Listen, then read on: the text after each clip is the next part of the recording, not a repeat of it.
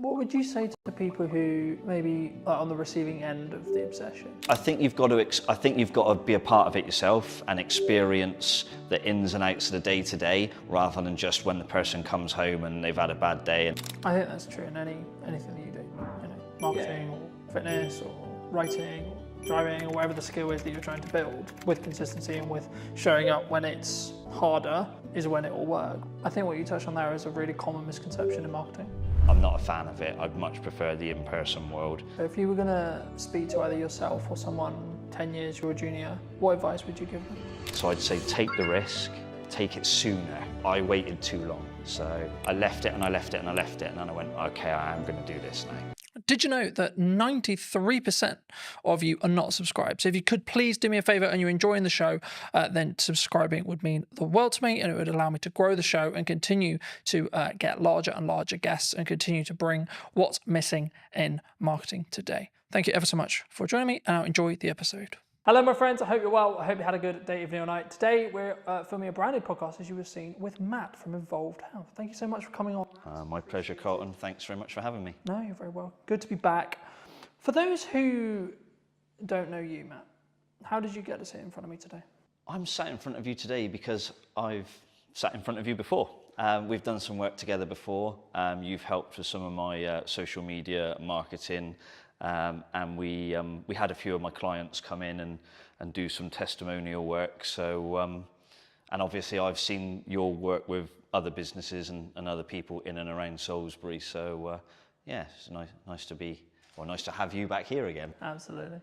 I mean, I think we'll get onto that a bit more in depth later, but how did you, because you're obviously have you always been passionate about like helping people with personal training and fitness as a whole? Yeah. Like, how did you get into this industry? If I think back far enough, the origin story is I loved sport, I loved fitness, I loved playing sport and being involved in fitness and health related activities. I was absolutely rubbish at everything else. So that it was like, how can I make what I enjoy and what I'm half decent at into potentially a job further down the line? So left school, went to college, pissed about in college and sort of experimented in a few different sport and health related activities. And then through pure chance, I ended up working at the University of Bath, sports training village and sports setup that they had at the time. That was back in 1996, I think it was, 1997. So I'd have been about 17 years old, showing my age now. Started off there. Ended up living there on campus in a sports house with the Great Britain Olympic swim team, and being part of that campus and being involved in the university gave me a massive exposure to high performance sports, a lot of different athletes from a lot of different sports and disciplines. So I got to see how elite level athletes were trained, how they lived, how they recovered.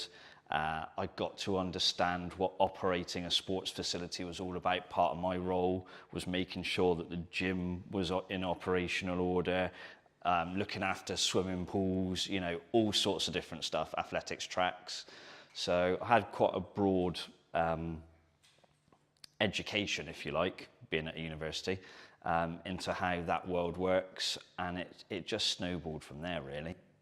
Was there or is there, should I say, because there's obviously still athletes who are around that you may train and work with, but is there a kind of commonality in respect to the mindset? Because I think athletes and high performance people, I think there is some standard traits. Maybe it's like the cliche, wake up at 5 a.m. kind of morning routine stuff, or it's actually their mindset as a whole, would you say? I mean, I couldn't comment for everybody because everyone's got their way of doing things, but I think there's dedication, there's discipline, sometimes obsession, and I think all of those things are quite interesting to me.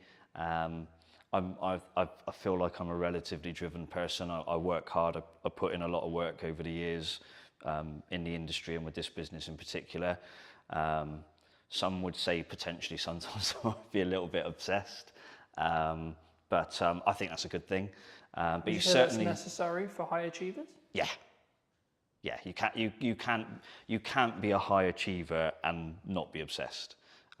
You have to throw yourself into whatever it is you're wanting to do or build or grow or be a part of, and if you're going to deliver a highly successful business or an environment, depending on what aspect you're working in, I think you have to be obsessed. I don't think it works if you don't. Not at that level, anyway. What would you say to people who maybe are on the receiving end of the obsession, right? So maybe they're with someone, their partner, their mother, etc. Like maybe when they're starting out and it's their parents, or maybe as it develops into a full-fledged business, what kind of can that support person do? Because I think for obsessed people who are very driven, like we get it, but sometimes that they don't get the attention or the thought process when it comes to, I wouldn't say how to deal with an obsessed person, but how to support that's a person in that respect.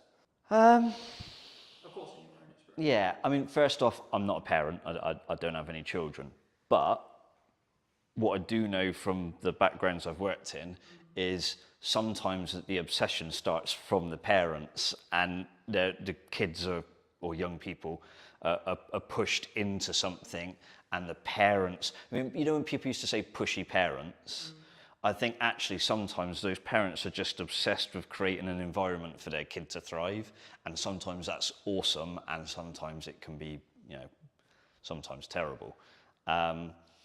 So in terms of how to support someone who is obsessed in trying to deliver high performance, tricky one. I think you've got to be a part of it yourself and experience the ins and outs of the day to day, rather than just when the person comes home and they've had a bad day and they, Is use the phrase uncomfortability kick and the cat stress almost. that kind of comes from that? Is that normal though, for a high achiever? Is that a sign or a byproduct of them being high achieving? Stress. Yeah, like so from a partner's point of view or etc. You know, like in that respect. I think there's elements of stress for sure. They will be stressed about delivering an outcome on a performance. You know, if they're trying to compete, they want to win. They're stressed in the build up to a competition, can be stressed at the competition. And then there's the stress if the competition doesn't go so well. So yeah, stress definitely plays a part. Obviously, I've not competed myself at a high level. I've experienced and lived around those that have, and more often than not, I think the stress is a positive, like the person has responded to it. But I definitely saw a couple of occasions where maybe it didn't. And obviously, maybe with high achievers, and especially in athletes, they maybe get knocked or they have an injury or equivalent. I know you do some, support in that realm. I mean, how was that kind of a byproduct of what ended up happening as you were learning more about training? And yeah, the manual therapy side of things has come in relatively late in my health and fitness and therapy career. Initially, it was fitness-based provision, be it circuit training. Back in the day, it was circuit training classes. Then I got more and more into the personal training side of things.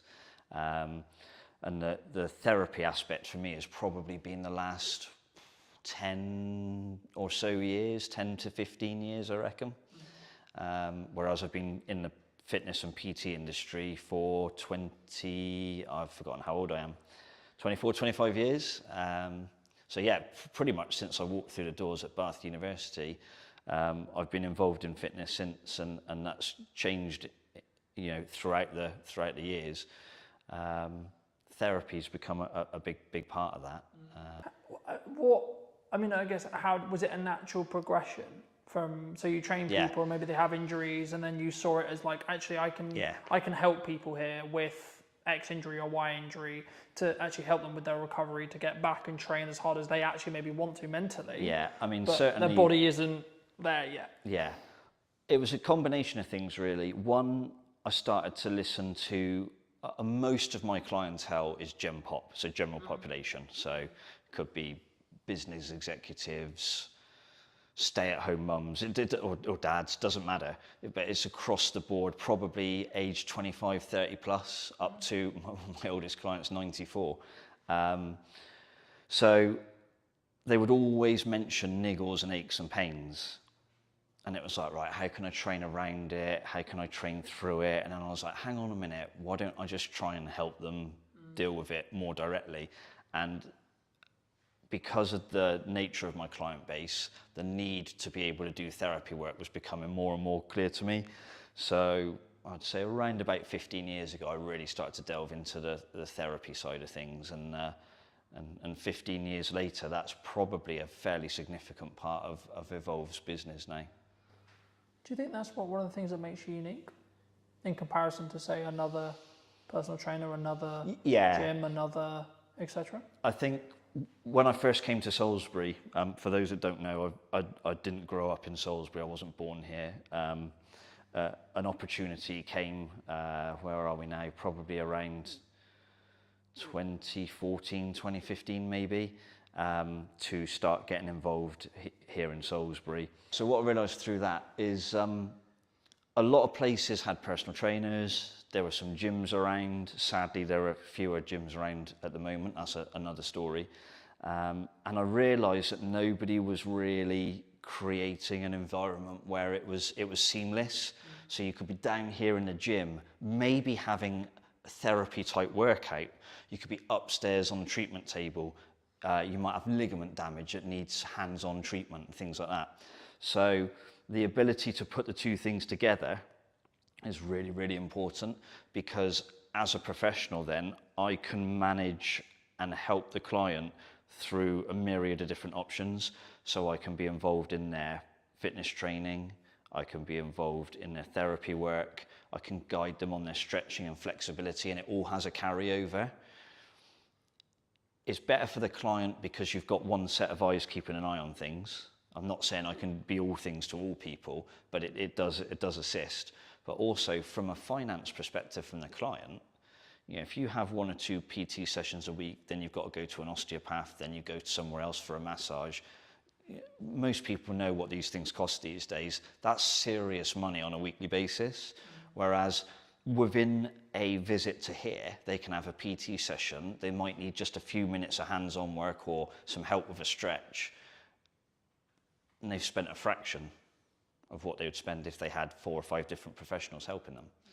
So it's almost trying to create a multidisciplinary environment, but the one person is delivering that multidiscipline.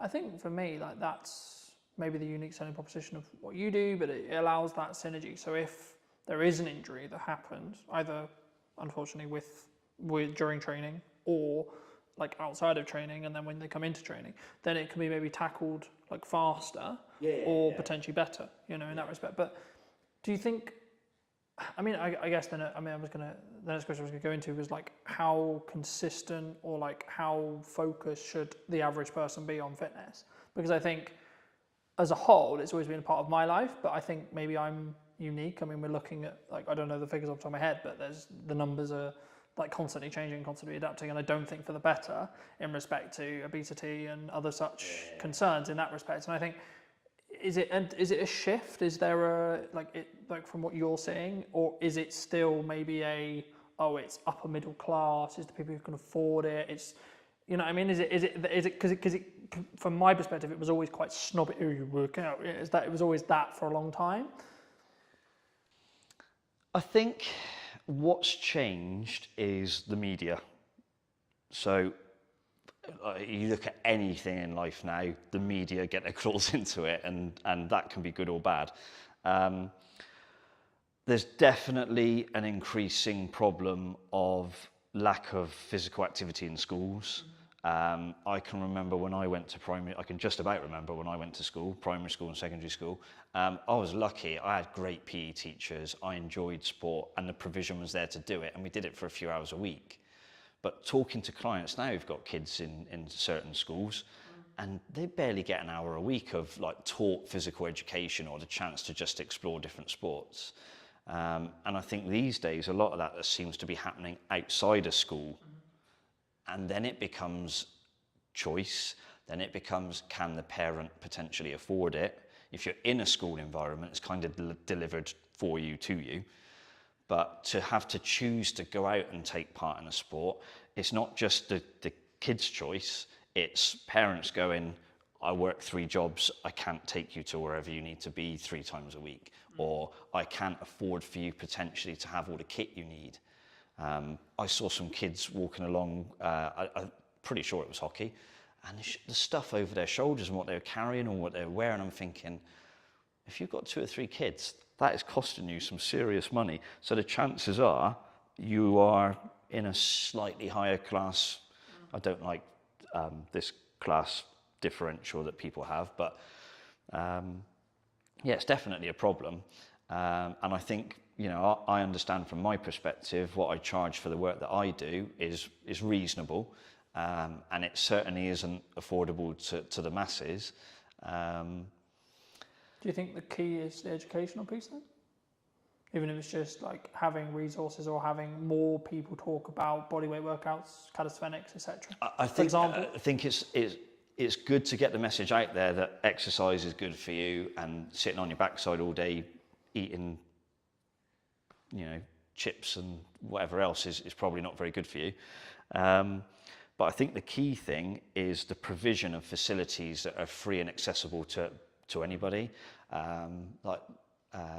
These parks now where they're starting to put exercise equipment and like bars that you can do pull-ups or hang from and stuff like that. They're awesome, and we need more of those, but we also need people to understand how to use them. So we probably need to find some sort of community scheme where people who are big on calisthenics and outdoor workouts and almost like parkour and stuff like that.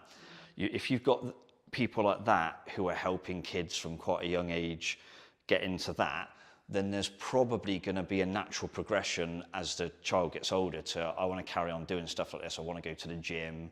I want to play in a team, or I want to partake in an individual sport, but I'm prepared to put in the work to do it. These are all the things we need. They're not being provided, not at the level they need to be. I'm quite lucky. I'm fairly well travelled. And a lot of places I go, you go to places and they've got outdoor, again, environment comes into it, climate, things like that. But even countries where the climate's a lot like ours, they've got outdoor parks, they've got outdoor physical activity. We're a long way behind in this country in certain areas, and that needs to change, and fast. Do you think, like, because for me, it's like, number one, it's a priorities thing. Number two, it's a mindset thing. Like, there's one thing having the education. Once you've got the education, you've then got to have oh, I'm really busy, but I need to do it anyway, right? Because I look at it from a perspective of, I'm very fortunate where I'm younger and I've had a level of fitness in my life for a very long time. But I understand that if I want to continue to be able to do the job I do, I need to be in better physical condition than... So I can continue to do it for 10, 15 years. Absolutely, but what I'd say to that is, if you get the exposure from a young age... And it's a positive exposure, not, oh, I hated PE, they made me do PE in my pants and socks or whatever. I can remember, you know, back in the days when I was at school, if you forgot your gym kit, it was plimsolls and pants and socks and off you go. There's no way that's happening now. It wouldn't be allowed. You know, it's if you expose somebody to a positive health and fitness related activity from a young age, and you can do that consistently for a while, then the likelihood is you don't have to worry about mindset, motivation and things. It's almost inherently in there, ready to go. There will be people who went to school and hated PE and hated exercise who have grown out of that, and some will have gone, actually, I need to look after myself and my health because I've got a family now. And there'll be other people who go, well, I hated it at school and I hate it now. And we've got to get those people back then. If you were going to give advice to maybe those people who hated it at school, who maybe haven't done what they should have done, maybe they know they're not, like, because I don't think you say to anyone who's like not in good shape, I don't think helping the problem is, haha, look, you're fat, or haha. Oh God, no. That's not, you know, that's because they know. It's not like they see themselves every day, you know? Sometimes you've got to have hard conversations. Part of my job as a personal trainer is sometimes you have to have very difficult conversations with people, and in the best way possible, you're trying to explain to them that the situation they're in is not a healthy one, it's not a good one, and there's a desperate need to change. In terms of mass information, I think you've just got to say to people, like, hands up if you want to die young. Not many people are going to chuck their hands up. Yes, please, Matt. Yeah, do you know what I mean? You know, I can't speak for everybody, but most people are going to, well, of course I don't. Who wants to live as healthy and as long as possible? Probably most people. Yes, please, Matt. Yeah, exactly. So if we can say to people, look, there's still time for things to change, for you to have those positive experiences, and ultimately it's going to massively benefit you. Some of the hardest conversations I've had to have with clients. I remember one guy. I'm still in touch with him now. This is when I used to PT back in Bath. I literally had to sit down and say to him, I know his daughter had got stuck into him. She was not far away from graduating university, had been involved in a relatively long-term relationship, and there was a wedding on the cards. And this particular chap, the girl's father, was not in a good way. Very successful, but very highly stressed executive. He owned a very particular international business, and he was flying all over the world, you know, airports, long hours, eating all the wrong foods, a lot of client hospitality, so a lot of drinking, and he'd got himself into a real mess. And he'd had a heart attack. And the daughter had sort of said to him, look, if you want to A, see me graduate, and B, see me get married, you need to sort yourself out because you're going to die soon. And I think when it comes, you know, if you're a father, I can imagine your daughter looking at you and saying that's got to be a gut punch. So he came to me and he said, Matt, you know, I need you to help me. And we did a lot of good work. And that was 10, 12 years, probably even 15 years ago. And even now, he's still out running half marathons, going out for big bike rides. It completely changed him. But he said to me, the turning point was his daughter saying those things to him. If he'd read that in a magazine, he said I probably wouldn't have taken a blind bit of notice. But he said, you know, my one and only daughter says that to me, and she's like got tears in her eyes. It's like, I won't use exactly what he said, but he had to sort himself out. So yeah, sometimes you've got to be fairly hard on people, and other times it's how you create a different message or a different environment that might encourage people to get involved.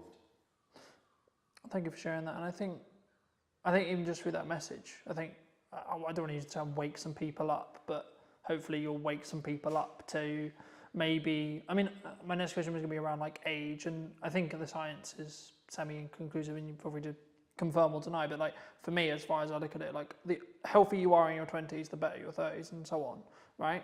But there is a point where it becomes harder, but I think that could be perceived as, well, I'm not going to bother then.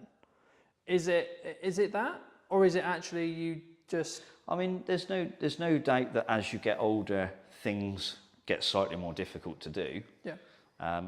Within reason, it doesn't have to be that way, and it isn't just a linear decline. You know, you were fine in your 20s, not so much in your 30s. 40s are getting bad. 50s onwards, you're bollocks. That's not true. Obviously, if you haven't done anything for a long time, and then you come into a gym environment or a fitness environment, maybe you take up running, you're going to find those things slightly more difficult, slightly more comfortable at first. And if people tell you it's all going to be easy and sunshine and rainbows, you know, no, it's not. And you have to be honest with people about that and set the right expectations. So part of any personal trainer's job, but certainly how I look at it is, you have to set expectations. Sometimes you have to put a limitation in place, because sometimes people attack it too hard and they can do themselves damage. And sometimes they can attack it so strongly that it actually becomes less healthy. So it's striking a balance, pretty much like everything in life, really. You want to try and find balance where you can, knowing full well that the perfect balance is not achievable, I don't think, for anything.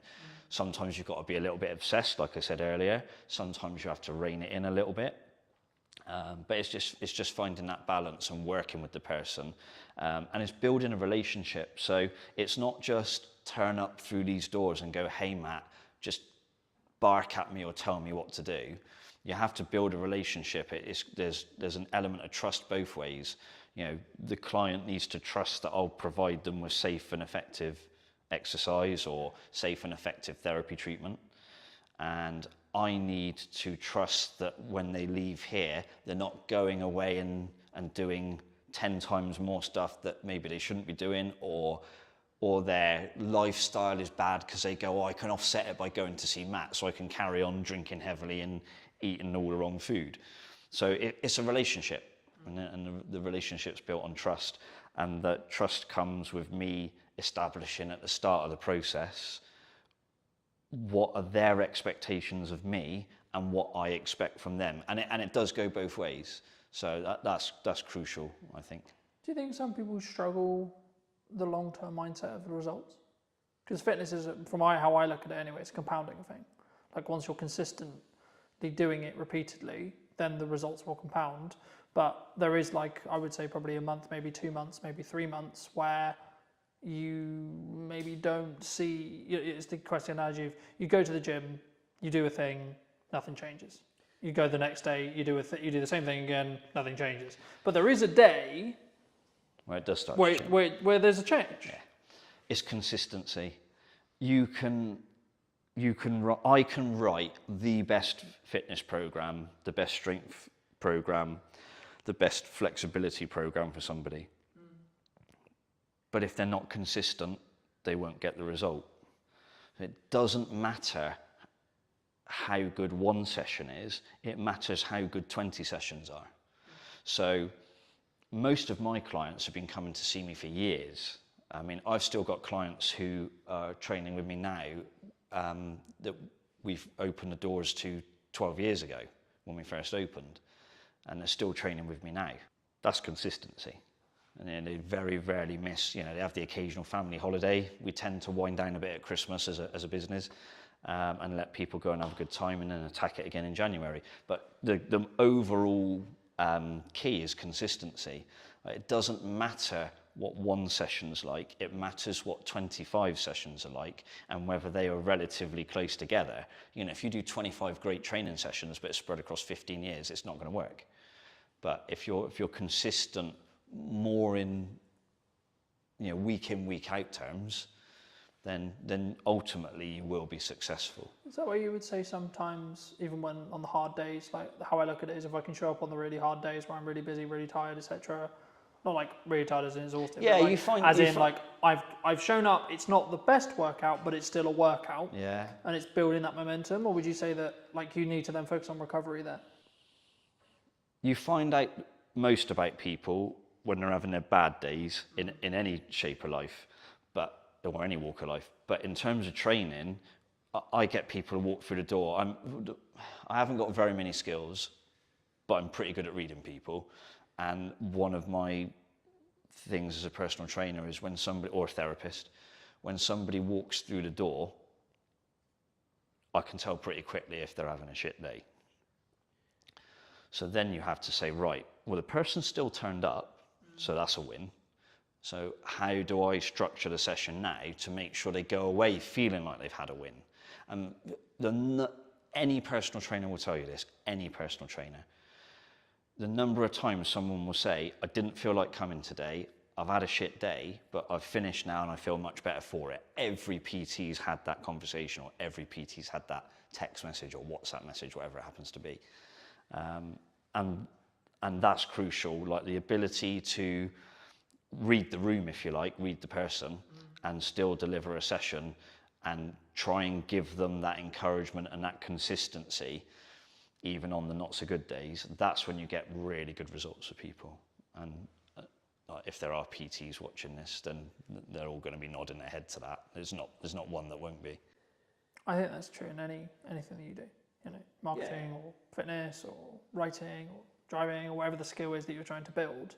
I think that's with consistency and with showing up when it's harder is when it will work. But you mentioned at the beginning roughly that obviously we worked together before today and that respect. I mean, what, if you can recall, it was a while ago to give the audience some context, but like what were you looking for when you reached out to me for that project? I think it was, how do I deliver the message of how we can help people, but through the lens of another person. So it's easy for me to say, hey, I do personal training, I do osteoarticular joint pumping for therapy, but most people are going to go, I haven't got a clue what you're talking about, Matt. But you're able to derive answers from people by the way you ask questions, and that's a skill that I haven't got. So I think that was one of the key things, is it developed into a conversation with you and some of my clients, and that conversation brought out some interesting answers. And it was an interesting experience for me, actually, because they said things to you on the camera in the interview that they hadn't said to me. So you get a different perspective on why they're here and what they think of the place and whether I've done a half decent job. Hopefully it seemed to be that's what they thought, which is good. But the key thing for me was the ability to extract information from them that I hadn't got myself. Even though I know the person and I know what they're trying to achieve, the way they explained it to you was different, and I found that really useful. And that kind of then helps you think, well, how do I put that message out further down the line? So that was pretty cool. What, I mean, either since or in general, like, how do you look at marketing in the current landscape? What do you think people should do? What do you think people shouldn't do? Is it a time, obviously it's nuance related to the business, of course, but is it a time, I mean, a lot of people are saying the creative industry is struggling, people are saying the economy's hard. I mean, in the nicest way possible, I've heard that for nearly the 10 years I've been in business. I've always heard that. So I don't want to be this way, but I'm like, what's really going on? You know what I mean? Because for me, there's always something going on. There's always something going on in politics. There's always something going on in geopolitics, etc. But right now, at the time of filming, what are you looking at from a marketing point of view that you think is really going to work, or you know, are you leaning into more referral-based stuff? Are you maybe like keeping your costs lower because you are seeing the climate, or are you going the other way?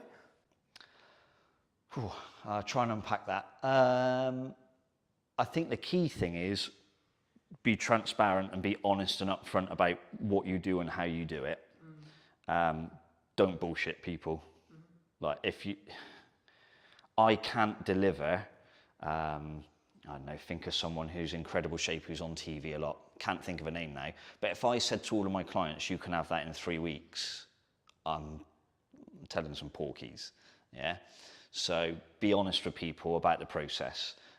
Explain to them that, yes, you can achieve some brilliant results and sometimes life-changing results. And it might not just be the way you look, it might be the way you feel, it might be the way other people view you, it could be all sorts of stuff. But be honest and transparent about what you do and what you can deliver. Most of what we've got here at Evolved has always been referral based. I mean, you know, because we've had this conversation previously, I'm not a big marketer. I don't do, what is it, sponsored ads or Facebook, whatever it is. Wouldn't even understand how to set one up. So on that side of business, I'm probably not very good. But I came here to Salisbury, I didn't know, well, I knew two people. And we've built a business that does 80 or 90 sessions a week between myself and my colleague Charlie. We've been here 12 years. That's referral, that's not marketing, that's referrals. It always has been, and I suspect it probably always will be to a degree. I think the challenge for me and how I grow Evolve now is I need to market to the people who don't know I'm here and that people can't refer to because they don't know we exist. You know, you can only get referrals from people that know you're here. So I should probably try and get more people to understand that we're here. You know, if I had a few quid for every time somebody comes and said, I didn't even know you were here, Matt, until someone told me about you, I'm like, oh, I really need to do something about this. But yeah, I think marketing for me now is being able to explain to people what we do and how we do it, and saying to people, do you want to come along on the journey, as opposed to come and get fit in 6 weeks, which I hate that message in the fitness industry. It's rubbish. I think what you touched on there is a really common misconception in marketing, that people think it's either referrals or it's word of mouth or it's ads or it's content or it's this or it's that. The reality is all that content's going to do, all that marketing's going to do is apply fire to your word of mouth. Yeah. If you have good word of mouth, happy days. If you've got bad word of mouth though, It can you be can kill your business spectacularly very, bad. very quick Yeah. because it's just going to make things better or continue things moving faster in whatever direction the business is currently going in.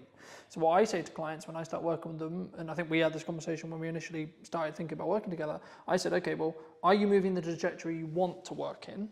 One, and then two, how can we utilize video content that's scalable that allows you to then do that upon scale, right? So instead of you having to trade one-on-one time with each person, you can say the stuff you want or get your clients to say the stuff you want on camera to then be like, okay, cool, this is what real people think. And social proof, which is what you're talking about, getting your clients to talk about it, is infinitely more value in a marketing context than you saying it. Yeah, exactly. In the nicest possible way it is, because in the same way with me saying, I'm going to say video is a good idea because I have a monetary tie to whether it's good or not. Yeah.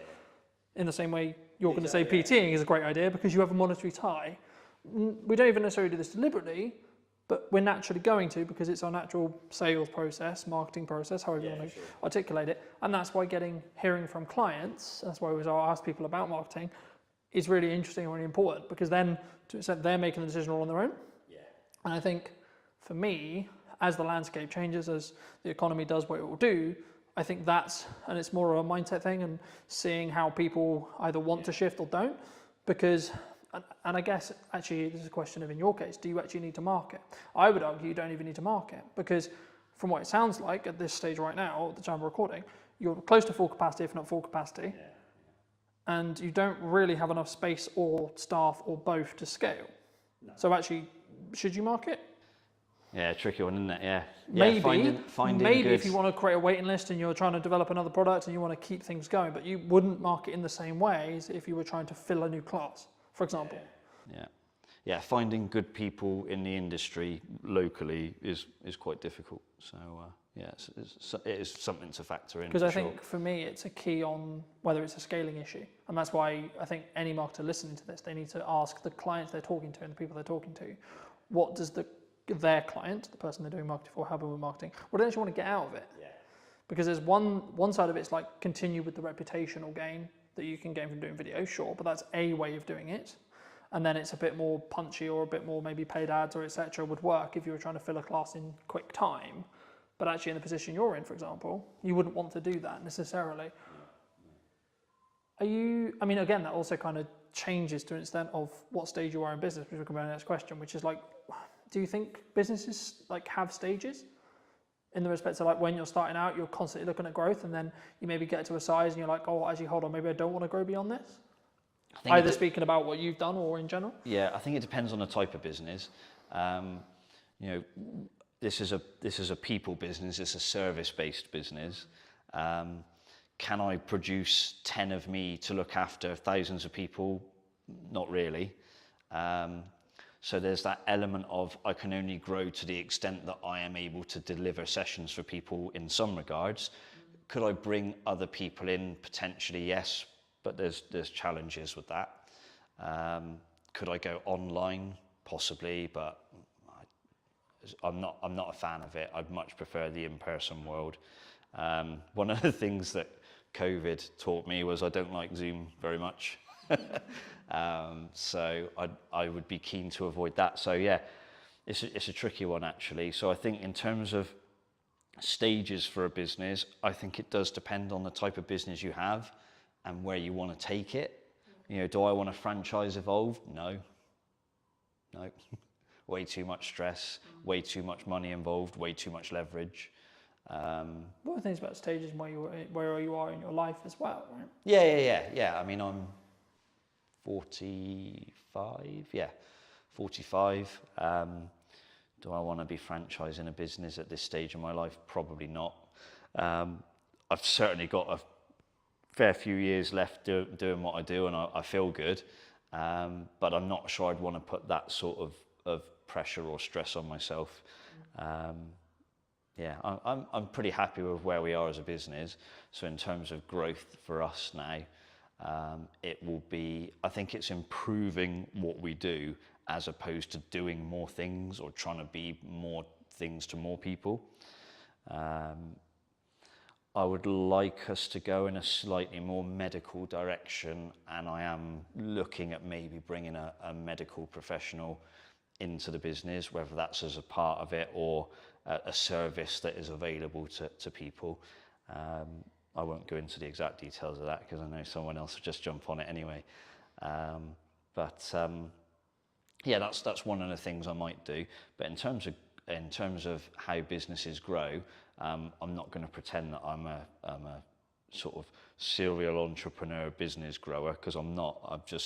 I've worked really hard at this one thing, and I've tried to be consistent. I tried to do the right things by people, and it seems to have worked so far. We've been, as Evolved Health, it's been 12 years now, and hopefully a few more years yet. But no plans in terms of trying to launch a huge business. I think those days have passed now. Is there anything else you want to mention before we wrap up? Being in Salisbury has been quite interesting, actually, because it's a very different dynamic to where I was previously in Bristol and Bath. Obviously, it's a little bit smaller. Everyone in Salisbury tends to know each other. And so for me as an outsider, it was relatively challenging to grow the business initially because people didn't know me. But thankfully, because my work seemed to resonate with people and I seemed to do a good job, the business has been able to build and grow. But I think if you're a young person trying to start a business in Salisbury now, I don't think there's ever been more opportunity, but I also don't think at any stage it's ever been harder. Whether it's, don't get too political, but there's a lot of financial pressures on businesses the last few years, and they're only going to get bigger potentially by the sounds of it. I still think there's too much red tape in business, and that needs to be looked at. But also, I think there's a scarcity of space and facilities for people to start businesses. If you want to go into town and rent a building there, you have got to have some very serious money behind you. And if you're a young person with a dream trying to start out, sometimes those stories happen and it works, but a lot of the times people are going to fall flat on their face quite quickly. So I think there needs to be some way in which young people who have an idea and something that can really grow are supported locally. I don't just mean by national government, but maybe there are some property landlords who've got a space in town and think, actually, I could divide this building up and people could have some really cool startup businesses in here, and I'll help them. I think that there needs to be things like that, and there's not a lot of that around at the moment. I don't know if there are any groups in Salisbury. I'm sure there's like a small businesses association or group in Salisbury that might be able to jump in and say, actually, Matt, we do that already. But I think we've got to try and support young people in Salisbury, because one of the things I have seen over the 12 years I've been in Salisbury is that the demographic is getting older and older and older. And young people now leave Salisbury, and I've seen it in the time that I've been here. They disappear, they go to Bristol, they go to Southampton, they go to London, wherever it is they've gone, but they're not here. And that's because they don't see opportunity. And I think that's really sad. I mean, like I say, I'm an outsider, but Salisbury's my home now. I live here now. I've lived here for a couple of years or so. I eventually got fed up of commuting to and from Bristol.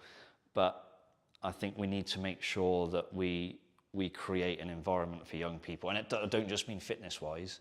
I mean any business. I think the local council need to do more. The local Salisbury, Wiltshire Council as a whole could probably do more. On a national level, I think they've got to look at things like business rates. It is seriously expensive. You can have business rates that are higher than the rent you pay on your building. That to me is insane. Like, that's just stupid. So I think someone somewhere needs to get a hold of that. But yeah, anything to try and make the city, I should say, more vibrant would be a really good start. And there are a few businesses coming into Salisbury now, and in the town centre, different food and restaurant businesses and a few other bits and bobs. So there are some positive signs, but a lot of these people are older and have got money behind them, or they're chains potentially. So something for younger people to say, you know, we want you to stay in Salisbury, we want you to build life in Salisbury, build a business, yeah, and, you know, stop seeing it disappear 50 miles down the road. It's, you know, maybe I'm wrong, but hopefully someone else sees this and goes, he's right. But that would be my one thing for Salisbury, having been here a long time now and sort of seen a few different things. For people who may be interested, really enjoyed this conversation, they want to see more of you, they want to connect with you, they want to reach out to you, where best to do that? One of the best ways is probably on the Evolved Health website, which has got various contact details. We're on Instagram at evolved_health. I hope I've got that right. We've got Evolved Health Salisbury is our Facebook name. And if someone decides they just want to rock up and knock on the door, that's not always the right thing to do because it might be with clients, but we're based down on Churchfields. We're in the Glenmore Business Park. There's normally an open door policy, so if someone wants to come and say hello, they can do. Or if they don't want to reach out directly through me, they can contact you and say, is it worth having a chat with this guy or not? Absolutely, would always be the answer. If you were going to speak to either yourself or someone 10 years you're a junior, what advice would you give them? What advice would I have given myself 10 years ago? Yeah, if you could talk to even maybe longer, when you first moved to Salisbury 12 years ago, what advice would you give to that Matt? With the hindsight and with the knowledge you now have sat in front of me today. Take the risk. Honestly, take the risk. I'm quite pragmatic, so I tend to, I analyse a lot. Probably one of my faults is I overthink things. So I'd say take the risk, take it sooner. I waited too long. So I left it and I left it and I left it, and then I went, okay, I am going to do this now. And I should have done it sooner. So to anybody else, take the risk. To myself, Matt, you should have done it sooner, because it's been brilliant. But yeah, take the risk. Thanks so much for the time, Matt. My pleasure. And if you did enjoy this video and you would like to see more like it, make sure to be subscribed. Leave me what your thoughts and comments were down below, and I'll leave Matt's information down in the description as well as always. And I'll see you very, very soon. I've built the business off from the start, starting from in my bedroom to getting a smaller office now into quite a big unit that we have now, and it's just grown and evolved over the years, and we're lucky to be in this position today. Do you actually make people want to buy? A great looking website as well, a good homepage, something that's going to engage the customer. Maybe on their first visit, they might not necessarily purchase anything, but if you end up having a good marketing strategy in place to collect emails, you'll send them on the journey that we've got set up for them, and they might not buy until the 4th or 5th time, but at least we have a thing in place where we can make it the best chance possible. But I think, is it just like you have to keep that momentum to, I guess, be successful on social, would you say? Yeah, consistency is key, because obviously the more consistent you are, the more views you're going to get, the more followers you'll end up getting. Cool.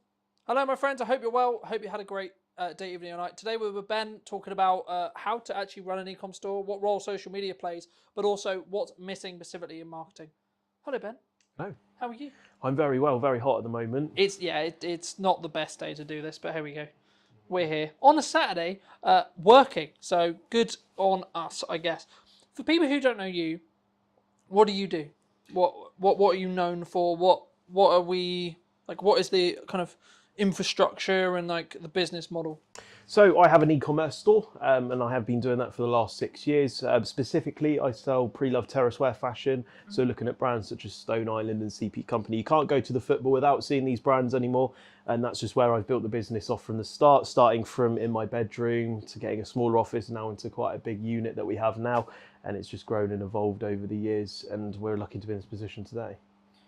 Do you think you're quite a I guess I was going to say like a new way of looking at this kind of business, because I think traditionally you would have like a clothing store, right? Like the TK Maxx's of the world equivalent, right? What made you want to, and was it always the plan to have a website rather than, and do it through, online sales rather than necessarily, right, we're going to have a 2,000 square foot or £2,000 a month, whatever it ends up being, like retail location to sell our product? Well, the perspective for me was that you're going to pay £2,000 a month for a retail store as it is, and that's without building up any customers, and that's very much limited to who you can target as well. So having a retail store, not everyone's going to travel hours down to come and see you without a reason, but whereas if you have a Shopify store which costs $39 a month, you can get anyone all over the world to have a look at your store. So that was always the passion and drive for me, to spend $39 and then I can have everyone shop. But of course, with an online store, the conversion rate's a lot lower than you would if you have someone coming into your store, because you kind of get that feeling of, I really want to buy that, and you'll probably buy it in person, whereas if you look at it online, you end up just cutting it off and not buying it. How do you, maybe on the website or like, we'll get on a social, I'm sure, but like, how do you actually make people want to buy online? Because I've always been like, unless you're like the Amazon, right, and I've got a specific destination or a specific thing in mind, I'm going to go click, click, done.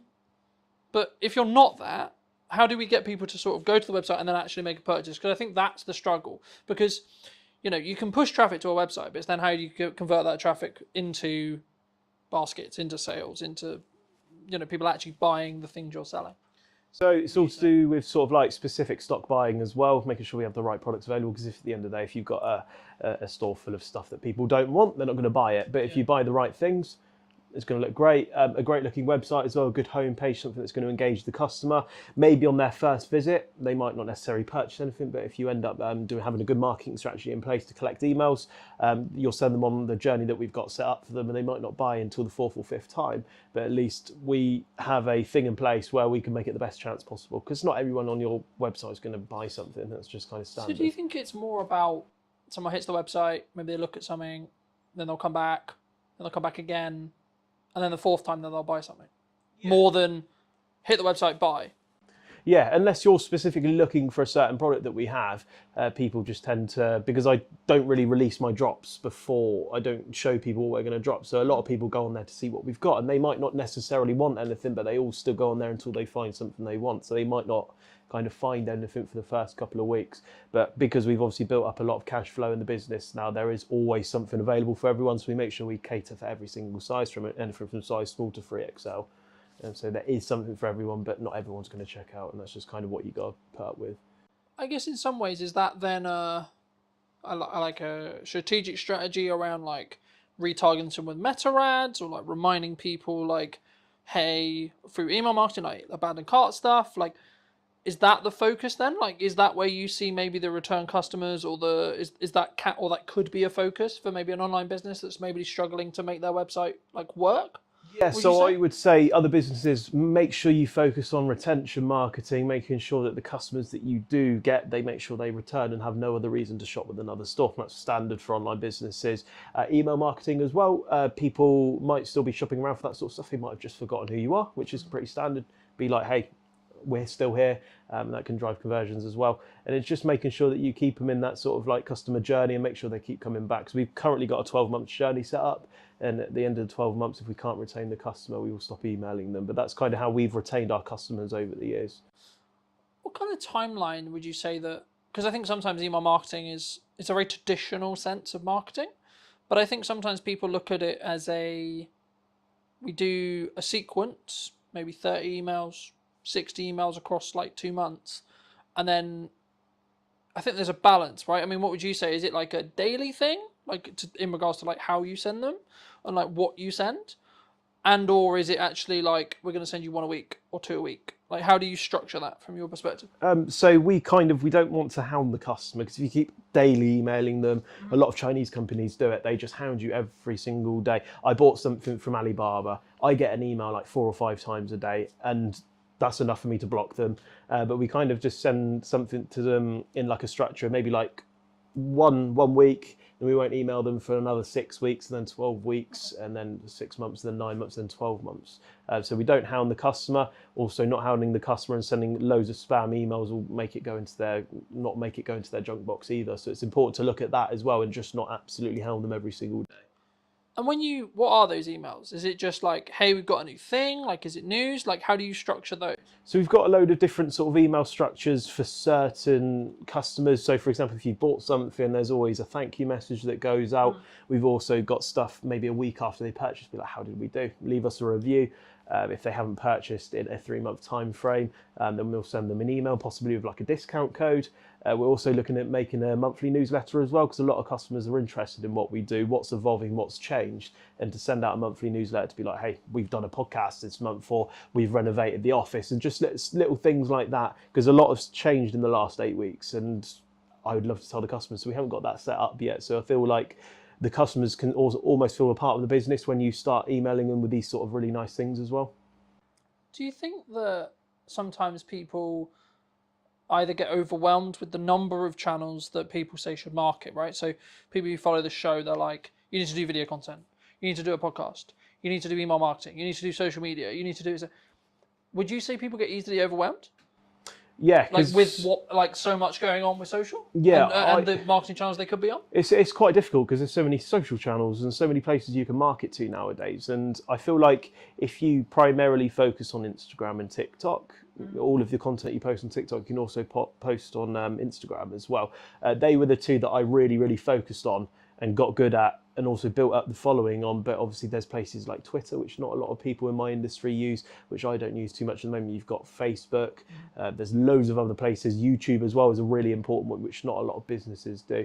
And I feel like the reason people get overwhelmed is they try and just do it all on their own. And when you start outsourcing these things to people, work it for the first 2 years, get it really good, but it's good to the point where it's too busy, outsource it. And that's what people do. They get themselves overwhelmed because part of growing a business is starting to outsource things to other people. For example, Elon Musk, did he do everything to earn his $1 billion, or did he outsource a lot of his sort of things that he needed to do? And that's kind of the direction that I've took. People don't want to spend money in their businesses. They don't want to spend £800 a month for a social media manager, but that £800 that you spend on the social media manager makes you productive in other areas in order to grow it elsewhere. And that social media stays really high because you've got someone paying £800 a month for a £4,000 return on investment. I think for me, and I'm sort of focusing on this as well, and I've since we had the media day, which I'm sure we'll get onto later, like I've looked and I've been very fortunate where the podcast is doing really well. So I'm like, okay, great. But it's now eating up time that I could be spent servicing clients, talking to clients, being a marketing and sales person, right? And I think for me, like, is it comfortable to be like, hey, I'm going to spend $1,000 or I'm going to spend $2,000 a month on like scalability for the podcast? But I'm like, actually, what potentially could it give me in regards to new clients, opportunities, etc., if I do that? And I guess the conversation sort of comes back to is like, is social media just a momentum thing? Because like, if you look at the podcast now, the day of filming, we've got quite a lot of momentum, right? I think the last numbers I did were like just under 235,000 or so across 5 platforms. For us, that's pretty good, right? But I think, is it just to like, you have to keep that momentum to, I guess, be successful on social, would you say? Yeah, consistency is key, because obviously the more consistent you are, the more views you're going to get, the more followers you'll end up getting. And obviously if you've just stopped dead for 6 months, a lot of the people that were watching, because the way the algorithm works, you're just popping up on their feed based off of what they sort of search for. And if you're not creating new videos, they're not going to get shown, and people are going to just slowly forget about you. So the most important thing about social media is staying consistent. And this is the problem I had. The business was growing so much that I didn't have time to do social media. So that's when I got into contact with you, and I was like, let's just do a media day and get like 40 videos in advance, and then I don't have to worry about it for a month. And then I can do 8 hours or 16 hours per 2 months on content, whereas instead of stressing about it, trying to do it myself, trying to edit it and everything like that. So it's definitely a big time saver for me.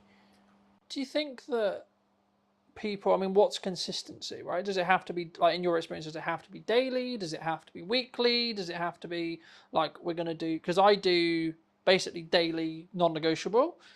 And then when I can, I try to do 2, 3, or 4 posts per day, every day. But also that's with the caveat of saying if I'm traveling to do the podcast, or I'm traveling to do this, and so last week at the time of recording was the first day in London, and maybe I got 2 posts. Now that's pretty good when you consider I wasn't at home at all. But for some businesses, they'd be like, how did you even get 2 posts out because you were traveling or the business was really busy, and etc. I mean, is it just preparation? Yeah, I would say you can. There's lots of things out there which you can use to kind of schedule your posts in advance. So if you know that you're going to London on Wednesday, on the Tuesday evening, schedule your post to go at 12 o'clock, 4 o'clock, 6 o'clock, or whatever. But I feel like for businesses, you don't have to post daily. You can post weekly. It depends what sort of business that you have. So if you have a podcast, nobody's going to expect you to watch your podcast every single day and make an edit and make it work. But some people would work weekly. But for someone like me who's trying to sell a product and needs to be seen on the face every day, I think daily's good. You don't have to post 2, 3, 4 times a day. I mean, that would be better. But at the end of the day, you need to put your time into perspective, and also the cost of the content as well. To get 2, 3, 4 videos out a day would end up getting quite expensive, especially if you outsourced it as well. And that's also very time bound as well, especially to keep up with that's 120 videos a month or posts. It depends what sort of you're trying to achieve with it all. For me, I see it as you've got to work smart and hard at the same time. And because of the nature of the podcast, it's an hour conversation. I can extract probably, if I really wanted to, maybe 10 to 15 clips that I can edit. Then I can chuck AI involved and get 20 to 30. So there we're talking, I've got nearly a month of content if I just wanted to squeeze it. The reason why I found it's really working with the weekly shows is because people are now starting to get into the rhythm of there's going to be another show next week. And normally I haven't really built a schedule yet. I probably will, but for me it's actually around Saturday there's going to be a new episode, because by the time I run out of clips and I've done the week of work, client delivery, etc., I've then got a position where I've edited the new show's ready, so then I can start marketing that show. But I think sometimes, and this is kind of what I was alluding to about all the platform thing, do you think people get shiny thing syndrome sometimes? Maybe they'll see what we're doing on Instagram and TikTok, for example, and going, oh, that works really well. Oh, I have to be on Instagram and TikTok, even though they've just decided to commit to LinkedIn for a while, or they've decided, etc. Do you think, or maybe not even just looking at social, maybe they're we're going to do email marketing really well. Do you think that people should sort of commit instead of go into depth on we're going to get really good at this one thing, rather than we're going to try and we're going to build up this side model and we're going to do this? And the same in business to an extent. It's we're going to have a coaching model, then we're going to have, we're going to sell products, and then we're going to do events, and then we're going to do consulting, and then we're going to do marketing, and then we're going to do media days. And so, do you think that's a bit, can that be, because obviously it's good to diversify, but when does that get too much? I guess the question comes, do you think? Well, if you put it into perspective, if you leave a plane on autopilot and jump out, it's going to run out of fuel. So to focus on one thing at one time, to make sure it gets to where its destination, the plane theory is making sure it gets to its destination before you do another project. So I would always say focus on one area, get really, really good at it, and then look at other things as well. Because if you don't master that thing, you're never going to become really good at it. So if I just focused on LinkedIn and then I just left it halfway and I thought, nah, I'll have a look at that in a couple of months, and I started focusing on Instagram, you're going to lose the touch that you started to build up on LinkedIn, because people that saw those daily posts that started to really enjoy what you do, they're not going to see that content anymore, and they're just going to be like, oh, that's a shame, and I'll go and look at someone else that is doing it every day. That's the mistake that I made with YouTube, and that was just more of a time thing for me. I started doing these videos, just vlogging my day, what I'd done in the office, and a lot of different things that we get up to in the business. And I'd done that consistently for about 2 months, which built up a lot of traction. A lot of people were there, ready, interested, and it just got too much, because the time thing for it as well, because you spend probably maybe 45 minutes worth of clips every single day, which isn't too much of a problem. But it was the 2, 3, 4 hours a night that was editing it. But I could only keep it up for 2 weeks, because you're trying to run a business around it as well. So I feel like if people stay consistent and get really good at that one thing, to the point where you could pay someone and outsource it to keep it all going, that's where you want to be. Because I feel like if you put half-assed effort into something, you're never going to get that full reward that you could potentially get out of it. Yeah, I agree, but I think it's also you have to, it's how you show up as well. That changes how you show up. Because I think for me, if I'm very focused on, so for between now and the end of the year, the only things I'm really marketing. Like, I have 3 main strands really, but the third one isn't really, it kind of happens passively. The first is the podcast, the second is the event in September, and then it's the service. But the service is a byproduct of everything else. So actually, I don't really need to market the service anymore. There'll be the odd video that's very specifically led towards that, but it's less important now because I've got infrastructure and I'm really far ahead regarding the podcast. So it actually allows me to go, when I'm really busy with client work and when I'm really on client delivery, actually takes the pressure off a bit, because I don't need to go, oh shit, I need a guest for like Wednesday so I can get it edited and ready for Monday. I can just go into the archive. And I think for me, one of the first conversations we had was about creating a content surplus.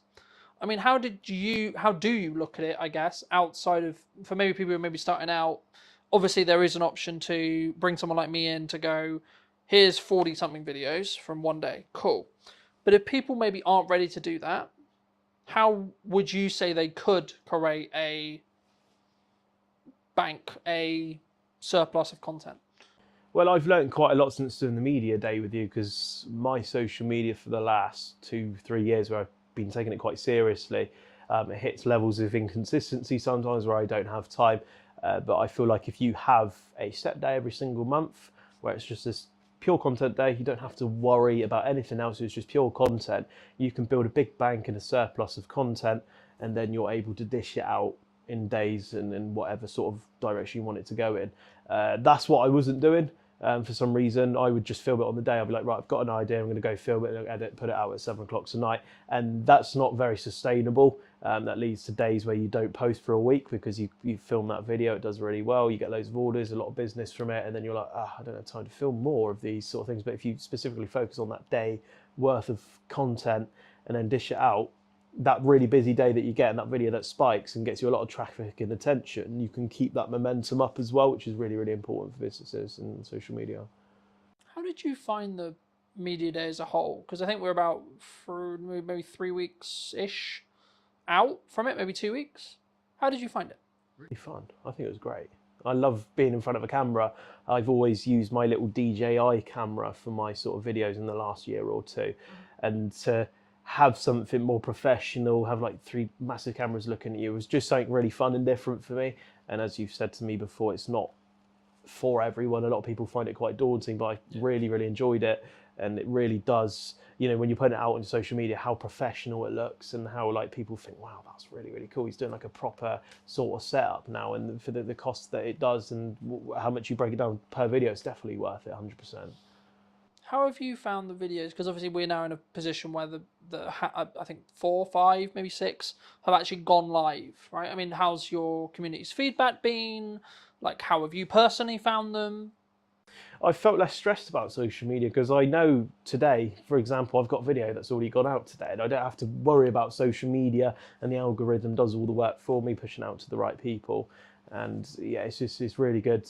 Obviously, yeah, it's brilliant. I have nothing more to say other than it's just, I don't have to worry about it anymore, which is an important thing for business as well, because once you start growing and scaling, you need to make sure you have things in place that, whether that's outsourced, to make sure it gets done. Do you think that it's about, I guess in some ways, when you've got that bank, it allows you to then be more present with, in some ways, the other tasks that you need to do, right? So because you've got that bank, you're like, actually, cool. I don't even need to, it's not even partially in your head at all, you know? Like, it's, I've got all those pieces of content. I know I'm good for social media content. Okay, cool. What's the next problem I need to now fix? Because I think as business owners, we spend a lot of our lives just fixing problems. That's our job, really. That's what I try and do for clients. That's, of course, what you'll do within your business as well. But is it allowed you, I guess, in some ways to be a little bit more tunnel vision on the other problems that you have? Yeah, so in the last 6 to 8 weeks, I got a consultant into the business where they basically go into your business, find things, improve it pretty much. And it's allowed me to really focus on these tasks. So social media did take up a lot of time for me, editing and stuff like that. And I thought, to me, that was a priority because that was the only sort of channel that drove organic and all the sort of people that actually landed on my website. Before I even looked, I don't even know why I didn't look at like paid ads. I've never looked at paid ads, and I've built up the business to where it is 6 weeks prior, all through social media and also live stream shopping, which we'll touch on later. and I've only just started doing paid ads. I've only just started doing email and retention marketing, which are really, really powerful tools for businesses. Do you think it's just a natural, like, I guess in some ways, natural progression, or like when we start out, we just throw a load of shit against the wall, right? And we see what sticks. Okay, cool. But is it a level of overwhelm, or is it a level of just, I guess in some ways, naivety to be like, why would I do paid ads? That just is burning money, right? Like maybe people don't necessarily appreciate or understand the ROI, and then what time window that ROI, return on investment, is potentially. Yeah, I think the reason why a lot of businesses fail is because it's the money side of it. They don't have enough. It's not the fact they haven't got the idea. It's because they haven't got the money to do it. I've thrown probably in the last 8 weeks, probably thrown about 10, 15 grand into all of this sort of things that I have been doing. And businesses might not be fortunate to have 10 to 15 grand to throw at these sort of things, especially with meta ads as well, because you can't just throw 1,500 quid into your meta ad strategy and expect it to work. And that's why you start doing little tests and stuff. I probably spent maybe £800-900 before we got the right strategy and the right cost per click and make sure that it works. But what people don't understand is that you spend £1,500 on ads, they think, what am I going to get out of that? You've got to measure, for every pound that you spend, I'm going to get X amount back. We're currently, for example, Meta, for every pound we spend, we're getting £5 back. And that's where you want to be with businesses. So it's not the fact that people are spending 1,500 quid. I mean, that's a scary amount of money to spend, but you need to think every pound that I'm spending or every 1,500 quid I'm spending, I'm getting £6 back or 6 grand back. And I feel that's what businesses don't understand, and they don't believe in it, but it's going to be the most powerful way, especially as e-com's growing and growing. There's going to be a lot more competitors for each and every business. And these are going to be the most important channels for people as well. And that's not to mention, you can look at these channels as well. And if they stop performing as well, is if you have a really good detailed dashboard looking at what's working, whether it's got a green light, it's got an orange light, it's got a red light.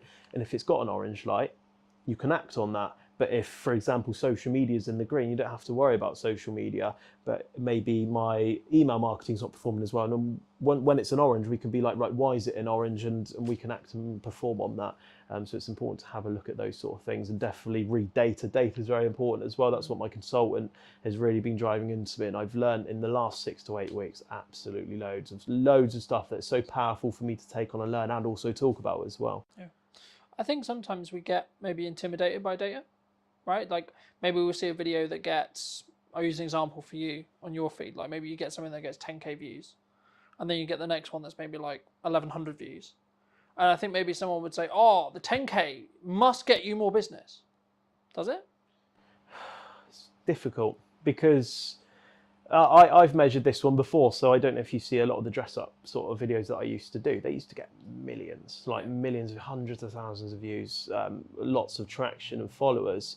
But if you really do look into the data, a lot of the millions of views and sort of the traction and the followers, they're all people that were in like the Middle East and sort of countries that haven't sort of got that sort of economy behind it, you know, where these sort of people are earning £200-300 a month. They're not the sort of customers that you're looking for. Whereas that video I might have posted the other week, they got 2,000 views. Read the data, 96% UK, males 18 to 24. And then you end up making 4 conversions. And that only had, 2,000 views compared to the one that got 1 million views, which got 0. I think I was obsessed with numbers for quite a long time. How many followers have I got? How many likes did that post get? How many views did that video get? And that's not important. It doesn't matter. If I only got 2,000 views and 10% of people converted on that, that's 200 people. And that's amazing. People would dream to have that. Whereas if I get 1 million and I got 0 conversions, but a lot of people would look at that and think, oh, that video is better because it got 1 million views, but that's not always necessarily the case. And I don't think it's just as simple as like more views is better, but also I don't think it's actually necessarily less views if they're the right views are better either. I think this is where your data has to come in and you have to actually know to an extent, you kind of need to know your shit because like, I'll give you an example. I track every month, what is the overall views that all of the videos, all the posts, everything that I've done in 4 weeks got.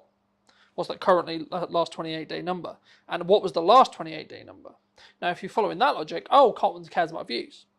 Okay, but then the next metric I track is how many sales have I made related to that jump, right?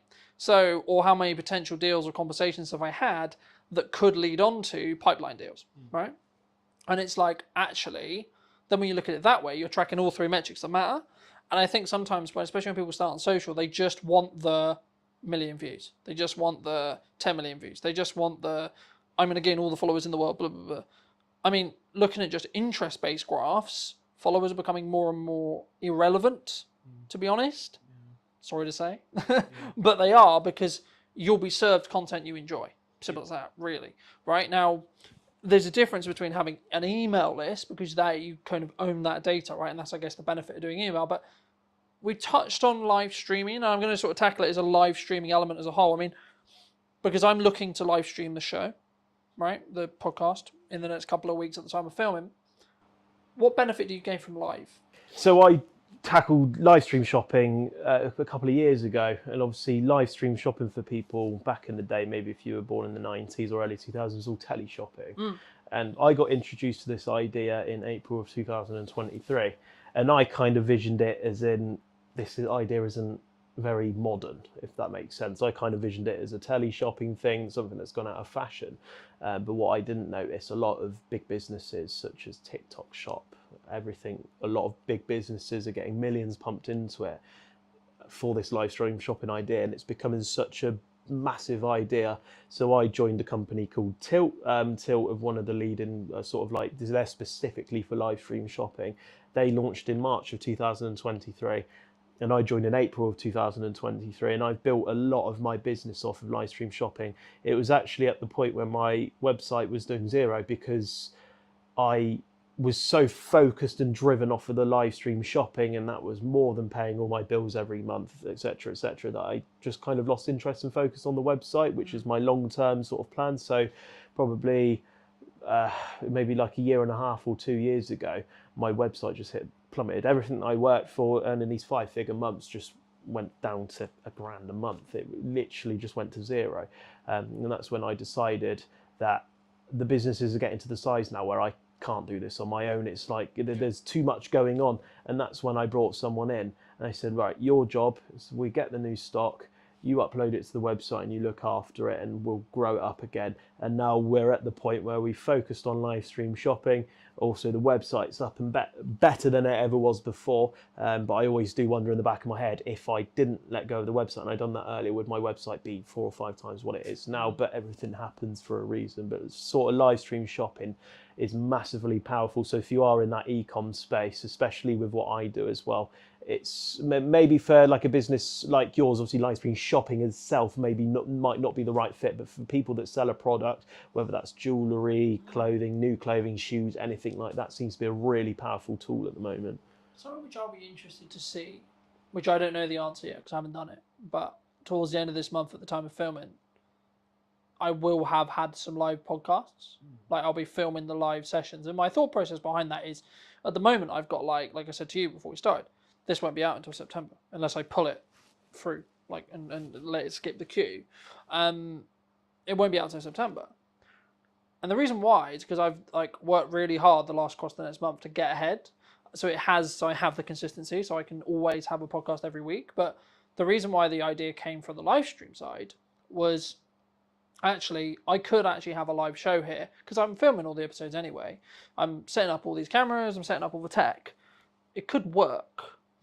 And actually there might be and purely from one of my growth plans is to build the YouTube channel so it can become its own revenue stream. But if you want to gain watch time, one of the best things to do is live stream, right? So if I've got, let's say, a double podcast day and then some solo content on the end, I could do that in a 2.5 hour live stream, right?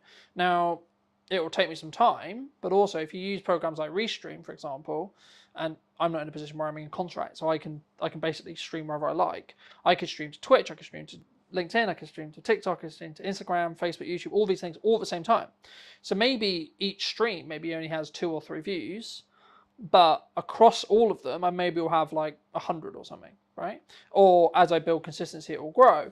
And I think for me, especially as a service-based business for me, you're right, live shopping in TikTok style was purely product led. But the thing which I think people maybe misunderstand or misappreciate about service is how you show up, and being the expert will be the reason why you will choose to work with me, will be the reason why the next client will choose to work with me, etc. And how much is that lifetime value of the client going to be potentially? Actually, it could be pretty significant when you think about it that way. So actually spending the time, energy, resource, and potential money to upscale what you're doing with your content could be the reason why someone chooses you over choosing someone else. But before we move too far away from like your live sales, live product sales, would you say, if you're happy to share, like what is your percentage between your revenue from a website versus the live side? Well, I don't mind going too much into numbers about it because I think with the way HMRC's going now, it's going to be all on there anyways at some point. But we're kind of averaging on year. We're looking at doing about $250,000 on just live stream shopping itself, and that's every year, which is still going up. So I think this year we're looking at doing closer to 400,000-500,000 sort of on that live stream shopping, and that's a massive amount of money to, committing to maybe. I think we probably do about 10 hours a week on live stream shopping. We don't even do that much. There's a lot of big businesses now that they specifically hire people to go 8 hours a day on these live stream shoppings, and I personally myself know they must be bringing in absolutely millions. So where the website is now, I would say that they're going to be quite level. I think the website's just beneath it where it is at the moment, but with the website and the momentum, because this was all organic, but once the sort of like the meta ads are completely perfect, the retention marketing's big, the email list is going to grow, it's going to end up being up there. But then that's not to say that live stream shopping could evolve even more and grow. I think they'll end up going pretty level, but whether that's live stream shopping on top or my website on top, I don't know at the moment. But I would say that they both play a massive part in the business, and just having them two alone is enough to make it a really big sustainable business. Do you think, because obviously in your own right, you're clearly successful, right? I don't know whether you count yourself as successful, but like to the people watching, they would see you as someone who's successful, I would hope, right? Do you think you have maybe lifestyle creep, or like, how do you deal with that yourself? Because I think younger entrepreneurs who have seen success, whether that's the definition of you have freedom over your time, you make good money, you're making the money that you want to make or more, or etc., you've got the office, you've got the staff, whatever your definition is, do you think it can go to people's heads sometimes? Yeah, I think it can create an ego problem with some people where a lot of influencers start to flash their lifestyles and nice So cars. look at me with my Rolex, look at me with my car, look at me with my house, etc.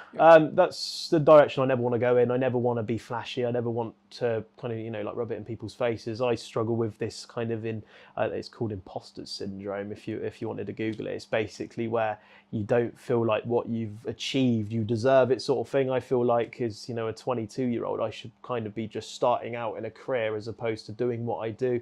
And I kind of look at myself sometimes and I'm just like, wow, what have I done, sort of thing. Well, why don't you deserve it? Because you've worked hard. You've worked hard for a long time. And I know your story. We'll give a brief. Do you want to give my audience, a little bit of a brief synopsis who maybe haven't seen the video we did in your media day about sort of how you got here? Because I think it could be perceived as like, oh, Ben's doing really well, right? As I alluded to before.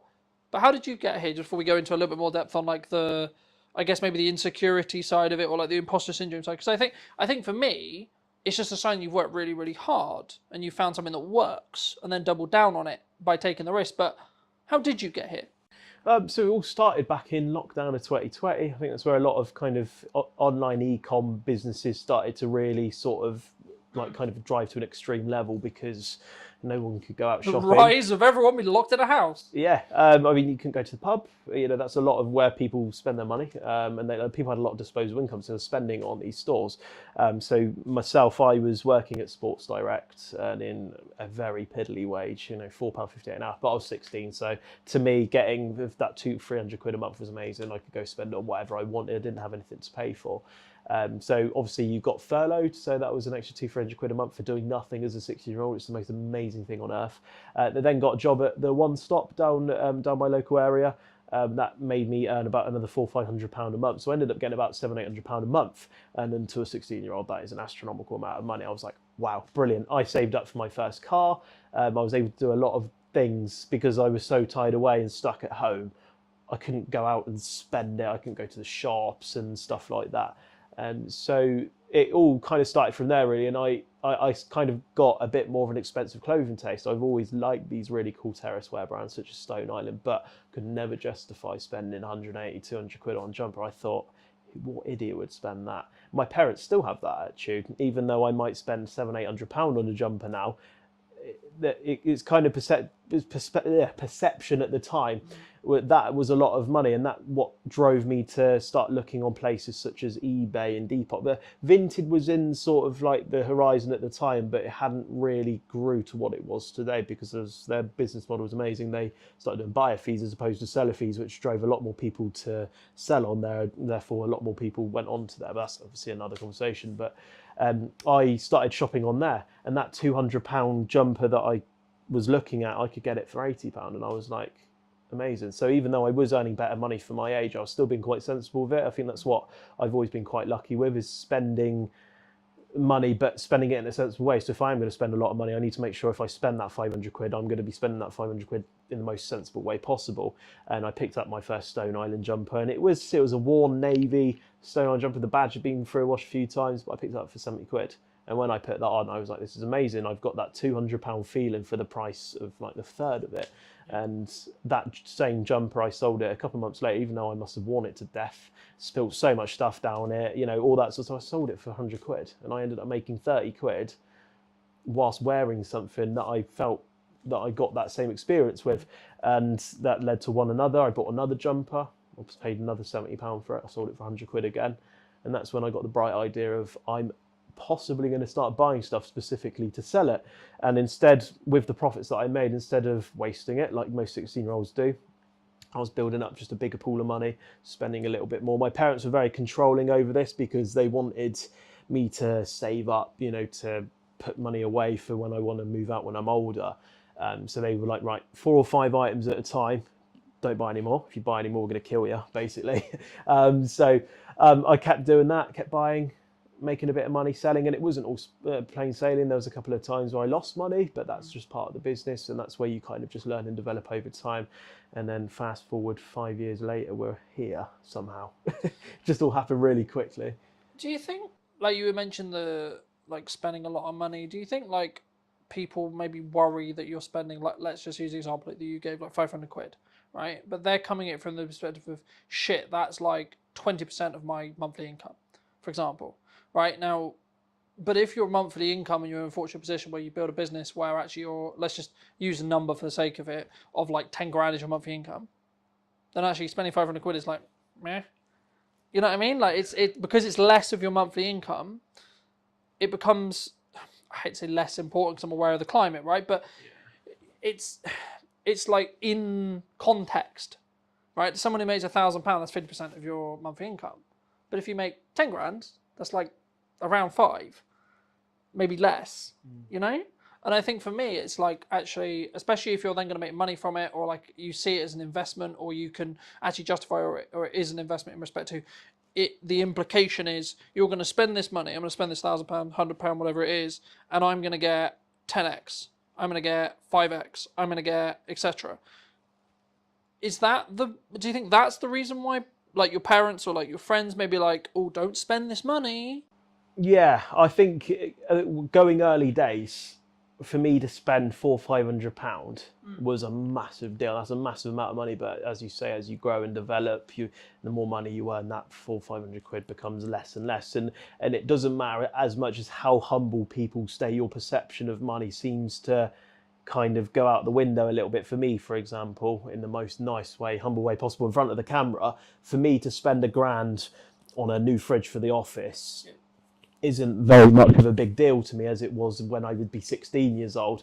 And that, I think, regardless of how humble you are, wherever your beginnings were, I think that's always something that it's just going to naturally happen. Do you think that also comes because, we've spoken about it before, but I think it's I guess in some ways a lack of understanding that there's an abundance of work. Because like in my industry, people have said to me, the creative industry is really hard. But I'm in a position where I'm like, how do I say this nicely? No. No, it's not. And I'm very cautious when I say that, because for me, I'm aware that it's because of the output, it's aware because of the work that I'm doing, but it's also because, for me, to an extent, it's like, I know what works with marketing now, and I'm clearly doing something right. So it's like, let's just keep doing that. But also, as I win more work and as I have more cash, then the pressure comes off a little bit. So I think, I mean, is it just a perception thing? And is it just, because I've always said to people who are like, oh, it's really hard or things are really difficult. I'm like, yeah, but when did you last market? And they're like, oh, 6 months ago. I'm like, wow. Yeah. Hate to point the finger, but no shit. Yeah, You know? Do you think it's just a perception thing? Yeah, perception. It's just kind of because I know now that if I want to spend 50 grand a month on stock, to the average sort of like person, they're going to be like, oh my God, if you spend 50, what if you lose that money? But I know now if I invest that money, I know what I'm going to get back out of it. And I think that's just something that you learn over time in business. So if you have a service business, if you spend X amount in marketing on ads, for example, you know that for that investment, you're going to get X amount of revenue back from it. And if you get that perception over that sort of thing, then you kind of relax a lot more. And I think my parents began to sort of relax that sort of like, right, you're not allowed to spend more than 400-500 quid on stock at a time, because they knew what I was doing was working. I think the biggest fear for them was that I'm going to spend 400-500 quid and blow the lot. Yeah. And which I don't blame them. They're parents at the end of the day. They care about what you do and want to make sure they have the best for you. So, and now they, you know, if I spend 40-50 grand a month, they're not going to be like, oh my God, you can't do that. You know, you're our son. But they know what I do works. Yeah. And I think that's what businesses need to kind of let go of the fact of just make sure what you do and what you spend works. So don't commit a massive amount of money on ads. So I think, as I said earlier, I spent 800 to 900 quid a month on my ads to make sure they worked first, and then we up the budget instead of blowing £2,000 a month. And that's kind of the way to go with it, really. I think, especially in ads, it's like test, rotate, test, rotate, test, rotate, sure. But like moving a little bit back to what we were talking about maybe the lifestyle creep, or in the position where I guess in some ways, because to me, I'm sat here going, why does he feel imposter syndrome? Because for me, it's maybe like you're outside your comfort zone.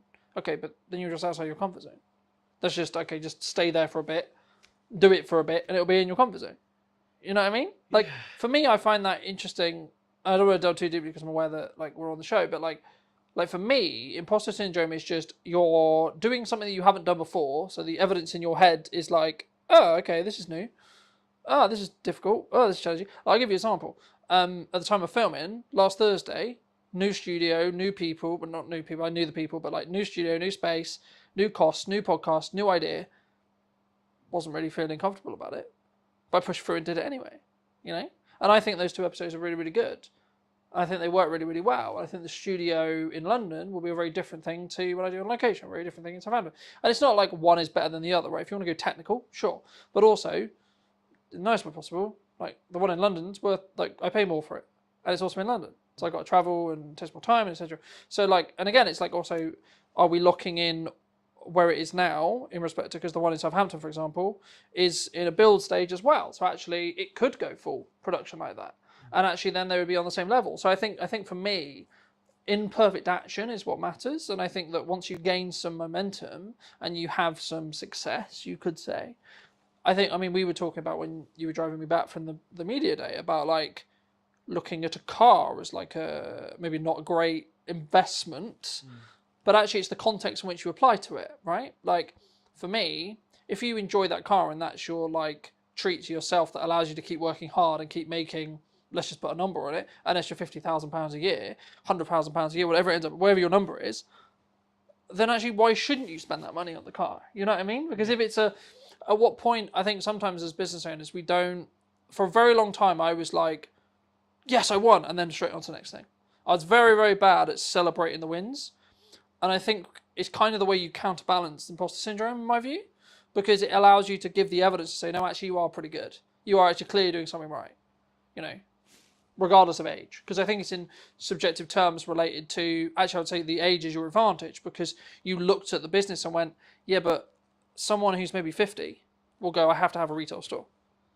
Because that's what they grew up with. That's their perception. Yeah. They can't think, I can make 400 or whatever it is, like nearly $1 million a year, just on live stream shopping and on a website, right? Yeah, no, I agree with all that completely. It's good perception of it all. The imposters sort of thing for me is that I'm so young and I've achieved kind of what I've always wanted to achieve in life so young.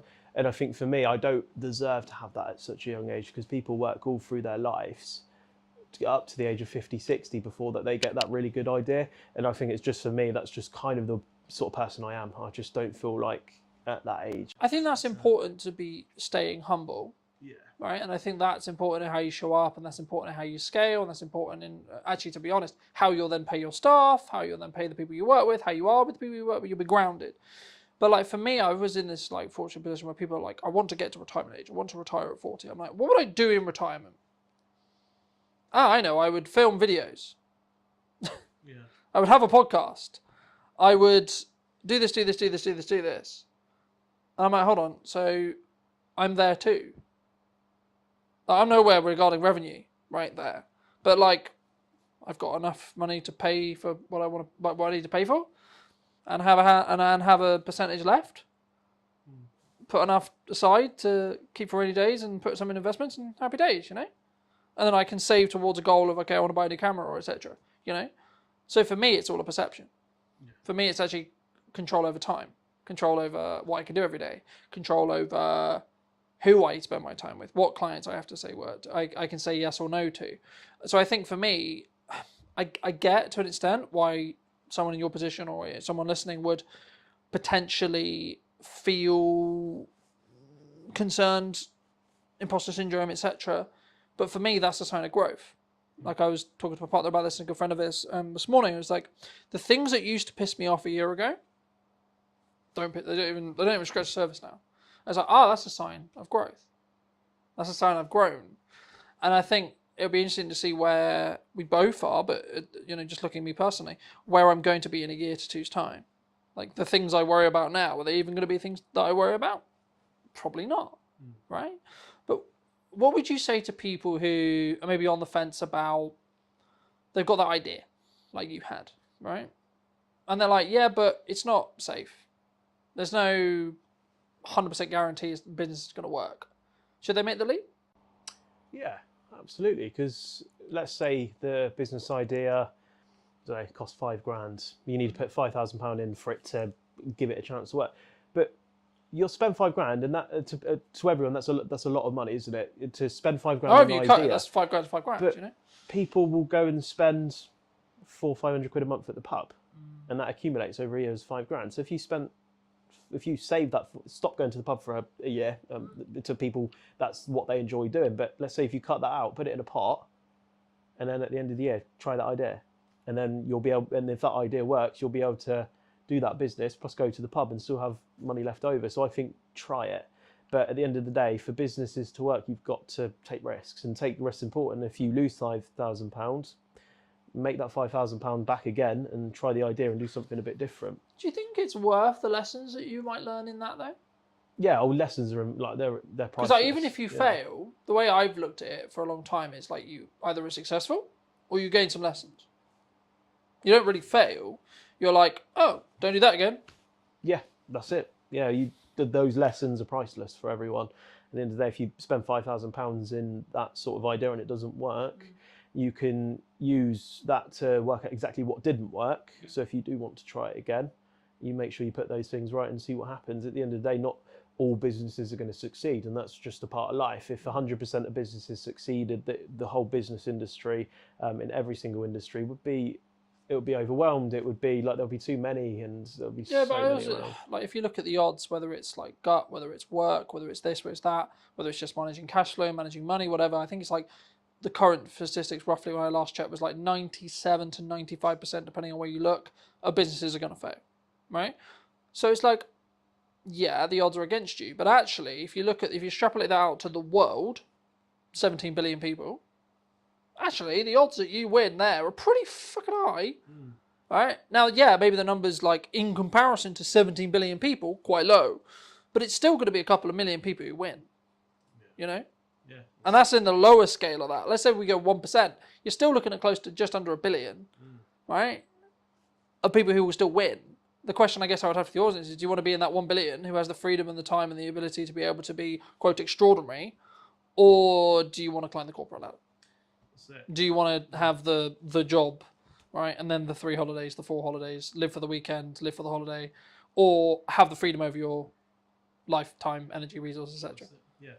Yeah, for me, the sort of like the only worry that I have about running a business, and at the moment it's working brilliantly. It's on like 180% trajectory this year. We want to up it. One thing that's always in the back of my head is like, what if it fails tomorrow? But that's when you sort of put these sort of like data analyst things in place where you can read this data, and if it does start to but you'll see it beforehand. That's it. Yeah, I think that's what people worry about, is the fact that you'll be able to tell that these things are going wrong, and you can always put it right. So long as you have a good structure in place for if it does start to go on a bit of a downhill, you can just pull a lever and it will just go straight back up again. For people who want to connect with seeing some of the content you do, check out what you do a little bit more, where's best for people to reach out to you? Instagram, also on my website as well. You can have a look. You can fill out a form, chat to me. We've got a landline number as well if you want to chat to me on the phone. More than happy to chat to you on the phone. But yeah, my Instagram is Heat from the Spire. It's HEATFRM, all in one word. And obviously on the website, and everything's the same across all platforms as well. But best place to go is Instagram and my website for sure. If you were going to talk to that 16-year-old who just flipped his first product, made a little bit of money, maybe a little bit insecure, what advice would you give him now? I would tell him to keep going, reinvest wisely. I would say, in a sense, don't listen to everyone around you, because if I listened to absolutely everything anyone ever said to me, for example, my parents wanted me to stay in a full-time work. If I listened to that, I might still be laying bricks, and I wouldn't even have this place. I wouldn't have, a nice car that I have and stuff like that. And I would say just be wise about who you listen to. And if you want to take a risk at a young age, absolutely do it, because that is the best time in your life. You don't have a mortgage, you might not have kids and a lot of stuff. So the time to take risks is when you're in your teen years, or when you're still living at home. So that's the best time to start a business idea, because it's really hard to maintain and sustain a business, especially when you might be in your mid-20s, you have a mortgage, you have 4 kids, you're getting married next year, a lot of bills going flying out, expensive partners as well that might want to. So yeah, I would say absolutely go for it. And if anyone is young that does watch your videos or watches this from my page, just reach out and I could give you some advice. Thank you so much for watching. If you did enjoy this episode and would like to see more like it, make sure to be subscribed and let me know what you think in the comment section down below. And I'll see you very, very soon. Entering the retail market was a huge step for us. Like how you want to perceive yourself in the market. It was a very difficult time, I think, for the business. Do you think it's changed how you show up as a leader? And it was honestly the most fun thing I've ever done. And it was stressful. What do you think's missing in marketing right now? When somebody rebrands, the general question is, has the company been dissolved? Like you want to, in some ways, make him proud first. I think if you've built brand loyalty, and by that I don't mean you're selling millions of products, but if people trust in you, I think as a person, you'll automatically gain respect within the market. Let's restart everything. Let's replan the business model. Let's replan marketing. Let's replan everything. And then funnily enough, when I executed on those things changed. The results changed. Work on yourself. Just work on yourself. Seriously. Like every day. Just be better every day. Hello, my friends. Welcome to a brand new episode of the podcast. Today's going to be a really special one because technically I'm actually interviewing my first client. Now, that sounds a bit weird, nearly 10 years in business now, but it is. So, welcome to me. Welcome back. It's been, I think it's actually been, nearly 4.5 years since we've actually seen each other? The last time I remember, I think we were shooting something on top of a car park in Salisbury. Yes, we did. And yeah, that's got to be about 4.5 years ago at least. So yes, it's great to be back and great to see you after all these years as well. I know. Yeah. Super good. I mean, you were actually under a different brand then. That's right. We were. So our legal entity remains the same, but we have rebranded to Anand, which incidentally is our family surname as well. And that came about through some hard lessons, I think, in business. One of the ones being most probably that you never really stop learning, I think, and when you get to a point where you think you've kind of, worked everything out, there's like this curveball thrown at you. So that was sort of what happened with us as a company. There were some legal obligations that we had to meet, and the old brand no longer resonated or could technically be used moving forward. So I think it all came about because we entered retail as a business. Predominantly, we are wholesale and hospitality. But entering the retail market was a huge step for us, and sort of at a national airport as well. So when that came about, I mean, it was a huge shock to the system because we had just launched this huge sort of project. There was 2 or 3 in the pipeline, and then all been vetted and all sort of been mustered up with this brand. And then to all of a sudden launch something, and then I think it was about 3 weeks later we had something to say, there were some legal obligations that had to be fulfilled. It was a huge shock to the system. So it was a very difficult time, I think, for the business, because I think being a director, I always say you have huge responsibilities for your staff and your company. And I think I felt at that time that, this was, do or die kind of thing. It was either we really got this going and sort of made the necessary adjustments. And we did. And, Anand was formed off the back of that. So, and it was honestly the most fun thing I've ever done. And it was stressful because, you're running this medium-sized operation. We employ up to 50 people, and all of a sudden you're rebranding, and everyone's question is why. And there's a fine line where you can tell someone why openly and why you can't. And the majority of the reason was, it was just something that we had to do as a business. So the rebrand came as a shock, but honestly, it really taught us a lot of valuable lessons from in there. Because I think off the back of the name, we actually found a voice as a company. I felt for a few years that we didn't really know what we were. And I think that's really weird to say for a company that was fairly well established. I mean, you visited before as well. But I felt with Anand, all of a sudden we're back to this blank canvas, right? And we're creating everything in reverse, which is the worst way to do it, don't get me wrong. But because it had to be done, it kind of forced our hand to look at aspects of business that we never had before. All of a sudden we're engaging marketing companies, we're engaging branding companies, we're engaging companies that help you find your voice. I didn't know those things even existed. And all of that came off the back of my mentor saying to me, look, this is one of those times as a businessman where you either go big or you go home, right?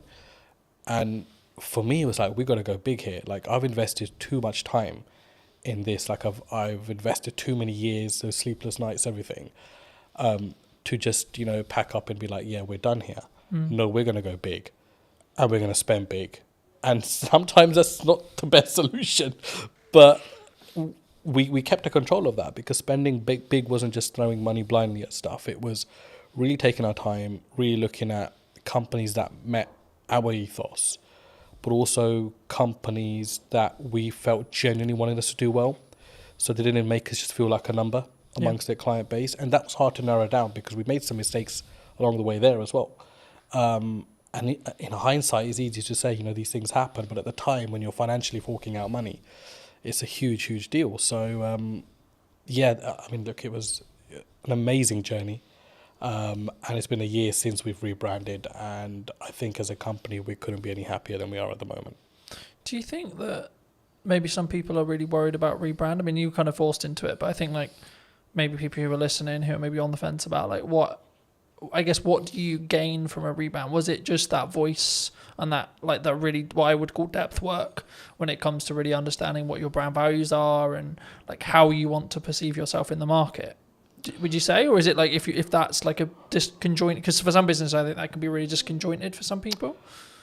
I mean, I'd answer that in reverse. So one thing you won't lose is your reputation, which was a huge aspect for us. It was, when somebody rebrands, the general question is, has the company been dissolved, or has something happened? Has the company gone bankrupt? Has there been a huge gross misconduct from somebody? And the thing is, you've got to get past that, because naturally as an individual, we would think that. And you've got to put yourself in the public domain as well as a director personally yourself and think from both sides. So for me, I think if you've built brand loyalty, and by that I don't mean you're selling millions of products, but if people trust in you, I think as a person, then you'll automatically, especially a small to medium-sized business, you'll automatically gain respect within the market. So we didn't realize how much respect we had amongst our clientele until the rebrand happened.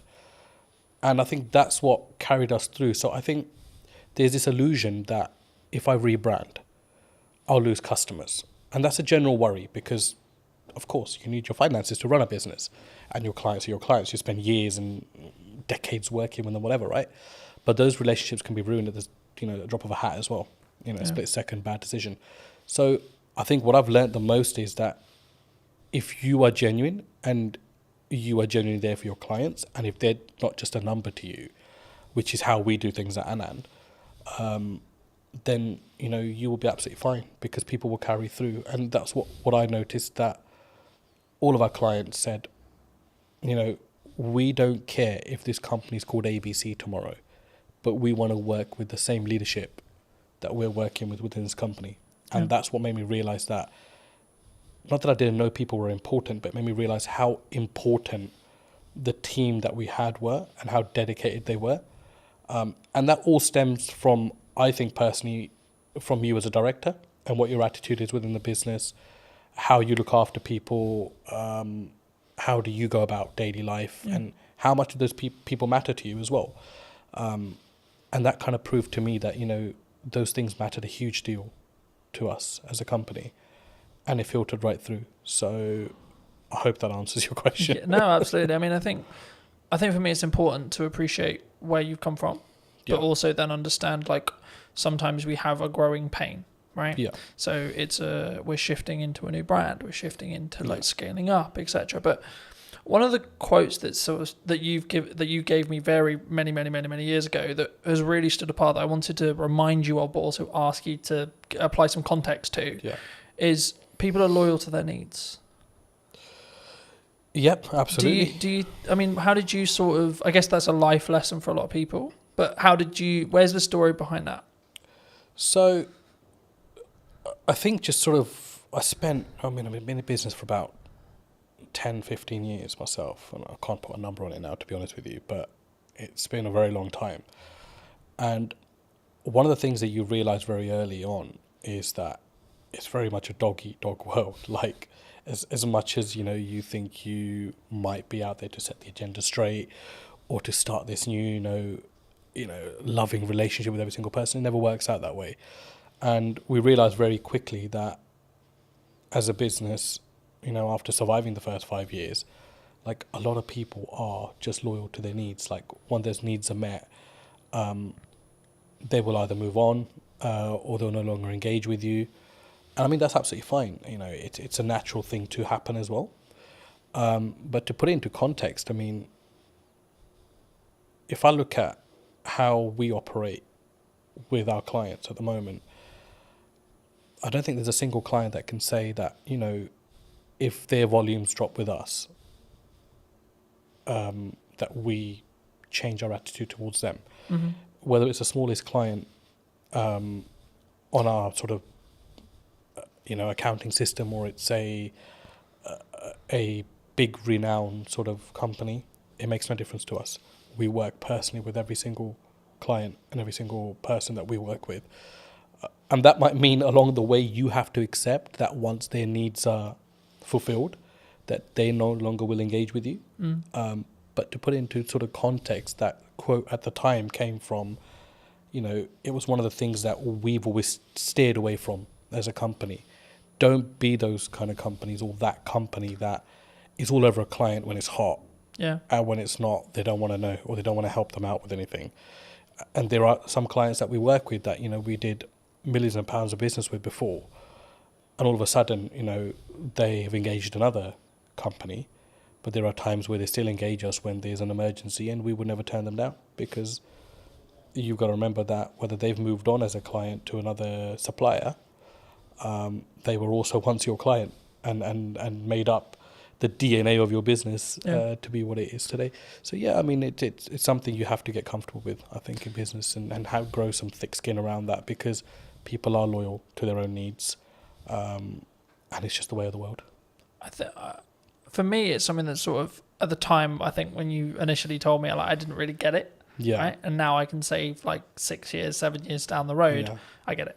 You know? And I think for me, it's one of those things where it may not even be deliberate from that person, that client, that customer. No, yeah. I think it's more around actually sometimes you just like there's only so much value you can add Yeah. to that customer, client, etc. You know? Absolutely, and people have personal lives, and it's well, you know, it's easy to say, you know, don't involve your personal in your work life, but it's a very difficult thing to do as well. So sometimes we do forget that people might have stuff going on in their own lives. People move on, and all of a sudden a new person comes into that role in the company and doesn't see your business to be as valuable as the previous person. So there are elements of that as well. Yeah. But I think I've always found there's no use keeping hatred and negativity about somebody moving on. I think you've got to accept that and look and think, you know, how can I learn from this? And how can I get better from this? And there was times that, you know, clients left us on a very bad note, completely unexpected. Some that didn't even pay, you know, the thousands of pounds they racked up in accounts, not to mention any names. And, you know, that didn't mean that we were not going to look at what we could have done better as a company. So I think it always starts with what's going on at home before you look anywhere else. Yeah. Do you think, because I've been fortunate enough to be in business and grow and scale and adapt and be in a position where I think there's always some people who are saying like there's something going on in the economy or COVID or et cetera, et cetera. I mean, is it a mindset thing as an entrepreneur, as an owner? Because I've always been of the mind of like, yes, there's stuff going on, but actually your output can then fix your like if it's a revenue problem, then there's a solution for it. If it's a marketing problem, you can fix it. You know, it's down to you to fix it, regardless of like the economy's in bad shape. You know, a lot of people have said to me like the creative space is challenging. Yeah. Right now, you know, in comparison to maybe when like COVID was really good, for example, where there was loads of money floating around. But it's like, actually, I think for me, you've got to focus on what you're doing, and I think that's the key. But I mean, in your experience, have you? Is it kind of I guess a catch-all kind of?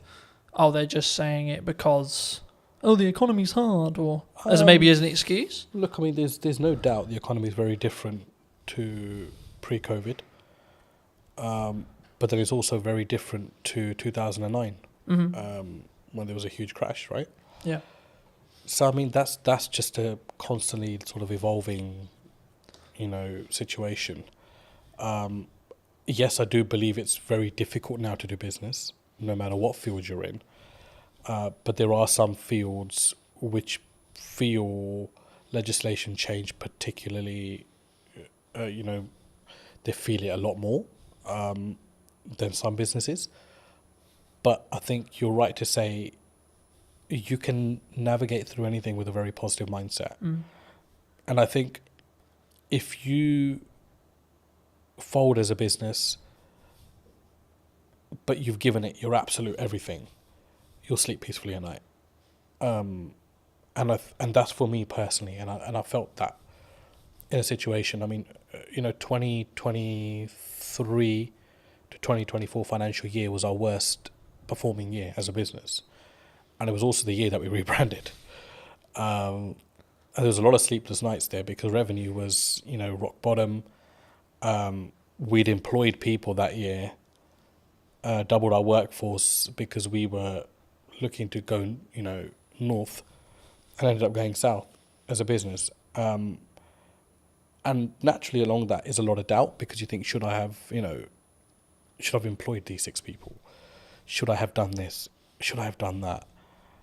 And it's easy to say in hindsight that actually I'm worried then, but you generally do worry at that point. So I think it's a mindset and how you navigate. And the thing that got me through was just mindset. I think I am just so resilient, like to anything. I think right now in my life, where I'm just like. Do you think that comes from your years of experience in business and knowing that actually sometimes you've just got to what I would call grunt it or push for it to you just figure it out? I think it's both of those elements, but I think for me the biggest thing is upbringing. My dad was a very resilient character, hugely resilient, sorry, not was, is still a very, he's still there. He's an extremely resilient character, and a completely uneducated man, which I must add to this story as well. So to see him, you know, as a migrant in this country with little to no education, he still doesn't speak English fluently. And it was like, this guy struggled, and he struggled so much. But he made it. You know, he made it in his career and in his life. And it was like, a lot of that played on my head at that point. And I don't think those things sit well with you, or you don't draw on those things sometimes in life. But when it really matters, those things will come in. And you'll know what your metal's like at that point as well, and how strong you are. Do you think that was like a key in respect to like how well you've now done? Like that, having that upbringing and having that, I guess, those values or what could be described as the correct values being installed into you? Even if it was like an information sponge point, like you as a kid 100%. just taking that information, sort of saying, well, this is the upbringing I had. I mean, 100%. But the thing is, I think I didn't realize that till I was about 35. So there's no like one fit solution to this, you know. It's just when it's going to hit you. And it hit me a couple of years back. The big change came from COVID, to be honest. COVID was a blessing for us as a company. I mean, and that's not because we made money off unfortunate situations, but it gave me an opportunity to come out of the operation and be like, pause. Because it's not something we could have done the way we were going at that time. You know, we were climbing as a business. There was no structure. There was nothing. And it was just like, this is going to be a massive train crash one day. And COVID came and just put the brakes on everything. And it allowed us to restructure. So when we came out of COVID, I'd say that's my real journey in business started then. Because all of a sudden now I'm responsible for totally different things. Because now I'm actually acting like a director. I'm not now, you know, stuck in the operation. And there were so many things that were falling off the side. So it was about coming in, containing that, and then restructuring the business through that. And then certainly, obviously, the rebrand came behind it. There is that. And obviously, the resilience side, I'm you know, for me, I learned that from my dad. And I have huge admiration for the man. And that's to say, you know, I rub shoulders with a lot of businessmen. But I take my dad's advice very seriously in life. I always have. But I don't think you as a child or as an adolescent at the time, like, will particularly understand that. But if you're exposed to that environment, I think it does rub off on you at some point. And for me, you know, I want to be like him. Yeah. Like, I look at him and I think, you know, just the way he stands and acts and stuff, right? So, huge influence on my life, yeah. Do you think it's changed how you show up as a leader, as a, or even in your marketing maybe as well? Like that core, like you want to in some ways make him proud first, is what I'm sort of hearing from you. Would you say? I think I don't really think in that way, to be honest. Like, for me, it's not about making other people proud. Like, I think as long as you know you're on the right journey, I think honesty is very important in business. And I sleep very well at night, no matter what the situation is on the day. Everybody knows me, knows that once this guy is out, he's out for the night. So, and I think a lot of that comes from your ethos, and there are many shortcuts you can take, or there is the difficult untraveled routes that you can follow as well, or create yourself along the way. And I think I'm more sort of on that journey of testing my limits and also just not stressing out, you know, along the way. And there are times where you obviously get stressed within business, right? But I think as a director, you've always got to have that sort of facade where everything's okay. And sometimes it's not, but you need to have that, because you know you need to always give your staff and your company the assurance that you've got it under control, because the buck does stop with you, the director. To install that confidence into the team?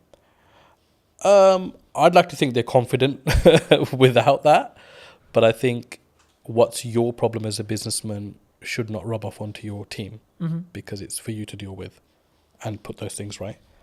And I'd like to think we've created enough leaders now within our organisation that those sort of mistakes won't be repeated again. But that, again, is no one's fault. That's your responsibility as an owner or a managing director of a company. As I said, do you think people struggle with taking accountability for themselves? Like when things go wrong in business or when things go wrong, like they're more likely to go, oh, it's your fault, rather than it's my fault and it's what I could have done better. I think it's an easier route these days. And society kind of allows you to get away with that now. Do you know what I mean? But I think in your heart of hearts, you always know when you could have done something better. And I'm that kind of person where even if something has 0% my fault within it, I'd be thinking, what could I have done better? Or what could I have done to negate this issue? Is there anything? Do you think I that could have what done? makes you stand out though? Because if you're going to say the culture of maybe the country or like the and on average it's externally. Surely the unique advantage could be, actually it's my fault. How can I do it better? What can I do? I think any great leader, let's go back. I don't consider myself great in any sort of way, I don't think I stand out in any sort of way there. But one thing I've noted is like great leaders, whether they're businessmen, politicians, war generals, whatever, there's a lot of accountability. There's a lot of responsibility they take.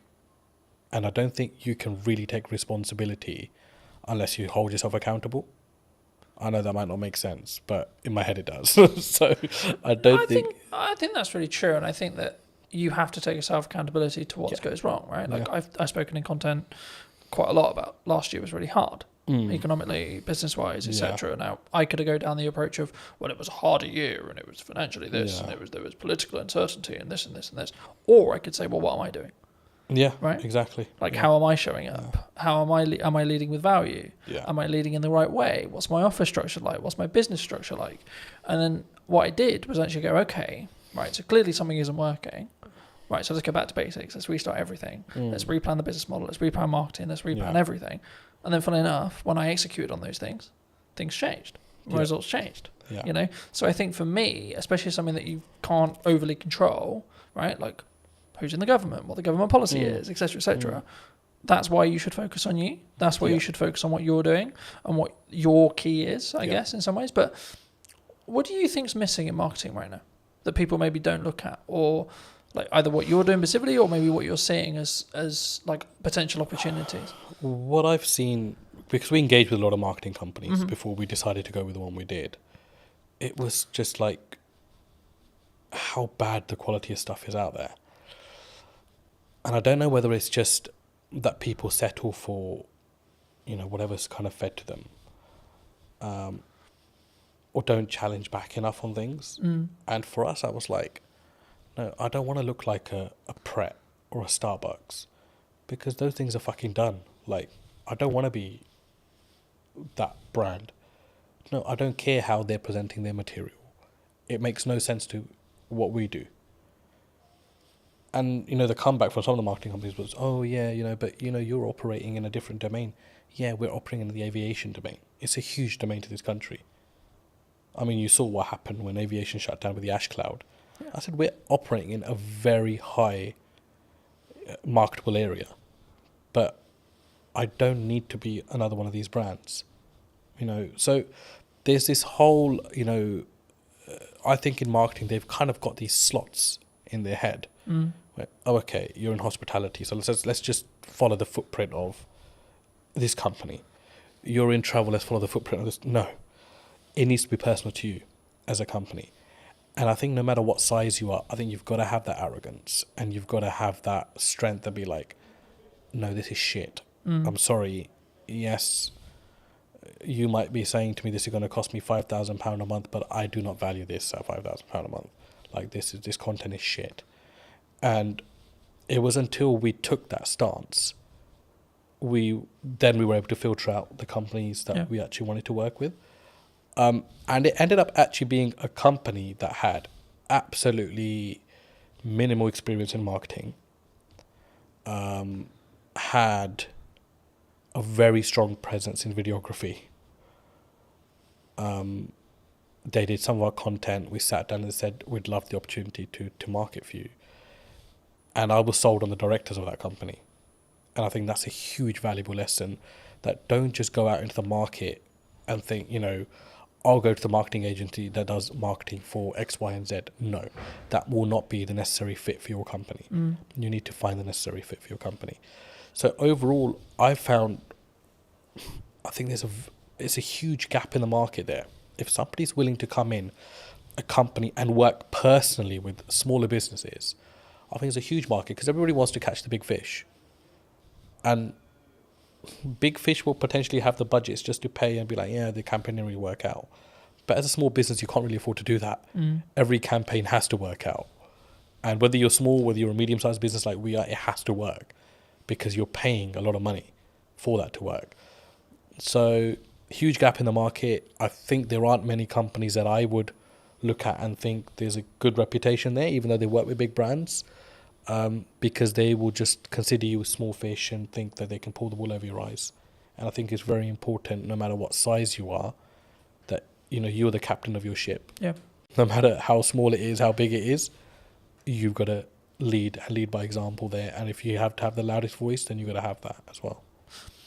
I'm glad you mentioned video, because I think sometimes people, they're overwhelmed by it, they're concerned by it. Yeah. They're like, well, why do you use it? Right, was the key, the question there. But I think there's so much that there's from my experience, there's psychology around oh my God, I sound like a dick on camera, or I don't like the sound of my voice, or this is how I look. But there's also then the tactics, or the tech side, right? Now, obviously, if we bring in a videographer, you don't need to worry too much about the tech side. But I still think you should, at some principle, you should understand it. I mean, why did you? Because you mentioned that you leaned into it. I mean, why did you lean into it?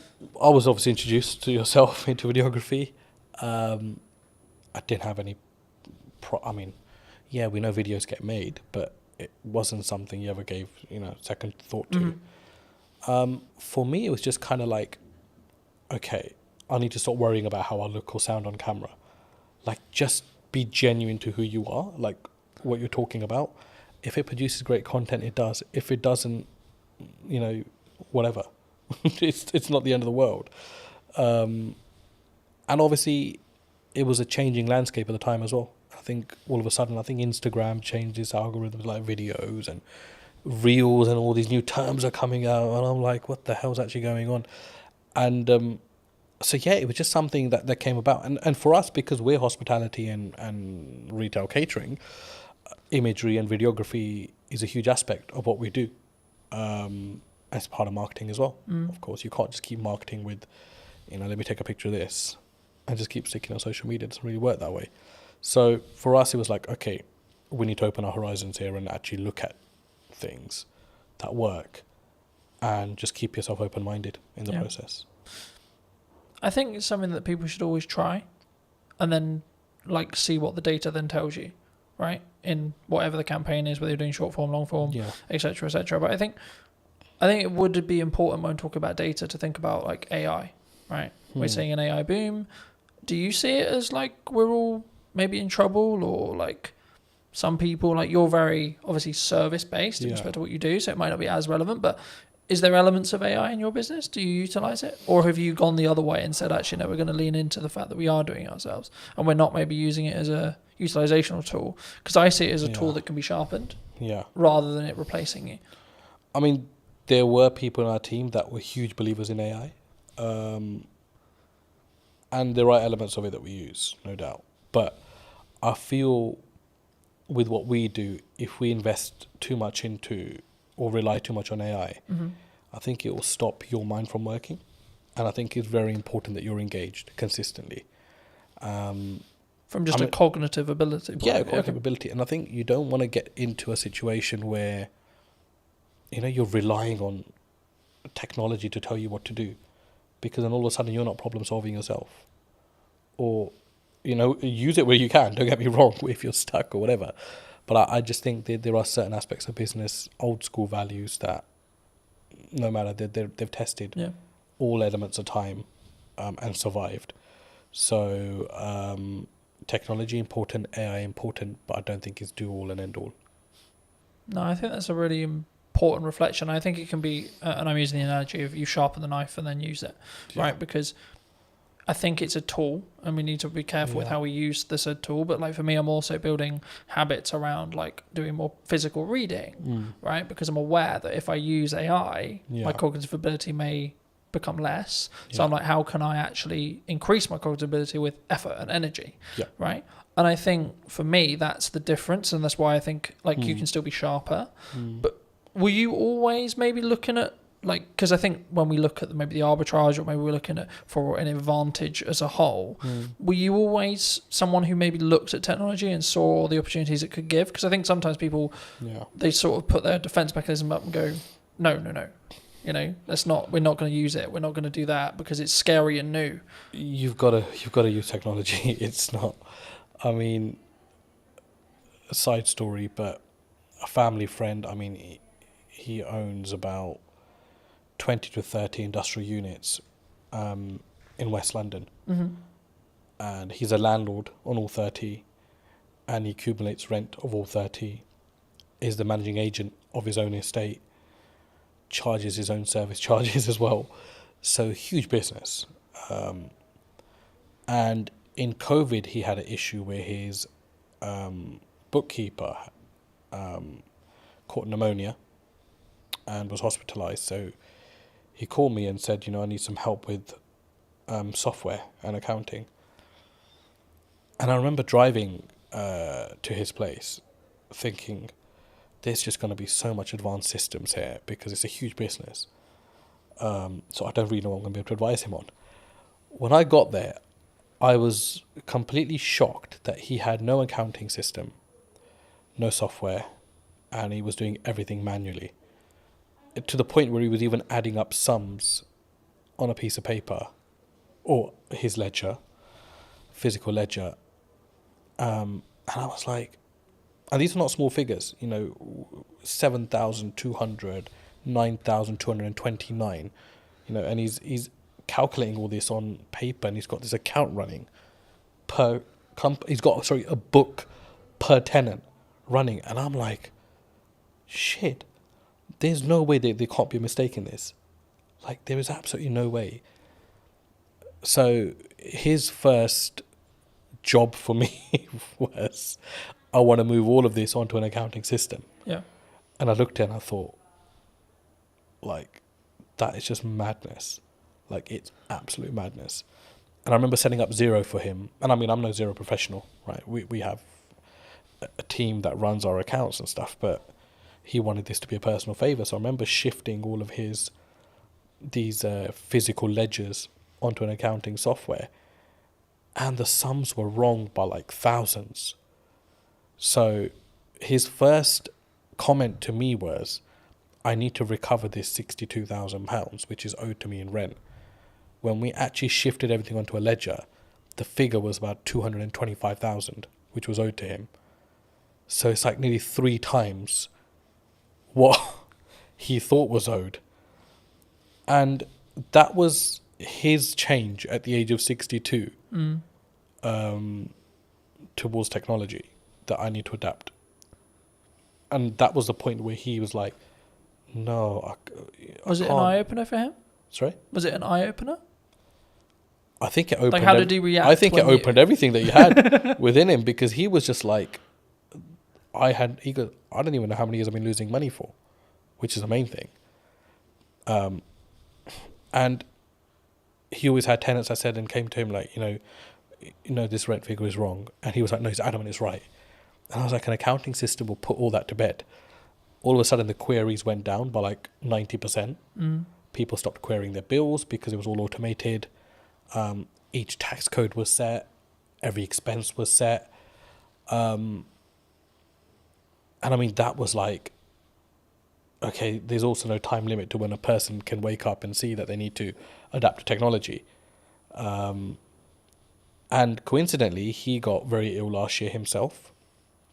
So he had his son come in and take over the business. And it was a very seamless handover because everything was sorted. So you could easily, you'd have to spend some time kind of understanding what's going on here. But it was handed over with something in place that you know you can just pick up and go with it, Yeah. opposed to like, why is this or why is that or why is that? Everything was annotated. So yeah, look, you have to adapt. I don't think you can as a business. I mean, we didn't start using software till quite late into our life, business life as well. It was like 3 or 4 years in. We were creating invoices off Excel and that kind of stuff, and I was like, this can't be the way. And then slowly we've adapted to stuff. There are things that I think are really unnecessary in business as well. You don't need technology for absolutely everything. But yeah, basics like accounting and stock management, staff management, telematics on vehicles. You've got to have that. I mean, we had one of our drivers had a terrible crash last month, and the police wanted to know, what speeds were both vehicles travelling at, and we were able to prove that because we had the telematics. And the third party wasn't able to do that, which, favoured us as a business because we were able to prove that we were within, or our driver was within the speed limit. Yeah. Didn't harshly brake. So technology is a lifesaver in certain places, and you've got to have it for the basics of your business. Yeah. You're specifically, obviously, a very niched business in Yeah. regards to the sector that you serve. Have you always been that way? And if so, was that a very conscious decision from day one to be like, I'm going to serve this? Nope. Aviation just came about, to be honest. Well, I say it came about, but I kind of think you set your own destiny in some ways. We were so busy trying to survive as a company, but it was just like customer focus. Yeah. Make sure the customer gets everything they can from you, even if it means you're losing something. Just give your customer absolutely everything and make them feel special. And we do that till date. So in some ways, business is a funny thing because you can never say, I set out to do this and it happened. Because I think you've got to, like, a lot of things happen around it and you end up taking a different route. So, I mean, I discuss aviation a lot, but we work heavily with construction. We work heavily with tech companies as well. And we have a huge footfall in the city as well. And none of those things were ever targeted. Like, I don't think we actually knew what we wanted to do when we started business. We just knew we wanted to serve food and, have a business as such, right? So it was like, okay, how do we do that now? And I think along the way, your business will adapt. Things will come up. You'll see value. For us, it was about understanding our niche. And I don't think we understood our niche until post-COVID, which is scary because that was like 10 years into the business. 10 years? 7, 8, sorry, maybe 8 years into the business. But it was like, what is our niche? Our niche is not aviation. Yeah. Because there's a hell of a lot of companies that operate within that. Our niche is short lead times. You get hold of anybody at any time of the day or night. We will solve your problems. And if we don't, we will make sure we've done everything possible to try to solve that problem for you as a client. Now, there are some clients that have my number specifically, and they will only call me in situations because although I'm the director of the company and we have an amazing workforce, I've built that relationship with them personally when I was building the company out. And I can understand why they only want to come through to me. I totally get that. But my attitude towards them doesn't change irrespective of my position in the company. And we distill that through our staff, completely distill it through our staff. That nobody's bigger than the company. We help a client in any given situation that we can. If we are closed for the day and something comes up for somebody, we will do everything we can to make sure that we solve that problem for them. And we've become that. I think that's been our niche. Our niche is we are problem solvers. And that's helped us also recruit the right people. And people don't come to this company thinking, I'll just spend 9 to 5 behind a desk and I'm done. They're problem solvers. And we make sure they become problem solvers. And our retention rate's amazing. I mean, we've had one staff member leave in the last 2 years, which is incredible. It's absolutely incredible. I mean, there are obviously niggles. There are obviously things that, staff feels management can do better or management feels ownership can do better. But I think that's a healthy relationship, and it's good to have that open dialogue. But it's so important to treat your staff well. And that doesn't mean just money or pay. I think just an attitude, sometimes just asking people how they are, talking about the football, or having a normal conversation makes people realise that actually you're a normal person yourself. Yeah. I was going to say, I mean, I guess in a business your size, is there a level of all the directors are in today, kind of like, oh, it's really scary, and then if so, how do you either defuse that or lead with empathy to be like, hey, I'm a human too? I think because I've never really come in like wanting to feel important. I think because I was, working the fields, as you can say, when I first started. I've kept the same attitude now. If someone's a new starter or hasn't been around or hasn't got to know me because of the size of the business now, so they don't probably interact with me as much, they're put to ease by the older staff because they're like, this guy is actually really calm and really chill. Like, he'll come in and be like, let's order some pizza. Or did anybody watch the football or the cricket or whatever?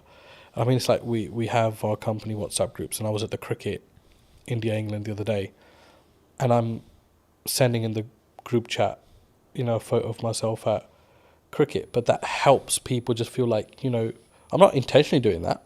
I'm just doing that because I've always done these kind of things.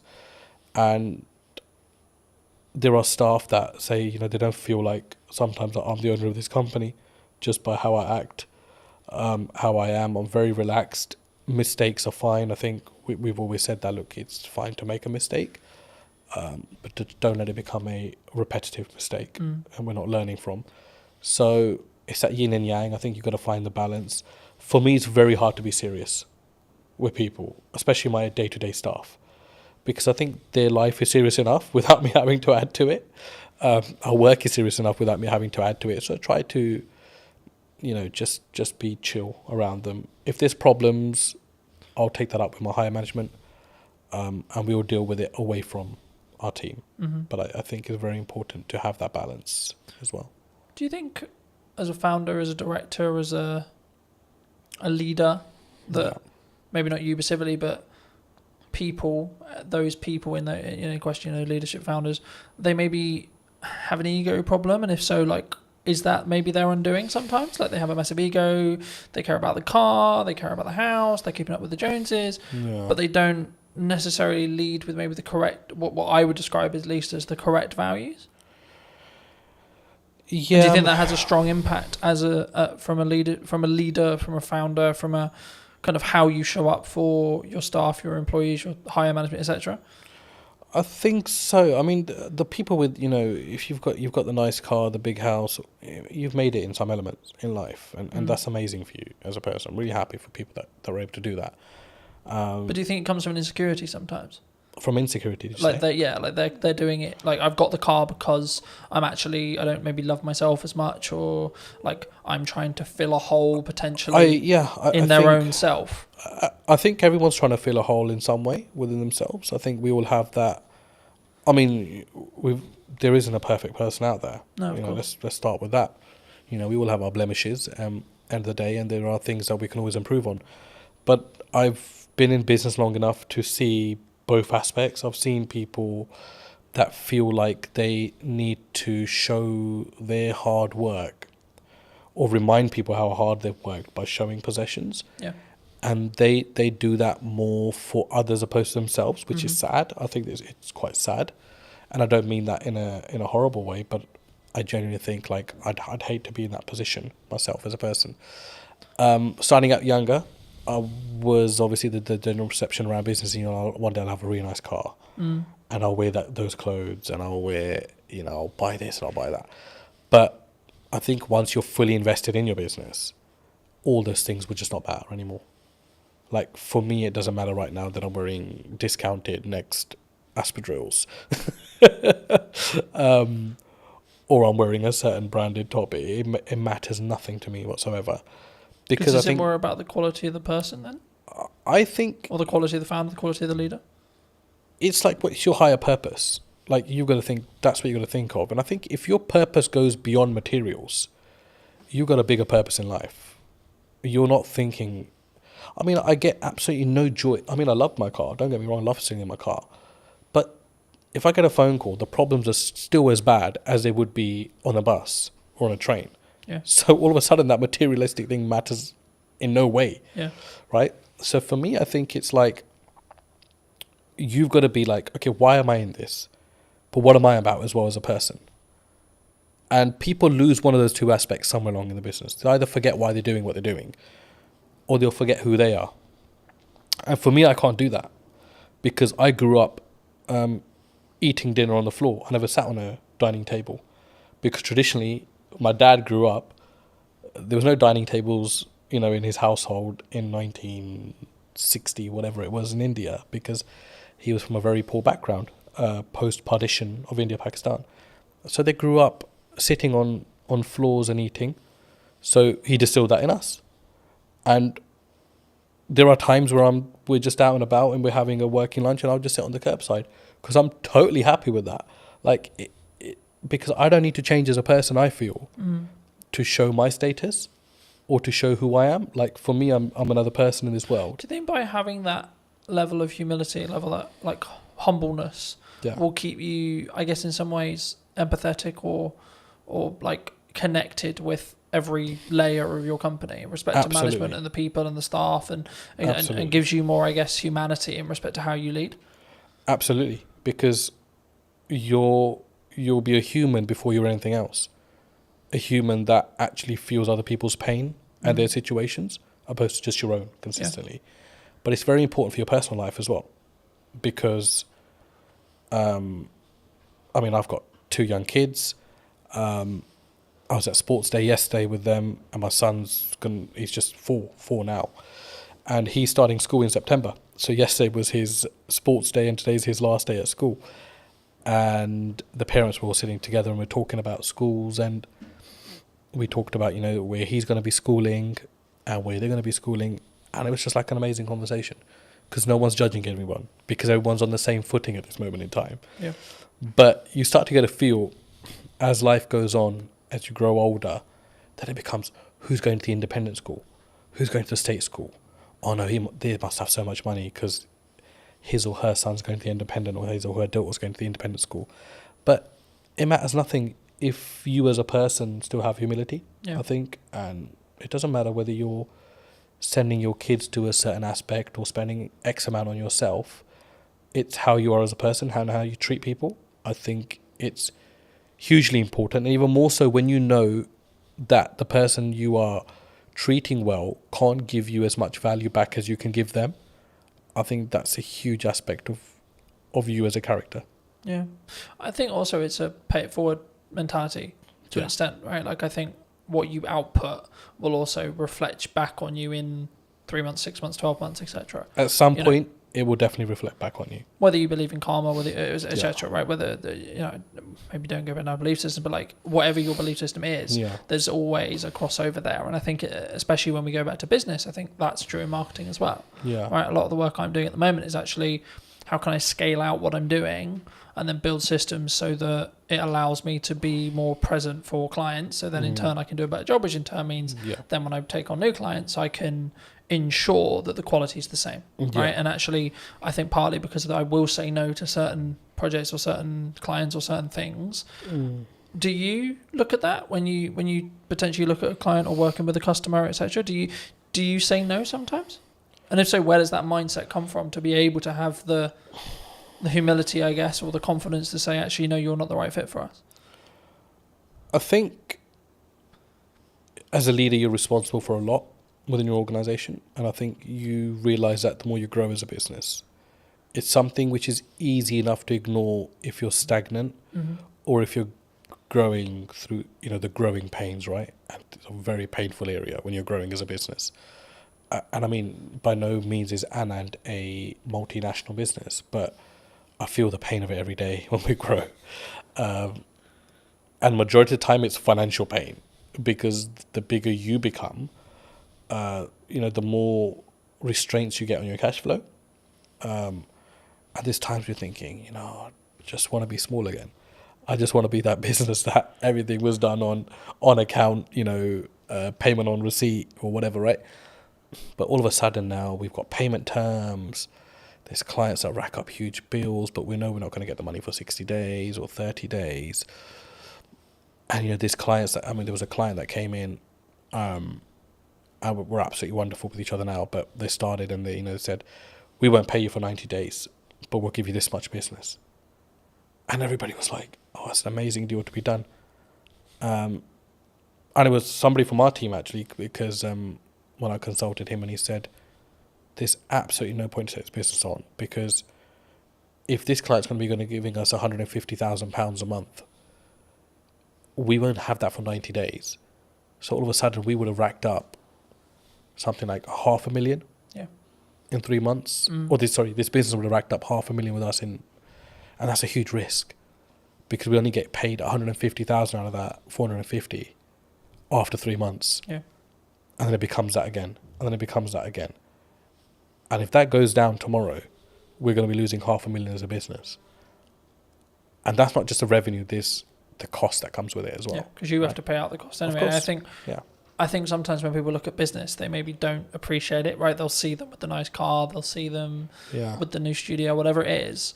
But I look at it and go, oh, that's a lot of money. Yes, you know, oh absolutely. my God, that's a lot of costs. Yeah, of course. Right? And I think it's how, I guess in some ways we develop as people to stomach those costs as leaders. Definitely. And I think it's, Carlton, it's got to be your attitude as well. Yeah. I think you've got to, I do not think that there is a company in the world, I do not think there's a single company in the world that should ever come to you and try to take advantage of the size of your business. Yeah. Or play on the vulnerabilities. But unfortunately they do, because that's the way the world works. And that's where I think you've got to show your mettle. Like, how much do you value yourself as a business? How much do you value your services as a business? But be able to back that up with quality as well, which is a fine line, right? And that doesn't necessarily mean you've got to have the best product in the market, but absolutely deliver on everything that you say you're going to deliver on. If it costs you to deliver on it, you deliver on it irrespective. You don't just shortcut and then leave yourself exposed in the market for having a bad reputation. But I think it's self-belief. But I know that doesn't come when there's no income or little income, because only self-doubt's there at that point. But my last 2 years in particular in business have taught me, got to value yourself. Yeah. And that doesn't mean you go and shit on people's parade, or you go and mistreat clients, or if somebody comes in trying to bargain with you that you mistreat them. You've got to hold your firm in a polite way, but you've got to know what your business is about, and you've got to know where you're strong and where you're weak, and you've got to be able to make the right decisions. And sometimes the first decision is not always the best decision. Yeah. But leave the ball open where you're still able to have dialogue with clients. There's times where we made, mistakes. We've misjudged, and we wouldn't be human if we didn't. But it's, how do you react to that? Yeah. How do you go back and manage that? How do you have the humility to say, we got this wrong, but still be able to have that relationship with your client? I think as well, and I had a very fortunate conversation a couple of weeks ago about this, and it was like, we just worked with a brand new client, and one of the things they said to me about why they chose us or me, however you want to perceive it, is that because I was the most expensive out of the ones they were talking about, and for like maybe a newcomer or etc., that sounds weird, right? Because it's like, why would you win the work but you're the most expensive? And I think from what they told me, it sounded like it was like, well, I've got the gonads, I've got the balls, or whatever you want to call it, I've got the confidence to say, no, this is how much my work, this is what I'm going to commit to price wise, but then also I'm going to follow it up with the value that I'm going to lead with as well. Huge. Do you think sometimes people get really challenged on price? Always. You're always going to be challenged on price. And then how do you deal with that? I guess with the conversation, like, is there certain scenarios where you're like, no, we're going to maybe negotiate by this much, but our final price is non-negotiable here? I think there's two ways to do it. I mean, I've been on the opposite end of that spectrum where I've bargained just for the sake of taking on the business, and I've negotiated myself into positions that are like the least favourable in the end. But it's easier said than done as well. But I think you've got to know your costs, know where you sit, know what you're trying to achieve out of that deal. Because sometimes you take on a deal with the hope that it's going to lead to bigger and better things, which is fine if you know your market. And that doesn't necessarily mean that it's going to happen in that way, but it's a calculated risk. Do you think sometimes you have to take something that's maybe not ideal client, if it is just I need to make this money? Or would you still say no? For us, I don't think we really have that, because we're quite niche in what we do. Mm-hmm. So everyone that comes to us generally needs us, or we need them in some aspects as well. But there are, I mean, you won't know until you start working with someone, I always say. And the ones that you think are going to be troublesome end up actually being the better clients. And the ones that you think, you know, because they're a big brand, sometimes extracting money can be an absolute pain, which is why relationships are very important. And you've got to go above and beyond. A business deal is not just, you know, here's my service, I've provided it, here's my invoice, you pay it, thank you very much. It's all the stuff in between, the dialogue, the things that you don't cost. It's impossible to cost a project, you know that. Yeah. To the T. You can't do that. Because we never add our own time into that, really, if you think about it, as a business. And even if you add your own time as a calculation, they'll still be like, oh shit, I'm still spending too much time on this business. But it depends what your end goal is. If your end goal is like, I just want to be done with this client, get their money, and I don't care whether they contact me again, then that's a very different mindset. Or if you want to always leave you never know when a client might need you, that's a very different mindset as well. I think when you've done 30 years, you're really invested.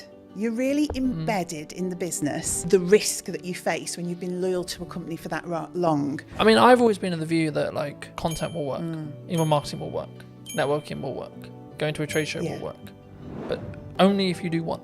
That business gave me a solid foundation. I understood the basics of most areas of business. I experienced working with logistics, with marketing, with operations. I look at how many views did I gain between 4 weeks ago and now. Don't get me wrong, we've done that loads. I mean, email marketing was one for us. I can focus on three main things: the podcast, client delivery, and the event. Yeah. That's it. I think AI is the assistant and we're the leaders of that. Hello, my friends. Welcome to a brand new episode of the podcast, this time in London. Today we're going to be with Michelle from, I guess it's from Eden now, but it was, as you'll find out briefly, from I'm going to go with corporation that no longer exists. Sadly so, yes. So no longer on the high street. I mean, it kind of does, but not in the same way. It exists under another name, yes. Should we stop being elusive? And We should definitely stop being elusive. It's W.H. Smith's. For those of you that didn't guess, it's W.H. Smith's, yes. I'll start here. I mean, how did it feel? Because obviously you were, correct me if I'm wrong, but you were a regional manager. Yeah, so I looked after the north of the country for W.H. Smith's, yeah. I mean, I was with them for 30 years, so I grew from being a Saturday girl on the till to that position of looking after all the stores in the north. But yeah, at the point I finished, I looked after about 304 stores in the north. And what made you make the leap? Did you transition out? Because I think when you're in a position like that, maybe the money's good, or was it just like, oh my God, not this again. I hate the inside of my car. I don't know really, because I think when you've done 30 years, you're really invested. You're really embedded in the business. You are earning really good money. And you're super comfortable. And the reason you're comfortable, and this to me is the sort of the risk that you face when you've been loyal to a company for that long, you've kind of got into the zone of corporate muscle memory. So I didn't really have to think that much anymore. Yeah. So I was earning a good wage. I was doing a job that I liked for a company I was really invested in. But ultimately, I'd kind of lost the ability to be myself. The company had changed, I'd changed. And it was just time, I think, to find something that was me. I guess there's a natural kind of, sometimes there's maybe a disconnect. Like you were who you were then, you grew 30 years and then you wanted to go this way, but they wanted to either downscale or go that way. I don't know if it was a case of they wanted to go this way and I wanted to go that way.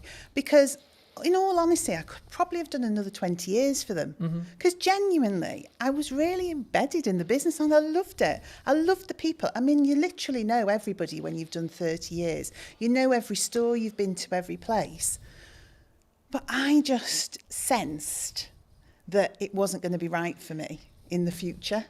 You know, I think you just get a knowledge of, I've got all this experience, I'm getting my own mind, my own voice more, and that needs to be somewhere else for it to develop and grow. Yeah. It's not going to be develop and grow here. Or I can stay and carry on doing what I've always done for another 20 years. So was it, I guess, in some ways a personal development shift for you? Because we were talking just while we were setting up about, you know, the difference that you now have with where you are with Eden. Yeah, I didn't know it at the time. I honestly didn't know it at the time. So it was a leap of faith moment, really. And then the weird thing for me was COVID literally happened on the Friday of the week that I left. So I gardened for about 12 months. So in that period, I really did start to think, well, what's going to work for me now? And do you know what? It is not an easy thing. I now see people going through that same process of leaving something really big and corporate that they know well and then trying to find their way. It's difficult. Do you think that it comes with a, because we were talking before we started, that I'm going to find it very hard to go into corporate now because I've got the freedom of self-employed. I guess you could say I know what works marketing wise, especially right now. Yeah. And I would have to fit perfectly into a team culture wise for it to work. It would depend what you'd want that for. For me, that business gave me a solid foundation. I understood the basics of most areas of business. I experienced working with logistics, with marketing, with operations. It taught me to be resilient. You know, they were a company that was adaptable. I mean, they survived on the high street. So it did give me an understanding of how you support a business to survive, to protect its people, to protect the brand, etc.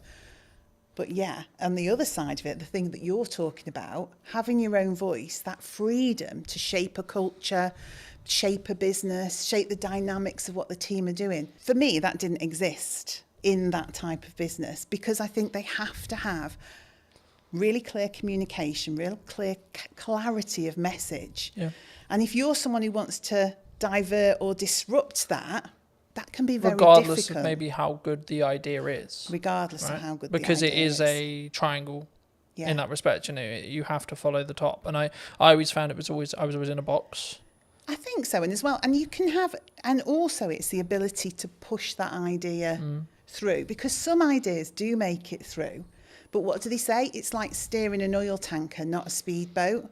Yeah. So it's the perseverance, it's that just ability to doggedly slog through with that idea till somebody says, yeah, we can make that work, and you get people behind you. But you learn so much from that. So I could see you going into corporate and learning a ton of stuff. But because I know you, I can't imagine you there because you're more entrepreneurial. Yeah. You shape things, you do things that you believe are right, not what people tell you is the right thing to do. So Smith's was all about just execute, and deliver. Whereas now I get to shape and change and mould and mentor and support elements of that in a business like WH Smith's, but now with a lot more heart and my own voice behind it. Do you think, I mean, obviously, for those who don't know, you've moved into Chief Strategy Officer. This is the first time I've heard of it. I mean, in a nutshell, what is that? What is it? What does actually your day-to-day look like and feel like? I guess it's about, ultimately, it's having the long-term plan and strategy for that business, so the growth plan. So looking at quick wins, middle term, long term. So saying, where is Eden as a business going? But then from that, understanding, I guess, some of the fundamental change. So what are the operational and robust things we need to put in place to get it there? Yeah. But also having the freedom to be inventive, to work with the team, to generate ideas. So I would say I'm the person who knows the long term, but I'm also the person that wants to generate all the bits in between that move us in that direction. And some of it is quite simple. Some of it is really quite complex. It's about building teams, it's about building roles and responsibilities and processes. Yeah. But then it's about looking at innovation, deciding what we want to do, NPD, all the fun side. And I think for somewhere like Eden, Chief Strategy Officer is because we want to scale up and grow the business, but we don't fundamentally, well, I don't believe fundamentally we can lose the heart of what Eden is. Yeah. It started in somebody's house with the founder and his partner and a couple of people working for him. And it's grown now into its own HQ, its own warehousing, employing 26 people. There are loyal customers who've been with that brand for that whole 12 years. So we've got to scale it up because we want more people to join the organisation and more customers to experience the brand. But we don't want to lose the heart of what Eden's all about. And I think it's my job to make the scale up happen, but make sure Eden remains Eden. Do you think it's difficult? Because by proxy of scale, you have to somehow, like I'm in this, as we were discussing before, I'm in this struggle at the moment where actually things have gone like a lot better than planned. Happy Which days. is brilliant. Right, great place to be, grateful place to be. But it's also like a legitimate issue in the respect to actually now I've got to like, how do I duplicate myself? Because that's potentially the position I'm in, especially when it comes to like continuing the next step now, which is actually continuing with what I feel is working. But sort of, I guess, because I'll never be able to replace me sat here in front of a camera. No. Right? I can outsource everything else. But the only bit I'll never be able to, especially if a client is very tied to, I want Colton on the production, I want Colton on the marketing, etc., it's going to be difficult. I mean, did the team at Eden find that as well? I think because obviously you sell a product, right? But the essence is still there. Yeah. I mean, ultimately, our main product, it's dog food. I mean, that's what we produce and sell, premium quality dog food. I think when I came in to that business, it was difficult because it was change. It was somebody saying, what you've done till now has been brilliant because you have organically grown this business with people from the local area, not experts, just people with a passion for pets, a passion for the brand. And then I had to come in and say, that's absolutely brilliant, but we need some roles, some responsibilities, some routines, some best practices. We need to get back to basics. We need the foundations. And that was the change people found difficult. So that freedom to just almost do whatever you want, whenever you want, had to be pulled in for a while we established some core basics. But once we'd done that, once we'd got the right people in the right place doing the right things, once we operationally were robust, when we'd done our risk management piece that said, what are those critical points of failure that sit within this business? Then people could see, oh, actually, I can still operate the way I did before with freedom and creativity and innovation, but there's more support underneath. Things don't crash off a cliff. Actually, the structure's there now for us all to be able to do the things that we're really fundamentally good at, which is connection with the customer, the love of pets, the love of the brand, getting out word of mouth, spreading the word of Eden, knowing that the business is fundamentally running well. Yeah. Whereas before, the business could have been struggling and we wouldn't necessarily have seen it. So we wouldn't have been able to make the changes we required to keep the business in a good place and on track. Yeah. Do you think there's I mean, you, with your role, I think you'll look at maybe like the overarching strategic side of marketing. Yeah. But what are people missing right now in marketing, would you say? Because there's a I lot of think buzz some- around yeah. people saying like, oh, there's you can't get in, you can't have a podcast, you can't do content, you know? I think sometimes maybe it's not what are they missing, but it's have they sat and thought about the brand and their audience and what they want to achieve? Or are they just trying to follow trends and what people tell them they should be doing? So I think everything from your TikTok through to email marketing, etc., is all valuable and valid. But it is up to the business to understand, is that right for them? And maybe it's not right for me today, but it might be right for me in a month's time. Yeah. Or maybe something I've always done, I'm going to stop doing so much of that now because I want to change. So I think you have to consider everything in the marketing sphere, but it doesn't mean you should do everything. because if you do it without authenticity, I've seen many TikToks where I just think I could literally crawl under a rock with embarrassment. Now, I'm sure some of that actually works sometimes. But if you're just doing it because you think you have to, I don't think it works. I think for me that's really true. And I mean, I guess the follow-on question was going to be around like the shiny thing syndrome. So to give you some context, I was out on a run yesterday. Yes. And I was like, hey, I should have like a teaching platform and it should be on a subscription basis. I was like, no, Colton, that's a good idea, but no, because I'm focused on like two main things right now for the next, like probably to the end of the year, more likely, which is the podcast, right? And then the event, right? That I alluded to before we started. And the event's in September. So the reality will be like after September, I'll just be planning the next one and continuing with the podcast. Yes. Do you think people run into a challenge when it comes to like, they get some momentum with something and then they go, oh yeah, but this shiny thing over here is really cool. Yeah, and it's and also if you're looking at your competition quite heavily, if you're looking at the marketplace and seeing what people are doing, you don't know if what they're doing is actually successful. But internally, you go, they're doing that. It looks great. I mean, of course it looks great because they make it look great. Yeah. It doesn't mean it works. Doesn't mean it's successful. But it's so true to say you can just be pulled off. I mean, I say to my team, I know it's a really old analogy of all of us pushing the boulder up the hill. If we all run off in different directions, we're going nowhere and probably going to get squashed. Yeah, who's going to get squished? Who's going to get squished? And that's what I say. Look, we've got some key pillars. Let's stay focused on that. Let's consider the opportunities, but don't run off and do it and just leave this hanging over here. And don't get me wrong, we've done that loads.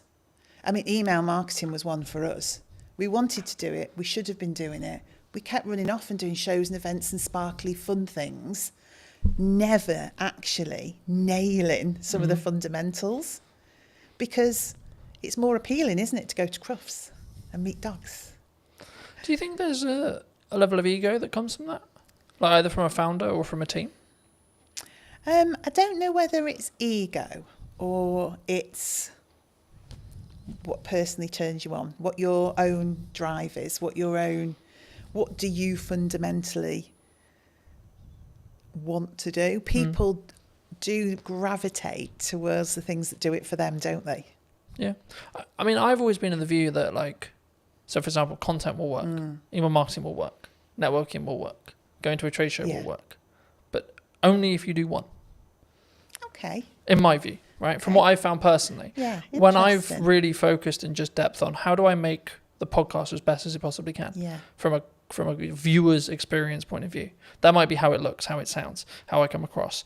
Can I outsource it? I've got a balance, so because it doesn't directly make me money, but actually the marketing collateral that I get from it will make me money. Okay, cool. So then it becomes a game of we're keeping those costs and balancing those costs, sure, but actually how can I focus on the viewer experience? Yes. And then when I look at maybe something like the event, it's like, okay, how can I make this client experience incredible for the people coming, even if there's only 5 people in the first event, right? Yeah. And I think sometimes we get, and that's why I mentioned ego, because I think sometimes we go, but I'm only going to sell 5 tickets. It might be the possibility that I sell 20 tickets or 30 tickets, but like, what if I only sell 2? I get that. And it's interesting, isn't it? The business that yourself is in with you, and obviously you're looking to scale up and maybe employ, etc. Whereas now I'm sat with a team of 26, and so we've got the opportunity to do so much more. Yeah.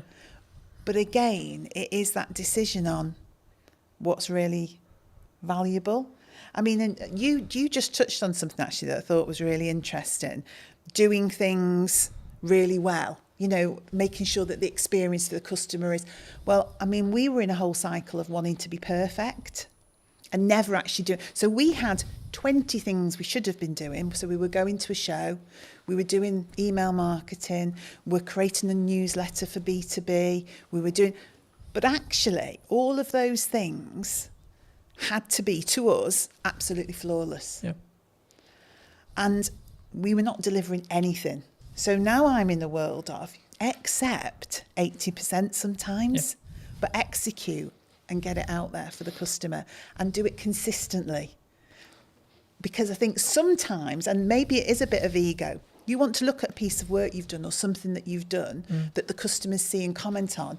And when you're getting all the praise and, oh, that's so beautiful and that looks amazing and your brand is absolutely, but you've achieved very little, it's not really worth anything. Yeah.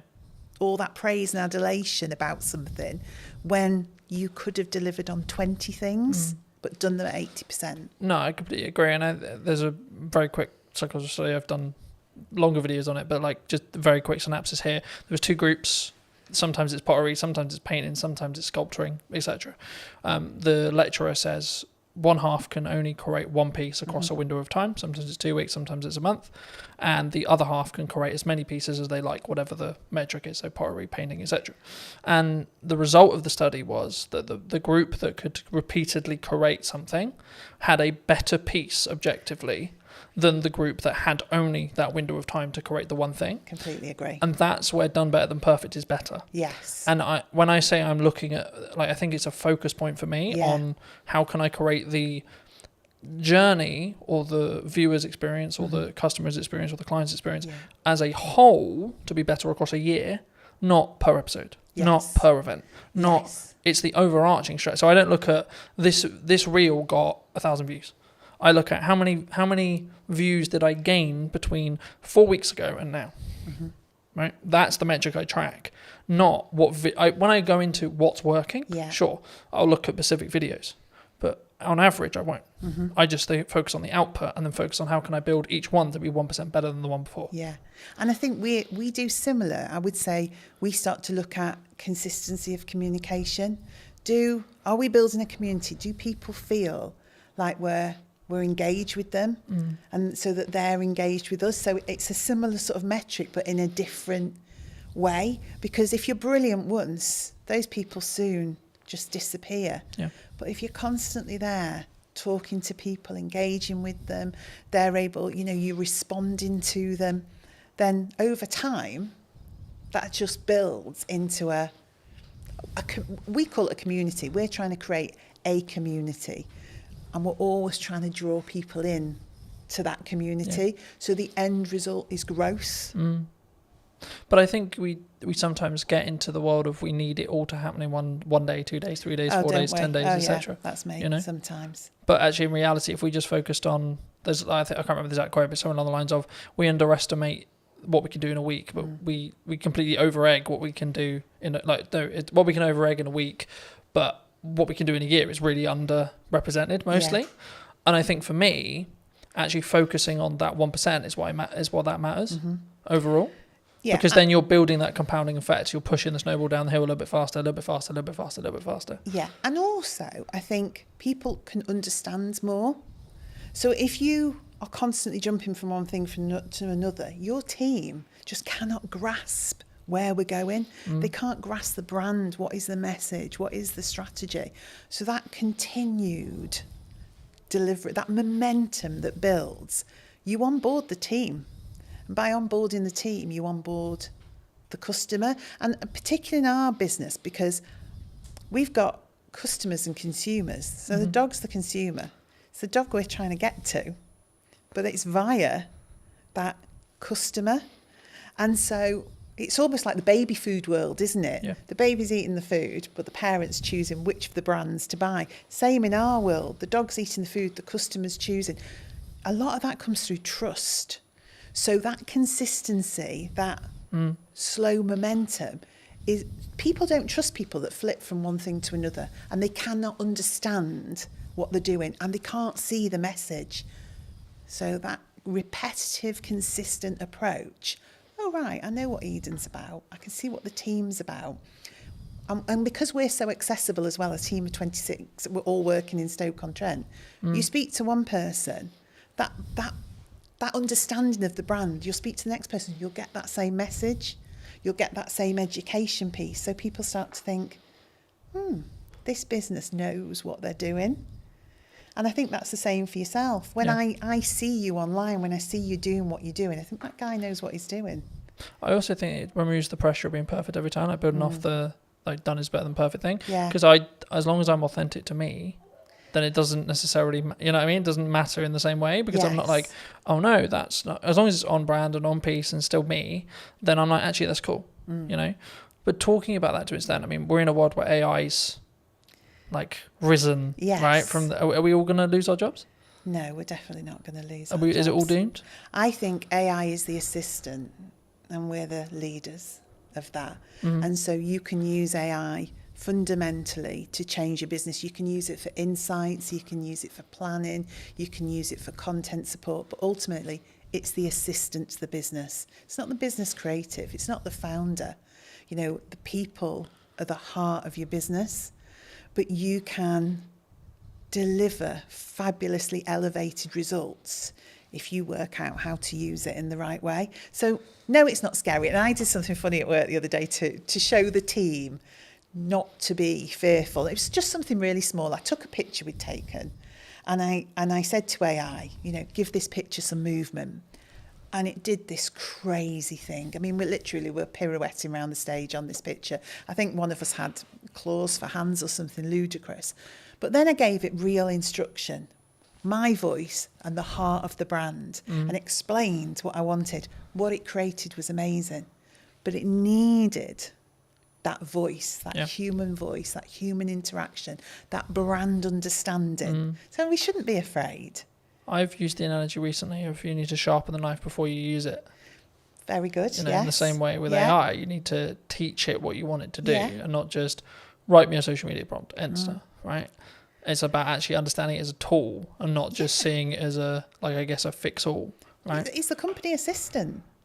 It's like your PA. It's part of the business. It's part of your business. It's a tool of the business. But it hasn't become the business. And I would hope some of the more routine tasks that it will support people then to be able to drive more creativity and innovation because they've got the capacity and the space to do that. You know what business is like. Sometimes it's incredibly busy just getting tasks done, just executing things. And then you end up working in the business all the time doing. And you don't step away and think, right, okay, let me listen to the customers. Let me look at what's happening in the marketplace. Let me analyse some of the insights. And when you stop and do that, and I hope AI gives us that, so we can stand back and go, do you know what? This is what we need to do. Because I've had time to think about it because AI is my assistant. Something that I found really interesting, and I'll be curious on your thoughts as I'm bringing it up here. I mean, I'm rapidly approaching the end of Mel Robbins' the 5-second rule. Okay. I don't know if you know it, but it came out a handful of years ago, and the crux of one of the things I read on the way here was procrastination is actually a reaction to stress management. It's nothing to do with like not getting the work done. It's how we cognitively distract ourselves and have that stress break. And it kind of links to the AI thing because I think the performance, you could say that, especially when you're in C-suite or you're, you know, a chief marketing officer or a chief exec officer or a chief strategic officer, etc., we can be so do. How do you personally balance it, but also allow yourself to have that time to, I guess, think up the more creative ideas or like have that more synergized approach in respect to actually, no, I'm going to step back now and say, let's look at the problems I may be facing and how I can like strategically fix them, but not with the pressure on having to fix the answer today. And sometimes I'm really bad at it. So if I'm overly excited about stuff, then I'm just do, just as you describe, really. There'll be days that fly by and I'm not quite sure what that day was about. I think there's a point in business though where you have to do that, right? Probably, yeah. Well, you do it because it's necessary, in the moment. But then what I also find, I like to be planned and organised. We were talking about this. I like my notebook. I like to think ahead because I like to show up in the right way. Yeah. I am myself. I'm always the same, but I do give thought to how do I need to show up tomorrow? What are the things that I need to achieve? Am I planned and organised around that? And when I am, that gives me those periods of time to step away with do that for people in the business as well. Say, hang on a minute, let's just stop. Should we just go and grab a coffee or should we go for a walk?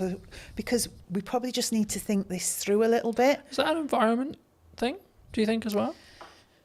Like you need to physically remove yourself from the office, the home, to get a change of scenery? For me it is. And I probably use that with other people. Now, whether that's everyone's reality, I don't know. But I am one of those, when I got home and walked the dogs at the end of the day, that's where things would come together. So all the strands from the day that all seemed very sort of disparate and all over the place would come together, and I'd think, right, that's what we need to do. But we talked about this in work the other day, actually, creating space, going for walks, having hours of the day where people put down their keyboards, they put down and we do something different. And whether you want to call that a team exercise or just chilling out and having a coffee, but forcing people in a way to have space. Because your natural reaction is you're being paid to do a job. You see yourself as, I must be productive. I need to be able to demonstrate the things that I've done. But that's not the case. What you need to be able to demonstrate is an understanding of what the most important and priority things that we should be doing. Not that you've done 100 things, that you picked the 10 most important things and did those. And do those well. And do right? them well, yeah. But don't do, like we said before, don't do them so well you don't actually deliver on anything. But, yeah, do them well. I think you need to personally ask yourself. I mean, I'm looking at it as I say, like, I can focus on 3 main things, right? And that's what I'm really leaning into across 3 months, 3 things. Yes. Right? And it's like, right, the podcast, client delivery, and the event. Yeah. That's it. You've got nothing else. You can't add anything else. And it's not that I don't have other ideas. I do. Yes. But it's actually, if I'm going to get what I want from this and I'm going to make those 1% improvements, I have to focus on those 3 things. So how do you, because to me it's capturing the ideas, isn't it? And that, I think, is the strategically important bit. I think you can, and I believe part of my role is to help people focus on the key things, because I think you are in control of your role and your business, and we've got 26 people there, and one of my jobs is to help them prioritise what we need to be looking at and when. But capturing the creativity, not allowing ideas to disappear because we're busy, always making space to go back to things, to reconsider them. And even if in 6 months' time it still isn't right, to reconsider them again. Because what do they say? There isn't any bad ideas. No, it's just about timing. Yeah. And, you know, I mean, the simple answer of like, how do I do it? I have a set of like what I call my command notes or like top end notes. Okay. Whenever I have an idea, I put it down.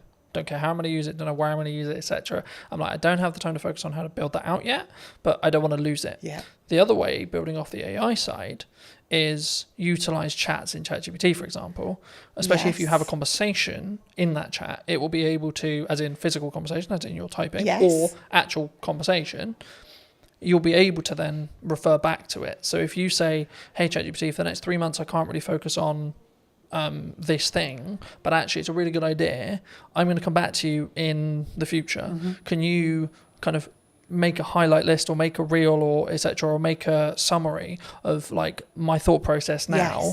And so when I actually have the time to give the focus, I can then do that. And then what you do is you just brain dump.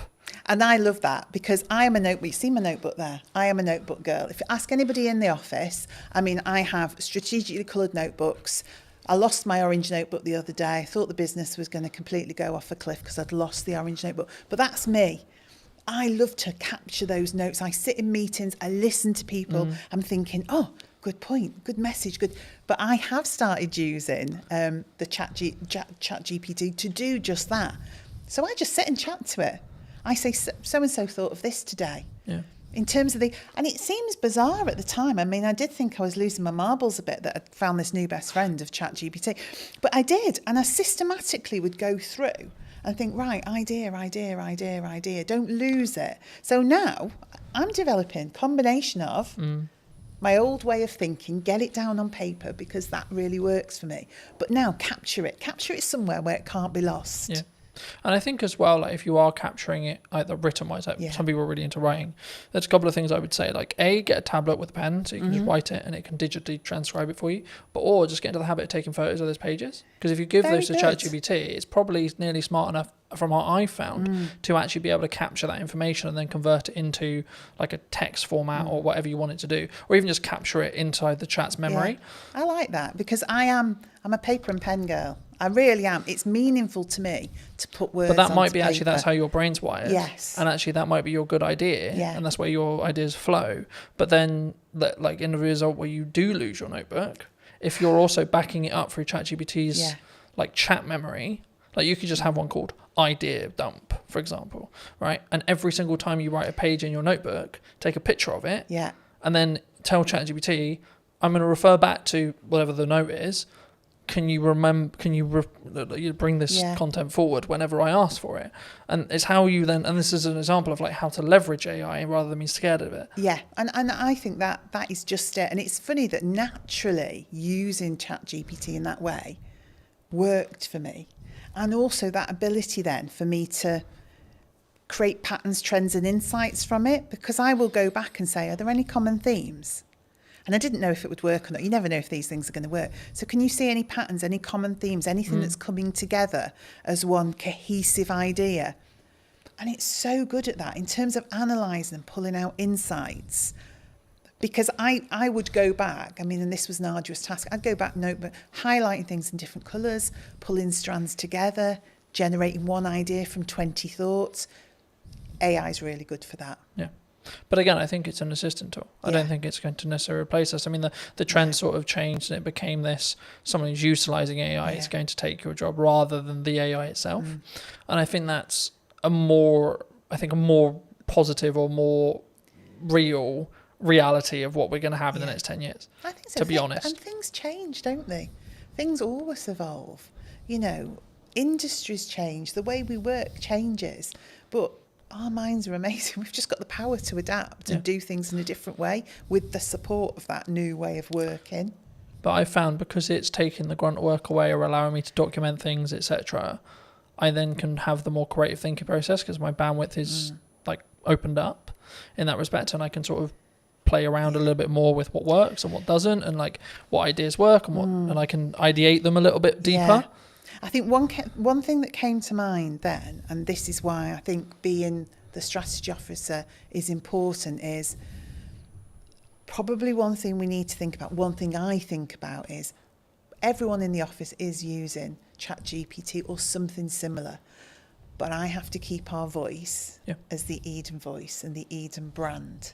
So that's what then becomes important in terms of us and the team. Because again, we could all go off with our voice thrown into ChatGPT. What it gives you back then starts to become... But I think it's a mirror, right? Yeah. And I think when we blame it, oh, it's a bit robotic, oh, it's a bit this, oh, the words aren't, it's like, well, you put it, you did the prompt, you did the... Yes. But I think, I mean, as a more generalised question, I guess, do you think that we don't look at ourselves in accountability-wise as an over, not even necessarily AI, but as an overarching kind of like, as a person when we see something maybe goes wrong, like more generally? Like, what, that people as a whole we don't take accountability themselves, or do you think that's rarer? It's easier to go, it's your fault. Yeah, we don't always want to take accountability. If you're asking if we do, I think you know when you're accountable for something. Yeah. That doesn't mean you don't try and deflect that accountability. But normally, if you work it through with somebody, you can get to a place where you understand what role you had in that. And again, that's something I have to do, because I think part of my role is clarity. And I think clarity is caring for people. So getting people to a place where they do understand their accountability and they do understand... There's also needs to be a proven place of safety, right? Well, yeah, definitely. But that's how it should be, isn't it? It should be a place where because it isn't like hands up, I made a mistake, oh shit, my job's gone now. No. It's actually, no, hold on, we're all going to make mistakes and that's okay. How do we learn from it? It's we've made a mistake. You know, we have done, we've put tons of effort. We're relaunching it again, but we did a try before you buy campaign. And we got quite a few little bits wrong in that. Mm-hmm. So that campaign did not deliver as it should have done. Now we've learnt from that and we're relaunching it. But at the time, nobody wanted to hands up where the... So I just said, we've made a mistake. This team here, we're the project team. We didn't do it well enough. We weren't aligned. We weren't working together in a way that we were picking some of these things up. So you may have had that ultimate last part responsibility to deliver on that or to create that but actually fundamentally it was a project. So we all bear the responsibility. But let's go back and say, what was your part? What was your part? What was your part? So next time we do it, we've got clarity. Yeah. Clarity is a form of kindness. If you don't give people clarity, what you're saying is, I want you to keep making mistakes. So ultimately, at some point in the future, this is going to blow up and you're going to be in a whole heap of trouble. Where it's much better to say, oh, that's not quite right. What can we do about that? Yeah. Or I just want to have a chat with you because I've just noticed. That's much better a way of having accountability than waiting for something to crash and then saying, you did that. Yeah. Do you look at it as, in your role, because obviously you work with a larger team. Mm-hmm. So I'd be really curious, do you look at it and go like, do you come at it from a perspective of like, are you okay? Like when you work with someone one-to-one, like if they are making mistakes, because it's like you good? Like what's going on? If it's out of character. Yeah, I don't necessarily say I always would do the you good, because different people respond in different ways. But I like to be in touch with the team. I like to have sat with people before we get to that point, so I know a bit about them. So some people want to share more than others do, but fundamentally, you know the dynamics of the team. Yeah. And you can see if they're having a good day or a bad day, if they need a bit of space but a business, and also SME, I have to say, one of the things I noticed about being in a small business, it is a lot more personal and emotional to me, because I know all those people. I know their dreams, their passion for their role, but equally, that's really positive as well, because just as you described, there are days when I can say, hang on, that's not like you. Or do we want to just take 5 minutes? Or actually, is there anything we can do today? You know, is there anything you just... So, because I feel differently about a small business. I definitely feel it. There's a lot more heart in a small business because that connection is so close. I'm so close to the team. I'm very close to the product. I'm much directly closer to the customers. Yeah. So those decisions you're making, those things you're doing are much more personal. So I would say it's made me more thoughtful. I use my own voice more. I use my own judgment more, and I deal with things in different ways at different times rather than a blanket approach because I just need to get things done. Yeah. Do you think that do you need to, I guess, lead with empathy as a leader in some scenarios?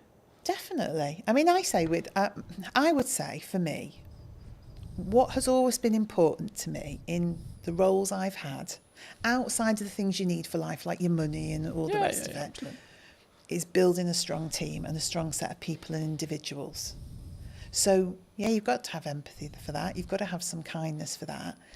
You've also got to you want to drive people. So motivationally, you do want to stretch and challenge people. So it's equal hands of empathy, kindness and support, but drive and challenge and creating a buzz in people where they can see a future and they can start to really push themselves forward. So I think it's in equal measure, really. Yeah. I think sometimes we don't necessarily look at the empathized way of looking at it. I mean, I think we'll wrap up soon, but do you think people are purely just, you're here to do a job? Like, could that be the approach? Like, it can be very, like, I'll use the term like maybe domineering or led or like very pushy in that respect. Like, you're here to do a job, get the job done. It definitely could be, couldn't it? And I think we all have to admit there are times where you just want somebody to get something done. 100%. And actually, is it more of an ebb and flow? Yeah, In some scenarios, you need to lead with candor and you need to lead with empathy. And in other scenarios, you're like, come on. Yeah, because you're also thinking sometimes the mentality of just get it done is because you know what the impact of that is going to be for other people and other things if that isn't done. Yeah.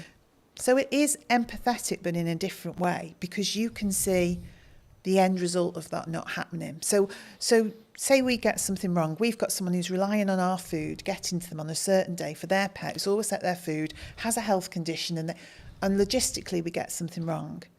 My view is I have to help that person. So in that moment, you just need to get that done. Because we really need to care for that customer, that pet. We have to do the right thing for them.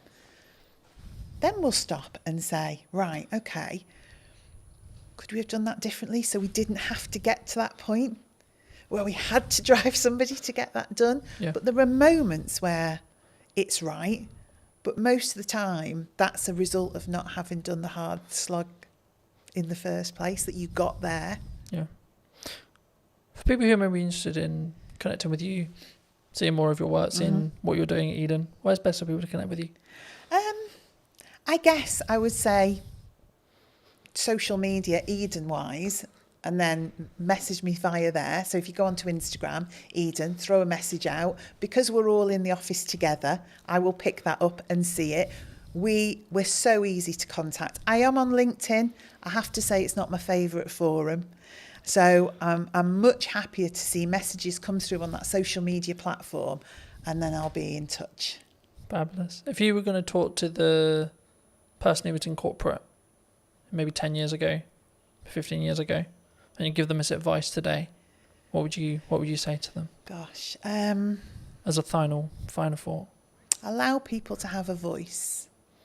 We all care about business at whatever level we work and are operating in that moment, and let that individual have a voice. That would be my message. Thank you so much for watching. If you did enjoy this episode and would like to see more like it, make sure to be subscribed. Let me know in the comment section down below if you enjoyed it and what your clear takeaway was, and I'll see you very, very soon. Hello my friends, I hope you're well. Welcome to the Old Mill, and today we're going to be doing a brand new podcast talking to Johnny from Taste World and just kind of the Old Mill. Hello Johnny, how are you? How are you? I'm very well, absolutely. I was going to think about where to start, but I mean, we're sat in the Old Mill restaurant, right? And I think a lot of people who are local to Salisbury will obviously know the Old Mill in Harnham. You've just acquired it maybe, 6 months ago? 3. 3 months ago? Okay. Yeah. Why here? Why did you choose here specifically? It was just a building that had come to our attention for a kind of friend when I think a poster went up in the window saying, due to change of ownership, will be closing. And I thought, we need to come and look at this site, when I was told how beautiful it was by the friend. And we came straight here, and within, I think, 15 seconds of pulling up in the car park, we decided it was something we needed to pursue. And we actually agreed the terms to take it kind of out of the grasp of the person that was meant to be taking it, without even stepping foot inside. We literally saw your video, strangely on YouTube, that I think you filmed a couple of years back, and the visual impact it had from the outside. And that was the decision we made. It was just something we almost kind of fell in love with. It's not something I normally do, to be fair. I normally think with my brain, not my heart, but I just fell in love with it. And then when we came inside, it was actually better than we'd imagined, which is always a good thing when you've already made a decision like that. But yeah. So, I mean, we were talking just before we started about the ebbs and flows of hospitality, maybe the ebbs and flows of any business. I mean, in your experience, how have you looked to target, how have you looked to frame creating a business that can be sustained through winter, through slower months, rather than, like, how do you look at that from a hospital? Because hospitality, in my experience at least, is known for do really well in the summer, do really well at Christmas, but then you have those other areas where it's maybe tipped down a bit. I mean, how do you look at it in your other venues as well, which I'm sure we'll get onto, but either here or in general, how did you strategically think about it? How do you sort of create that demand throughout the year in respect to the sustained revenue? How do you see it? Because I think that's if you can do that with a business, then it will continue to, you'll make more money overall because you're more consistently creating that consistent revenue. Absolutely. And I think the big thing, you just actually used the word there, we talk about a lot in our business, is consistency. Delivering product consistently to the customer, giving consistent service. That helps to kind of get people to come to you more regularly, which obviously helps stem that kind of peaks and troughs you're talking about. Now, obviously with a site like this, I would say we have the best beer garden, cocktail garden, cider garden, whatever you want to describe it as, sat 100 feet from us currently. It is a beautiful spot down by the river, and we get a lot of passing trade from people walking from Harnham obviously into Salisbury. We also get a lot of trade come from Salisbury up just to come to our beer garden. Now, that is something that we aren't going to be able to change necessarily, but what we can do is pivot on that garden and not just make it into a garden. So come September, we are completely covering it over, and it's going to become an event space for probably the next 6 months after that. So all the way through till April. So we've got a Halloween kind of pumpkin picking experience thing lined up. There's a Santa's Grotto, a pre-bar ready to go in November time that will go all the way through to December. We'll probably have a quiet downtime in January just because the team are going to work really, really hard. And then come February, we're going to do a really cool Valentine's themed month out there. Really cool stuff. Again, we'll share all this on socials when it's finalised. I'm being tentative what I'm saying, not to kind of ruin the marketing spiel when it comes out. But then coming into kind of March, April time, we're going to have obviously a big space where we put Mother's Day out there. So we'll maximise the real peak moments. Mother's Day obviously being the busiest single day in the calendar year. We'll have a potential extra 130 covers out there to what we would normally have. And then we'll have an Easter experience out there. And then we're back ready for the summer. Again, with kind of how we bring people into this space, the beautiful restaurant we're sat in with the river flowing there behind me. I'm sure you can probably pick that up on the mic. It really is a stunning feature of the building. We really want to drive people to want to come here for an experience. So that will come through kind of the level of food that we're trying to aim for, using sustainable local produce. And the big USP is the fact that we are either already or can be 100% gluten-free. So that's something we're really going to be targeting over the next sort of 3 to 6 months, is doing packages wrapped around the bedrooms and dinner experience for those with celiac disease or those involved in gluten. Now, the figures on that at the minute in the UK is around 6 million. So it's about 10% of the population are either actively avoiding or for medical reasons cannot consume gluten. Now, these people have birthdays every single day of the year, right? So 365 days a year, I've got a potential celiac that I can target with some marketing, go, come and stay at the Old Mill, have an amazing stay in our beautiful bedrooms, and by the way, we can do dinner for you as well, which is celiac safe. So that's something that we really will be pushing hard. As soon as we get the main kind of summer bulk out of the way, wasn't the best time to take a pub like this, kind of going into the busy period already, should we say. So we're very mindful of not trying to overload ourselves. So layers to a cake, layers to an onion, however you want to look at it, we kind of stack on top. When we get one thing right, we'll do the next thing, the next thing, the next thing. So we're hoping if I sat here this time next year, I'd be able to say to you, everything I've just said, we've done it, and it's great. So, do you think there's, I mean, you mentioned like that being one of your unique selling propositions, but do you think that's one of the reasons why maybe your locations will be successful in comparison to someone else's who maybe isn't thinking that forward ahead, isn't doing those outdoor events, turning in their beer garden into things? Because I think people sometimes they look, because you've got to spend quite a bit of money to do the beer garden stuff, right? It can't be cheap to convert the beer garden semi-consistently and then convert it back, and then I imagine if it works, you'll do it the following year and you'll flip and you'll continue to rotate it. I mean, is that just the nature of the business, would you say? yeah, I think the age-old sayings, innovate or evaporate, speculate to accumulate. I'm very much on the leading edge of wanting to use tech, for instance. We're using more tech in our business, and we look forward, not backwards. We don't look at why things are bad, we look at how we can be better, and that's something across the whole group. Our senior team, that's all I'm talking about. I'm not cutting wages, I'm increasing sales. I'm not saying how do we get rid of people because times are hard. I'm saying how do we bring more people in for different reasons. What we're also really good at, and if anyone on here is listening as a hospitality owner or manager, we are very good at getting brand deals. So all the cool stuff I've just spoke about, we'll be approaching brands. And so the pre-bar, for instance, will be selling a shed load of Bailey's hot chocolates, I'm sure. So I'll approach Bailey's and say, look, I want some support. They will give you money to support their brands with the right streams and for the right events, similar to your festivals. When you see the big festival bars and stuff like that going on, that's got brand support behind it.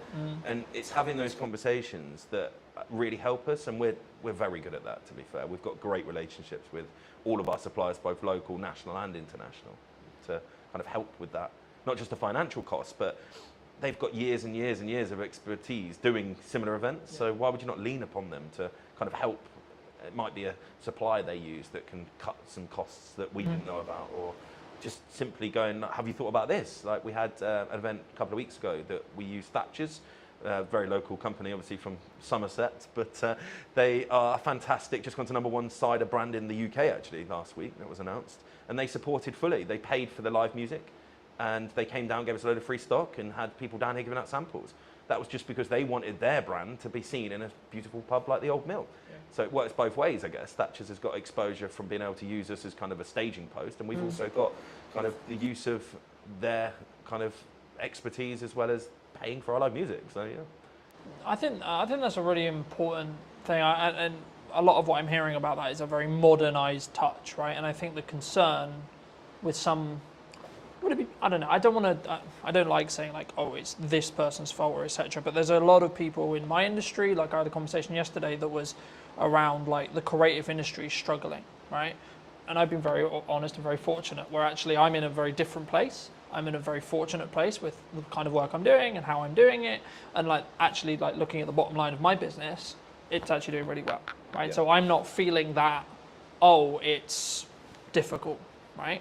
Do you think in your experience, has there been like always something going on? Because I always see it as like there's always something happening in geopolitics. There's always something happening in the economy. There's always a concern related to the up and coming budget or the up and coming changes or etc., which of course changes things for businesses. Of course it does, right?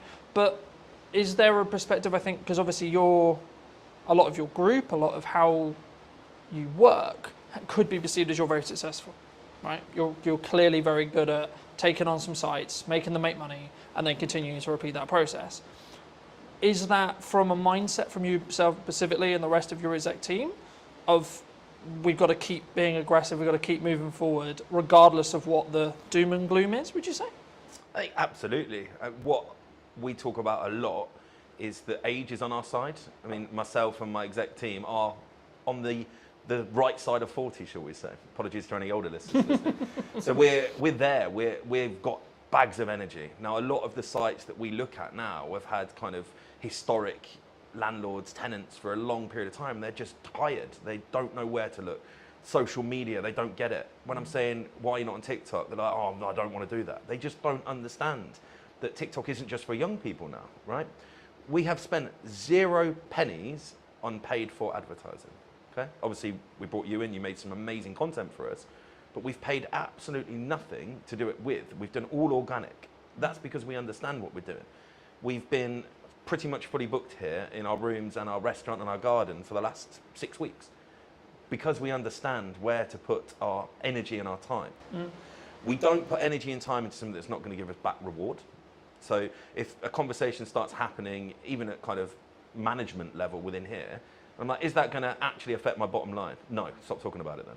Because you've got to be so fixated on the numbers that it's almost autistic.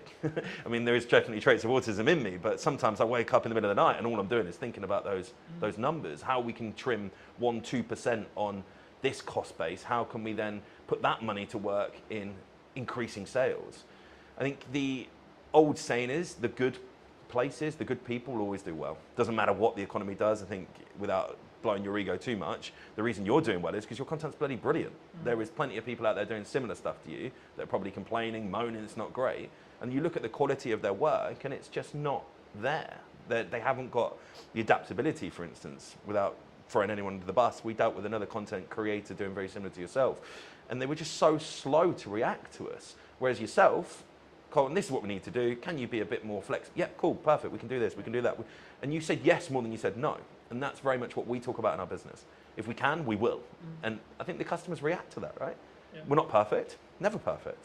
It's not a real word, right? Perfection, I think you can pursue it, but you'll never get there. I think, well, just building off that, I mean, I've always followed the motto of done is better than perfect, because your concept of perfection will always change, right? Yeah. Because if you're growing personally and as a business, your definition of that word will then change by proxy.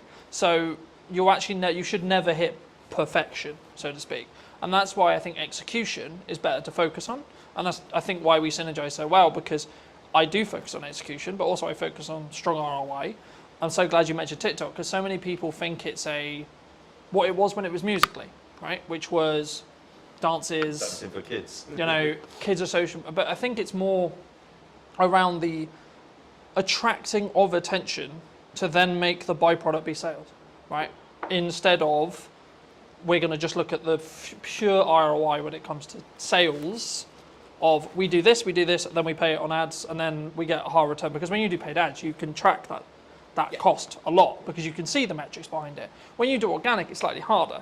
I mean, how do you look at either TikTok or your content strategy? Because one of the first things we talked about was actually like you're really strong at marketing, right? So I was like, okay, absolutely fabulous. How can I then add value on top of that? Because I wasn't then going to have you need to post on social media. I wasn't going to, because it was like you had it. I didn't need to have that conversation. With some clients I need to because they're new to social and we need to get them up to speed. But with you, it was like, okay, cool, what do you want? What do you want us to do? Yeah. You know, I mean, is it just TikTok? Is it just Instagram? Is it socials? Like, how do you tackle marketing from your perspective? I mean, we approach each venue with different purpose. So we've got a competitive gaming venue, for instance. So targeted 21 to 35-year-olds that want to go out and play interactive darts, shuffleboards, that kind of thing. Now, our marketing strategy there, very different to here. We actually use Snapchat still, believe it or not, because we get good, positive interaction on that. We use a lot of TikTok, we use a lot of Instagram, we use a lot of Facebook. Don't do any paid for stuff there, really. It's a lot of get influencers in, come and play some darts, film it, put it on your Instagram for us. That gets us great results, it really, really does.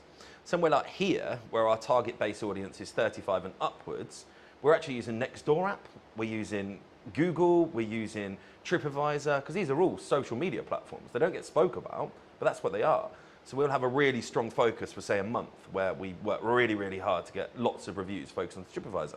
Not by any other means other than giving great service and just going, guys, really appreciate it, just leave us a good review, or a review, sorry. You never tell them what review to leave, of course. An honest review. And yeah, that works really, really well. So then people searching for places to go in Salisbury, we're up there, right? Yeah. The biggest thing we do, I think, is getting the team on board. So we're not a single person marketing company. I am head of marketing, if you want to call myself that, as well as obviously CEO. That's where I like to spend most of my time because it's where you see the excitement. But I think here we've got 6 social media admins. So they're tasked, right, today's your day. This is the plan, execute it. Because as good as your stuff is, your captured pictures are only going to be live on the day you did it, right? The best stuff we see is what I call the instantaneous, the random stuff. We had a dog swimming in the river yesterday. Unless I ring you up and go, come on, can you come and snap a picture of the dog that's now swimming in the river? You're never going to get a picture of that. Yeah. We post that online and we get such good interaction. We're not into just posting food. You'll probably see that from our marketing. People get bored of that. I don't want to follow someone that's just showing me a great fish and chips. It'll be the best fish and chips in the world. Once I've seen it 5 times, I'm cool, it's fish and chips. There's only so many ways you can angle it or change the lighting or the backdrop on it, right? So we'll post customers. We've got Doris is coming to celebrate her 70th birthday. Happy birthday to her. That kind of stuff can only come when your team is kind of in with the vision. So we'll do regular monthly catch-ups with all our social media admins. We'll do then probably every 3 months an in-person one. So we'll bring them all in, and it might be yourself I ask next time, right? Can you just come and do a piece on how you get great filming angles, great lighting angles? So they all understand they're never going to be as good as yours, but they don't need to be when we're putting out as much content as we are. Yeah. And I think that is something that I really understood, and probably the biggest thing we change when we take properties. I mean, yes, this is beautiful. Yes, we've spent money on it. Yes, we've elevated it. But circumstantially, this building was beautiful before we took it, right? Why are we now busier than it ever has been? I think because our marketing's better. I think before, when we looked at it, their last post was 2 months previous on their Facebook, on their Instagram. I think we took it in February, end of February. The post that was last on Facebook was advertising Christmas carols. It shows you the difference on where we're at. If you go on our Instagram, our Facebook, our TikTok, our websites are kept up to date to the day, you'll know exactly what we're trying to be, who we are, and then hopefully, when you come in, our social media, our marketing reflects what you then see inside. So I don't want to become a fake presence. There's quite a few restaurants I can think of that look amazing on socials, and you get there, you're like, wow, you've just taken a picture of the corner of your restaurant that does look nice, and the rest of it's not real. So we'll do a lot of kind of walkthroughs. I think the other day I just live filmed, walk straight through the front door, down the alleyway, through the garden, no editing, no filtering, just here you go, guys. This is what you can come to if you want to. And that, I think, gives an honesty. Yeah. I think that's the best word to give it. You're not trying to sell anything. This is what we are. Do you want to come? If you do, great. We'll see you at the other side of the door. But if you don't, cool. It's also not for you. And we're very, very good at that, actually, to be fair. Identifying who our customers aren't, because not every customer's for us. If someone walked in here and they wanted to have a £10 meal on a Friday night, we're not for you. There's plenty of places offering a fantastic meal for £10 in the Salisbury area. But on the flip side, if you were looking for a fantastic Chateaubriand on a Friday night to enjoy with a fantastic bottle of Malbec, we're the place for you. And you should come here. You're not going to get that if you go to the £10 meal place around the corner. Yeah. So it's understanding where your market pitch is, not trying to be for everybody, because it's impossible, but the people you are for, really being strong at that and having that kind of full team cultural mindset that all of my team will know who we're for within probably a parameter of what age we're aiming for, what service we're aiming for. They'll all know that our USP is gluten-free. And I think that's really, really important, because I can't just sit here now spouting all of this and then not relay that to my team.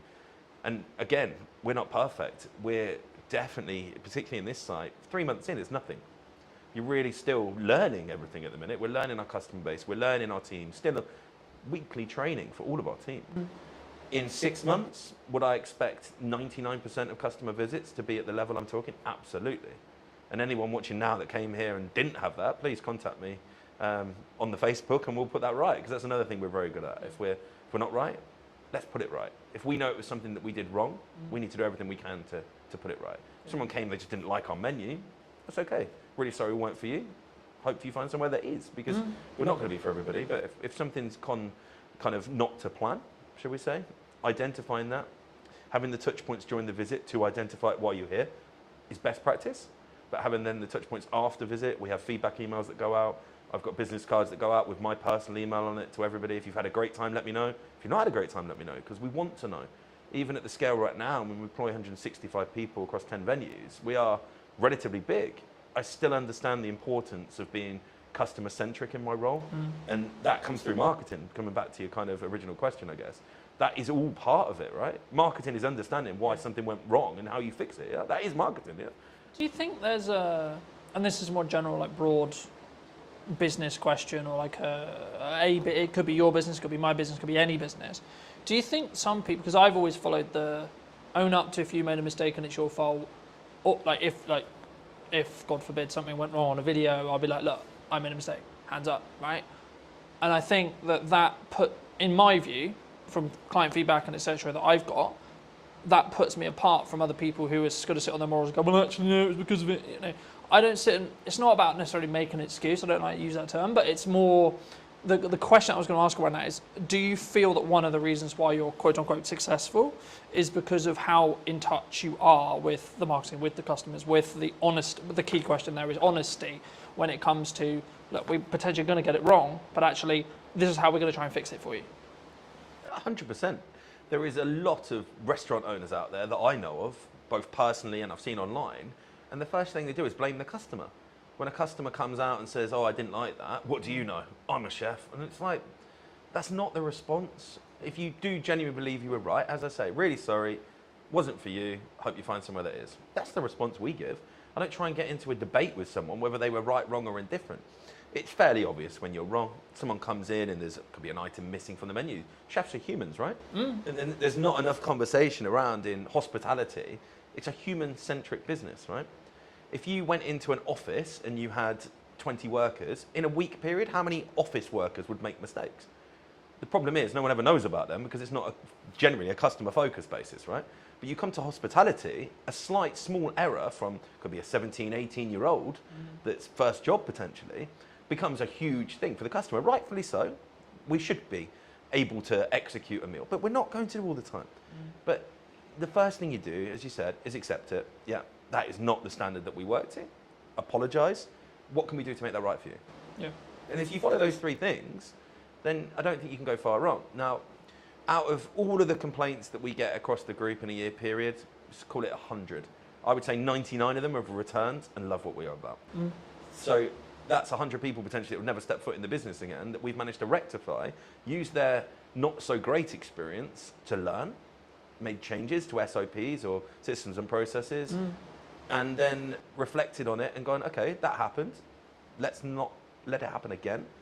How can we improve as a group? Can we learn something that happened here and go, actually, we can stop that happening anywhere else, not just here? Because even now, I mean, I'm 20 years into the game now, there's still stuff happens. I'm like, wow, wasn't expecting that. How did that happen? What can we do to stop that happening again? So it's a learning day all the time. Even for someone at my level, my experience, you might think, oh, I know everything. I don't.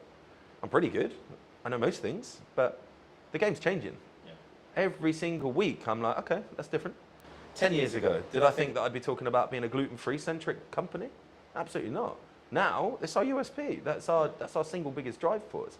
Because most places don't want to do it.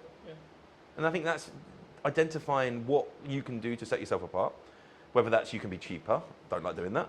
I think that's the easy way up, being cheaper. Being better, what quantifies better. But if you're totally unique and you're the only place in the market doing something, then you're always going to have a market for that. And riches in niches is another saying I like to use, right? We're in a niche that's not even that small. It's quite large, 6 million people. But it is a niche in this area because in Salisbury, we're one of the only places. Probably the only places. Can be 100%. I think that's really unique. I think it's sort of, to an extent, it leans back into what do you want to do incredibly well at, right? And I think I've always tried to pride myself on, I may not be the oldest videographer in respect to being in the game or the biggest marketing company or etc., but I will give as much effort and as much energy as I can to create the best content that is tied around what you, whoever it may be, the client, is looking to achieve from that video, that set of videos, etc., whatever we're doing. But from your perspective, why, maybe not necessarily just me, but why do you look to invest in video as a whole or marketing as a whole? Because you said earlier in the interview, your team does a lot of marketing, right? So I guess the question from potentially the audience is then, okay, well, why do you then spend money to get a professional in to create those, what I'll call showpieces? So it's long form, stuff that's going to be around for a long time. I will always invest to make it professional. I think it makes you stand out from the crowd. So our long form content will live on YouTube. Our long form content will be housed on our website. Our long form content will be posted to the top of our grid, pinned to our grid, technical term there, on our Instagram. So some lands on our Old Mill Salisbury Instagram, right at the top there will be a pinned post of, oh, okay, that's what that's about, really professional. And I just think it adds to that level of experience. The customer sees, oh, okay, that's a serious place. And I think that's why we do it across our group. From probably the second or third month, we'll get it in. Once we know we're right, we'll get a videographer, a photographer in, and we'll get everything kind of framed up, and then we add it onto our websites, and we've got then a bank portfolio of stuff, like the stuff you've done, we'll cut that down. We'll do 10-second clips every now and again. It just kind of helps remind people that we are, okay, these guys are serious. They might be posting a dog swimming in the lake, but actually, cool. Look how nice that restaurant is. Look how cool that video shot of the garden and the pizzas is. So I think it's so important. You can't have a website with a phone taken, a photo taken on an iPhone. It just doesn't look right. If you landed on a website and you had a choice of, particularly for our hotel rooms, I guess, a choice of hotels, and the first one you landed on had a phone taken photo, and then the next one you was like really nice professional photos, where are you going to book? If everything else is the same, you just feel more qualified to take that booking, I guess. I think it's I think what we talk about there was a perception thing, right? A lot of when people maybe start out in business or they want a hero video for their website, or especially if they're service-based, they maybe want to give their best foot forward, right? And I think that's the perception. And of course it has to be backed up with the sales, it has to be backed up with everything else. But I think we also, sort of what we touched on earlier about the volume of marketing. I mean, we're in a world where AI is a thing and etc. I was going to ask you a little bit about that as well. But I mean, what role do you think volume in regards to output from a marketing point of view actually has? Because a lot of people say to me, oh, you output like too much, right? Now, I can tell you categorically, sat here today, I've won 3 or 4 jobs in the last 4 months related to the fact that I am actually one of the only people who posts for 3 to 4 times a day, 7 days a week. You know, so I know it works because I can show the ROI behind it, because I've won jobs solely off the back of the client telling me you won the job because you're always on I always see you know, in that respect. But just to reiterate the question, what role do you think volume has on marketing as a whole in your industry or in general? It's ever present. As long as it's good, it should be online. So we don't wait for perfection, we wait for good. So if you take a photo and you go, yep, that's good, so 6, 7 out of 10 quality, it can go online. Now, that, I think people get stuck in, oh, not many people liked it. Now, likes don't pay your bills, okay? And I think that needs to be spoke about so much in our industry particularly, because I hear it all the time. Oh, if I post once a week, I get 100 likes. And if I post 10 times a week, we get 10 on each, so it's the same likes, and I only have to do, I'm like, but you're not looking at who's seen it. You're not looking at what that then does. Now, I think we can tell how good our marketing is because we're busy, right? I look at my diary and I go, we're full, right? That tells me that we're doing something. We sold out our garden for a cider and sausage festival by posting 7 times on social media. I didn't do anything else.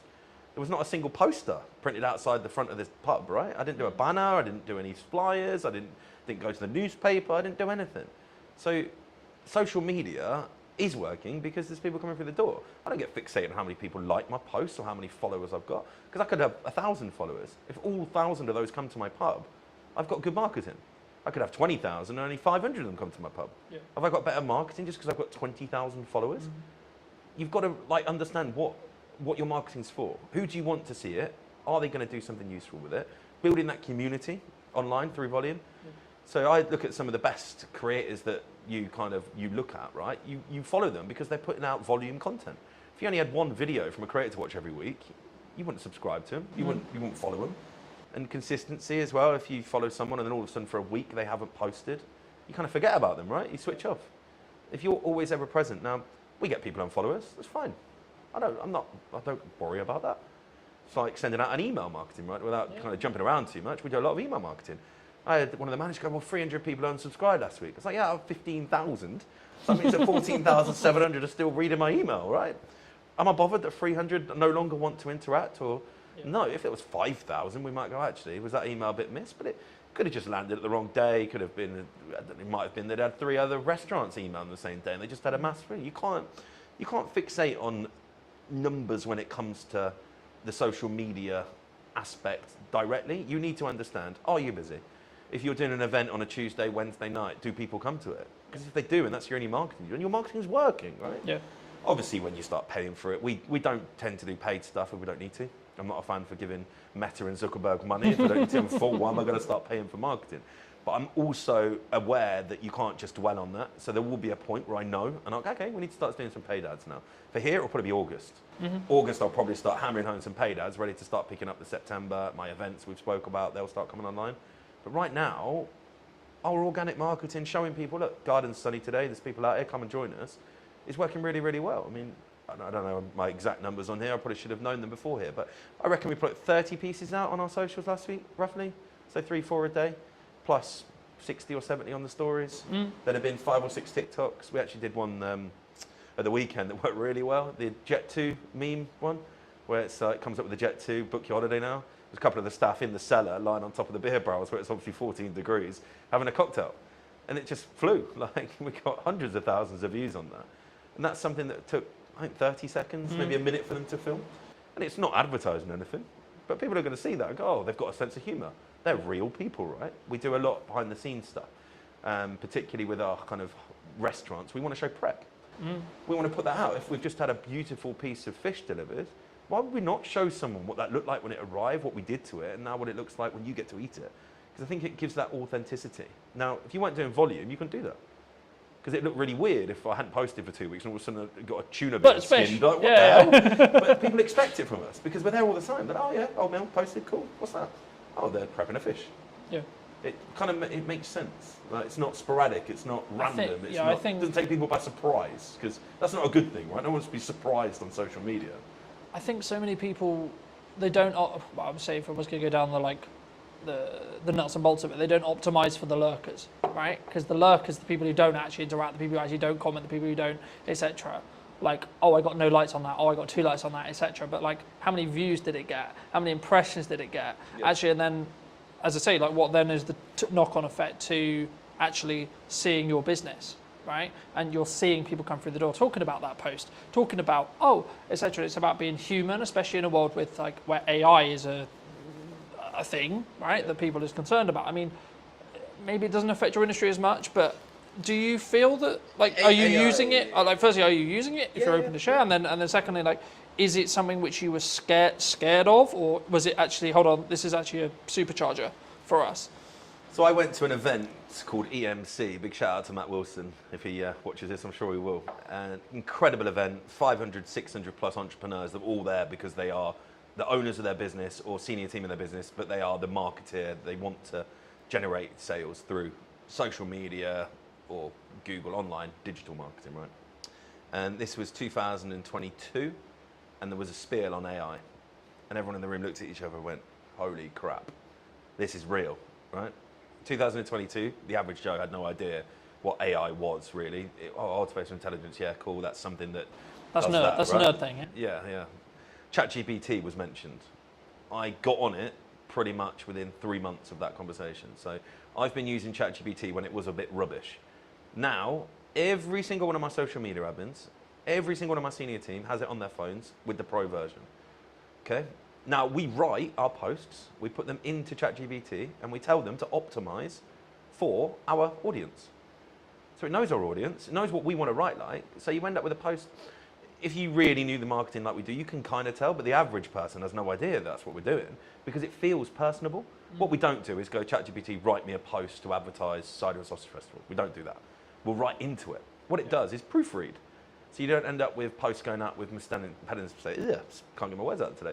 Spelling mistakes. You don't get posts going out that aren't in the right context for the right platform. What we also do is we'll get it to do one for Instagram, one for Facebook. Very different. I don't think people understand that. The wording that goes on Instagram has very different impact to what goes on Facebook. On Instagram, you need big chunky headlines because many people don't read the blurbs on Instagram. It's, okay, what's that picture? What does that mean? Whereas Facebook, people get drawn in and they want longer form reading content. So you have to give more wordy stuff to it, less big headlines, because Facebook looks a bit spammy when you put big chunky headlines. That's something we get ChatGPT to do for us, right? Yeah. Costs, it's about £9 a month. It's not a lot of money when it does what it does for you. And it saves so much time. Now, AI in our industry at the minute where it's gone the wrong way, I think, is AI food. Now, there is lots of restaurants, chefs that I know of, that they're posting amazing looking dishes and they're AI. Literally AI generated. And that's the scary part. I think we're going to get to a point where you turn up to a restaurant and you're going to think, oh wow, look at all this food. And it's nothing like what they're preparing because it's all generated by AI. Now that is scary for me because it's that good. But surely that would be a disconnect from the authenticity side of it. It will, right? but Like, it will drag if people I see in. someone on social and I see this dish, and then when I sit here, maybe actually literally here, I'm like, hold on, that doesn't match. Yeah. You know, like is that because would that be the, or do you think it's gonna get so good that actually people, by the time they've sat down, they're like, shit, I'm kind of in now. Already, I know it's getting that good. Now, visually, you can't tell, but if you save it and throw it back through ChatGPT and say, is this AI? It will say yes. So you know it's AI, but it doesn't look like it's AI. It's that good. It looks like a really good dish of food. There's one particular chef, and I think his last 70 posts, 50 of them have been AI. But it's like really deceiving almost. I mean, video AI, let's not get started on that. I think that's very scary. I'm sure at some point I'm going to be able to CGI Channing Tatum walking through my front door, taking his top off, having a cocktail at the bar, and people will think he's actually at my bar, right? I think that's the scary part. Where the authenticity is going to lie with that, you're almost going to be able to, if you got really good at it, simulate a fake restaurant where celebrities hang out and none of them have ever been there. And you know what celebrities do when you put their name to restaurants? It's interesting how it's going to play out. I'm sure some of the big boys have already started doing similar things. I mean, there's a lot of talk in the marketing space about like what AI influences, was kind of what you were hinting at potentially. You know, these are completely artificially generated people that are developing an audience, right? And I think it's about, to an extent, from my view at least, yeah, you can run a business that way, but then you're not trying to be an authentic person behind the business, right? Yeah. I utilize AI to help with editing, to help with scripting, with help with posts, etc., in a similar way to you, but I'm still the one sat here talking to you today. Yeah. So it allows me to do the other things that actually I have to tangibly do. Yeah. Right? Regardless of how big the business is, you're still going to work with me. You know, I'm still going to be the one who has the conversation related to what we're doing with marketing, potentially what you're looking to achieve, how you're looking to achieve it, etc. But you saved 2 hours last night. But I saved two. Exactly. Write out, well, without jumping off marketing, job descriptions. Yeah. You can go onto ChatGPT now and say, can you write me out a job description for my new assistant manager that I've just employed? Please use all relevant sources online to give me a relevant job description. It will then send it to me. All you have to do is then read it through, make sure that you are happy with it, and then you've got a job description. Yeah. 5 years ago, it had taken me 3 hours to write out an assistant manager's job description. We're doing it now in 10 minutes. Yeah. Like, that's the big thing, I think. We're probably slightly more protected as well. Sorry to jump in again, but in hospitality, if you are really good at hospitality, you're never going to replace that with AI. There will be a point in some fast casual food dining settings, a robot will serve you. It won't be long. It's already happening. We went to Japan for our honeymoon last year, and a robot served us. Really odd. I didn't see the human the whole time I was there. Took my order, brought my food, cleared my table. Literally came over and said, have you finished, sir? I said, yes. Said, please put your plate on me. So you put the plate in, it goes off. Really odd. That is not too far away. but no hospitality. Hospitality for me is escape from AI, escape from technology, escape from digitalness. If we go out for a meal, myself and my wife both have very high profile jobs, working very hard. We want to get away from our phones, get away from our laptops. And go and connect, go and have a human, have a conversation, see someone, do something different, not be served by a robot. So it's certainly not something that everybody's going to do, but you're going to end up with this real kind of interesting space where those that are in the mid sector to low sector will get gobbled up by the big boys because they'll just put robots on play, right? Our biggest cost in this industry is wage, by a long way. 5-6% more than what we spend on food and drink is spent on a wage on a weekly basis. Yeah. So if I could have loads of robots running around and I felt it wouldn't affect my business, then of course I'm going to do that. I spend 10 grand on a robot. It never phones in sick. Never tells me he's got a hangover. Never tells me he can't come to work today because his child's had to come off school, right? That's going to have a big benefit for some of the big boys. But then that's going to leave a really interesting space for people like ourselves that will never go down that route to be the personal touch to the industry and really have that as kind of a hyper differentiation to the main kind of norm is actually, I don't want to be served by a robot today. Let's go to the old mill. We're going to have a human service. And I think that's only 5 years away. I know it sounds pretty Crazy futuristic. concept, a human carries on I its own. think 5 years away, your big chain fast food places, maybe not the full service, but I imagine the food will be brought out. I imagine the tables will be cleared by them. It will be kind of a little system running around with little lines on the floor, and all the tables will be symmetrically placed in square grids, and there'll just be robots running up and down, and you'll probably have a few humans to oversee and maybe say thank you when you leave. And that's scary. But I don't think it's the same environment though, as you were mentioning. I think it's that it's not. It's horses for courses. You know, it's one is efficiency for efficiency's sake, and it's kind of the cheap and maybe the middle. Potentially, it blends in when it becomes really efficient, right? But if you're still the experience, the entertainment, a lot more reasons than just necessarily the dining. Of course, the dining, but also then the extra stuff that we've already discussed in this episode alone. Then you're still going to be there.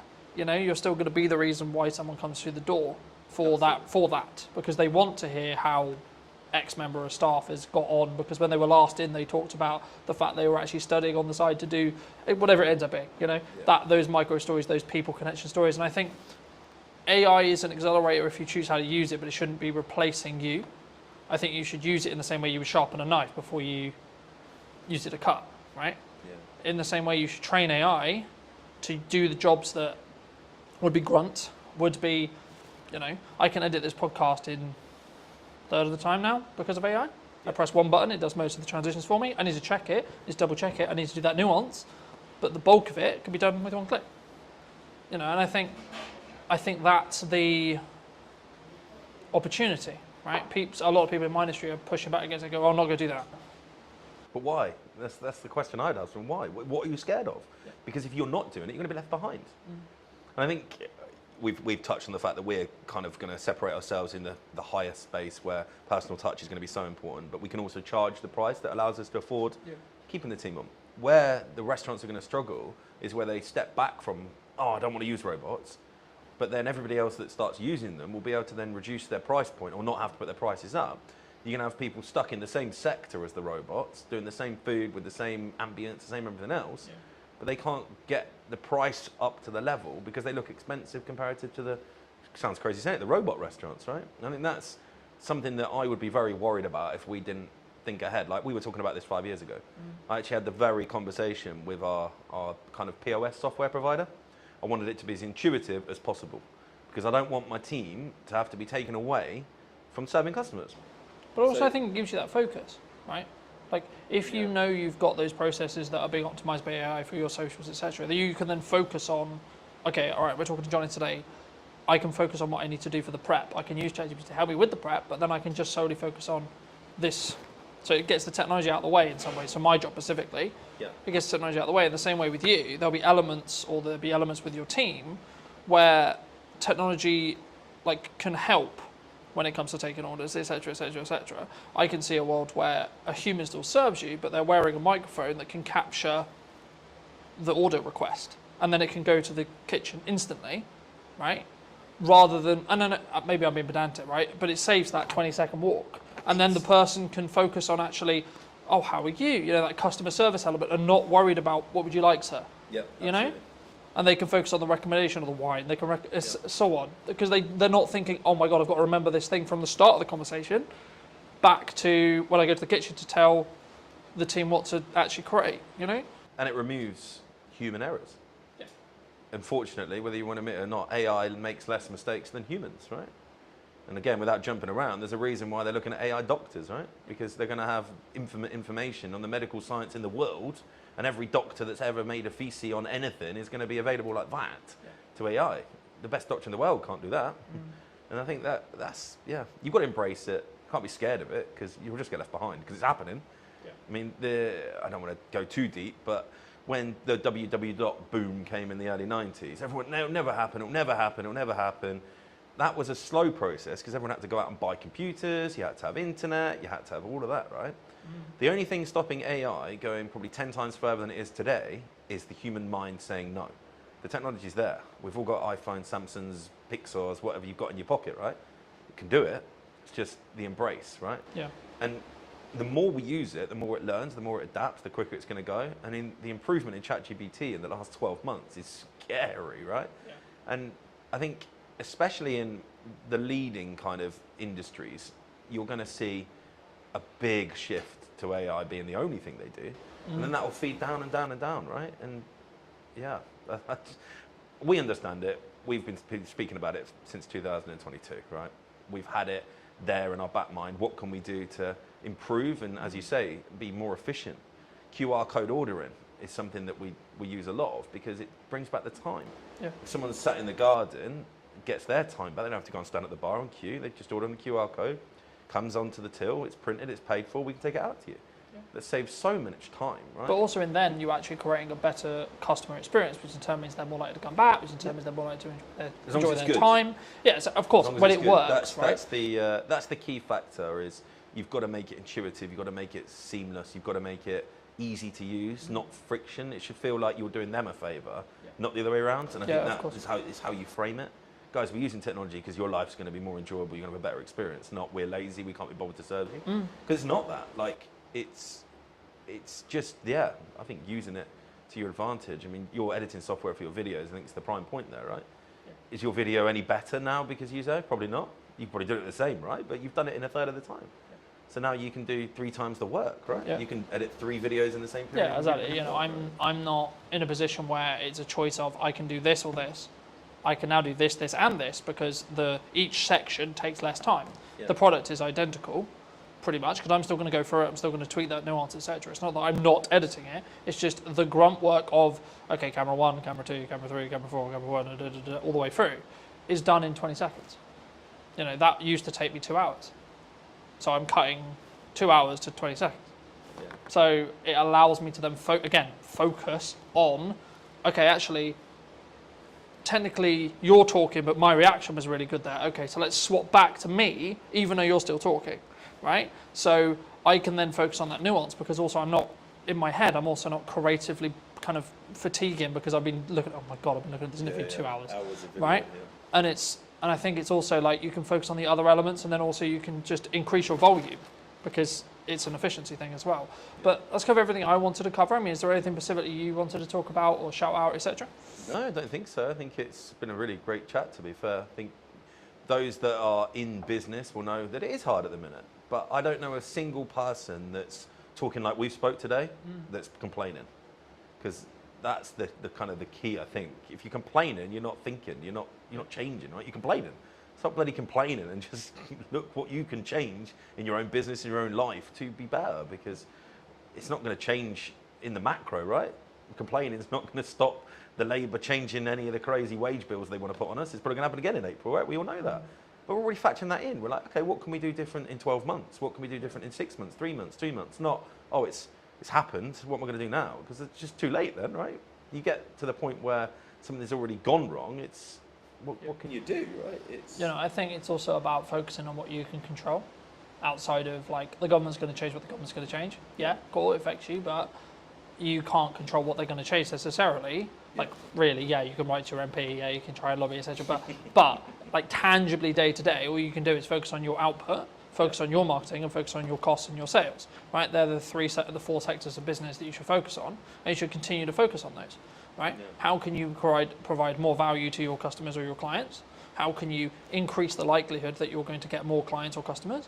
And then how can you retain or make more sales from the ones you have, right? So whether it's adding more value or thinking about a model differently or adding a retainer service, so you've got more, as we just opened the episode with, looking at a returned income rather than project gap, you know. And actually, if you've got some retainers, especially as a marketer, then you can take on the odd few projects as well. So then you've got an even better month, but your baseline is going to be at a certain level because of those retainers.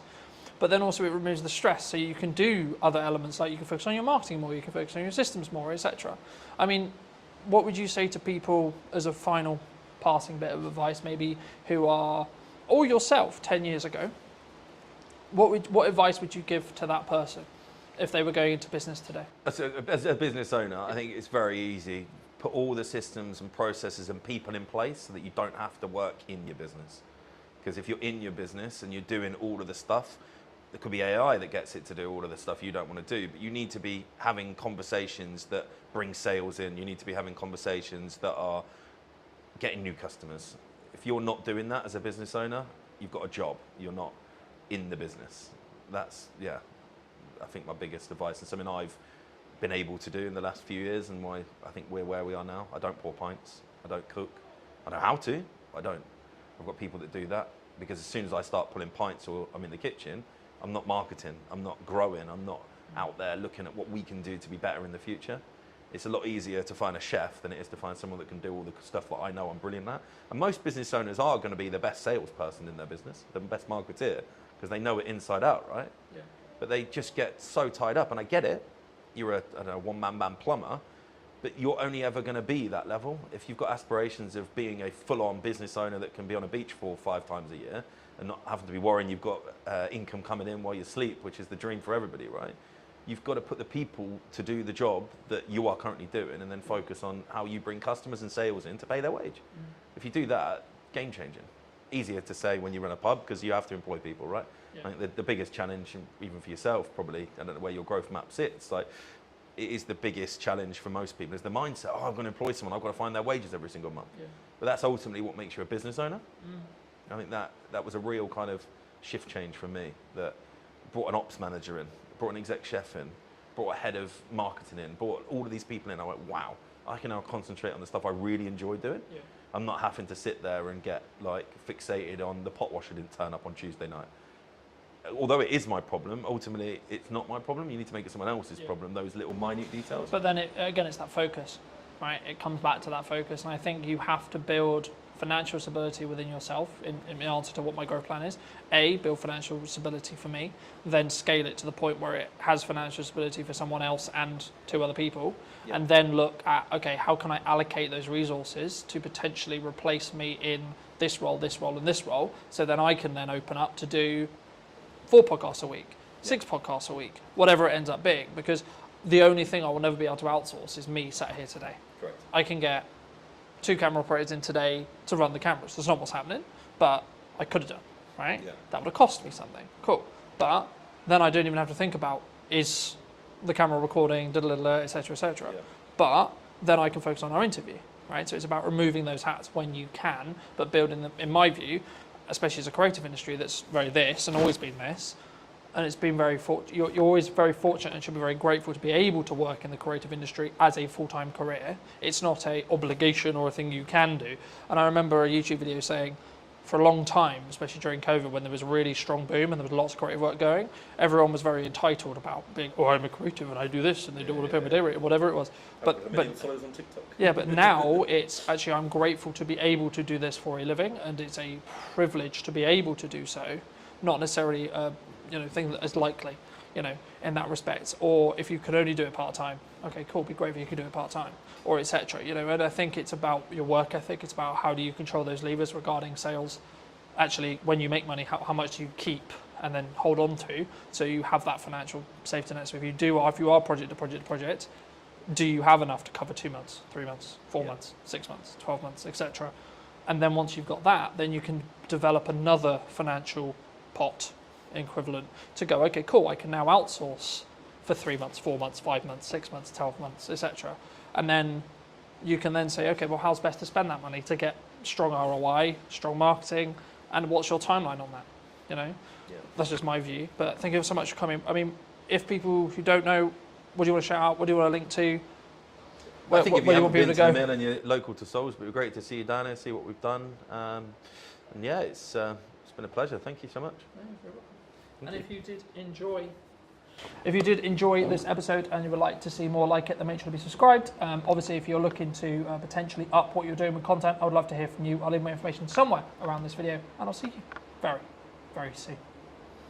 The reason a podcast is valuable is the trust building element to it. I don't think any other format builds trust in the same way that a podcast does. Sometimes done is better than perfect. If it's a barrier, Talking to people about their own personal relationship with money. how do you break that down? You will know this better than anyone. You need a hook to get people in. It's not glamorified. It's not you put out a video, it got 1 million hits, and then you get 20 phone calls. Right? Absolutely not. No one's calling me at this stage. Definitely not. The super niche stuff is a super niche audience. What content can you create on a consistent schedule? So now I'm like, how can I best spend today? And how can I be as efficient as I can? Hello, my friends. I hope you're well. I hope you had a good day, evening, or night. Today we're talking to John all about podcasting. Hi, John. How are Hello. you? Yeah, good. Thanks yourself. Yes, super well. We were fortunate enough to meet through James, whose space we're in today. Studio man. And I was debating about how to start this because I think sometimes like podcasting can be a really challenging thing, right? And I think for me, firstly, I mean, I guess why should someone actually have a show like this as a whole? But then because I think there's a psychology kind of hurdle in the respect of creating content, but especially in a podcast environment. But also then like, what is the ROI, I guess? Yeah.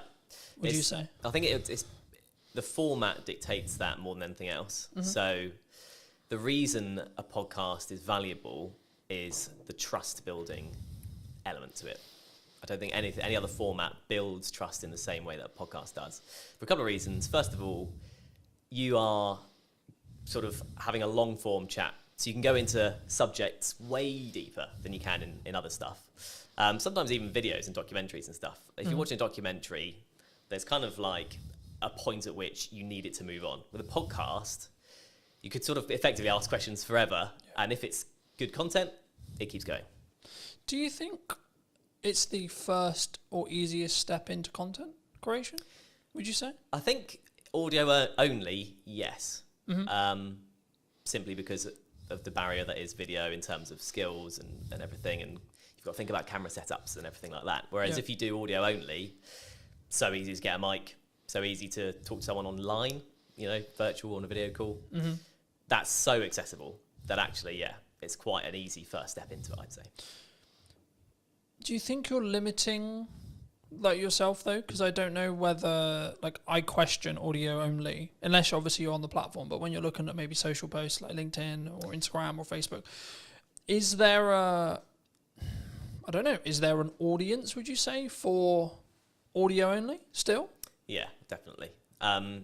Because I think the thing in terms of marketing, like you say, and promoting the show, without video nowadays, it's hard to get it out there, definitely. But a lot of people, myself included, view the podcasting format as something you listen to while you're doing other stuff, while you're hoovering, while you're driving, that kind of thing. Yeah. So I think it's definitely still there, and I don't think that's going away. Would you say then it's more of a step by step? So someone could start audio and then where's step two? I think so. Yeah, I think so because,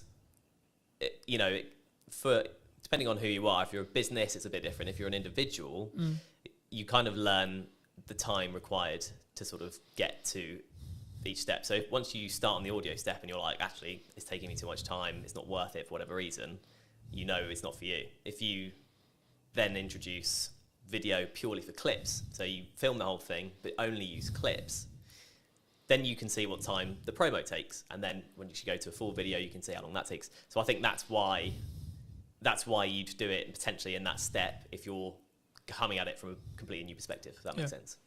And then, I guess you then can grow to the Diary of a CEO style full form trailer esque piece, right? And I think sometimes we get so, and this is true for any marketing, not necessarily a podcast, but it could also be true of a podcast. I think we get so hemmed in I need it to be Diary of a CEO quality instantly, right? Yeah. And I think that we struggle with the idea of, I'm going to take one step, make a 1% improvement, next step, 1% improvement, one step, so on, right? And I think for me, especially with what I've done with marketing, it's always been so this is the results I've got previously from this output. Okay, but what happens if I double the output, right? And it's constantly that testing period. I mean, in your experience with podcasting, how would you recommend people, or how would you look at like working with a client, because I know that's some of the work you do, to actually help them actually work out, should they have a podcast, but then secondly, like, what are the nuts and bolts of their podcast in regards to topics and like theme and etc. And or does that matter now? Yeah, so I think in terms of the sort of nuts and bolts, you kind of have to have the reason why you're doing it first, then you go into the nuts and bolts. So like I said at the start, the reason why is the building trust element. I think you need, if that's what you want to achieve, and you have, say you're selling a particular service or a product that can be gone into in depth, then it's worth doing from the start. Then the nuts and bolts from there all depends on how you want to package that, I guess, to be unique or to kind of be the same, because everyone is kind of getting used to this kind of format. So there's options on the table for sure. I think there's obviously that psychology thing that we've talked about a little bit as well, but I think for me, I didn't overthink it. I was like, I enjoy talking about business, I enjoy talking about content creation, I enjoy talking about marketing.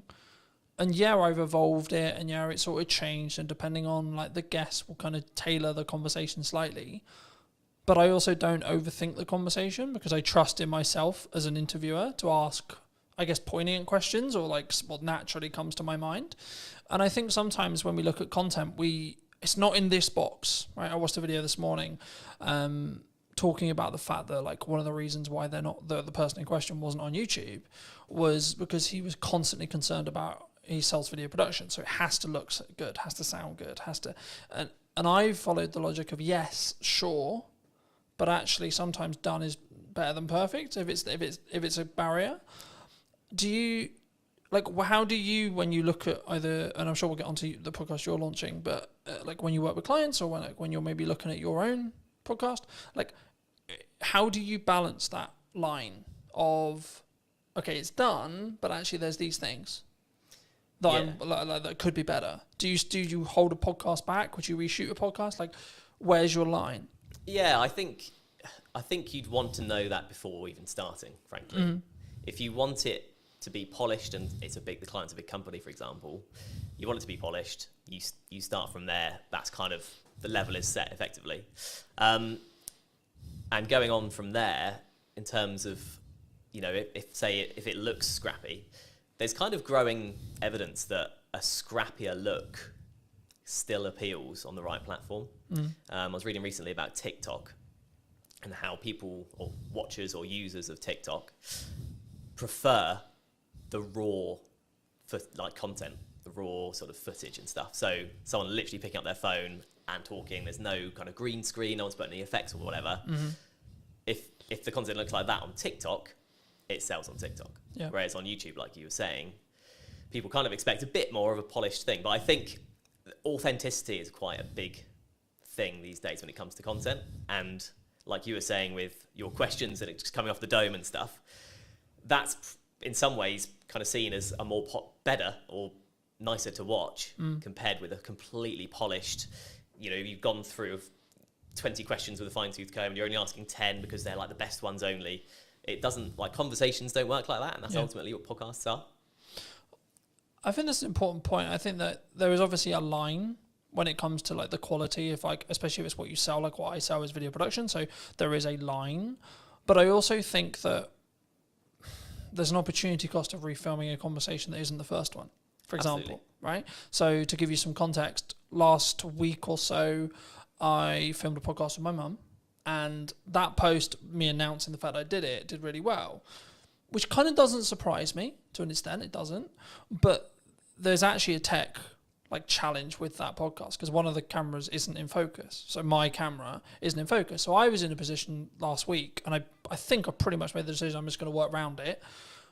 But I'm in a position where I'm like, the episode is really strong in regards to the content, but it's not perfect video production wise. Do I reshoot it with the potential opportunity that it will feel different and the conversation will maybe come across differently?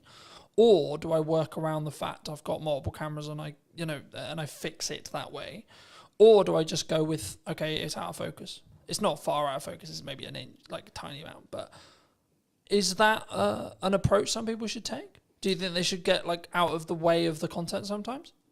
Because I could really sit here and like lose my shit over the fact that one angle's out of focus, but it is what it is. Yeah. I think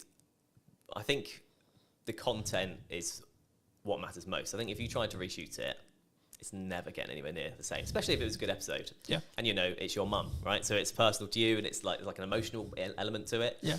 And I know what you mean. You're coming at it kind of from like an editor's perspective, and it's just going to annoy you forever. But the average watcher probably won't bother them that much, I'd say. So actually, if the content's really good, I guess like you say, you could in theory refilm your bits of like, you could pretend you were there again. Yeah. But unless you're a particularly good actor, it's it's not gonna work. Yeah. So I would say no. I'd say take the hit on the Because slightly also, blurry but I image. also look at it from a perspective, from my point of view at least, by saying, okay, well, in the grand scheme of all the episodes I've got in production, that's one episode out of 20, right? Like this week, I think I'm filming like 9 or 10, right? Total. And I think for me, it's like the action will always outweigh that, and maybe that one with my mum isn't perfect from a production point of view, but the conversation, the content's really powerful. Yeah. So I think that's the thing people need to focus on. I think that's when, especially when they start, I think they get in the way. Like they get in their way sometimes, and they're constantly like, it needs to be £40,000 of production. It needs to be this, and I only use 45 because Stephen Bartlett's known for like what he did with Director of CEO and like how he then scaled that to the point he did. But I think we don't look at the journey sometimes that Stephen went on specifically. If we're going to use him as an example, anyone with a big podcast, we don't look at the micro testing that happened through the journey to then get to the point where they're at today. I mean, have you confirmed like where you are with the podcast? Like, where's your podcast? So yeah, yet to officially launch, but all the stuff's going on in the background basically at this point. I've got first bunch of guests booked, got the studio booked, and in terms of the background work, in terms of questions and what I'm thinking of asking and how I want it to look, that's all sort of down in my head. Yeah. So it's I've got to start it now. I've got the dates booked in, so it's just a case of starting when it starts. Happy days. That's super exciting. I mean, for people who may be interested, I mean, how did you come up with the idea? What is the idea? Like, what are you going to be talking about? Like, where's that? And I think it's really important to also highlight, and something I try to do is like collaborate with other people rather than, because some maybe will be watching this and go, but Colin, that could be like technically you're a competitor in some ways, right? Yeah. But I'm like, no, actually, because I think we can both work together to actually create a better show as a whole, right? And lean into each other's skills where it makes sense. But I mean, just to reiterate the question, I mean, where, what, and how is your podcast going to be about? Yeah, so it's called How Do You Money? And that's the idea. That's the sort of opening question somewhat. So it doesn't actually make grammatical sense, obviously. But I think most people can get from that. It's talking to people about their own personal relationship with money. Strictly not an advice show, because I'm not an expert with money. And it's purely human interest. So I'm talking to people about their money habits. Things like how often do they check their banking app? Mm-hmm. When you ask people these questions in day-to-day conversation, it's amazing how different the answers are. How people in relationships deal with money between them. Everyone does it differently. And so like the crux is that twofold. First of all, in the UK, we're just not taught what to do with money in school. College, university, whatever. Do you think we should? Yes, absolutely. That should be in school? Absolutely, yeah. Because it's a fundamental life skill. As you know, we had a short conversation about money at the start. Yeah, absolutely. So yeah, I think it definitely should be. But at the moment it's not, right? And so I think as a result, two things happen. Number one, everyone makes up their own way. Second of all, people are too scared to talk about it because there's no official like guidelines Do you think from the start.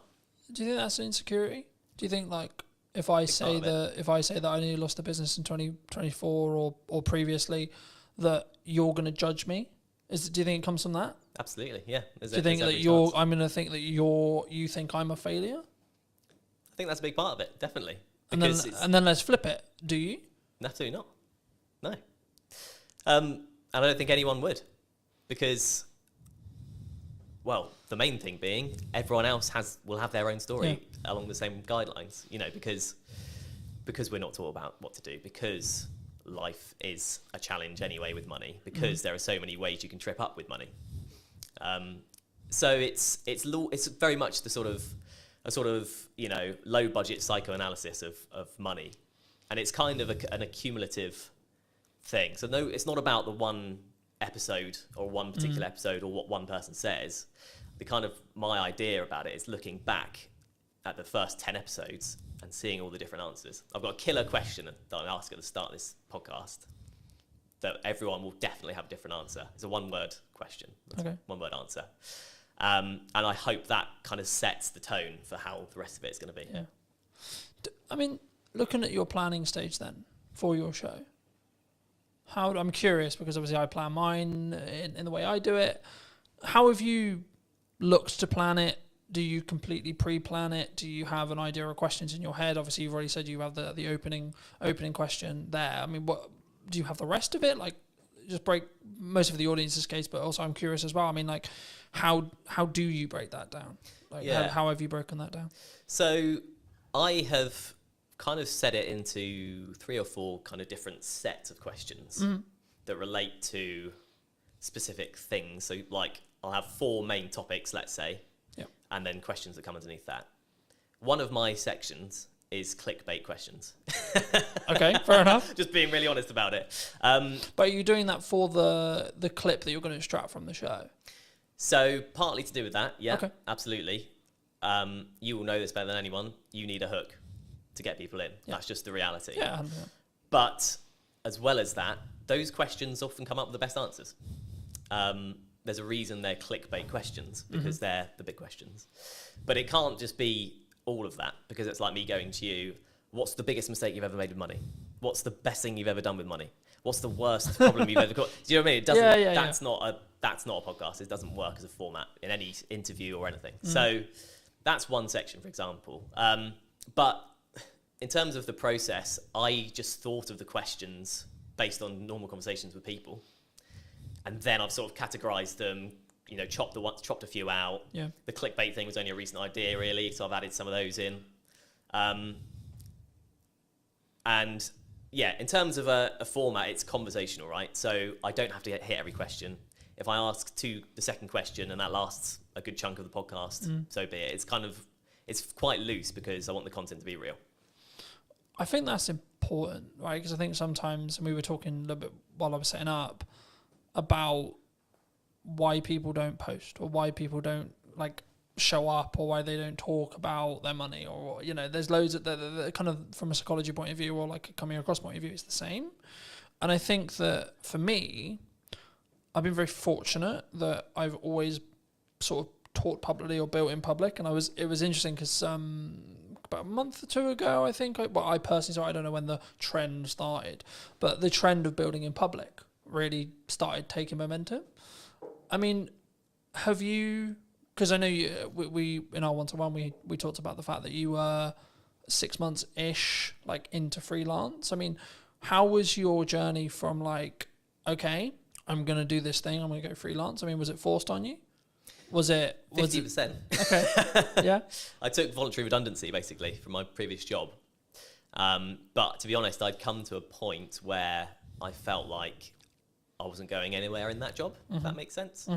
And yeah, it was a bold decision because I was also 3 months away from my first child being born. So I've since had a conversation with a friend who was like, "You're mad. Why have you gone and done this at this exact time?" But yeah, a lot of things felt right about it. I did seek advice about it from people about, you know, rates and how much work is available, just a few people that I knew. And it just seemed like the way to go, and it has been the way to go up until this point. So it's a bit like that freelance, and you'll know as a business owner, you're just sort of going, okay, I've got through this month, go to the next one. I was definitely like that at the start. Right, I've been very fortunate. I've talked quite openly about the fact that 2024 was quite rough, but I blame myself on why it was quite rough. Yeah, because I wasn't showing up as it's in the correct marketing to actually get the output I wanted, but also in volume, I don't think. Yeah. I think if now I look in hindsight about what I was doing and like what went wrong, quote unquote, and I could sit in the respect of maybe a victimized mentality of saying, well, the economy was hard and there was this issue and then etc. But like, as we were discussing before, I think you're an example of this at 6 months in, but I'm maybe an example of this year. You have to have a strong business model. Something that I've tweaked in the business model now is a more recurring revenue model. So we'll work with people on a monthly returning like payment plan. Nice. Or like, and it's not like that's not the only thing I do, but I still do project work. But like for me, it was always a matter of, from looking at a business point of view, of how do I squish those troughs, right? And also squish those peaks in proxy to an extent. But it's basically having a flat line. I know categorically I'm going to have X amount coming in, and then how do I design a business that allows me to do that? But then also, what marketing does that business need to then show to other clients that I know I'm talking about? And I think when we look at actions, and this was going to be on to the next question, which was around like, is it just the reason why you're busy is because of your output? Because I think sometimes we sit here and go, oh, things are quiet, or like, you know, we both kind of alluded to it already, but business owning, freelancing is difficult, right? And I've had times where it's really, really hard, where I know I've got to hit a certain amount every month, and I'm like, I don't fucking know where that money's coming from. But how do you look at it when you were looking at either going full time or like now, in respect to like keeping your pipeline full? If you don't, because I'm in a quite privileged position where I've got that residual revenue, so actually I don't need to worry too much at the moment as it sits right now, because I've got that residual revenue. Of course, I'm still pushing, I'm still looking for projects, etc. But I don't need to worry in the same way as if I didn't have that income. Yeah. So for people who are maybe in the position closer to that, where they're just project to project, and maybe they don't have a pot of money and they don't have like money management, how do you look at it? How do you create a strong pipeline, I guess is the question. There's a magic wand called LinkedIn these days.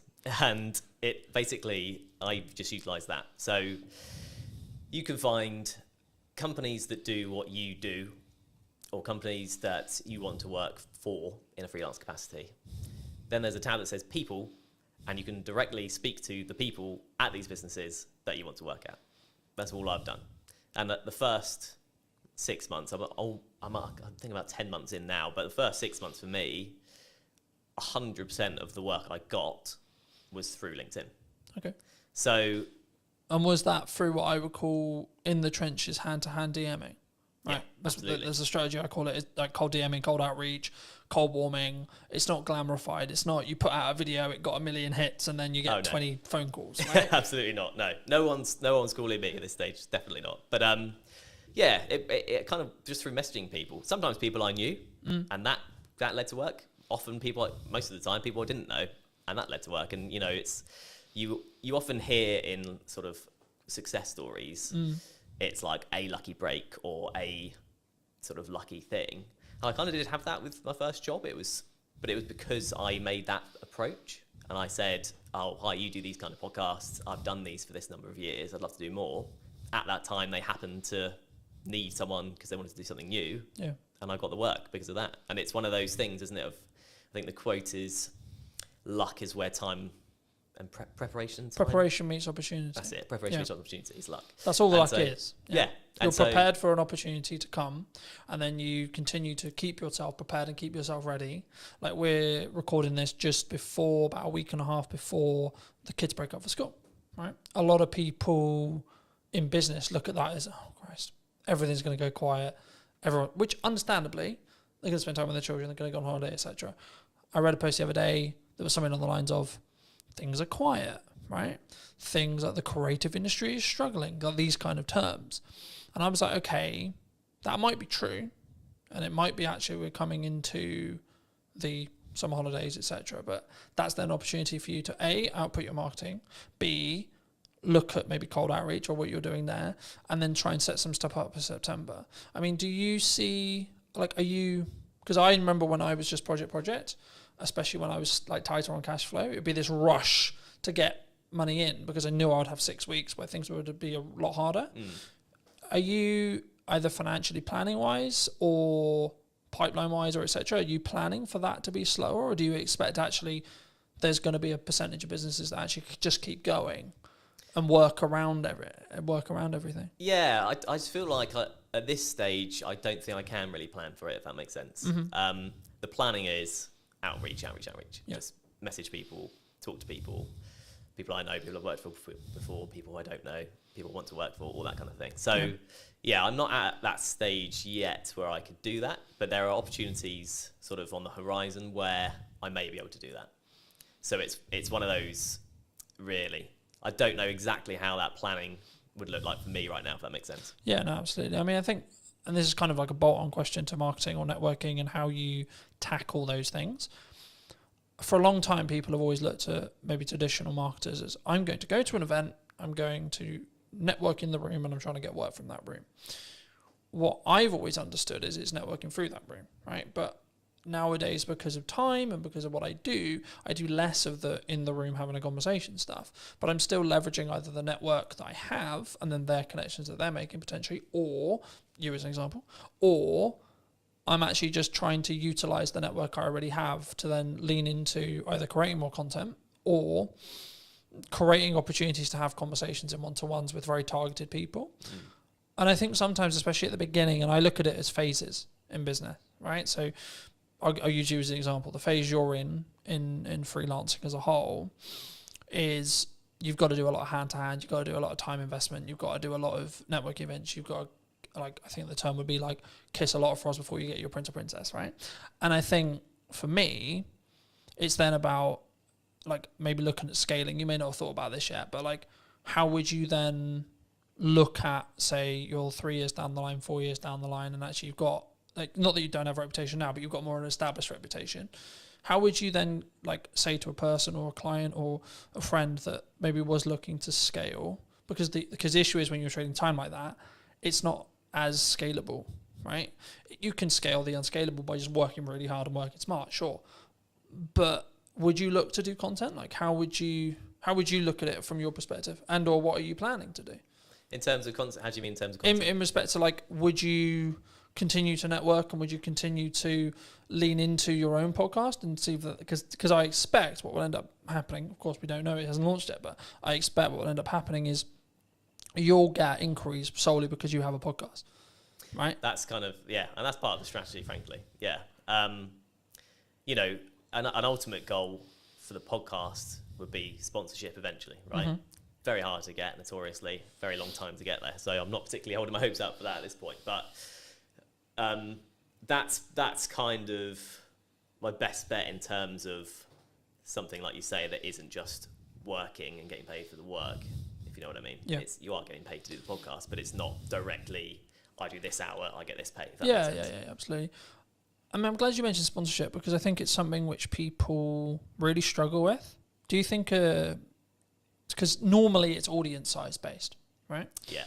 But I would actually say it's value, to an extent it's audience size, but also it depends on who you're asking to sponsor it.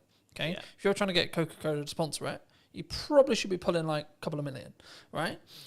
If you're not trying to go for Coca-Cola, you can probably do it on a lesser scale. I mean, at what point would you, from your experience, would you say that even entertaining the idea of a sponsorship is a good idea? From a business's perspective. Yeah, from from the sponsor coming into looking for shows, and or if you have a show, at what stage should you then be like, hey, we've got sponsorship opportunities? I see, okay. Well, from the sponsor's perspective, there's a lot more talk these days about the power of niche podcasts, basically.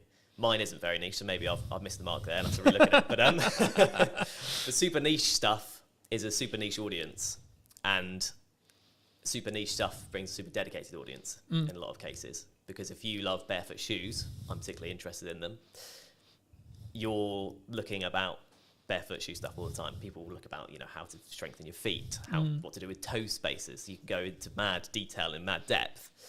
And if you're a barefoot shoe brand and there's a podcast with 1,000 dedicated fans, you can put yourself in front of 1,000 dedicated fans.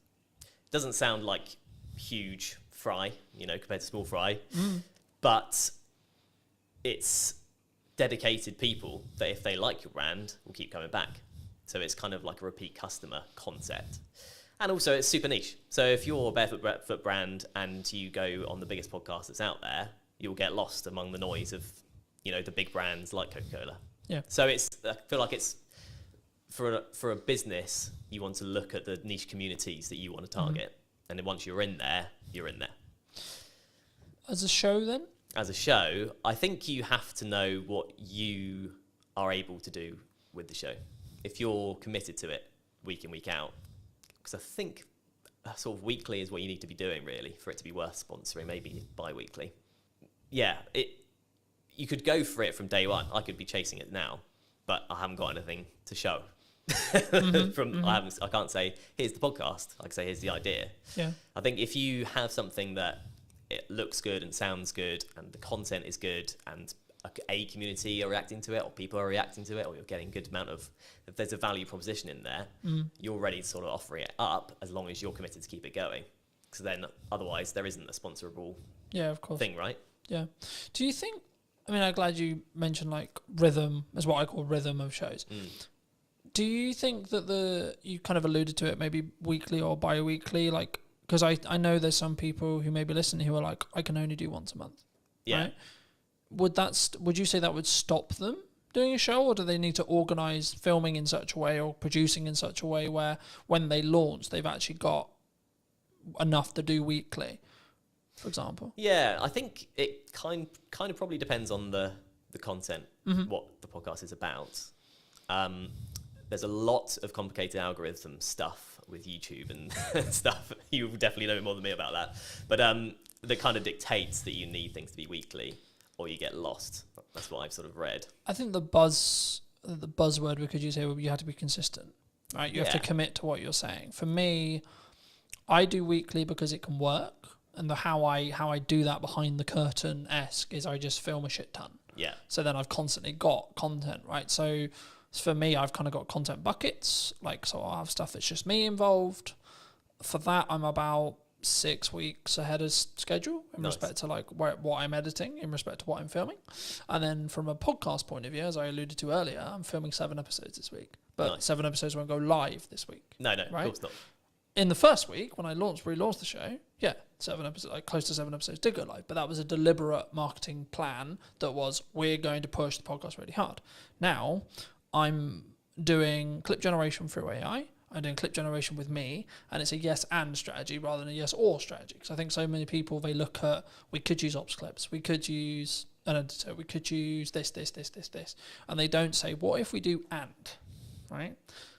How do you look at it from a post-production point of view? Should someone, when they want to start doing a podcast, I guess it's audience-based, and it's the person, right? Whether they've got resources to throw at it, etc. But should someone who's starting a podcast, maybe a corporate or a medium-sized business, and they want to do a podcast, should they get into the trenches first and start? Or should they just pay someone like us to come in and help them with it from day one, would you say? Yeah, I think if you're taking it seriously, you need a producer of some kind, an editor of some kind, realistically, to do that exact strategy, as you mentioned, have X amount ready to go. Yeah. And then it just kind of mitigates against all kind of problems coming up. The studio isn't ready, available. Studio isn't available, someone doesn't show up. Someone's sick. Yeah. You like, for me, there's client delivery weeks where I cannot fit it in. Physically, there's no gap in my calendar, it doesn't happen. Yeah. Right? But then I also have the week after, the 2 weeks after, where I'm like, this is podcast filming week. Yeah. Then I'll have a month where I don't have that, but because I've got a load of bank, and that's why I constantly try and bank as much content as I can when I can film it, that I can then be in a position where actually it's fine, right? So if I do fortunately get really busy with work, which is a nice problem to have, I guess, right? Which is actually the reality I'm now in, because I have an abundance of content, an abundance of, I guess in some ways it's a mindset thing around like, I don't need the work. So to an extent, actually the work's more there because I'm showing up differently, I think. But I think for me, like, especially as I'm doing a clip strategy as well as the YouTube, like the YouTube is a focus, sure. But for me, and just quickly as we're talking algorithms very quickly, the way YouTube's algorithm currently works, basically, in a nutshell, is you'll be served a piece of content that you like when you open the platform. So it'll pull, not push, it'll pull the content for you. And what will happen is when a piece of content goes live, so I put a new podcast out, I put ours out, etc., it will send it to a specific audience sector, okay? And then it will say, okay, cool, this audience sector watched X amount, Y amount, it got number of views, etc. If that is, and the threshold changes, right, and it's the unknown bit of the algorithm, but if it hits above a certain threshold, it will then be served to a similar sized new audience. Then it will check the threshold again and repeat. So when something goes quote viral, what's happening is the watch time, the likes, the views, whatever it is, whatever metric they're waiting on at the time, is basically scaling repeatedly into new audiences, and the reaction from every new audience is great. So it's greater than the next one. So it then serves it to a larger audience and larger audience, and so on, so on, and so on. That's how it gains momentum. But even virality videos will lose momentum eventually. Yeah. Just because it will be oversaturated to the market. It will go into a different part of the audience, etc., etc. TikTok's known for this. And then people will start clicking off or not watching it, and then you'll just watch it sort of drop off. Right. You know? But then there's also the reason why like YouTube's so powerful. So you can have a video that's been it's got 5 views. 6 months, 12 months time, for whatever reason, triggered by the algorithm, 1,000 views. Right? I've watched it happen. I'm sure you have as well. And I think for me, it's not necessarily about looking at what the algorithm is rewarding or isn't rewarding. It's more about what content can you create on a consistent schedule that you're passionate about, that you can speak from, that puts you in a position to put your best foot forward. When you look at working with people, are you quite picky and choosy? Or are you in a fortunate position where you can be picky and choosy when you work with people on their podcasts? Just in terms of clients? In terms of clients, in terms of people you collaborate with, in terms of people you work with. Because I'm always curious whether it's just the nature of the beast in some ways. Like as I said, I sort of explained the makeup of my business this year. I'm now in a position where I'm very protective of my time. And that's not like I don't want to talk to you. It's just I only have a certain amount of time, and that's the only barrier, and that's my hurdle now. Because actually I'm okay on cash flow pretty much all the time because of my retainers. I'm okay because of project delivery. I've got a strong pipeline, and I'm good on content because I've got a large pile. So now I'm like, how can I best spend today? And how can I be as efficient as I can, in that respect? So is that, I guess the question, I'll re-ask it, but like, is it something you personally do? And if so, and or if it isn't, is it something that you think you'll adapt to as your business scales and grows in that respect? Yeah, I think it's a stage thing. So at this stage, I'm picking up what I can, where I can, effectively. If there's something I particularly don't want to do, I'm not going to do it. Is there still a line? There's still a line, I think. Yeah. There's a line in terms of the day rate, frankly. If that's not up to scratch, there's a line in terms of what the actual work is. Sometimes. Do you think people struggle with? So I've said no to certain clients just on like, not necessarily political ideology, but their approach, how they come across, whether they respect my time, things like that. And I think people, they sometimes worry, what if I say no? What if there's, like, do you think that's it comes from I'm aware that I'm overusing the word insecurity, but I can't think of another way to describe it. Is it an insecurity of like, there isn't going to be more work down the road for me? Yeah, well, it's the biggest insecurity, isn't it? Because money is security these days, really. Yeah. Yeah, absolutely, it is. I think in terms of people saying yes to literally everything. Yeah, I think you're picky and choosy when you can be, probably. Frankly, if you go, the last couple of months are fine. I could do nothing for the next 2 months and be fine. Then you are very picky and choosy. Yeah. When you've had a barren 2 months, you're more likely to be like, I'll just take it. I also think it's a perspective of obviously synergize with the client. Can you add value? But also like, even when you have an abundance of money or you're in a strong position with money, it might also be actually my goal is to hit this amount, right? And this project might not be ideal, but it pushes me closer to that goal so I can hit it sooner as well. And I think I'm in two minds about it. Part like, because I'm a big advocate for you should say no, But also I'm a big advocate to get off your ego, get off your high horse. You still need to be in the trenches. Just because things are good right now, they're only good because you make them good for 6 months' time, etc. Right? And that's why I'm focusing on content. That's why I'm focusing on how I show up. That's why I'm focusing on constantly personally developing me, so that actually in 6 months' time, things can be even better than they are, rather than, oh, I had a really good 25 for the first half. You know? Do you think people sometimes just want the instant, though? As a question, like, because we're very social media orientated in that respect. Do you think it's purely around short-term validation, short-term money, short-term deal, short-term this? I guess, yeah, to an extent. I mean, it's if you're in a situation where you'd like, I need money now, everything else will go out the window for some people, depending on your circumstances. This is the crux of it, is it depends on your circumstances. If you're comfortable for a while, then you'll be fine. Otherwise, probably you will just snap up the short-term things. But I think, in terms of what you're saying, I think... Of course it's nuanced, right? Because it's like, if my back's against the wall, then I need to go and do what I call hand-to-hand outreach, right? Which is I need to come up with an offer and I need to go to my network and I need to sell it and I need to sell it quick. Yeah. Right? But if I'm not in that position, I can then take my foot off that. I can step back and I can say, okay, actually, let's play the mid to long game now. Yeah. And that's what I try to do in my content all the time. It's not direct sales. It's not this. It's actually, hey, have you thought about doing this? Hey, da, da, da.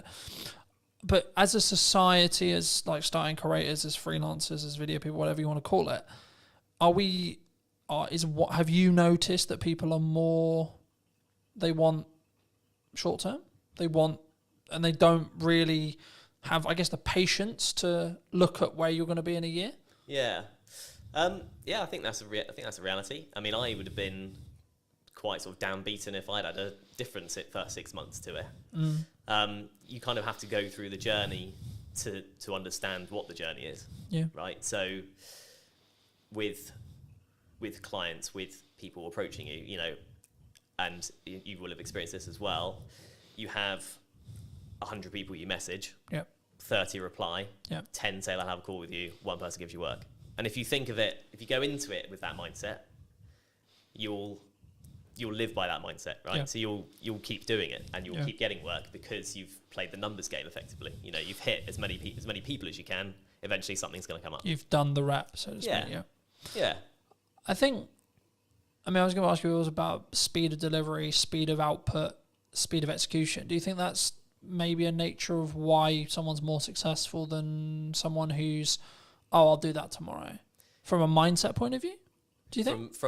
So I'll give you an example. Like for me, when I came up with the idea to relaunch the podcast in the format that it was, so on location, in person, and or remote, and then within a week I had filmed 3 episodes of the idea.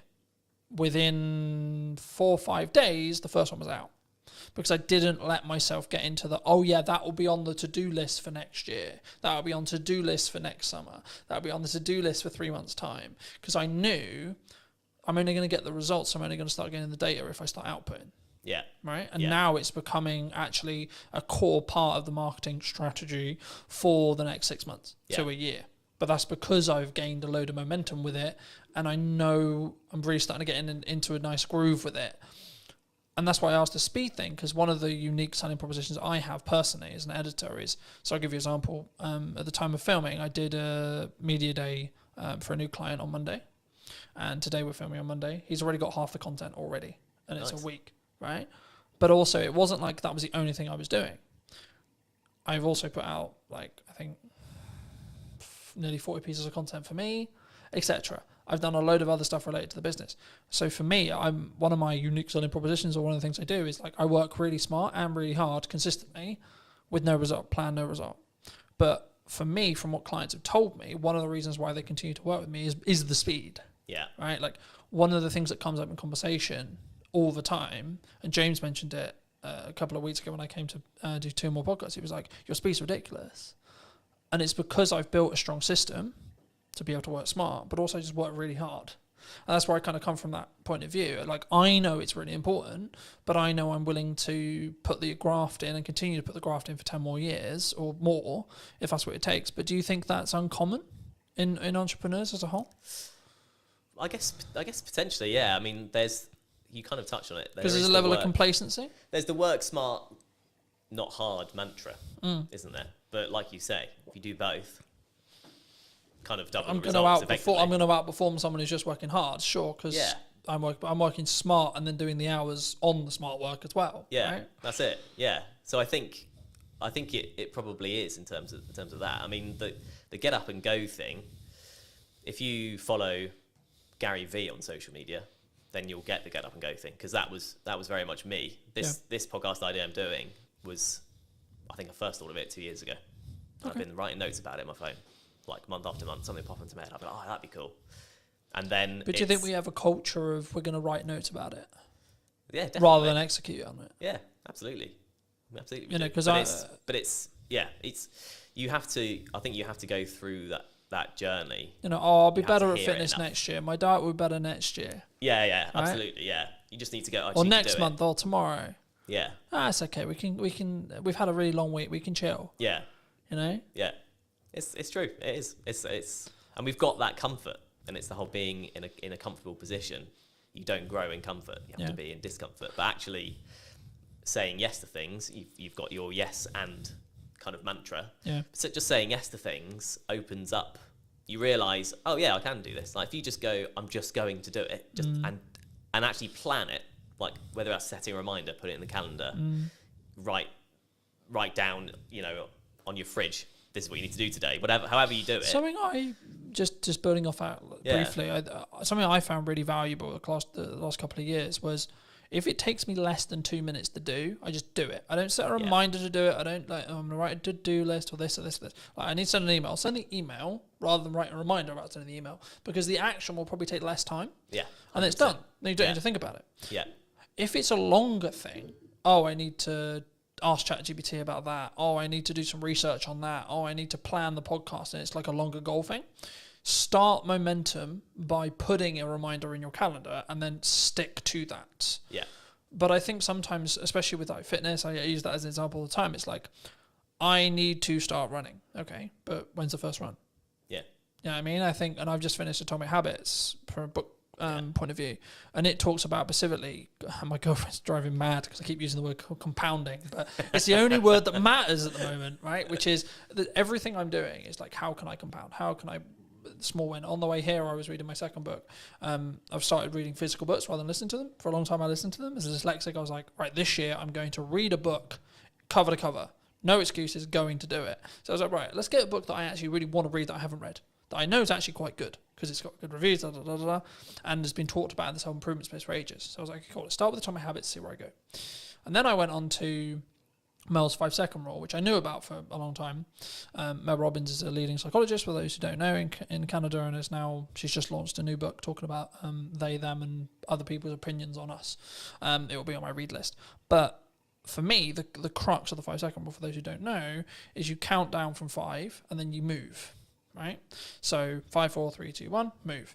And what it will do is it will trigger your mind to do the action step. So if you're like, I need to start running. Okay, 5, 4, 3, 2, 1, go get changed, go on a run.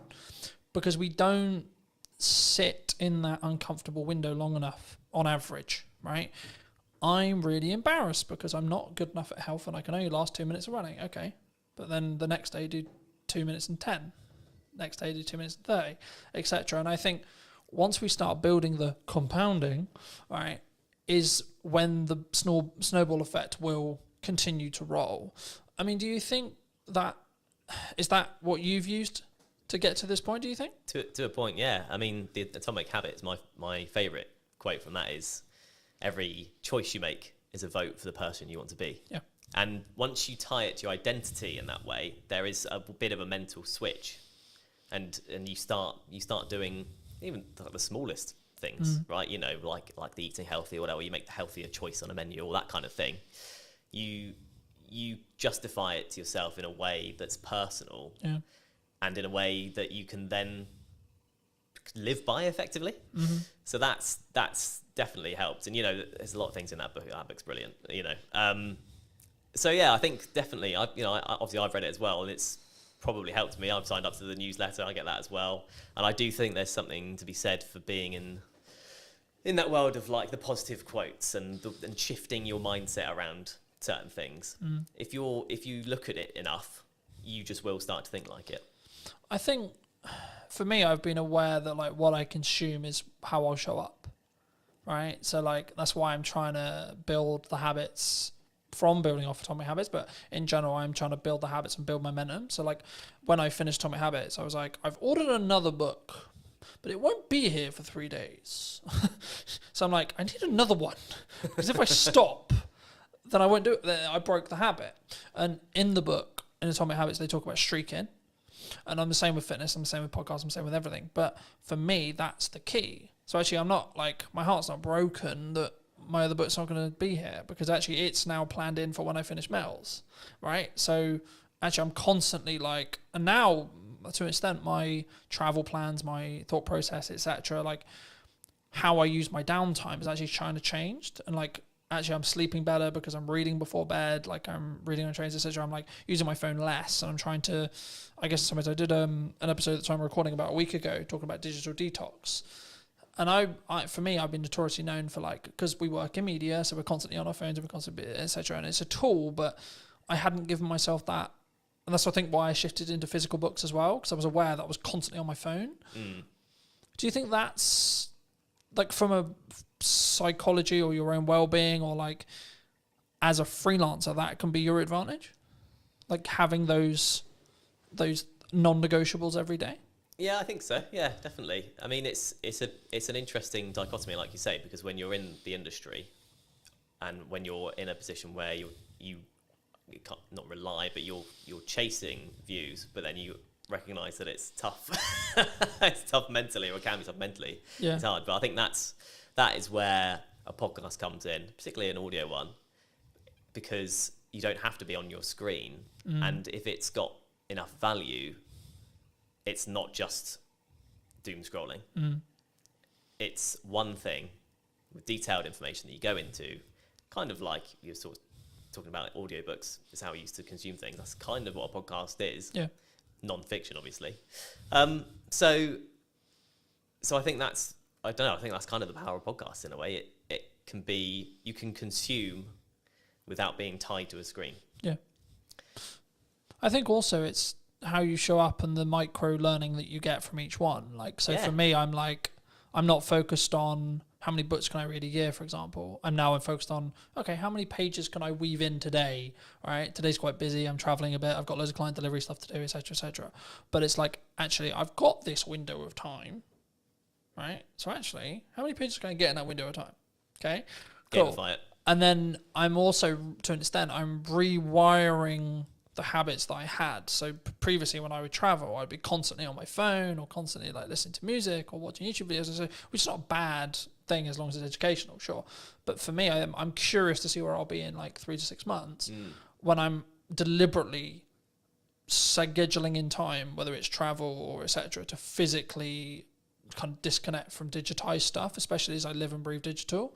And that's why I thought I'd mention it, because like for me, that's something I don't think we think about when we look at the podcast as well. Because I think what you'll find, and I'll be curious to see if we do an interview in a year about whether your money management skills has like compounded really, really hard because you're constantly talking about money, right? I found I'm becoming an infinitely better marketer because I'm constantly talking about marketing, right? So I noticed little things like, hold on, I said that thing in the podcast, but I'm not doing it with my own content, right? So you mentioned hooks earlier.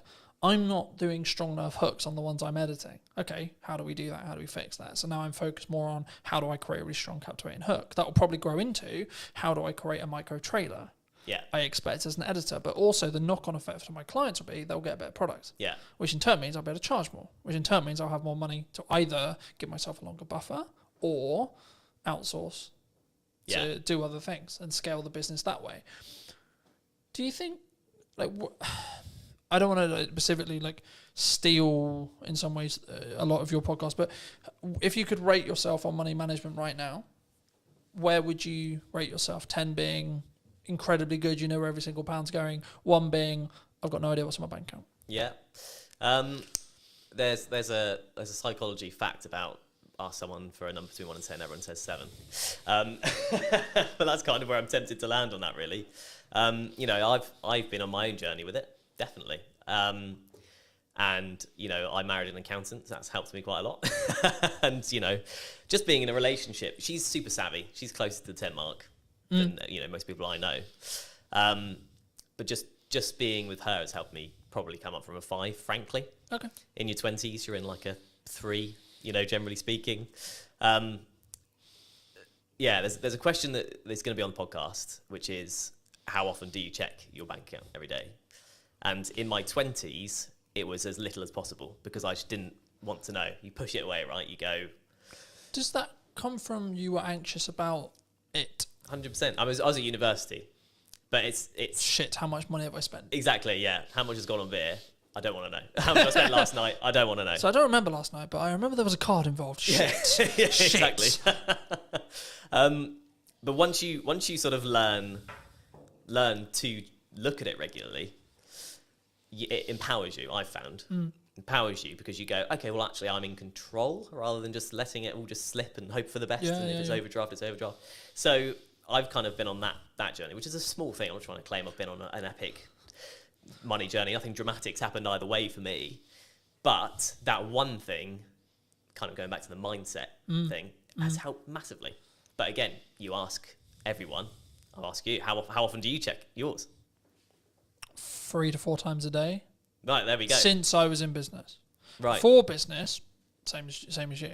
Just hide away from never fucking terrified of it, right? That's it. In business where I know I've got to pay for shit and I need to work out where that money's coming from all the time. And I'm doing a technique at the moment where I'll hide a significant amount. Whenever I get paid, I hide a significant amount of my money away into an account that happens to have 4.1% on it. Happy days. Yeah. But it's actually the point of I deliberately, yes, I'm doing well, but I deliberately live on a lot less. Yeah. And I deliberately keep, in regards to what I see every day when I check my bank account, a lot less because it allows me to keep pushing forward and keep thinking I need to find another way to invoice something or have more money coming in, A, but also B, when there is an emergency, I can go, I'm actually good. Yeah. I can fix that problem. Hidden account will fix. Yeah, because so this is an example of how I use AI. AI is currently tracking for me the books I'm reading, what my takeaways are, how much am I showing up, what my fitness is, where my money is being allocated and how and why, and how well that's doing and how in line I am with the goals, how the podcast is doing, how many episodes I've filmed, how many episodes have gone out, what views are going on, what views are likely to happen in the future because it can extrapolate the data from, okay, you're here now and then in 6 months I think you'll be here. You're following the growth rate. So people, and I wanted to talk briefly and I'm aware of time, so I think we'll wrap up soon, but I wanted to talk a little bit about AI with you. Yeah. Because I think it's, people are either going to use it to be more efficient and have a lot of those things being monitored for them, as I mentioned, or they're going to sit on the moral of, I don't want to. You know what I mean? Yeah. I'm not doing it because it's the world's over. Yeah. And we're all going to lose our jobs. Do you think we're all going to lose our jobs? Not necessarily, is what I'd say. I think it still has to come quite a long way because, people will reference the manual jobs of, an AI won't fix your sink. Yeah. Maybe a robot with an AI brain could do one day. Mm-hmm. But actually, anything that involves a human at this point, largely, you need to be able to talk to someone about. Yeah. And you can have a conversation with AI, but it's slow, like, compared to talking to a human. If you just want to get to the bottom of a problem, because of the way LLMs work and how they're programmed, you can't get there quick enough. Yeah. You can't relate in the same way. You can't. It also has ask, a bias why don't you do towards this? being positive as well. So if you want constructive criticism on something, it's not very good at that. Yeah, Right. exactly. But I always use it. I've used the analogy recently of like you need to sharpen a knife to be able to cut something, right? Yeah. So you need to sharpen the AI, tell it what you want. And that's what I mean. When it comes to data analytics, which is everything I basically just discussed of how I use it, it's actually really good. Yeah, absolutely. Because all I'm getting it to do is do the thinking for me. Yeah. But I'm also aware that I may lose my cognitive ability. That's also why I shifted to reading physical books. Yeah. Because it keeps my cognitive ability high. Yeah. Right? So actually I've got the best of both worlds now. Because I'm building more time because I'm being more efficient to then utilize my brain more in tasks which are more challenging, you could say, to then be able to utilize AI better and the snowball effect goes that way. Yeah. You know? Do you think people are naturally scared of it because it's the new thing? I think there's an element of that, yeah. But I think it's also it's seeped into normality. So This feels weird. I'm not used to being this side. I'm sorry. You're sorry. fine. You're good. It does feel weird when you're on the wrong side, doesn't it? It's like what? Hello, my friends. Welcome to a brand new podcast today in James's studio. Today I'm going to be with Maddie, talking about her new book, talking about neurodiversity, money, etc. Hi, Maddie. How are you? Hey, thanks for having me. It's lovely to be here. It's good, isn't it? The second time on your podcast. I know. Love it. And you also, while I was setting up, you reminded me that it's been a year since we has last been- spoke, it's been and a that's year. nuts. That is We have absolutely. spoken a little bit in between then. It's Yes, not but like I've it- totally ignored you. Hey, people are busy. It's all good. For people who don't know, Yes. what do you do? So I like to call myself a multi-potentialite. So for people who don't, That's a sentence. it is, yeah. For people who don't know what that means, it means that I am a jack of all trades, and instead of being master of none, I'm actually quite good at some of them. So I am an ADHD money and business coach. I am a visibility strategist. I'm a speaker. I am a app owner. I'm a wellbeing platform owner. I also am an author of a Amazon best-selling #1 book, Mad About Money. I think that is about it. Oh, mum as well, dog owner, crazy Wonderful. person. Wonderful. I'm a neurodivergent with every single neurodivergent presentation that there possibly could be available. It's funny, right? I did a podcast yesterday, and the crux of the conversation afterwards, we ended up talking for an hour afterwards. Cheers, Johnny. Appreciate the conversation. Was basically like everyone's like, oh, you need to niche, right? I wasn't actually going to start here, but as you mentioned it, we'll start here, right? It's my favourite topic. Why do we not? Because I've always been in the world of like, I could niche, but I don't want to. Yep, that's exactly Right? where I am. Like I could make probably a lot more money if I did, maybe, right? Arguably that's what everyone who's into niching will tell me. But for me, I'm like, yeah, but tell that to wedding videographers during COVID, for example. Right? Yes, exactly. How'd that work out? I'm a big fan of like not putting all your eggs in one basket, but also as a neurodivergent, I need to make sure that my brain is entertained. And if I have to stick and do one thing, I'd get really fucking bored all the time. So I do things in a variety of ways. So the way I describe my business to people is I have an A side and a B side. Like think about like cassette tapes, only your soundtrack. When you are a cassette tape, you have a side and you have another side and you can flip it. So that's basically what I do. I talk about business on one hand and money on the other hand. And in the middle of that, there is also things like well-being, life. Obviously, the neurodiversity stuff is quite big for me. I'm a qualified neurodiversity specialist. And I don't niche by the things I do. I niche by my values. I niche by the things that I talk about. So I talk about basically 4 different things when it comes to my content pillars. I talk about neurodiversity. I talk about life. I talk about money. I talk about business. And it just so happens that I'm also really bloody good at TikTok, social media, all of those kind of things. But they all do fall under the business arm. So, I'm a qualified business strategist. I've been a business mentor coach. I hate the word coach, really. It's more, I do more mentoring. Like, I don't do that whole, like, how does that make you feel type of, like, coachy thing. I do the, like, this is your strategy. This is how you do it. Like, let's talk about ways that we can grow your business, and let's talk about how to get you a plan to grow your business. So it's not your traditional coach. It's kind of more like sounding board, like let's throw stuff around and help you to grow type of situation. I think there's so much I could go there, but I'll start. I mean, let me ask you this like a very selfishly personal question. Okay. Because I'm a dyslexic, Yes. is that why I don't want a niche? Because I think there'll be people watching this who maybe are on the neurodivergent scale, Yes. who are like, I don't get it. Because I can do multiple things, I can spin multiple plates, but like doing one thing consistently, I can't think of anything worse. So dyslexics need to have their brain stimulated, and doing one thing does not stimulate your brain. So it's the same for most neurodivergent presentations. Like we will want to do things that keep us alive. It's why we do the things that are very much interest based. Yeah. So if I said to you, do you want to be an accountant? You'd probably go, fuck no, that sounds super boring. Like if you said to me, like, do you want to be a videographer? I'd be like, no, because I do not know how to do that. You know, but if I like being a business coach because it gives me the variety of people. So I get the variety of like working with people who have all got like ridiculously different businesses. And most of them are also multi-potentialites. You know, they do lots of different things because they want their brains to be stimulated.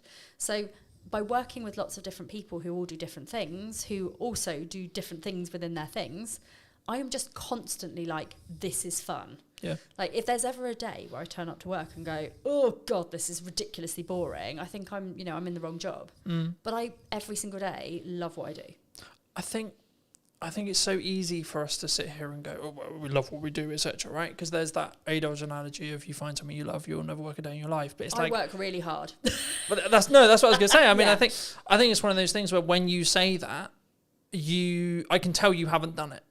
Yes. Because like the whole bouncing around things and like spinning multiple plates and coming up with new ideas drives my partner mad because I'm constantly coming up, I've got this thing, I've got this idea, oh, what about this, oh, what about this? But that's one of the reasons why I would argue I'm going to be a really good entrepreneur. Yes. Because I can constantly adapt. I'm switching from finance head to marketing head to sales head to client delivery head to now doing a podcast, etc., etc. Exactly.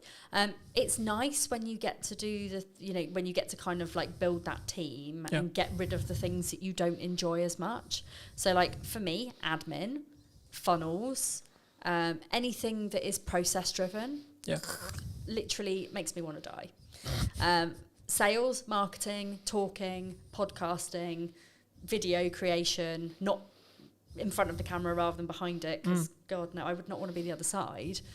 But for me, it's all about the people facing, and I love going networking, and I like going to events as long as they're not too big. But that gives me all of the variety, but also it means that I can outsource the things I don't like doing as well. Yeah. Do you think there's a stage with outsourcing? Because like I've been very open in my content and in marketing. Like 2024, I overspent.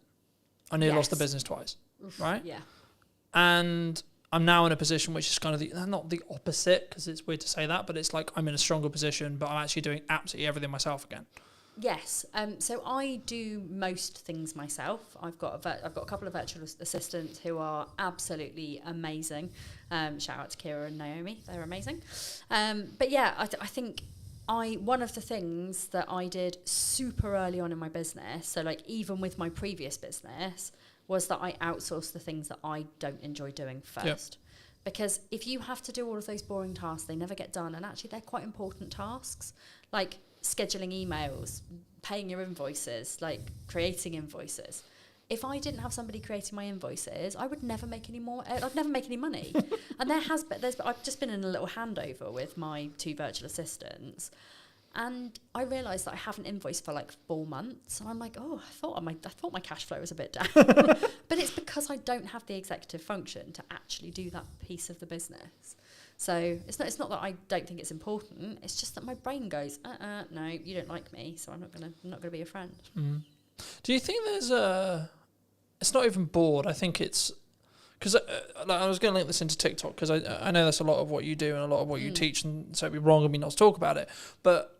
Do you think there's a level of people who are concerned about being on video? They're concerned about doing marketing, absolutely, especially if they don't know what they're doing, because they're like, what if someone? It's not, from my experience at least. It's what if X person thinks I'm a dick? What if they think da.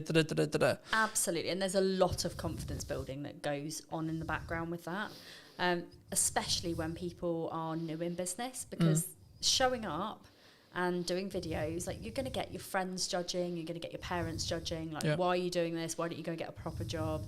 Like I see it all the time, and it's a case of just being like, do you know what, this is my business, nobody else has a say in how I make my money. I don't even think it's just your business, I think it's your life. It is one of the things that I remember very early in my entrepreneurial career was entrepreneurship is a lifestyle, not a business. Right? It's not, because to me, I have new ideas. like, again, much to my partner's annoyance at times, Yeah. I will be working at night. Like, I was answering text messages and emails at 10 o'clock last night. Yeah. Right. But also, I used to do that. you know, I have the freedom to actually choose when I work. So it's not like Yes. I'm like, I have to do that every day. There'll also be periods in the week or periods in the month where I don't do that. Yes. But when it's push and when there's a lot going on, like today, for example, I was editing all of this morning on some client delivery stuff. Then I came here to do this. And then after this, I'm going to go back and finish client delivery again. Yeah. Right. So there is a lot of stuff going on, but actually I'm aware that I can do that and I know it's at my pace, and someone who's Yeah. maybe looking in on it will go, well, that's fuck me. That's a lot, Colin. Yeah. How do we change our pace? How do we, for us, not for Colin, not for Maddie, No. for someone listening to this, how do they make sure they know what their pace is? So I would say you have to really know yourself. You have to know your own boundaries. You have to know your lifestyle and how your business fits in with the way that you run your household, your business, your family, whatever. But also taking into consideration your health, your well-being. There's so many moving parts to like how you actually run your business with an energy perspective. Yeah. And energy is the key word. Like, if you run your business based on your energy levels and when you are most productive, when you need to. So, for example, like I have my first half an hour of my day is reviewing social media posts for my membership. So I've got this thing where like I do a daily thread where people can come into my membership and they can post their social media post for the day, and I will give them feedback on it. I will tell them how to improve it. I will share it with my audience, and therefore they get visibility, they get feedback, they get accountability. And it's also like the membership, I give like confidence posts and things like that as well. But one of the biggest things for me is in the morning, I am super alert. I know that my brain works really quickly because I've just woken up. So I can bash those post reviews out really quickly. So that works for me. Then I take the kids to school. I come back and I do my coaching. So I'll always put my coaching in between like 9 and 12 o'clock. Yep. Then I often skip lunch, which I really shouldn't do, but I do. Don't judge me. I don't get hungry till like 3 o'clock because I'm on ADHD medication. But like I will eat when I get back from the school run usually. I then do some of my more key marketing things. So I'll do my TikToks, my Instagrams. Like I basically create videos. So I will create videos, I'll create static posts. I will post the static posts on LinkedIn and Facebook, and then the video will go to YouTube, to TikTok and to Instagram. And Instagrams, yeah. Sometimes LinkedIn, if I'm feeling brave. Depends how brave I am. Because, you know, I am just myself on all platforms. Most of my videos end up being quite sweary, and sometimes people on LinkedIn get a bit hoity-toity about it. Well, that, just to stop you there quickly, I mean, that's interesting, because one of the things that people ask me before the show is like, is this a, like, no bars, can you swear kind of thing, right? And the first thing when you sat down was like, is it good to swear? Like, and I've always been in this world of like, is it authentic to you? I've always been that way of thinking, right? Yeah. And I think so many people get hemmed up going, what does X person think? What does Y person think? Exactly. From a, they're not going to work with me because I swear. They're not going to work with me because they're not going to like me because actually in a crux, what we're actually going down into the core of is they're not going to like me. It's actually nothing to do with that they're going to work with me. No, it doesn't. Maddie's not going to like me because I said the F word. And if people don't like me because I drop a few F-bombs, then they're probably not people that I want to work with anyway, because the people that know me know that I am very sweary. I never swear at people, I swear in general. My book, I was made to censor out all of my fuck and buggers. Basically. Oh, that's so sad. What? But, and I'll show you. But is that because I ended up having, it's like a sales perception thing? Well, or like they just don't want to. Is that like a PR manager like looking to be like, we're not gonna? No. So I have this is my fuck glossary. The name. So hello. For those who are listening on audio, Manny just handed me the book and I'm looking at the fuck glossary. That's utterly hilarious. And one of the reasons, like, I actually had a big conversation here with. Hang on. Shut that back up there. There we go. I had a big conversation with my publisher, about the fucks. There were 342 fucks in my book. And they were basically like, we can handle a few fucks, but that's quite a lot. And I said, well, but it's me, and it's just how I talk, and I don't want to like completely censor them out, so I don't really want to. And they said, okay, well, let's compromise. Let's just change all of your fucks to like other funny F words. So we've got things like flambunctious, fluffing idiot and stuff like that. Like there's just you know what I'm trying to say, but I don't say it. And then in the back of the book, they're all basically glossarized. If that's even a word. It is now. It is now. My glossarized fuck glossary. So I still managed to get all of my fucks into the book, but just in a slightly more comical way, which I think actually gives the book even more charm. So I expect I'll probably do the same with my second book. Technically third. Okay. I think, and to reiterate for people who are listening, I think it comes from a place of they're not going to like me, right? Yes. Especially on social, right? I think it's they're not going to like me. Oh my God, what are they possibly going to think if I swear? It's the same thing when they put the first video out, burst out, etc. It's a confidence issue. Yes. But my counter argument to that, in my view, it's how I run my life, is okay, maybe they're just the wrong people to me. And I'm very much of the opinion that if you show up authentically online, you show up as the person who you're meant to be, unadulterated, unfiltered, like whatever you need to show up as, the people who will gravitate towards you will be your people. Yeah. And LinkedIn is like, and I do share my videos and I do swear on LinkedIn. People do know that that's for me. The only thing that I do worry about is that our corporate's going to book me to come and speak to their employees if they think that I'm just going to swear all the time. The answer there, to be honest, is probably some will, some won't. Right? Yes, exactly. If that's a big deal for a corporate, then they won't. Yes. If they're actually there going, actually, hold on, this could be really helpful because of our scale, because of this, because of that, they're not going to give a shit. They're not. No, very true. Very true. Yeah. I mean, talking about authenticity, the counter side of authenticity is the AI boom, right? Mm-hmm. Do you think AI is coming for our jobs? Is the world over? Like, are we all going to be slaves to robots, or like, what's your view on AI? I can only comment on it from my industry. Mm-hmm. And I think from a social media perspective, from a business coaching perspective, it's only going to add value. Because it's, like, I don't use AI for my content. I do use it for ideas for my content. Mm-hmm. And, as somebody who's got an ADHD brain, like, there are times where my brain is on fire and I can bash out, like, 50 TikTok videos. Yeah. But then there are other weeks where I'm like, I don't know what to talk about. My brain is broken and I don't know why I'm here. And in those times, AI is a fucking genius because, like, I'm not going to use it to write my written posts. I'm not going to use it to write what I say on TikTok because it's so obvious. To me, anyway, it's really obvious if a coach or somebody who is teaching something has used AI because of the way that they talk. And it's also really scripted.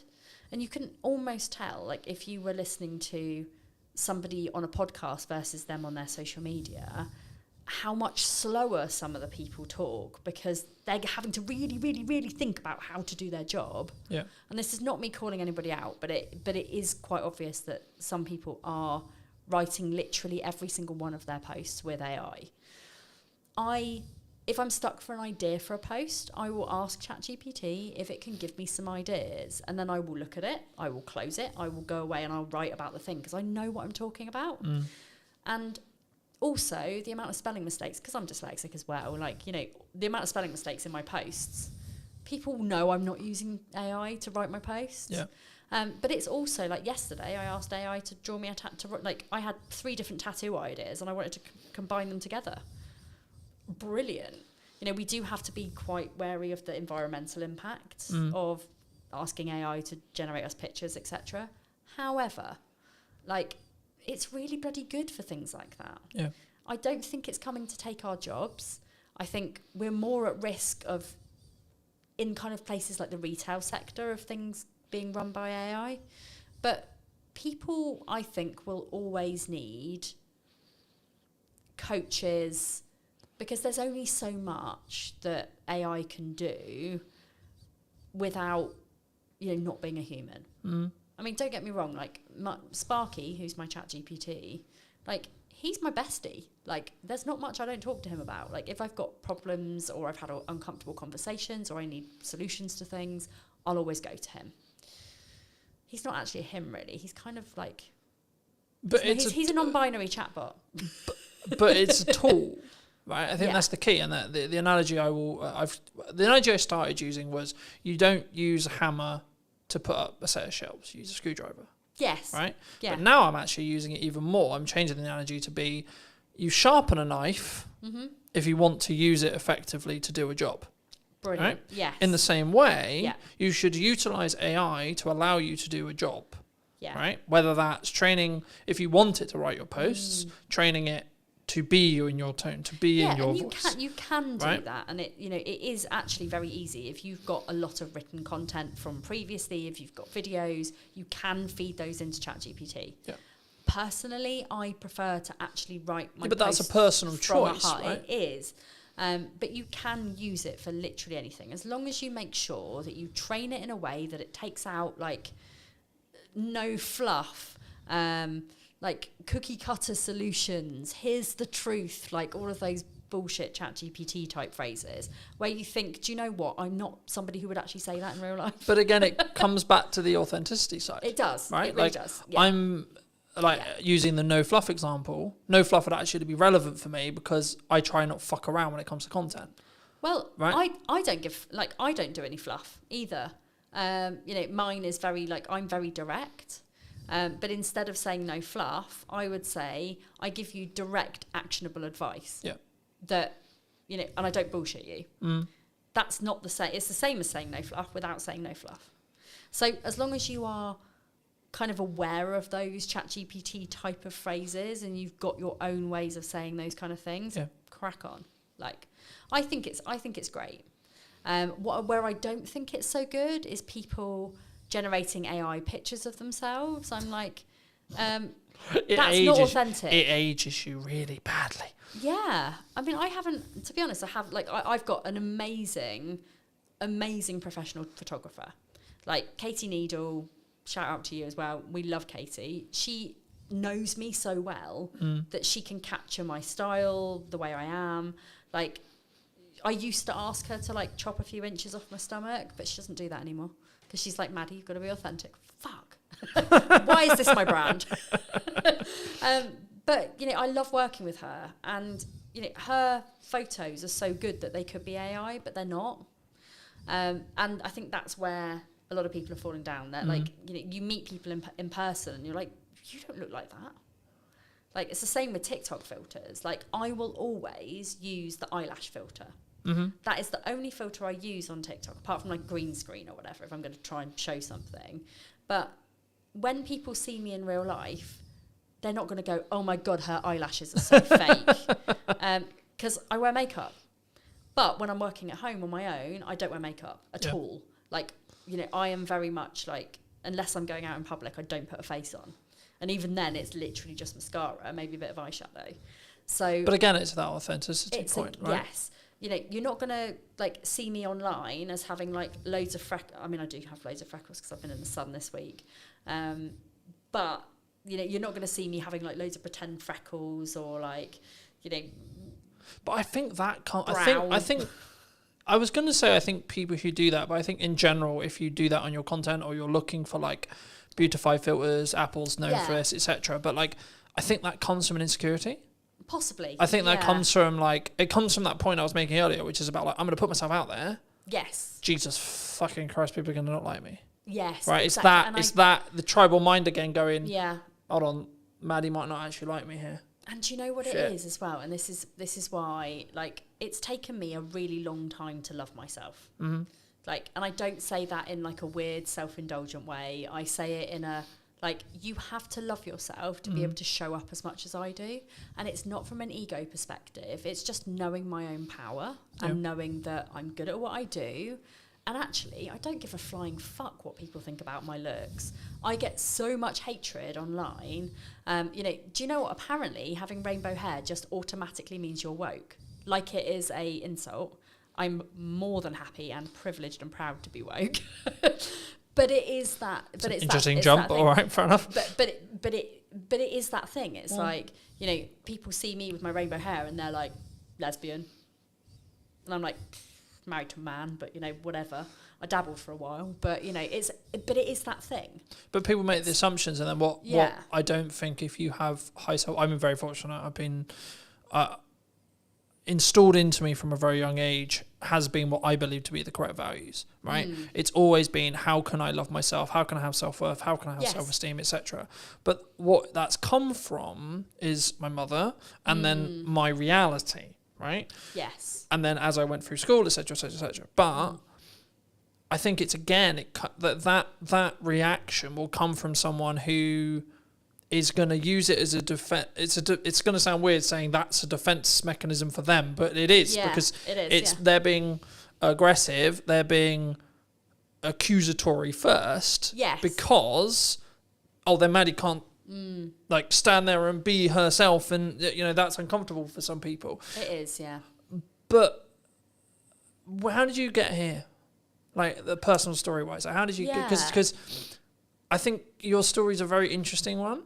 I think it's something that people can really relate to, possibly now as well.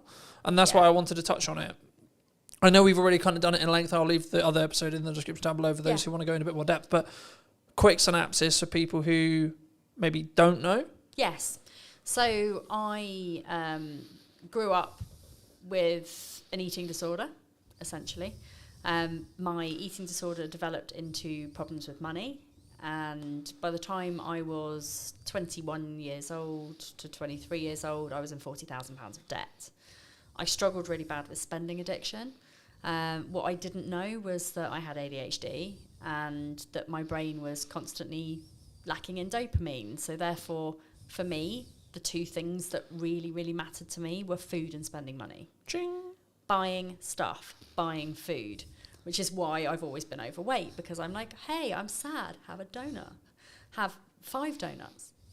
At times that has happened. But for me, it was all about spending money. Mm-hmm. So I would buy things like dresses and clothes and bags and shoes, and I'd be the person at the pub like buying my mates like around Jaeger bombs, or I spent and spent and spent. I realised there was a problem when I couldn't afford to pay any of the repayments. It wasn't that I didn't know I had to repay any of them. I just got to the point where like I was just so overwhelmed and I had too much to pay, and I was like, where am I going to get 40 grand from? I'm 23 years old. This is pretty bad. A bailiff showed up at my door, tried to take my car. I packed up my things in the middle of the night. I fled, moved back to Southampton. Went to see Citizens Advice Bureau. They basically said to me, like, it's bankruptcy or, like, you pay it off. Those are your 2 options. Both of those sounded really shit to me, but I took the second one because I'm not a quitter. If I look back at it now, I probably could have gone bankrupt and it would have been great, but then I wouldn't have had my journey. Would that have been, like, an excuse, an easy way out for you, do you think? Possibly. And I do like to challenge my brain. So I like to challenge my brain. Because I think people listening to this will go like, that seems an easier path for me. Let's just reset the clock. Yeah, and actually for so Eat the shit for a year. Yeah, for so many people, bankruptcy is a very valid option. At the time, it filled me with dread and filled me with shame, and it was almost like I was going to be walking around with like a tattoo that said bankrupt on my forehead. It was hard, and as somebody who now has since had a massively catastrophic business failure, which again came with a load of money shame and guilt and all of those things I had to reevaluate. For me, paying it off seemed like the easier option because it didn't fill me with as much dread and shame. And actually, if I hadn't have paid it off, I wouldn't have learned all of the methods to pay it off to put in my book. So, everything happens for a reason. But I learned to love money. Was there an issue with like your relationship with money? Yes. Do you think? Do you think that's where it get like? Because I hope you don't mind me saying this, but like to get to 40 grand, you've got to really fuck up for an extended period of time. Yeah. Right. Like it's not like a 3 month, 6 month. This is like years of problems. I got myself in £40,000 of debt within 2 years. Yeah. I also had a drinking problem. Like, I was a high functioning alcoholic. I say high functioning because, you know, I didn't wake up and need a drink, but I needed a drink to be confident. I was using alcohol to mask all of my neurodivergence because I didn't realise that I had ADHD and autism. And I was very awkward in social situations. People, like, now, all of my friends are like, you're not awkward in social situations. I'm like, because you met me when I was pissed. Like, all of you have known me as Maddie the social butterfly who likes a drink and is super chatty. But if I didn't have that alcohol, I wouldn't be super chatty. Yeah. So now, when I'm in social situations, I don't know very many people. I'm actually really reserved and really quiet. Put a drink in me. I'm anyone's, but pretty much that was kind of how it was. And now I don't drink anymore. So because I'm more comfortable with who I actually am. So do you think it came... Hopefully this isn't too personal, but like it links. Do you think it came from a lack of self-love, self-worth, self-esteem? Absolutely. At the core? Yes. Because a couple of months ago, I think near a month ago, 2 months ago, Jamie Oliver put out a documentary on Channel 4 all about neurodiversity and dyslexia specifically. And I was gobsmacked by some of the... As a dyslexic, I was out here going, how am I not a fucking drug dealer? I know. Like, what the fuck's going on? Like, how? ADHD and dyslexia are so closely linked, and a lot of the presentations kind of overlap each other. Yeah. So, you know, dyslexics have a very, very, very tough time, especially in early years when it's not picked up on. Yeah. And people just assume that dyslexia is just, oh, they can't read and write. It's so much more than that, and it's quite frustrating. Like, I actually go into quite a lot of detail about like breaking down all of the individual neurodivergent presentations in the book, so you can kind of like learn more about those things. Yeah. But this is the thing, we end up with such low self-esteems, but also the lack of dopamine coupled with that often makes people turn to really unhealthy habits like drinking or smoking or drugs or stealing. You know, I would highly suspect that a lot of people in the prison system are neurodivergent. Yeah. And it's not because they're bad people, it's because of a combination of things like their upbringing, maybe again from neurodivergent parents who hadn't had any of the help. Yeah. It's those dopamine-seeking behaviours which are often really unhealthy. It could be, you know, stealing, drugs, firing a gun. You know, all of those things are like, woohoo, exciting. I just looked at it from my perspective and went, I don't know how by stroke of luck, but like my dopamine wires are just like make money, create content, do things that are a net positive. Yeah. But I've always been very like cautious with like my circle and like what I get into, because I didn't know the like inner workings of my brain necessarily, but from a very young age I knew I had an addictive personality. Yep, same. So I was like, shit. Same, and I ignored it for a very long time. I was like, hold on, if I get addicted to the wrong shit here, oh boy, right, yeah. I'm gonna nuke my life by accident. Absolutely, and I have been incredibly close to doing that. So, you know, having that self-realization and like, you know, for me, there have been plenty of things that I have had really unhealthy relationships with, which I have managed to curb now. Like, my only vice now is that I vape. But I was saying to my podcast guest, like, I have no plans to stop vaping at all, because I know that if I didn't have that one tiny thing, when I spiral, and that does happen a lot as a neurodivergent, when I spiral, I would rather turn to a vape than to drink or food or drugs or smoking or like any of those things that in my mind are actually in the long run more harmful for me than a couple of puffs on a vape. Yeah. That's kind of how I see it. But, you know, lots of people would be like, oh, vaping's really unhealthy. It's like, but I don't do anything else. It's the lesser of... It's the lesser of the other evils, right? And food is really bad. Like, you know, Naomi... It was heavily processed food. Yes, yeah. So Naomi, my weight loss coach, you know, I've been working with her now for about 3 months and I've lost quite a bit of weight, but it's also about the mindset around food. Yeah. Which is hard for people who have got ADHD. And I found that since working with her, like, I've cut out processed food, I've cut out chocolate, fizzy drinks, like all of those things that have the chemicals that potentially could give me cancer, I no longer eat. I mean, I'm not saying I'm not going to get cancer because I do vape, but for me, it's like I could constantly and consistently eat really bad food, which I was doing, or in moments of stress, I can have a little puff on my vape. That's it. So, again, I think it's about focusing on those lesser of all evils. Like in an ideal world, like your stress response would be fitness. Well, right? in an ideal world, but as a disabled person who has hips that would probably die if I went to the gym, I mean, this is the reason why I'm on my weight loss journey. It's not because I'm fat. I couldn't give a fuck about my weight or about what people think of me. I want to be fitter.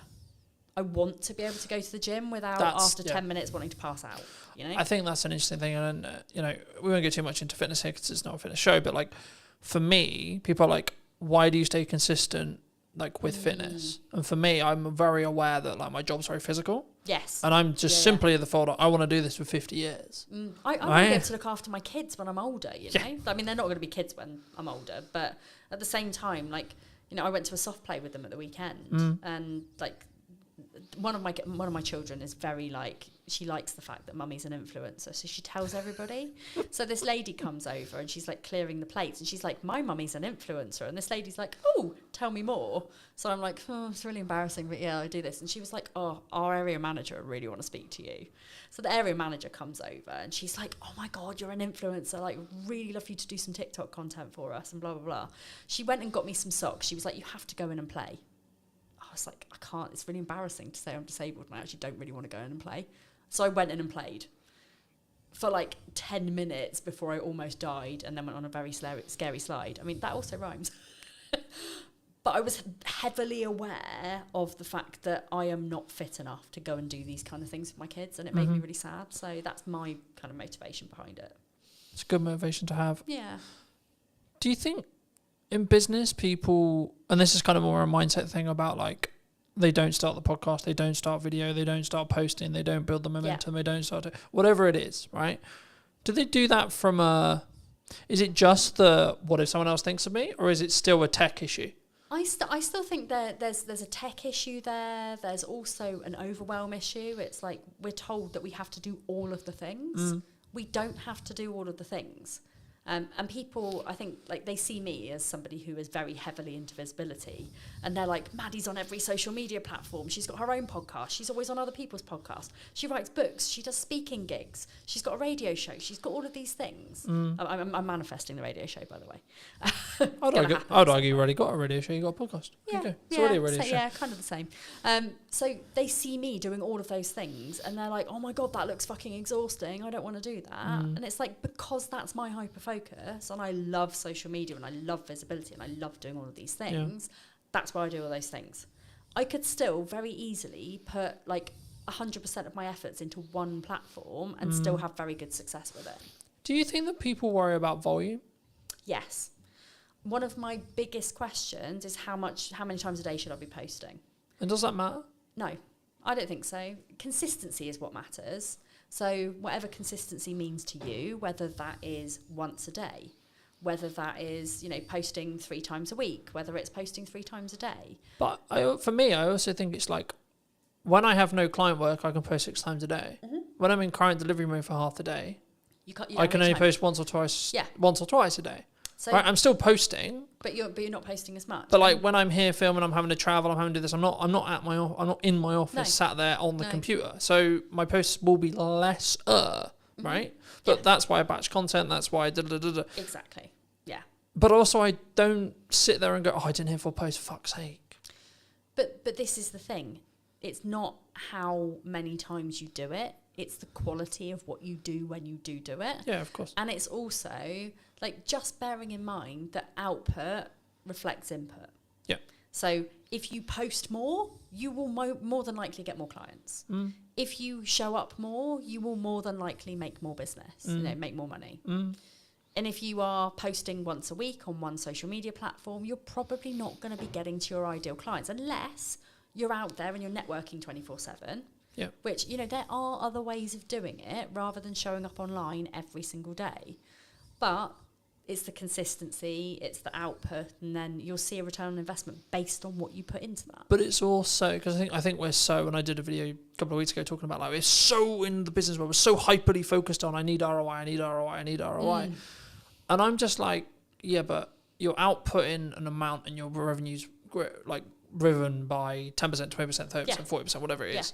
So in the nicest way possible, why do you give a shit about ROI? Because clearly it's working. Absolutely. Right?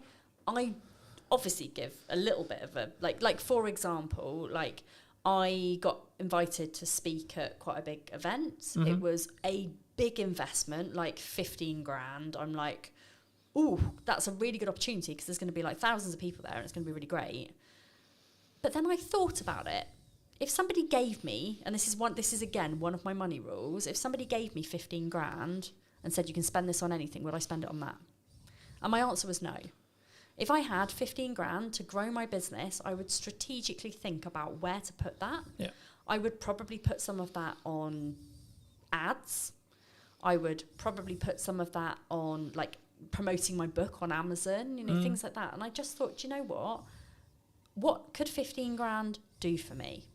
I could stand up in front of a room full of people and speak and maybe walk away with 5 clients. Or I can go and put 15 grand on Facebook ads and I can walk away with 70 clients. Which one am I rather going to do? So from that perspective, I look at ROI. However, I also don't look at it at all. So I'm very much a passion, purpose, and kind of pleasure, I guess, type of person. So profit to me, as long as I am paying my bills, I'm living the life that I want to, my staff are getting paid, my bills are getting paid, I couldn't give a flying fuck how much money I make. Yeah. Like, and by me having that attitude, but also having very, very low costs, the only things that I really pay for are things like advertising, but I don't do traditional advertising. I mean, when I say advertising, I mean things like I'll go to an expo and I'll have like a stand at an expo, or I will have like something where like, maybe I'll pay for like to hire this podcast studio, for example. So my costs are still fairly low. And in my first year of business, I made 100 grand. But I wasn't focused on making profit. I was focused on making people happy and getting good reviews and showing up as an honest person. I think that's really key, and I think we don't. And it's not that we don't look at ROI, and every business should look at ROI. They absolutely should, but we don't. What's the ROI on a brand podcast? Arguably, if you look at it, either huge amount, or fuck all. Yes, and it's down to how you think about it. Exactly. So at the moment, my podcast, I think, helps me to grow my social media, which helps me to grow my email list, which helps me to grow my client base. It's not phenomenal. I am not Stephen Bartlett. But also, do you want to be Stephen Bartlett? No, not at all. Like, no. I mean, he's a nice enough dude. I've met him. But I wouldn't want to be him. Like, in my mind, like, I think his success has very much changed him. I think I remember him very early on in the days where he was quite humble. Don't feel like that anymore. But that's what I mean. I think it changed. Like, I think we're in a world now where I have to commit to the decision. Right? Yes. So I'm going to make the world's biggest media company. Yeah, but what if tomorrow I don't want to do that? Yeah, and I want to live my life in a flexible way. As long as I am fulfilling my life's purpose, which is helping people with neurodivergent presentations to live their best life, that's my main game. Like, that is all I want. So, this is why I help people with 3 different areas. It's like life, money, business. Those 3 things are, if you've got those 3 elements nailed, I mean, obviously not everybody's got a business. Some people it will just be life and money. Some people it might just be money and business because they might already have their life sorted. Some people it might be like life and business. Their money's amazing. But they all interlink with each other. And neurodivergent people struggle with all 3 of those things. As a rule, some neurodivergents will probably be flying. I mean, Stephen Bartlett openly says he's got ADHD. but he's somewhere along the line, like massively landed on his feet and has never had to struggle with money because he's always made so much. And therefore his business has been fine and his life's been fine. Yeah. So if I bumped into him in the street, his ADHD is not the same as my ADHD. And this is a good way to look at it. It's like every single person who is neurodivergent will have something that maybe isn't so great in their lives. And I'm not saying that Stephen Bartlett is perfect. He might, not be in love with somebody, or he might have, problems with relationships, or he might, because he's so busy with his life, maybe he doesn't have friends. I don't know, and I'm not going to judge him for that. That is, where at times I think that's Robert soon, but that is like something that I think people don't talk about enough in business, and like how you maintain a relationship, and it's something that I'm working through the process of now, being nearly 2 years deep into a really healthy relationship that's so really important to both me and my partner. Yes.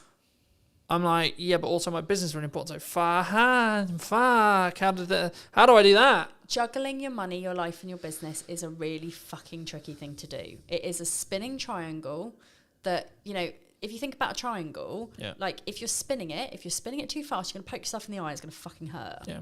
So like, you need to be balancing those 3 areas of your life so that they all work in tandem together.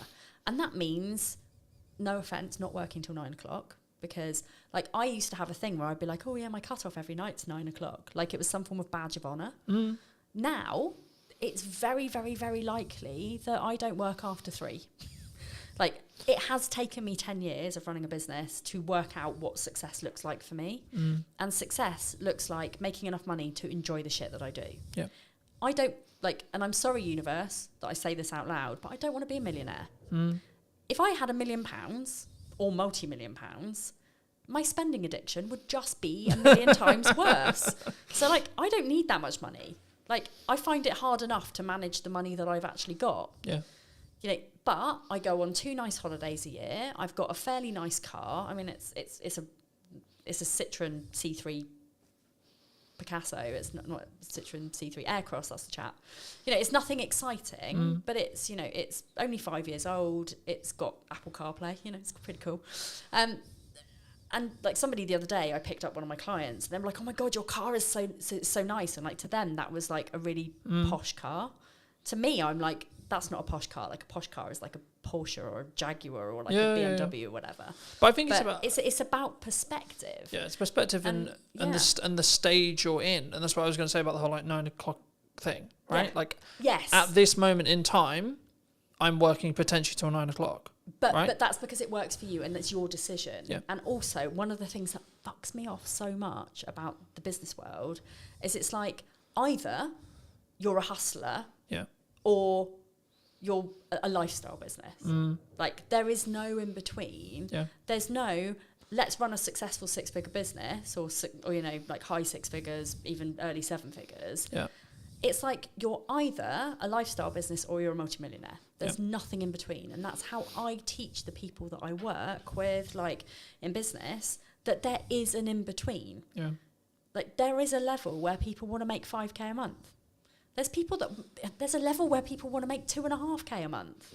They want to cover their bills, they want to cover their mortgage, they want to have 500 quid's worth of spending money. Yep. Everyone's a winner. Happy days, yeah. It's all to do with how materialistic you are.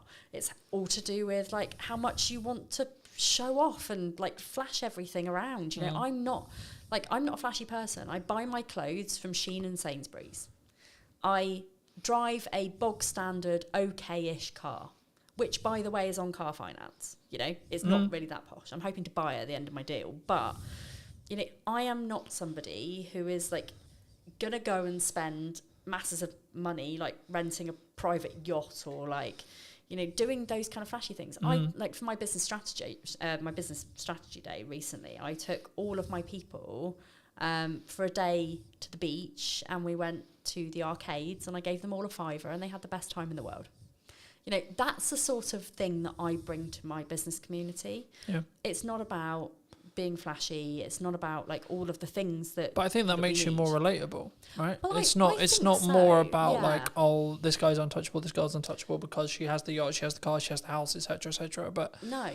And again, I think I think it's one of those things where you've got to choose, do you want to live to work or work to live? I want to work to live, and I want to enjoy my kids, like as much as anyone can enjoy kids. I want to have a life where like I spend time with my friends and time with my family, and like I go to a lot of gigs, I go to a lot of festivals. Like if that was taken away from me, I would be very sad. Like, and if I was going to work more, that's my decision. Like, but that's what I mean by like phases, right? And the stages you're in. Yes. Right. And it's about actually having a longer, especially in a relationship. I don't know how you do it, but this is how I do it. Is right, this week, this month, this quarter, a lot of shit going on.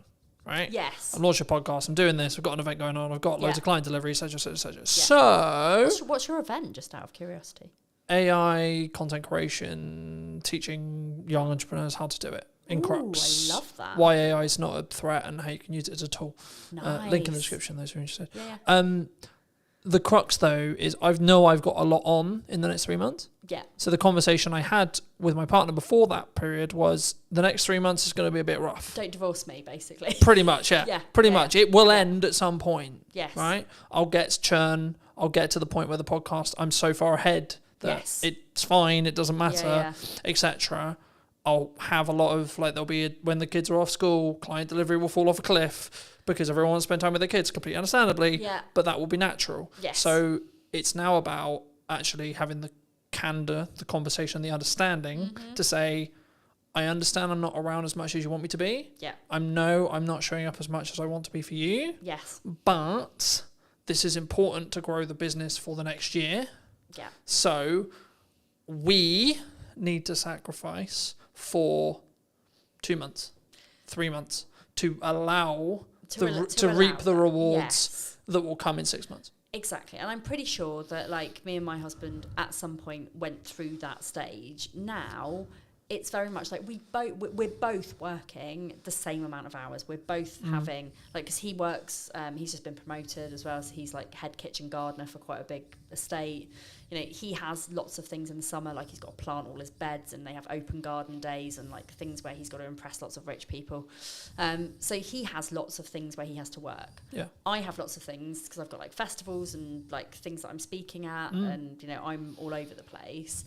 And we always like have that little bit of time at the end of the day where we sit and we like debrief and we talk about the things, and like we know that we've both got the same end goal, which is moving house, and we've bought somewhere, we're just waiting to complete on it. But we know that that's not the end of our journey, because we're building a loft conversion, we're like having a garden office made, and like all sorts of different things where we're gonna need to still both of us work our asses off. Yeah.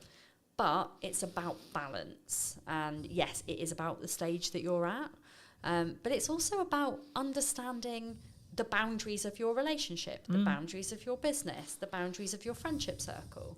Like my friends at the moment, like they barely see me, and the other day I was like, shit, do you guys like, you know, are you pissed off that you barely see me? And they were like, no, it's welcome relief actually, like really. Awesome. But they were like, we're also really busy, you know, we're not 20 anymore. Like actually we have all kind of moved on, like we're all in our relationships, we all, you know, but also I think have our special hobbies. And I think when you're in that stage, or when you're out of that stage, you then value the time you do have with those people. Right, for some relationships, unfortunately, it will be like the reason why you grow apart and etc. And that's sad, but that's life, right? Yes. But for the people who stay, actually, when you have that committed time together, with your close friends, with your partner, with your family, etc., it makes it more special. You then value that more because it's lesser, because there's less of it. You know, I was one of those really lucky people that during I mean, I say lucky to a certain extent, but like during COVID, like my husband was classed as a key worker, so he was never home. So on one hand, it was the most unlucky thing in the world because I had to do childcare of 2 on my own, and that was like mentally damaging. Like I say damaging because like I literally every day I was like rocking in a corner by the time he came home. But it was great for our marriage because we weren't living on top of each other. We weren't constantly in each other's spaces. And, you know, you hear of people who were like, you know, they got divorced because of COVID because they had to spend time with their partner. Like, I like my relationship. Well, I don't just like my relationship. I love it. Like, it's great. We have a very, like, open.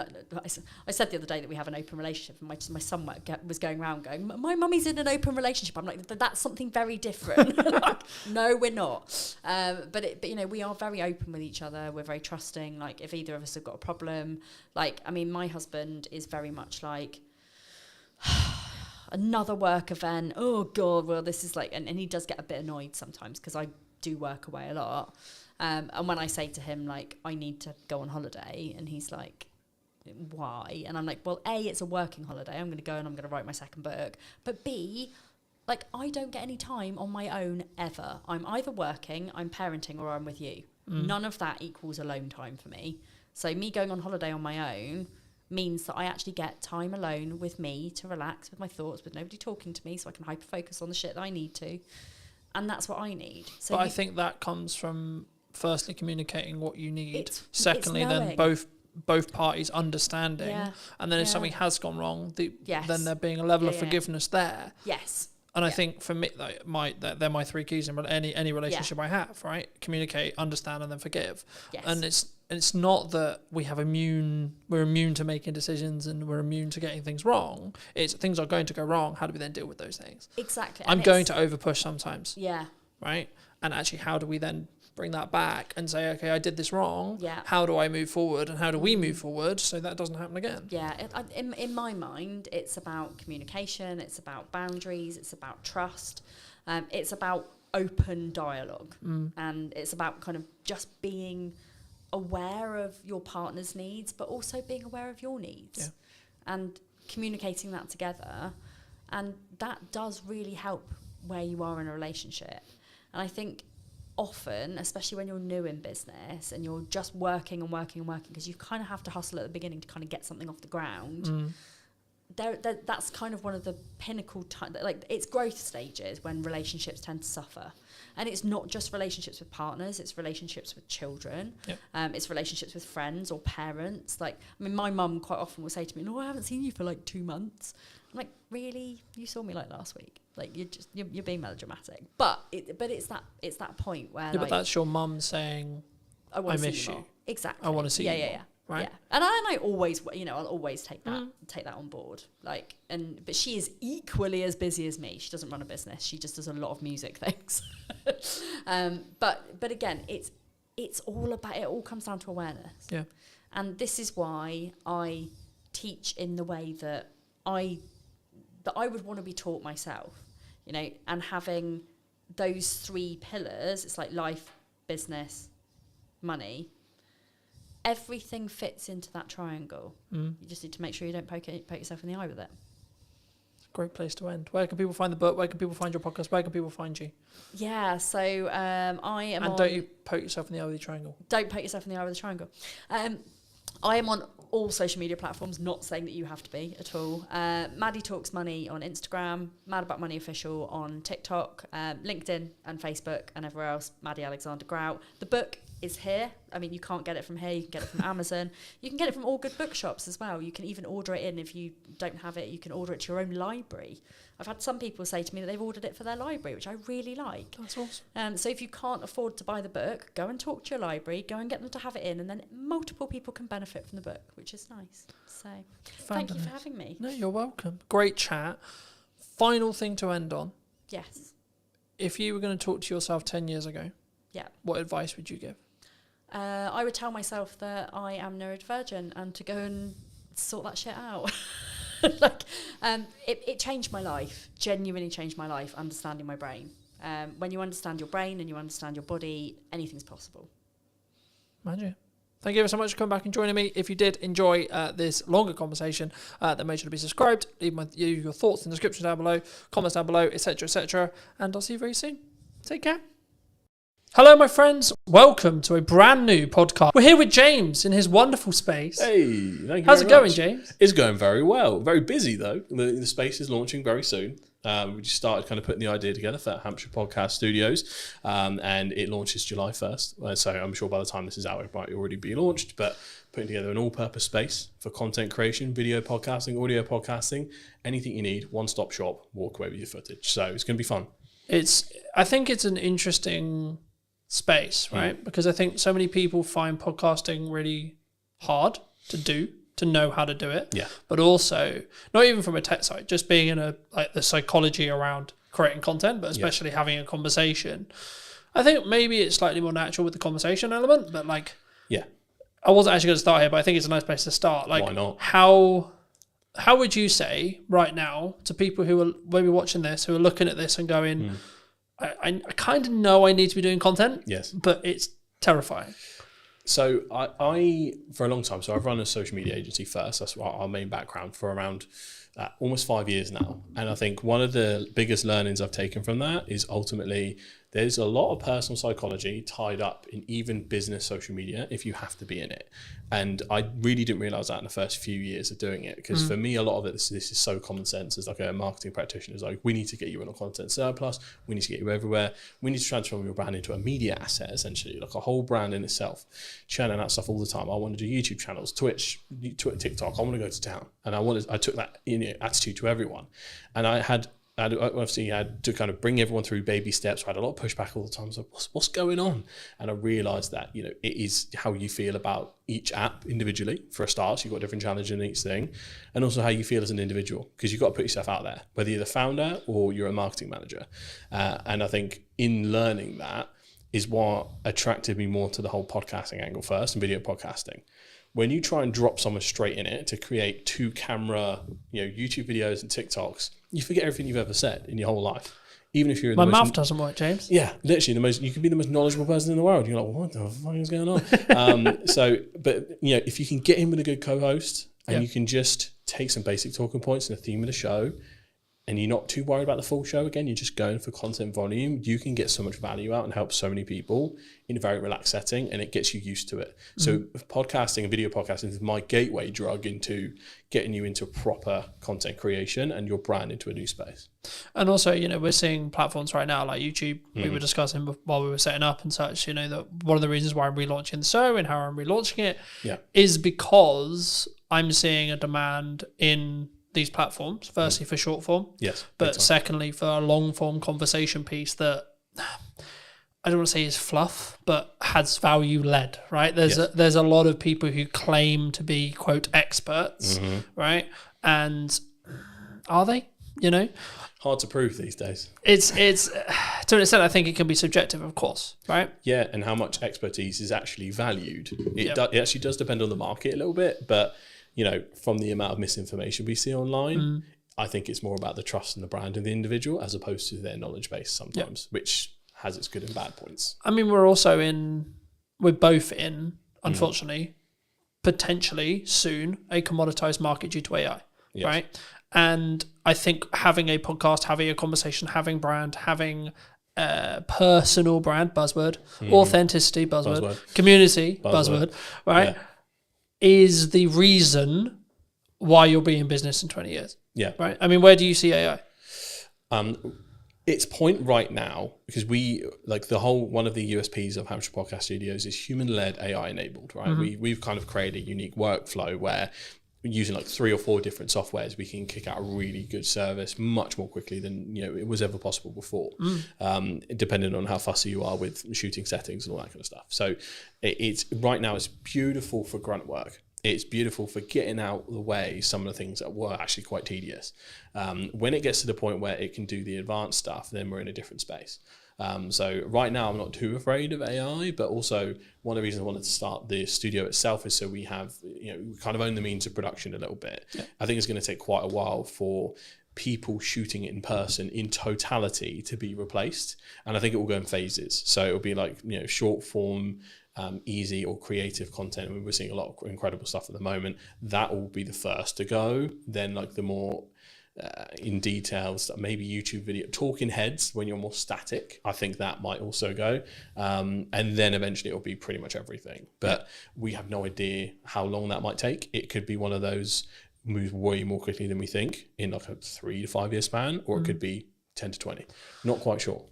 It is interesting, right? Because we're also in a world where AI influencers are a thing now. They will continue to be a thing, right? And I think the commoditization of attention, the gathering of attention, is what marketers want, right? What we're talking about when we go into detail and we add value is the tactics and the nuance that comes with, like when we first met, we were talking about TikTok as an idea, right? Now, fast forward, 3-4 years? Yeah, you'd be surprised how many people still haven't picked up on that one. Yeah. But again, it's, I mean, just for those who don't know who may be listening, right? Like, can you explain what you explained then, in layman's terms, the difference between a social graph and an information-based graph, or something which is more TikTokified in that respect? In terms of how the algorithm works? Yeah, the physical algorithm, how it works, and then how it also could have a knock-on effect to now what we're seeing in every single platform because of, especially meta-based platforms right now. LinkedIn will do it. It hasn't still social-based really, but give it another 2 years, I expect it will go interest-based. YouTube Shorts is interest-based. TikTok is obviously, of course, interest-based, etc. What does that mean? So for the layman, the easiest way to describe it is the TikTokification of the internet. So that's the starting point. TikTok came along. Let's say pandemic is where it really kicked off. We're all at home. This new app pops up. Oh, let's check it out. A lot of people didn't jump on it at first. That was very kind of still early, at least from a UK market point of view, very early on. At some point, everyone clocked onto the fact that TikTok pretty much has the best algorithm going for interest-based suggestions. I'd say even more better than YouTube in terms of how that works. So it then became extremely addictive. Every other platform caught on to that, realized we're going to get left behind in the interest-based economy. We have to get on that. So now every single platform has an interest-based video feed, and now pretty much main feed, especially the Meta suite, that's gone full interest-based. I think X/Twitter, that has gone interest-based. Blue Sky has remained solid in the fact that they, for following, I think that's part of their USP. Even LinkedIn now is going interest-based feed they're testing it a little bit on the main feed, but mostly on that kind of scrolling video. So it is unavoidable. And that has essentially created a very interesting thing where it's the social part has been removed from social media. It's gone. It is just media. And if your brand, or personal brand, or as a freelancer, you're not part of that interest-based economy where you're churning out stuff that will eventually get to the right person, you will be left behind a little bit in that. Overthinking quality, overthinking substance sometimes can hinder your attempts and testing to get to where you need to be. I'm always a proponent of scale, test fast. Even if you need to post quite a lot, figure out what works, where are your golden veins that you need to mine, and then start improving little by little the same way a creator would. That's all I'm always looking at. I think it's interesting, right? Because when we first got here, we were talking about the difference in scale versus perceived quality or quality, right? And I think that so many people worry about what is the judgment of X partner, friends, colleagues, so on, dog is equivalent, right? What are the, I'm going to spam them, right? What I'm going to post too much is part of knowing what works. Volume, would you say? Yeah, well, you need a certain amount of volume to test, and at what point does it become spammy? This will differ per platform, and some platforms is pretty much impossible to spam. So you got to think about user behavior. So if we take TikTok, 70% of content, I think still, or probably more now, is digested on the For You page instead of the following. So people have to make an intentional step to head over to get everything in the chronological order of the people that they follow. That is where maybe all of your videos appear quite a lot. And you're like, okay, weird. But if not, it's just going out into the ocean. I see every kind of short form video you post is pretty much just taking a bucket of water and pouring it into the ocean at this point. Like, there is very little risk of it being seen a bajillion times. But that's when you get to a TikTok, Meta, Facebook point of view. If you're looking at something like LinkedIn, the algorithm is still early and it's still developing. So a lot of people might see the same thing. You'll notice on your LinkedIn that you'll still have the regulars engage first and often see it. They might get notifications if you engage with them regularly. And from that point, other people might see it based on if someone likes, comments, shares, because LinkedIn is quite good in the fact that someone comments, that might as well be a share. That's quite handy in terms of how that works. So per platform, it does change slightly. However, even someone with an extremely engaged following like me and you, we could probably post 3 videos a day and it won't bother anyone, or they might see one, they might see none. But they might see all 3 on Tuesday next week. You can't quite tell where that is at. So I'm of the opinion that you're never going to lose out by posting more often. What most likely is going to happen is someone's going to go, bloody hell, you're everywhere, mate. That's the place I want to be. I'd rather be top of mind and someone be slightly miffed. I'd rather take that risk. I was going to say, because that's the main trap for me. Like, you're probably the fifth person, sixth person I've met this week in person. Yep.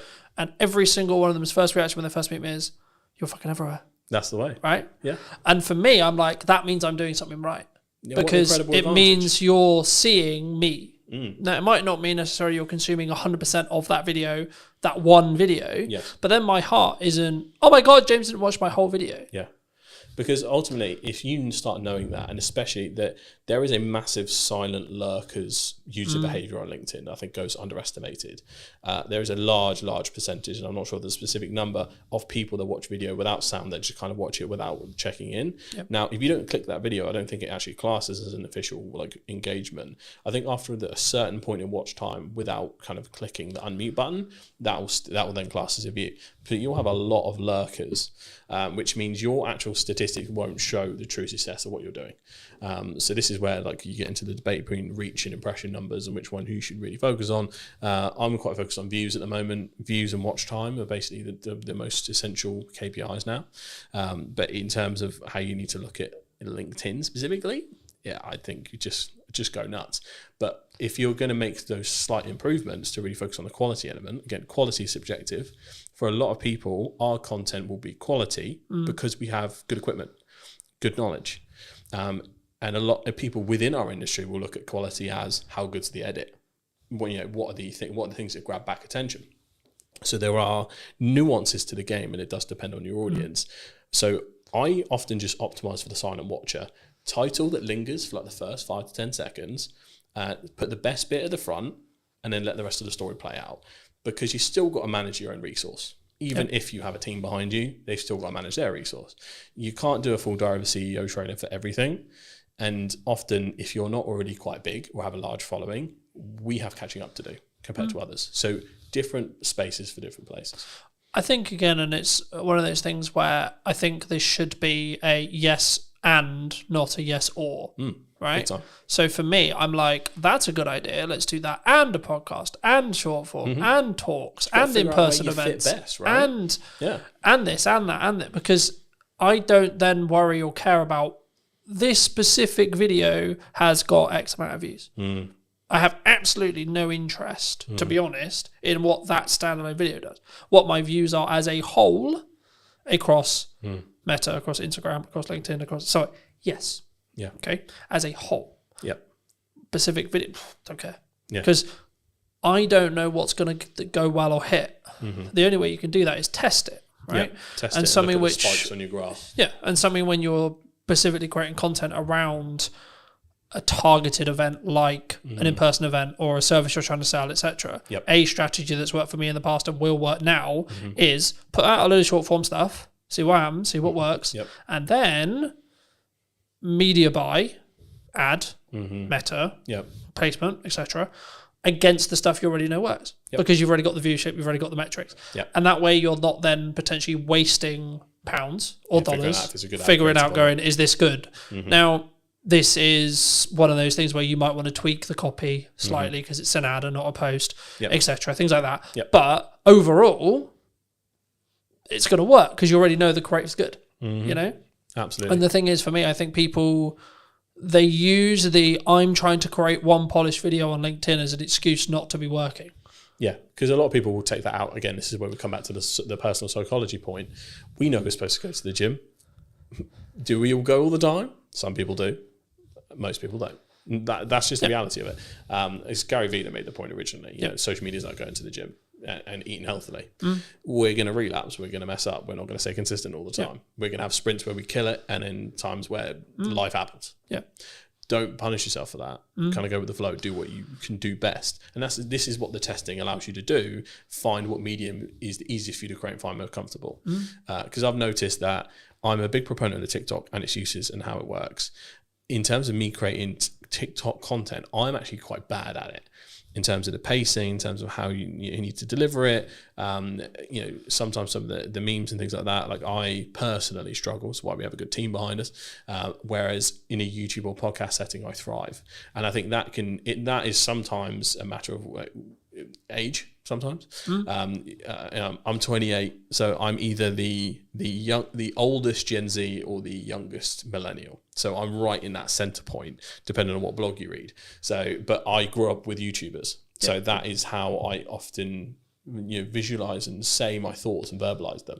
And some people will talk as TikTok because, for example, if you got your phone out, the viral hook is as you're putting the phone down. Guys, the other day I did this, right? And they'll prop their phone up. Yeah. That is the telling the story or popping the phone down in the car or talking in the car or the quick flip up.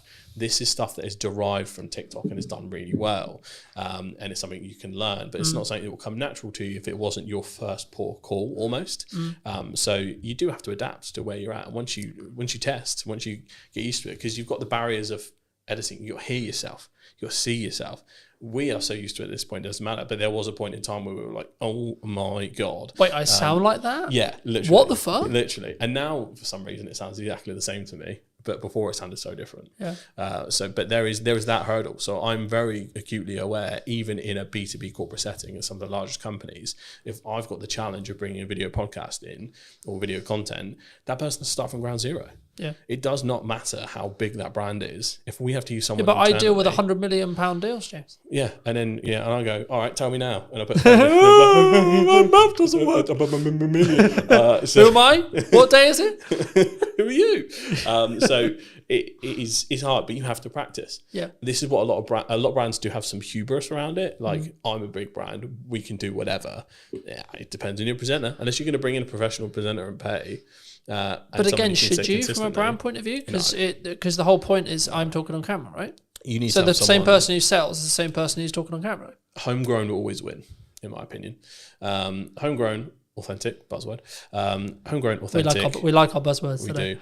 Homegrown, authentic, and just, I think, not tied to perfection is probably the best piece of advice I can give Done when is it better comes than to perfect, corporate right? content. Yeah. Like something completely unedited, probably similar to how this podcast is going to be, flows nicely. You can tell it's genuine. Their corporate trust is at an all-time low as is.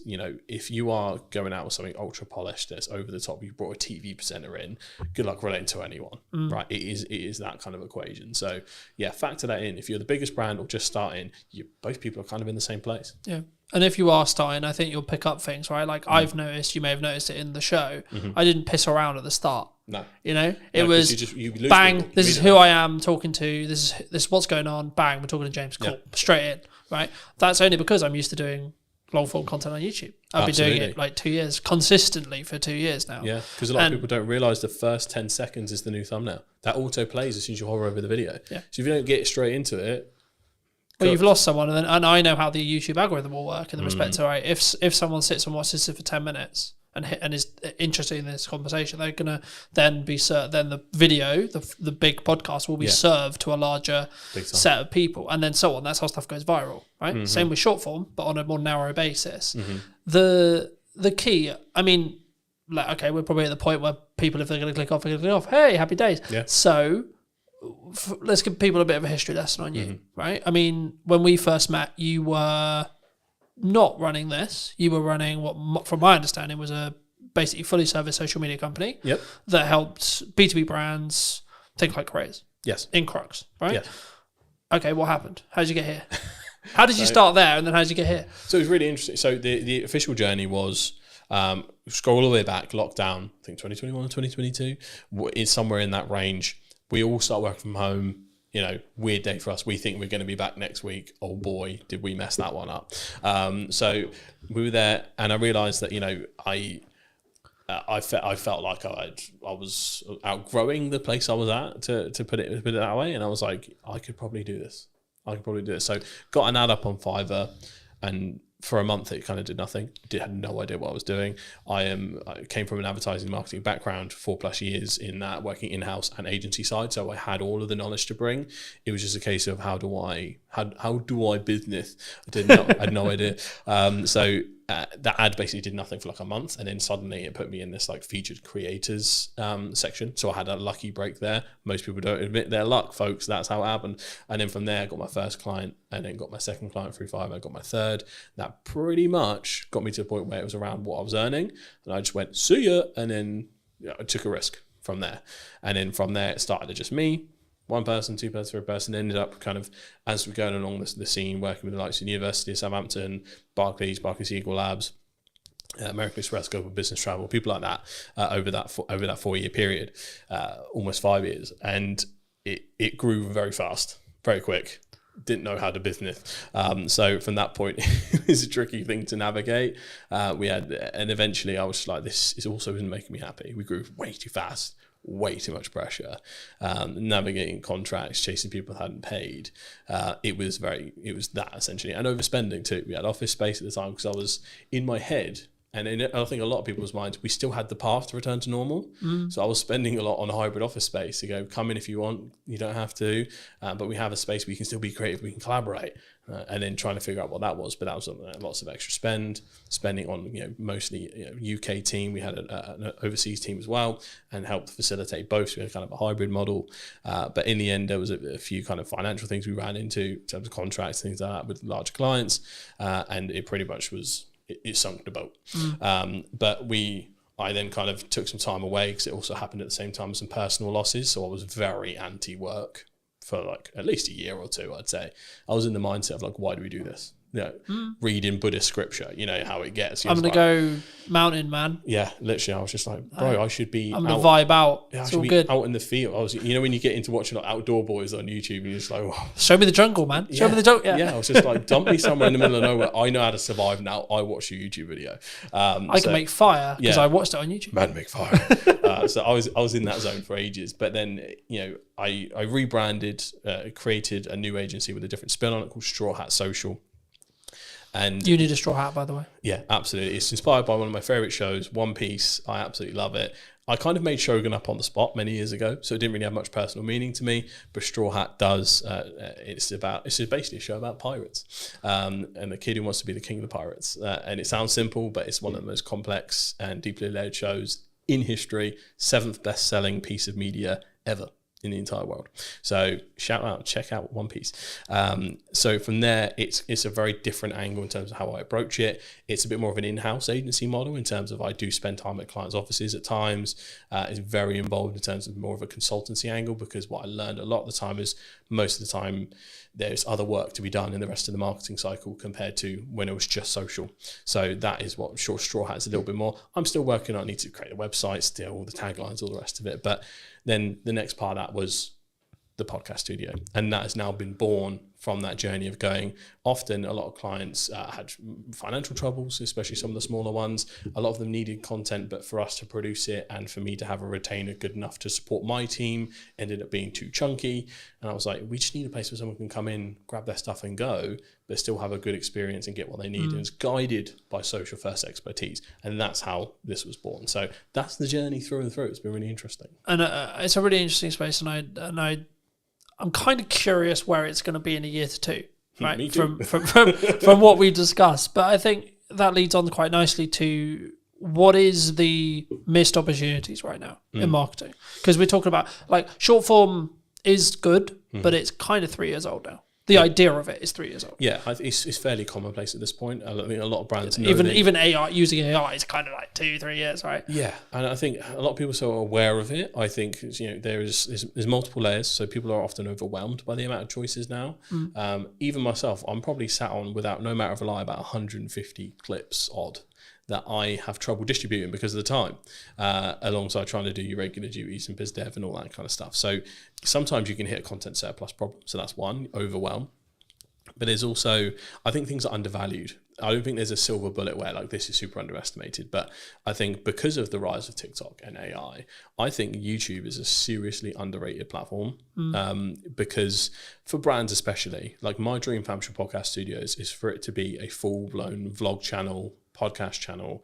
I want it to feel like a living, breathing entity. And this is where the brand part comes in.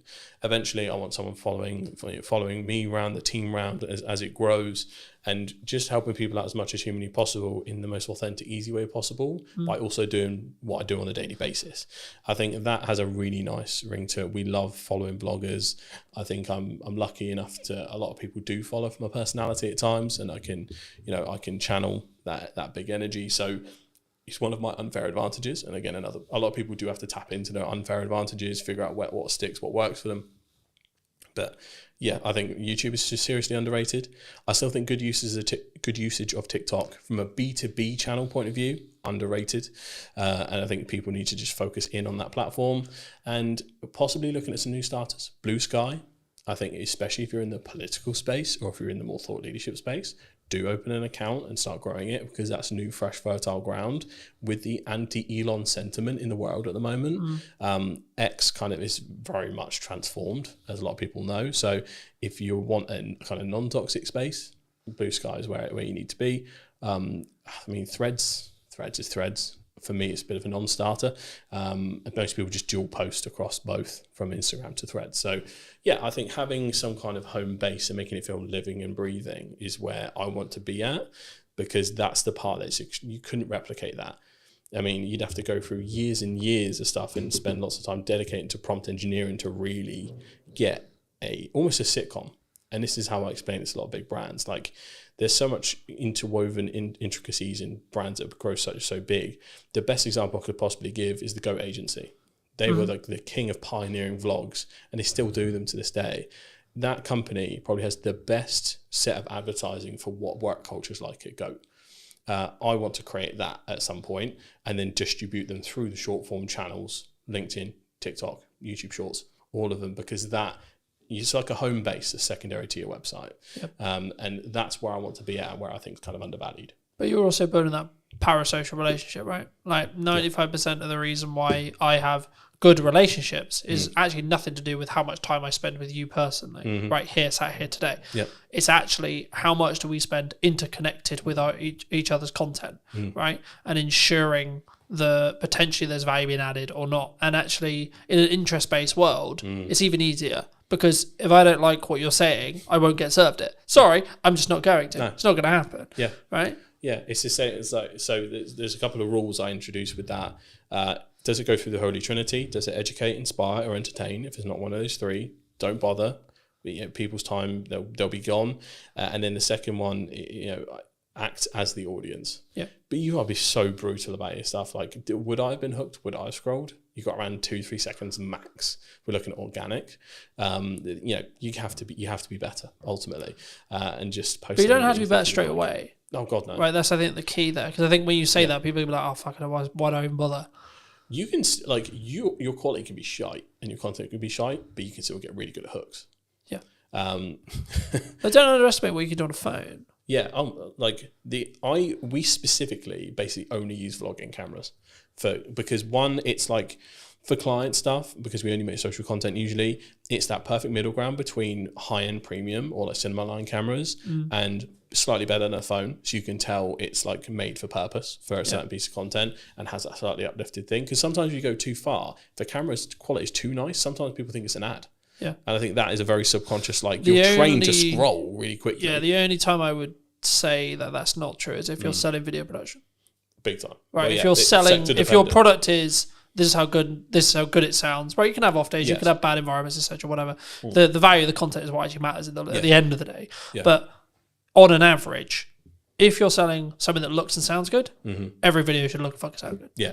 Yeah, definitely an exception for your business. Excluding that, absolutely, doesn't matter. Yeah, I think one of my favourite success stories from when we were doing work is we worked with a company called Skill Scaffolding, shout out to Skill Scaffolding, who wanted help starting their TikTok up. And what we did was kind of mic up the boys and did it in a vlog style. They just explained what they were doing, out and about on jobs. We did a tour around the site.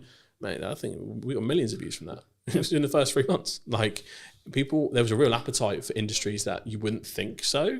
Construction, massive. If there is a construction company out there listening right now, you need a TikTok account, you need a YouTube account, you need to go hard.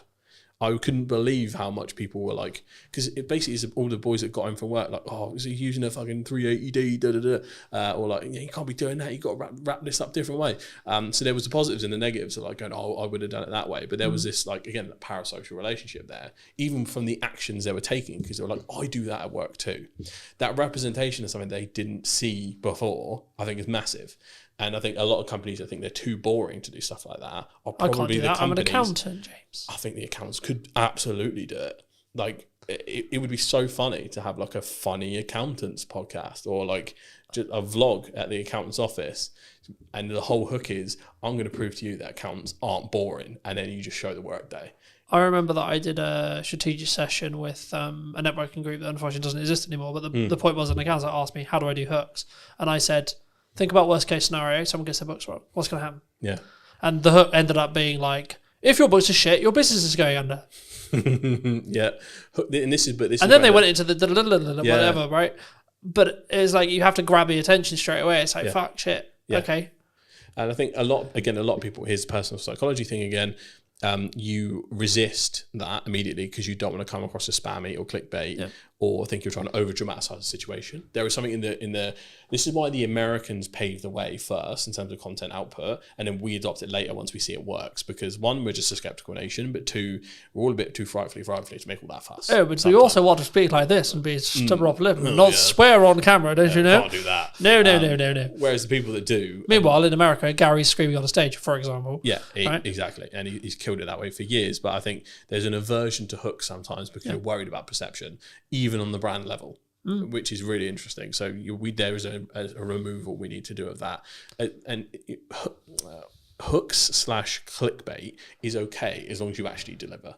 If it's, I'm going to get you 1 million followers right now, and then it's just bullshit advice, that is bad clickbait.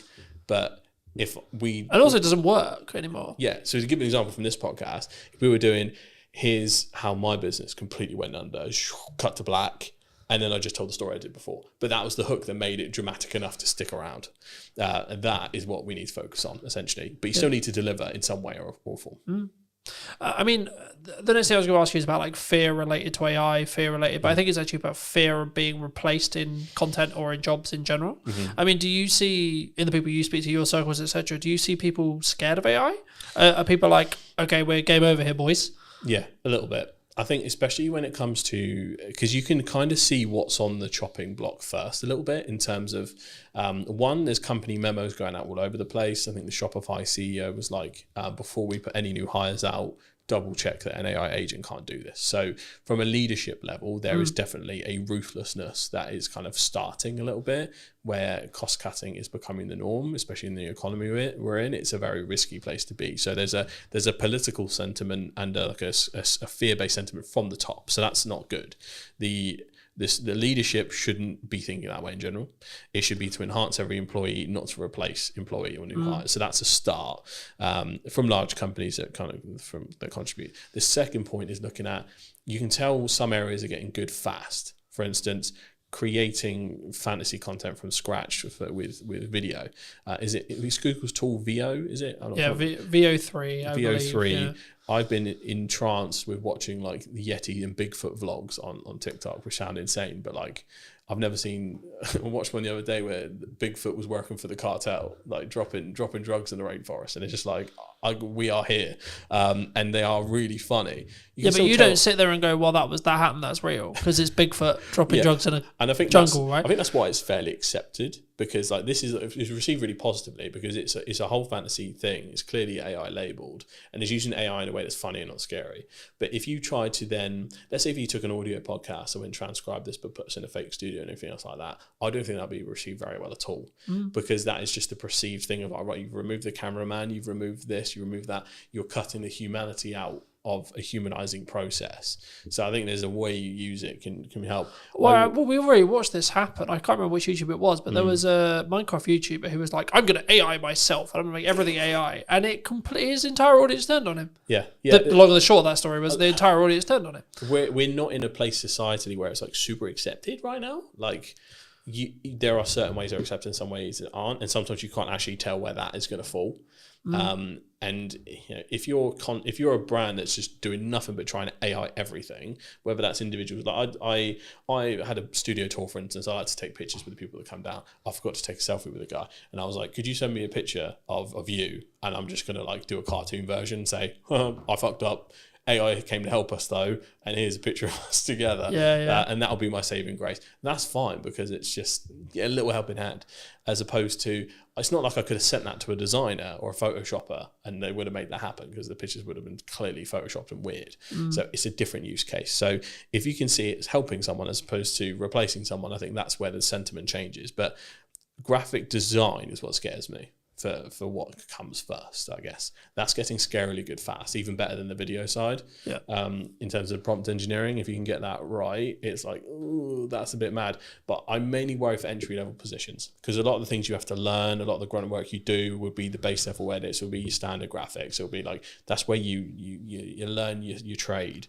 And that's what worries me, because I know that big companies will try and cut that out fast. But is there the counter argument, I guess, to that is you could be valuable to a company that isn't leveraging AI by teaching them how to use AI to do that thing? Absolutely. There is, chaos is a ladder.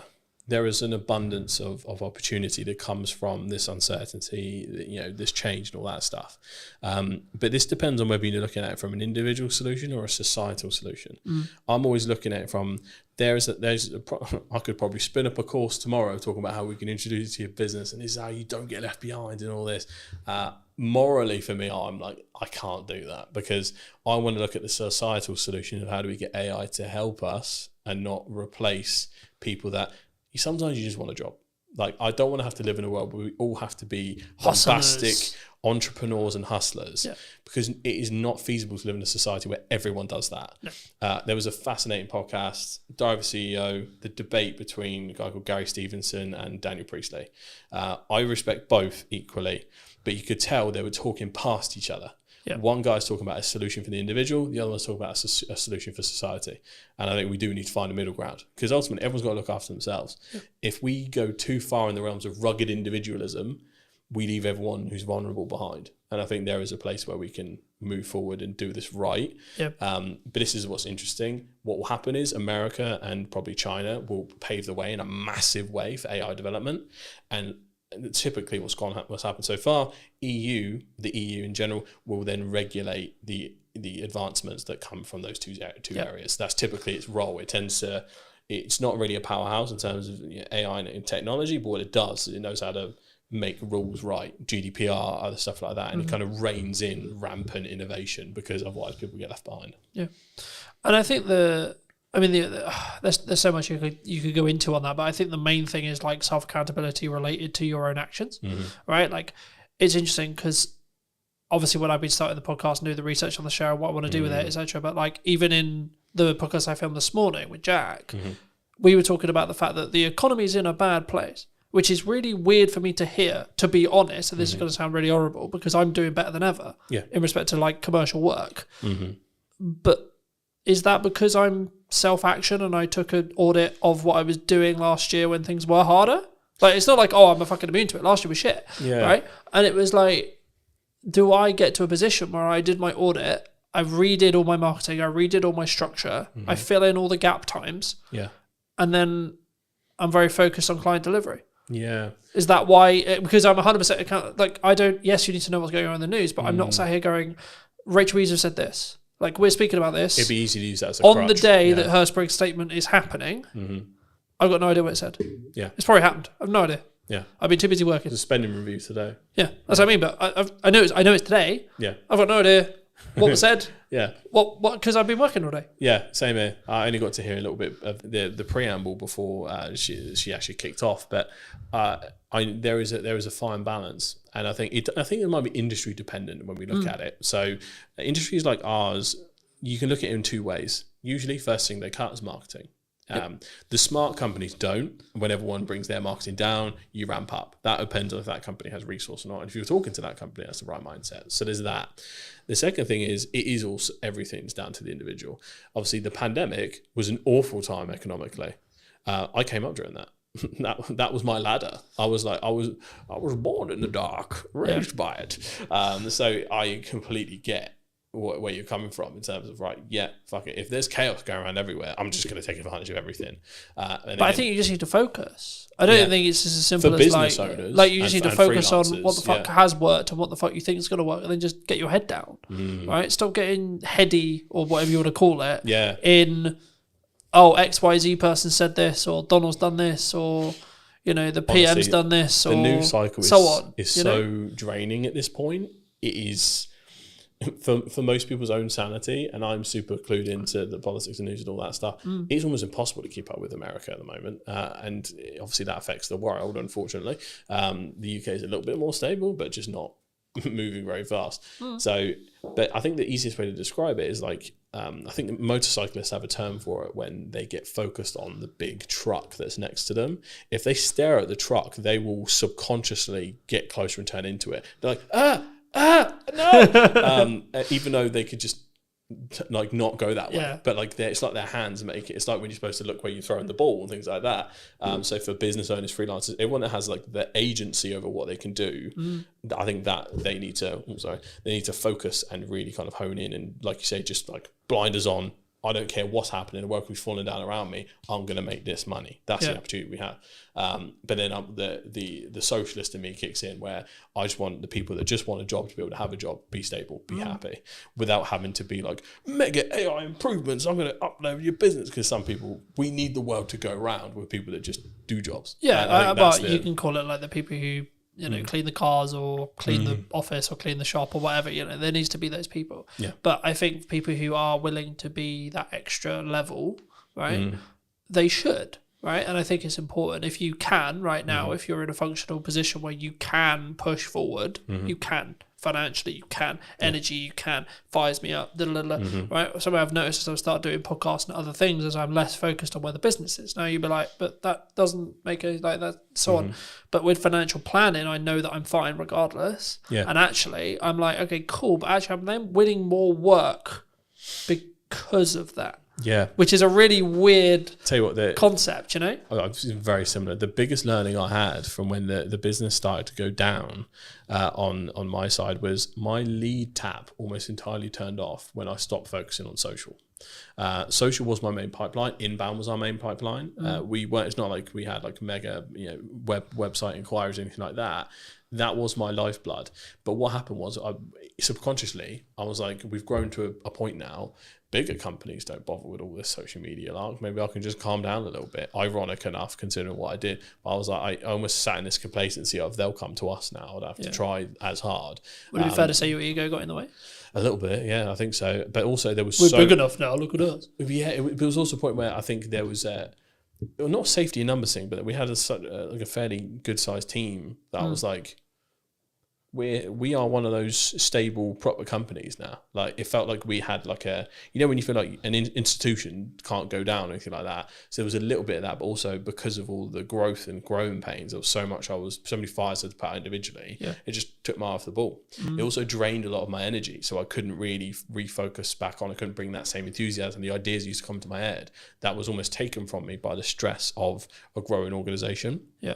And I think, again, it's probably another problem that people might be facing that isn't talked about enough. But ultimately, like all of that combined, it made me deprioritize social. And that was essentially the start of the death of 1,000 cuts. So, yeah, social is important, folks. Don't be like me.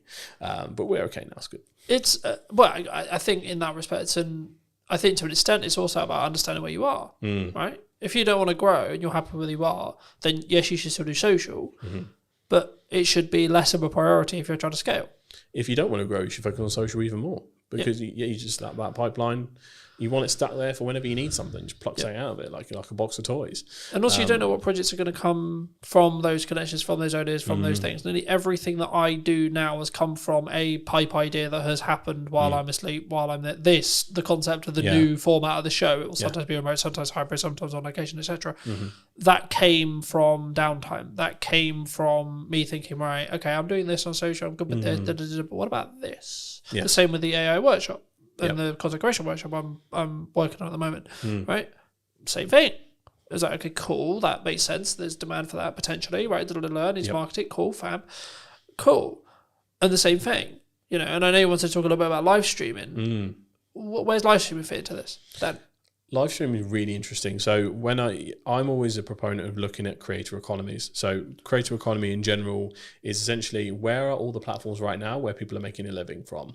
Where's a lot of the content coming from? Where's a lot of the trends starting? All that stuff. So it's so important to find what's happening right now. YouTube and TikTok essentially had dominated for a long time. Twitch has basically come out of nowhere, and a lot of people do stream on different platforms, but Twitch is the most important one. Live streamers, I think in general, have replaced YouTubers as the main go-tos, because what's happening is, well, in Gen Z circles anyway, what's happened is You've got Kaisenat, iShowSpeed, Drewski, all these people that are like more often creating content via live stream. They have so much more content they're able to distribute. They started dominating the airwaves, very similar to how podcasters dominate the airwaves via clip distribution. They started winning the war of attribution in regards to kind of just like getting clips out there here and there, and in interest-based content. So, but they have that huge file of long form to be able to then... these people stream 8 hours a day. That's what I mean. If you look at political streamers like Hassan Piker, he literally streams 8 hours a day, Monday to Saturday. Like, it's an insane amount of content. He's giving takes constantly. Every piece of news that happens live, he's staring at the computer, essentially waiting for the next headline to come through so he can give a take. He has full thing. So, but then his editing team, which is important to mention, will then have that clip on YouTube within like 2 hours whilst he's still streaming. Within a couple of, so he's really unique in the fact that obviously he's a left wing, almost socialist creator. He opens the door, so he has no copyright on his content. So he allows other people to use his content and monetize their YouTube channels without striking them. So he has a content economy where everyone makes stuff for him. Yeah. He has his own channel where he monetizes and things like that, but his channel is often 1 or 2 days late. There are a multitude of clip channels that get stuff in while he's still live. It'll come out within the hour and it will just take that 10-minute segment or that 40-minute segment. It's incredible the speed in which those people work, because they make a living off of Hassan making a living. Yeah. So it was fascinating to see how this happened. But Twitch streamers have become like the front end of like the social cultural zeitgeist, to use a weird term. So ultimately, follow what they're doing. And I think the first few brands that get serious about live streaming, and I think brands like, we've seen Foot Asylum, for instance, lead the way in terms of YouTube channels. If they can find a way to do Twitch, if, even B2B brands, like, my dream would be to like live stream entire studio days, to be able to stream other people's podcasts if they were comfortable with it, to show what they could do through my channels, to kind of always be sharing the love in that sense. You would be able to see such an awesome mix of different things. Each industry, some industries won't be able to do it, some can, but I think if they're the first to market, there is a rare opportunity there to be taken seriously in that space, because Twitch has only been for like gaming for a while. Let's Chat style stuff has become more and more popular. That is now the most popular thing. It's less gaming and more essentially completely universal. Do you think that the TikTok live shopping experience is also going to be a game changer in the next 10 years? They are going hard on that.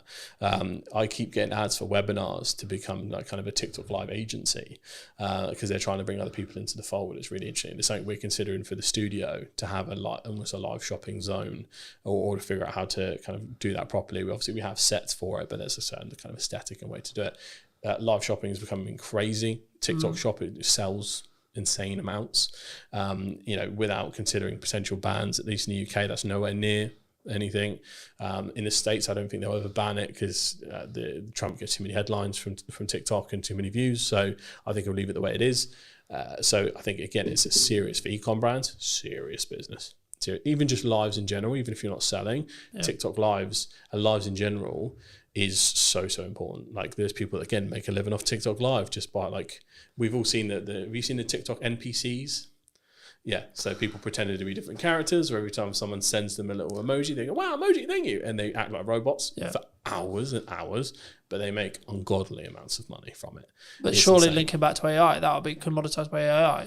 Possibly. Or is it because it's actual person being aware? Is that the commoditized point? At least for the NPC non-playable characters. For the non-playable character streamers, the whole point of it is the novelty of you're making a human being dance like a monkey. Right. Okay. Essentially, because you make them here, have a peanut. Here, have a peanut. Okay. Yeah. People are sat there donating £1, £2, £3, £4, £5, £10 just to make them do stupid shit. Yeah.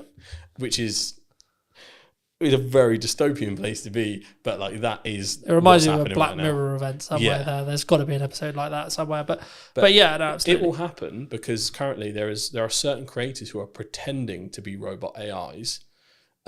Before that's available, if that makes sense. Yeah. So like they're in full cyberpunk like cosplay, and they're going, donation, thank you, and but they're acting like they're not real. So once that happens, it's going to be easy. But I think when people look at this, they go, AI is going to just replace all of these creators. I think there will be a bigger pushback than you think, in terms of people going, this ain't a person, I don't give a shit. And that will happen for a long time. Yeah. And there'll be, similar to how we get ads and spam, I think a big portion of AI content will be treated as such, as essentially slop. And then from that point, it will kind of develop from there. Yeah, I think there's a really important point. I mean, obviously we don't know, right? Like AI is Yeah. changing every day, All you can do etc. is guess. Right? Like we'll see what the market chooses, because that's who we will ultimately choose, will be the market, right? Yes. But as a final point to potentially wrap up on, if you could talk to yourself 10 years ago, right? So you're 18, roughly, like 17, 18. Yeah. What advice would you give? Oh, that's a very interesting one. Is it With what you know now? Am I back in that time? So apart from telling myself lottery numbers and what to invest in, is it more, or am I like, if I'm 18 today? Today, sure, why not? Okay, because that changes the advice. I think. Like if you were 18 today, so you could gain 10 years, what would you say to yourself? But you have none of the network that you have gained in the 10 years. You don't have the resources. You don't have the understanding. You have you have basically been reset, but it's today. Yes. So you get given 10 years, but you've also reset everything you've gained in the last 10 years as well. I think it's really interesting because I know myself, and I don't listen to advice. Whenever someone else tells me to do something, I kind of do the opposite. It's a very like ADHD thing to do. But I think the important thing to say is consistency. I bang on about social constantly. It's what I do for a living. If I'd have been more consistent with my own content, I think I'd be in a very different place. Specifically focusing on platforms that will make me money. Twitch, YouTube, TikTok, all that kind of stuff, and honing in and making sure that being a creator is part of a business model and a part of an overall personal brand. Like we talked about before, personal brand is going to become so important. Some people say LinkedIn profiles will end up replacing CVs altogether because if anyone's ever done recent job applications, it's awful. It's very much how you get around it and get knowledgeable and let the people know who you are. It's all going to be knowing who you are. So the game of contacts and black book has evolved to online. So if you are starting with no contacts today, it's probably the best point in time you could ever start for that kind of thing. But you have to have a clear strategy and try and conquer the fear of feeling like you don't know enough straight away. You can learn so much from the resources we have available on YouTube and things like that. Not to say you can become an expert, but you can learn enough to help someone else off your own back via online courses, YouTube channels, pretty much immediately. And all you have to do is just try and help people no matter what industry you're in. As long as you're earnestly and authentically trying to help people, you can kind of never go wrong. So you just mix authentically helping people with consistency, you'll be in a brilliant place given a little bit of time. So that's what I tell myself, just stay consistent instead of being on and off again. Thank you for the time, James. No worries. Thank you for having me, mate. Appreciate it. Do you want to shout anything out before we go? I suppose I do. Come down and use Hampshire Podcast Studios. It is a plug-and-play solution for entrepreneurs, businesses, and creators to create video podcasts, YouTube channels, pretty much anything you need. Unboxing videos, reaction videos, live streams. We pretty much got it all set up for anything. So if you're in the Hampshire area, you need to make content, come down, we'll have a cup of tea, we'll kind of plan out what you need to make, and essentially you can use this as a plug-and-play solution, or we can help you kind of manage the whole thing end to end. So if you need any help, create some content, come on down and let's get some stuff done. Thank you ever so much for joining me, ladies and gents. I hope you took value from mine and James's conversation. We're going to leave it there. I'll be back very, very soon with a brand new podcast. Who knows where I'm going to be? I might be in Southampton, might be in London, might be somewhere completely different or digitally. I'll see you very, very soon. Thank you ever so much for coming back and joining me. And take care. Hello, my friends. I hope you're well and welcome to a brand new podcast. Today we're going to be talking to Christine, who does branding. There you go. Did your interview for you. Thank you. Why does branding... I wasn't going to start here, but I think it's important to talk about it. We live in a world where there's lots of noise on social. There's lots of AI conversations. There's lots of points of view when it comes to what should I be doing, should I not be doing. Why do you focus on branding?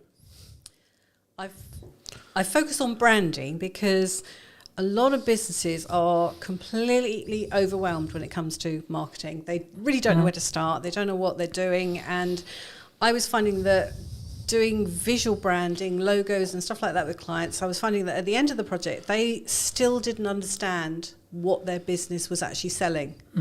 So by doing brand strategy, which is what we're really talking about here, it's about understanding exactly who you are, what your business is, your positioning and everything else that's involved. And then that gives you a core to work from when it comes to marketing. So it sets your tone of voice and all the rest of it, and then you can take it from there. So I think there's so much there, and I'm sure we'll get into a lot of it. But for me, I've been in a very interesting place the last month or two. I've been very focused on growth. I've been very focused on client delivery. I've been in a very grateful place because of the amount of work I've got going on. And as I was setting up, we were sort of talking a little bit about kind of all the plates I'm currently spinning, and some of the concerns that maybe come with that when you see someone like me doing that. And I think it's a very action-led thing, but I'm not focused on the outcome. I'm not focused on the result.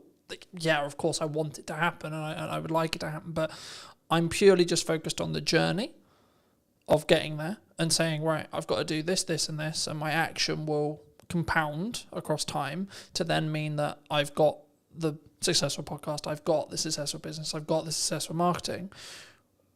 To phrase it in a question, when you look at someone's branding, maybe you're helping them with branding, they're looking at rebranding, etc. I mean, is it to an extent a level of just they need to execute on the brand that works, or is there glaring issues that someone could have with their brand that would then trigger you to say, actually, you should be looking at a rebrand?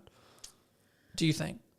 I think a lot of the time businesses evolve, and so they try different things, and they don't know necessarily where their ideal clients are. They don't know the type of work that's the sweet spot or anything like that. So it's very tempting to kind of take everything that kind of comes in, and then you end up juggling plates. But in actual fact, once you've sort of established your brand and gone through exactly what it is you are looking for, you become very much more focused. And that's the core to everything, really, with taking on work. I mean, it may be that then you turn down work because it's just not appropriate to your end game. So yes, I think. Do you think clients struggle with saying no sometimes? Oh yeah. Because I think there's a mindset of, in some ways, you could say it's there's going to be no more work out there. The work's not going to be there. I haven't structured my finances or my business, and so this was a problem I had in end of 23 into 24, which was I was overspending every month in comparison to what was coming in.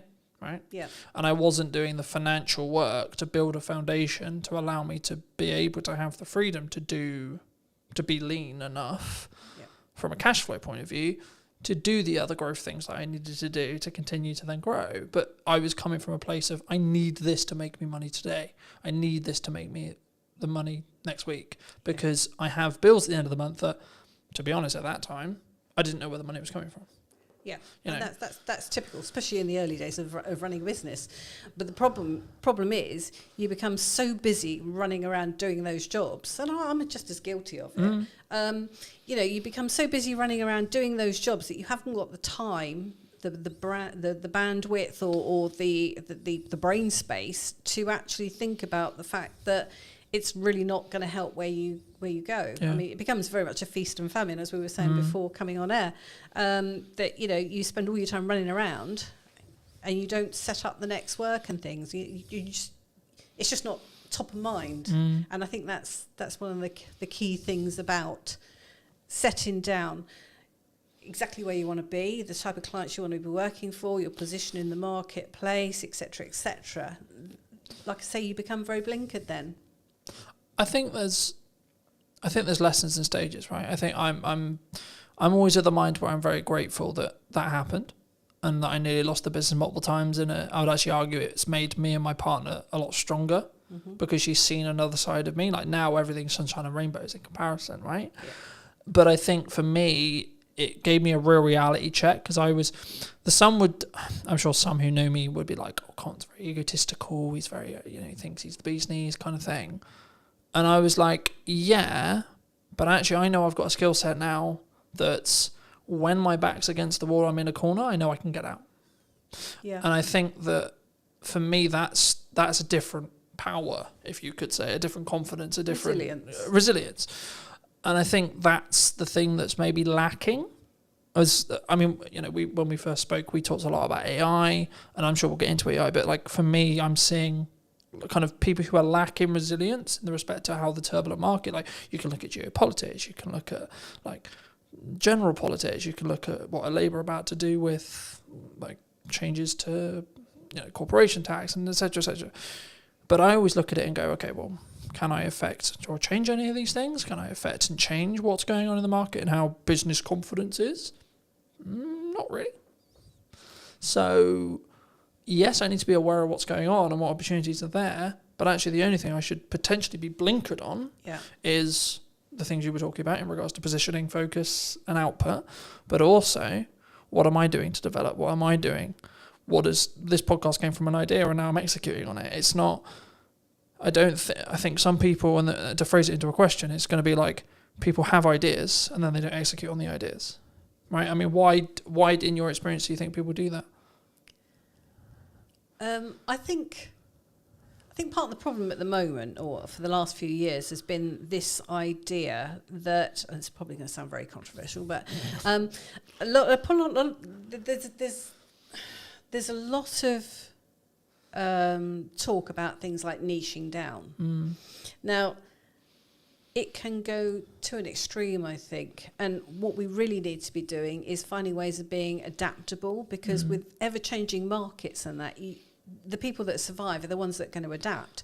So while it's great to niche down, if you niche down too far, you can really struggle when things change. So it might be useful to say that you work in a particular industry, but if you just say that you work in that industry, that's when you're going to struggle, if that industry then suffers. Yeah. So yeah, I think it's all about adaptability. Do you think people niche because it's easier for them? The general attitude seems to be that you can make more money by niching.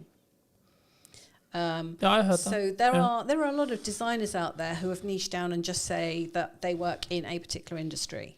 Now, I don't do that. I have worked in certain industries and I can push those if I wanted to. But for me, if I was to niche down too much, I'd be bored out of my brain, because, the same challenges come across all industries generally. So it's, it doesn't really matter whether one week you're doing something like for, branding for a care company, and the next minute you're doing something for a plumber. Something in the aviation industry or plumber or whatever. So, it's the same problems, just with slightly different issues that come with those industries. But everyone's generally facing the same sort of issues. And obviously I've got enough experience to be able to do that. Do you think you need resilience to be able to be that open? I mean, I've always been of the view that you shouldn't niche specifically into an industry, because I always use the example of say that to wedding videographers during COVID, for example, right? It's like, how'd that go? But I think for me, I get it, I get why, and I've worked with some people who are very specifically niche and it's worked for them. But for me, I also think maybe it's an authenticity thing. For me, I'd be like, I don't feel that's authentic to me. I wouldn't be able to do my best work if I'm just going to serve educators. I'm just going to serve accountants. I'm just going to serve designers. I'm just going to, etc. I'm just going to do podcasting because one of the reasons why I went into business for myself was so I could have the variation. Yep. So I could have the location variation. If one day I'm in Southampton, then I'm in Salisbury, then I'm in London, then I'm then I'm in Newbury, and so on. Yeah. But then also, one day I'm going to be doing podcasting, next day I'm going to be doing a promotional video, then I'm going to be doing a conference, then I'm going to so on. That variation regarding the work I do, but also the freedom that comes with. Yeah, absolutely. Well. And it's the same with design. It's problem solving at the end of the day. I think so many people, they look at, because they only see the success stories when it comes to niching, right? Just focusing on that briefly. They see the when it works, but they don't see the ones that did it and then actually lost money. Right, or made less money or the same money. And again, to reiterate it, I think for me it's the authenticity piece. It's what else did you do outside of business? And I think making lots of money to a level could be a reason why you're in business. Sure, people do that, but actually, I've just filmed Maddie's piece, and we ended it by saying, are you living to work or working to live? Yeah. And I think for me, It's to have the freedom to be able to market the business and work with the clients I choose to want to work with. Yeah. And to an extent, I have to charge a premium for that because it means I'm going to limit my amount of client delivery. But also because I've built my business in a retained model now, I'm actually less likely to take the wrong projects because I don't need the revenue. Yeah.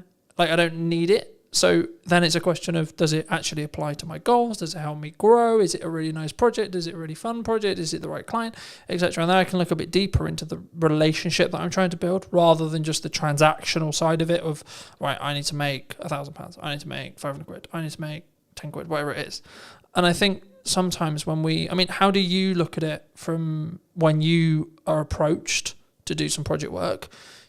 Do you look at it purely from, are you the best fit as a designer, or as a brand, like depending if it's a rebrand, etc., or like the work, depending on the tangible work you're doing, or is it purely in some context actually they're going to pay me 10 grand? No, I mean, there's potentially clients that I wouldn't necessarily work for. I haven't really kind of come across any because they haven't.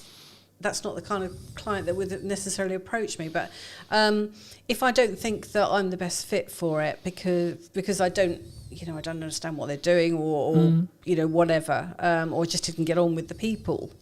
Because at the end of the day, when you're working with someone, particularly with branding, I mean, brand strategy, the general consensus is probably that, if you're doing it, it's a case of you hand it over to someone to do. I don't work like that at all. For me, it is very much a case of I work with you.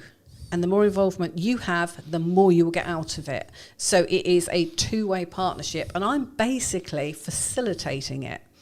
So I'm asking the questions and I'm digging deep and I'm challenging your thinking about everything that you're saying so that we can get to the nub of exactly what's what. And sometimes that will involve sitting there with my arms crossed.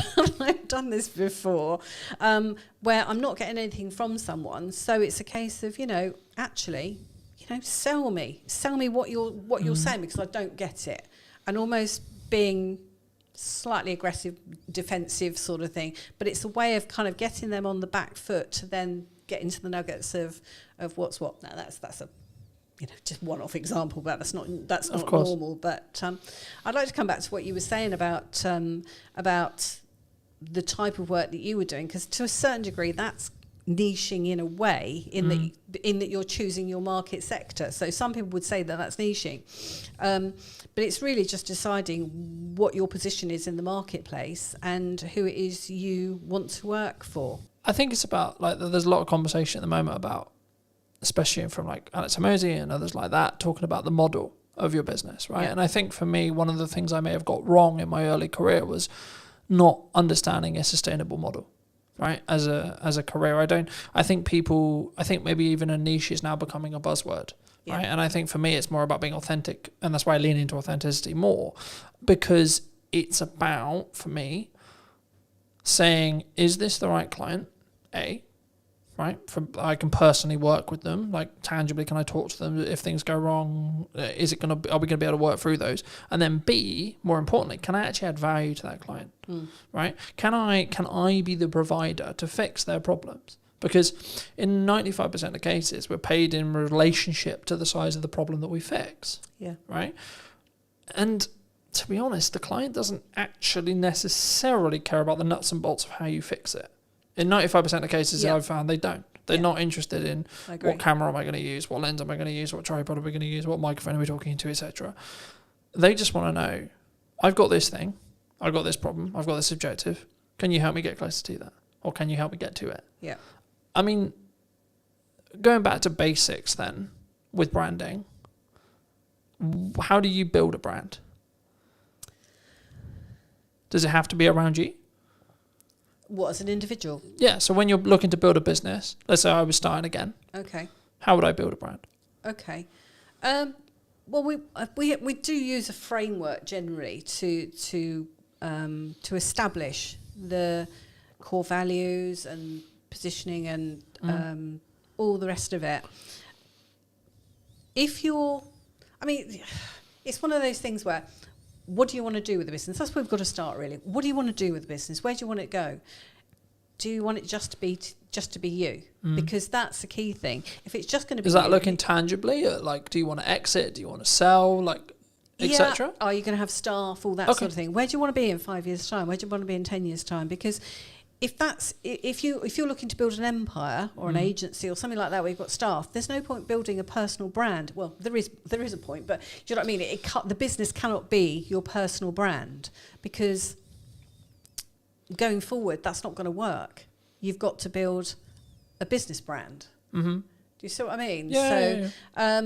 Because your staff are going to have to come under that brand. So do you think people worry about scalability? Because what you're talking about there is scalability. Do you think people worry about scalability too much?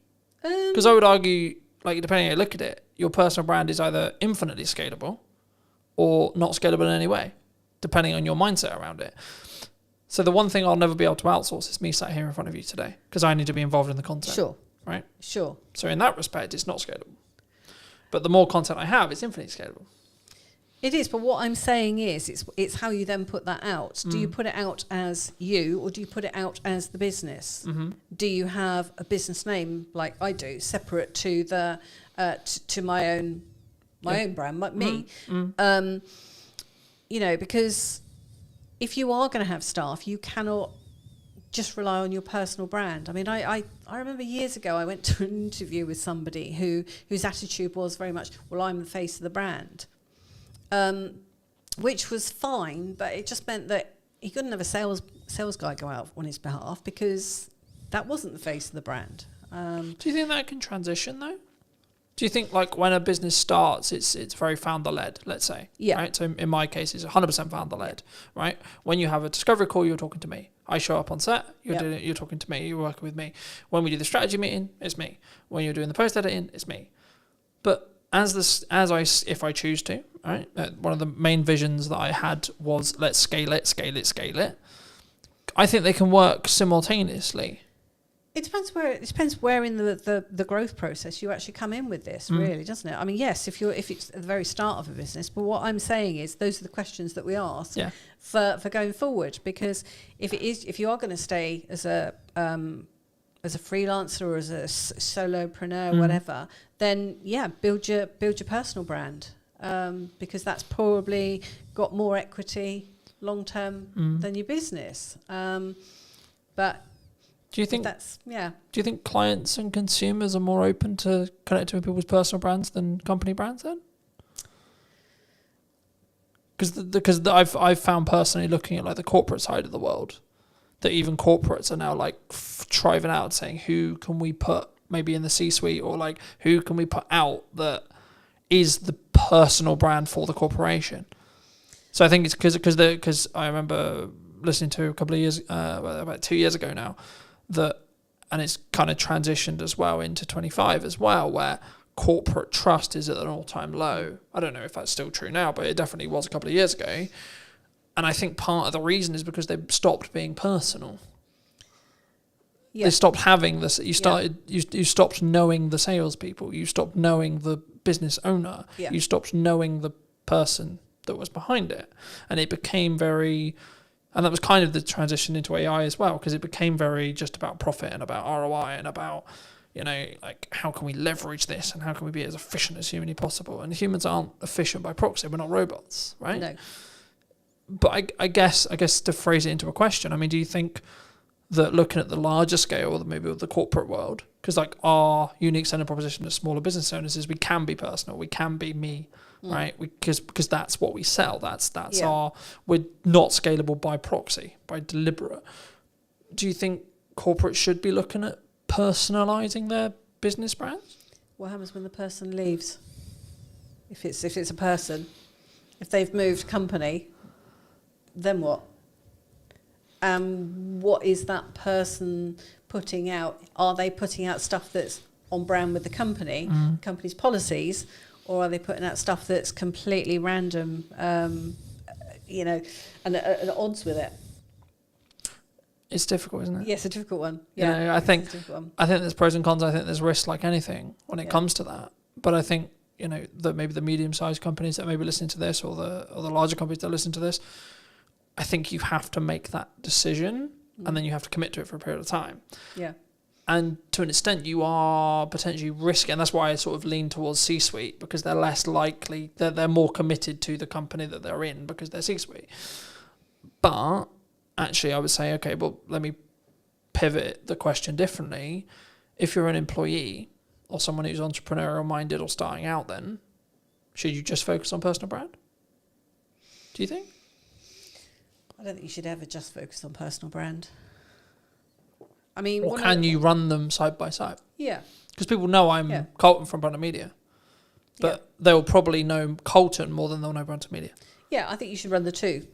I mean, that's what I would do with various clients is run the two. So you have stuff that's a bit more key messaging, perhaps, that's going out on the company side, and then stuff that's a bit more personal on the on the individual side. And the two, there's no reason why the two can't work together. But I mean, I think going back to what you were saying about sort of staff and that, you've only got to look at what's happened with the BBC recently, where you've got employees that are putting out stuff that the BBC haven't agreed with. So, that can become part of your brand strategy, that because staff do need to know where the rules and regulations kind of are with it. So, that can be included in your brand strategy as to how your staff behave when it comes to things like social media, as well as, how they behave with customers and how they look and behave on premises, etc., etc. So, yeah, the whole thing kind of ties up staff, because staff at the end of the day can be biggest advocates. Yeah. No, I agree. I think that's quite a cautious line, though, from an employer point of view, like as someone who's been employed, where I won't say their name, but I was employed, and the social media policy was basically, you can't, which I get and I'm completely cool with, you can't name us in any way, you can't talk about us, etc., which I get, but that's kind of the line I would draw, because I think the issue can come is when you're saying to someone who works for you part-time or works for you full-time, you're then saying, you can't post on social media full stop, right? I think that's when the concern is for a lot of people, because I think they would be like, well, from it like a civil to liberty point of view, it's like, well, no, you can't control that. But not even there. It's actually like you're now bleeding into my personal life, and like you're stopping me from developing like a potential side hustle or like a business on the side, etc. And I think, from my view at least, a employer needs to be quite cautious with how they. I get it from a PR point of view. I get it. I do. But you need to be quite cautious in how you execute that, in my view, because you need to make sure that where the boundary lines are. Like, it's completely cool if you work for, like, let's just say Company X, that I shouldn't be writing as an employee of Company X. Oh, well, Company X is blah, blah, blah, blah. Yeah, sure. That's the danger, Right? But if I've got an opinion or I want to talk about something that's completely irrelated of Company X, why shouldn't I be able to put that on social? And that's why I think the kind of the to and fro and having the and treating people like adults, right? And having the adult conversation. And it's not about like you must follow your contract necessarily all the time. It's actually people are going to make mistakes, right? And that's kind of leading into my next question, which is going to be like, we can have the brand strategy to the T, but what if I want to do something that's not on that? When it comes to marketing and output, do you think I shouldn't? Brand strategy is really guidelines more than rules and regulations. So, should I post about my dog, for example? Depends whether it has any relevance, I suppose.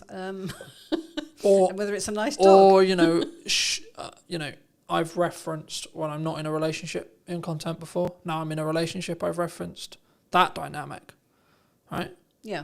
But my partner's not wanted to be as public as me, so I don't use her name. Right, it's got nothing to do with the fact that like she's not cool with being on it. It's just respect out of her, and saying, well, okay, well she's not as a public person as me, and that's cool.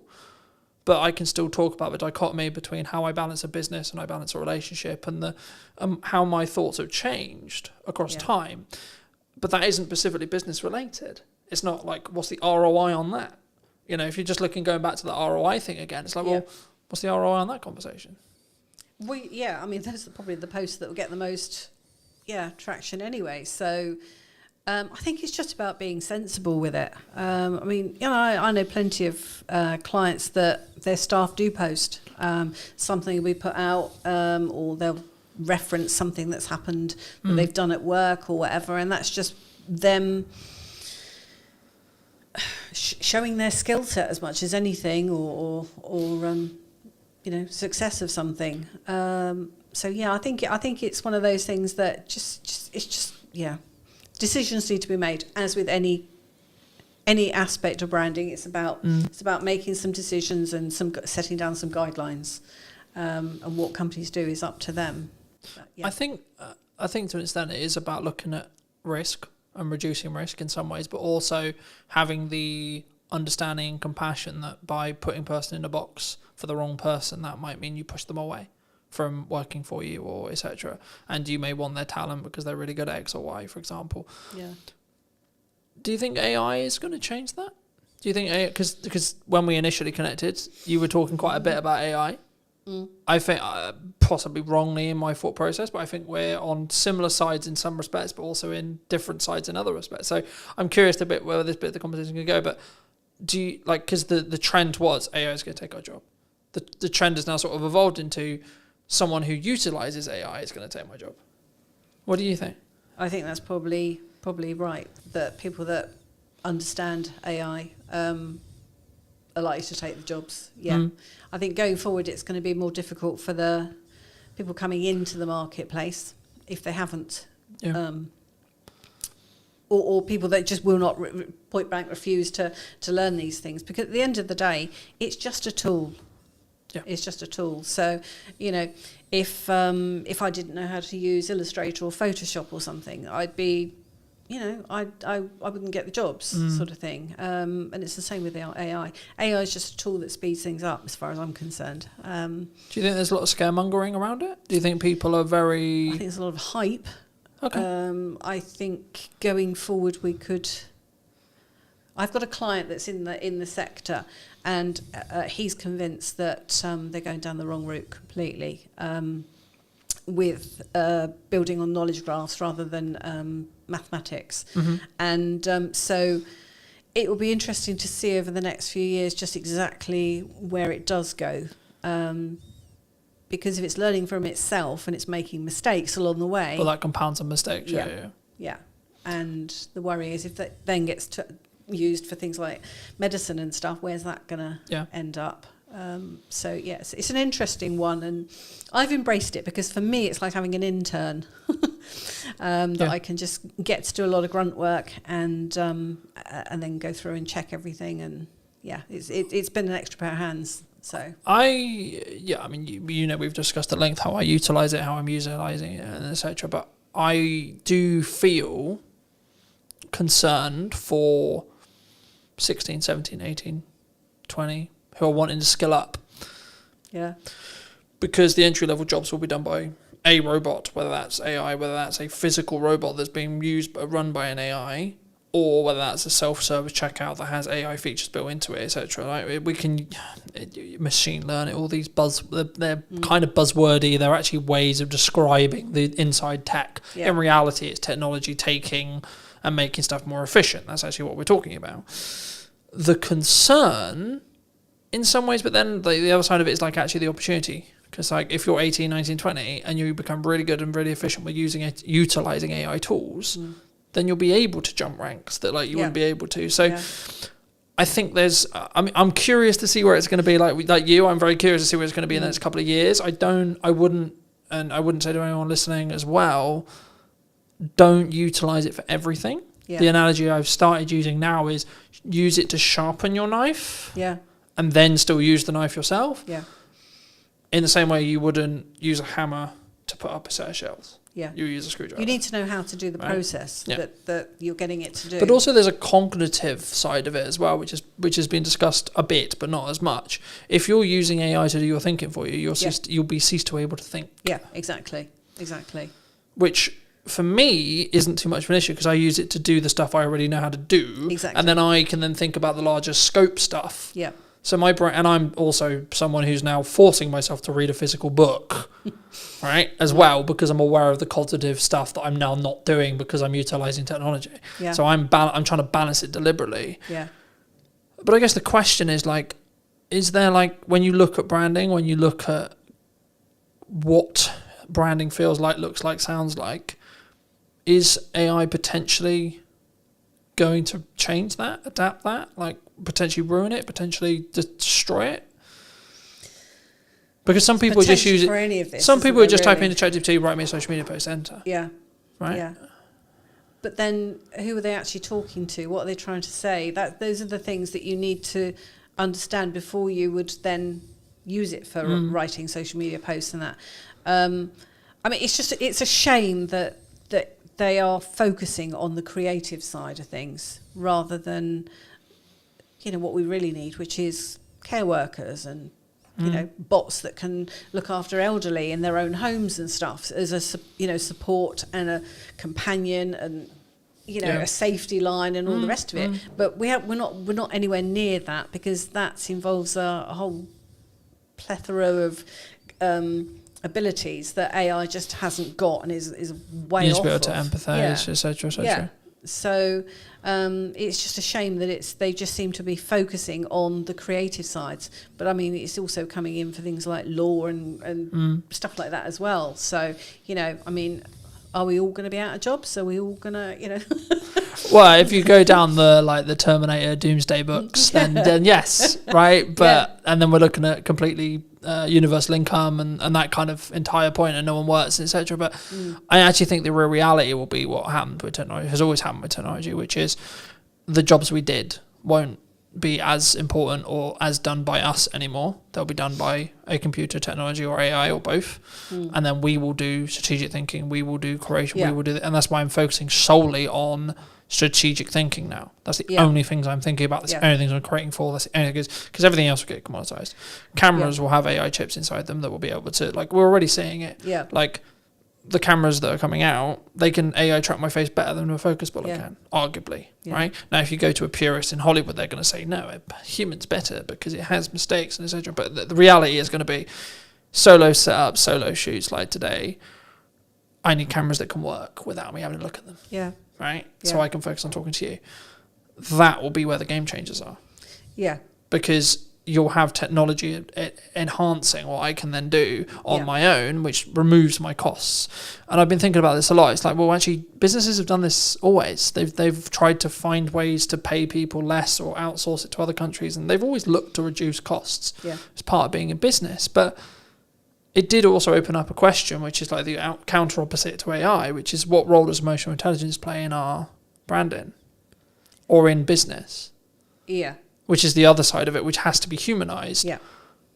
Do you lean into emotional intelligence? Is it a situation where, because I've always been very fortunate where I was brought up to understand emotional intelligence and be very emotionally in tune, so to speak.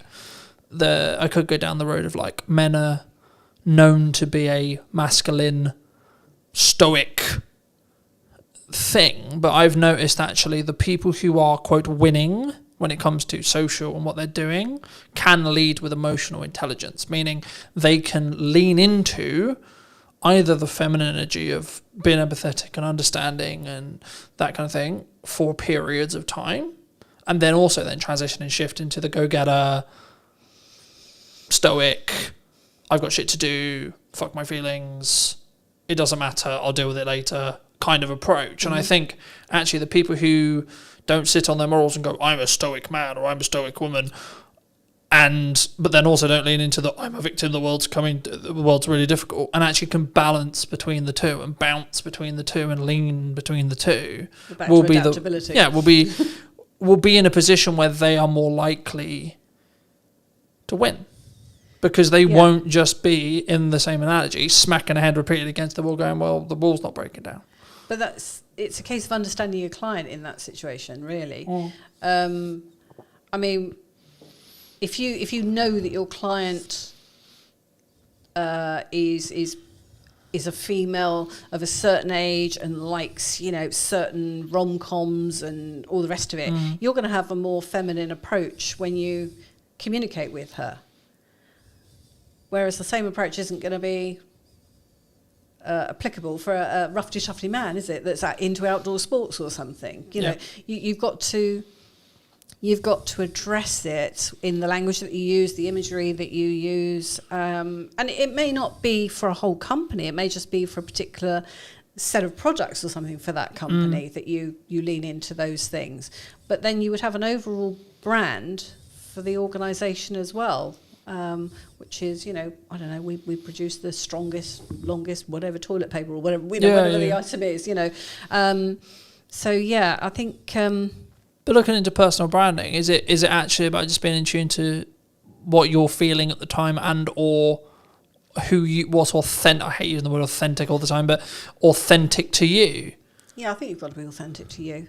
Because there's times when I'm really busy and I'm really like, where I've got a lot of shit to do, and I would be perceived as someone who's quite stoic in that respect. Yeah. And it's not that I'm not in tune with my emotions. It's that I know to get the X amount of things done that I need to get done, I need to utilize stoicism. But everything you would be putting out at that time would still have your tone of voice and everything, even though it might be a little bit sharpened to normal.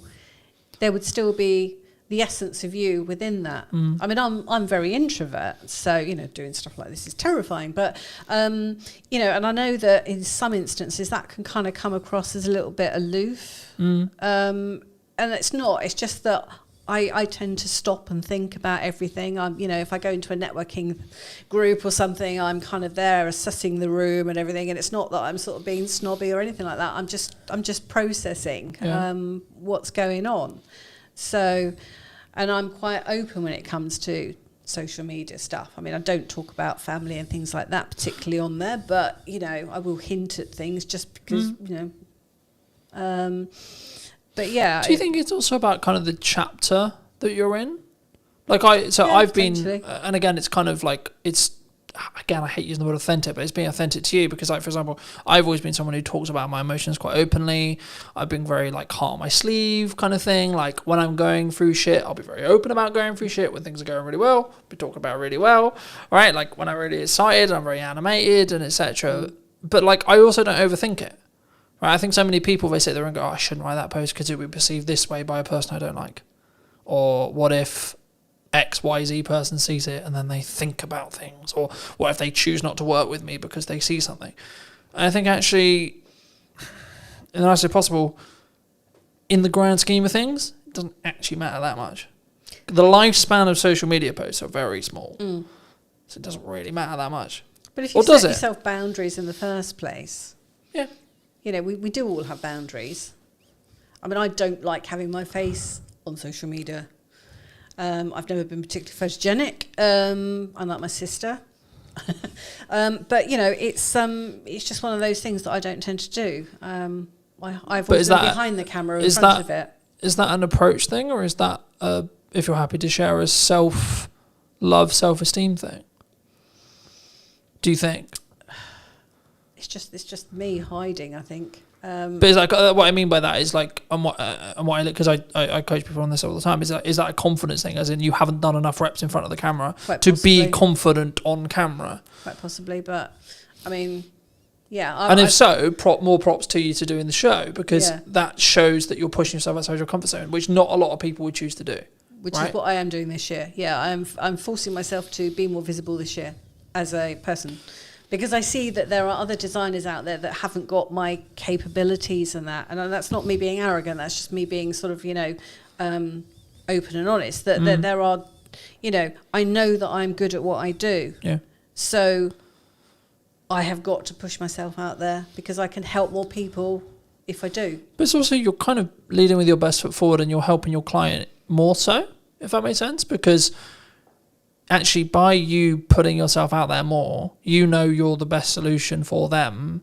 And by you doing that more, you're doing them a favour by ensuring that they can see you. Yeah. And not being, quote unquote, it's not to diss anyone else. It's just, we might synergise better. Yeah. Right? It's not like tangibly you're better. Because this is the thing that people don't understand about value. I think this misconception sometimes. It's like, Colton, you post 14 times a day. I'm like, okay, don't watch it if you don't want to. Yeah, I'm putting out stuff that will be perceived valuable by a certain set of people. Yeah. Happy days. Yeah. If you don't think it's valuable, there's plenty of other content you can watch that has nothing to do with me. Yeah. Right, and that's why, especially in an interest-based graph rather than a social-based graph, to go a bit technical, that's why just posting for the sake of posting, not just for the sake of posting, but like get out of your own head and just do it, will always win for you, because your output will then be your input in 3 months. Yeah. 6 months, 12 months, Yeah. depending on what you're, as long as you lead with value. Yeah. It's not about me going, I sell video. No, it's, this is what I found works. Yeah. Try it. Let me know. What do you think works? What do you not think works? And I think sometimes we get so hemmed up in, what, I'm going to put a post out, and what is it going to be perceived by? By my friends, by my family, by my sister, by my brother, by the person I went to school with, by my old crush, so on. And that stops us in our tracks. You had rebranded, you have rebranded semi-recently? Yes. I changed the company name this year. Why was that? Because I did a rebrand of the brand strategy last year. So I put myself through my own process. So I knew what the brand strategy was, and the final piece really was the actual name, because these are all pieces that come together to form a brand. So what I realised was that although having done a lot of SEO stuff on the website and things like that, it still wasn't making a lot of difference as far as visibility was concerned. And the reason for that was because the name, which was The Art of Communication, which I've had since 2008 and was great in 2008, has become a phrase that's been used by so many people that you just can't get any traction.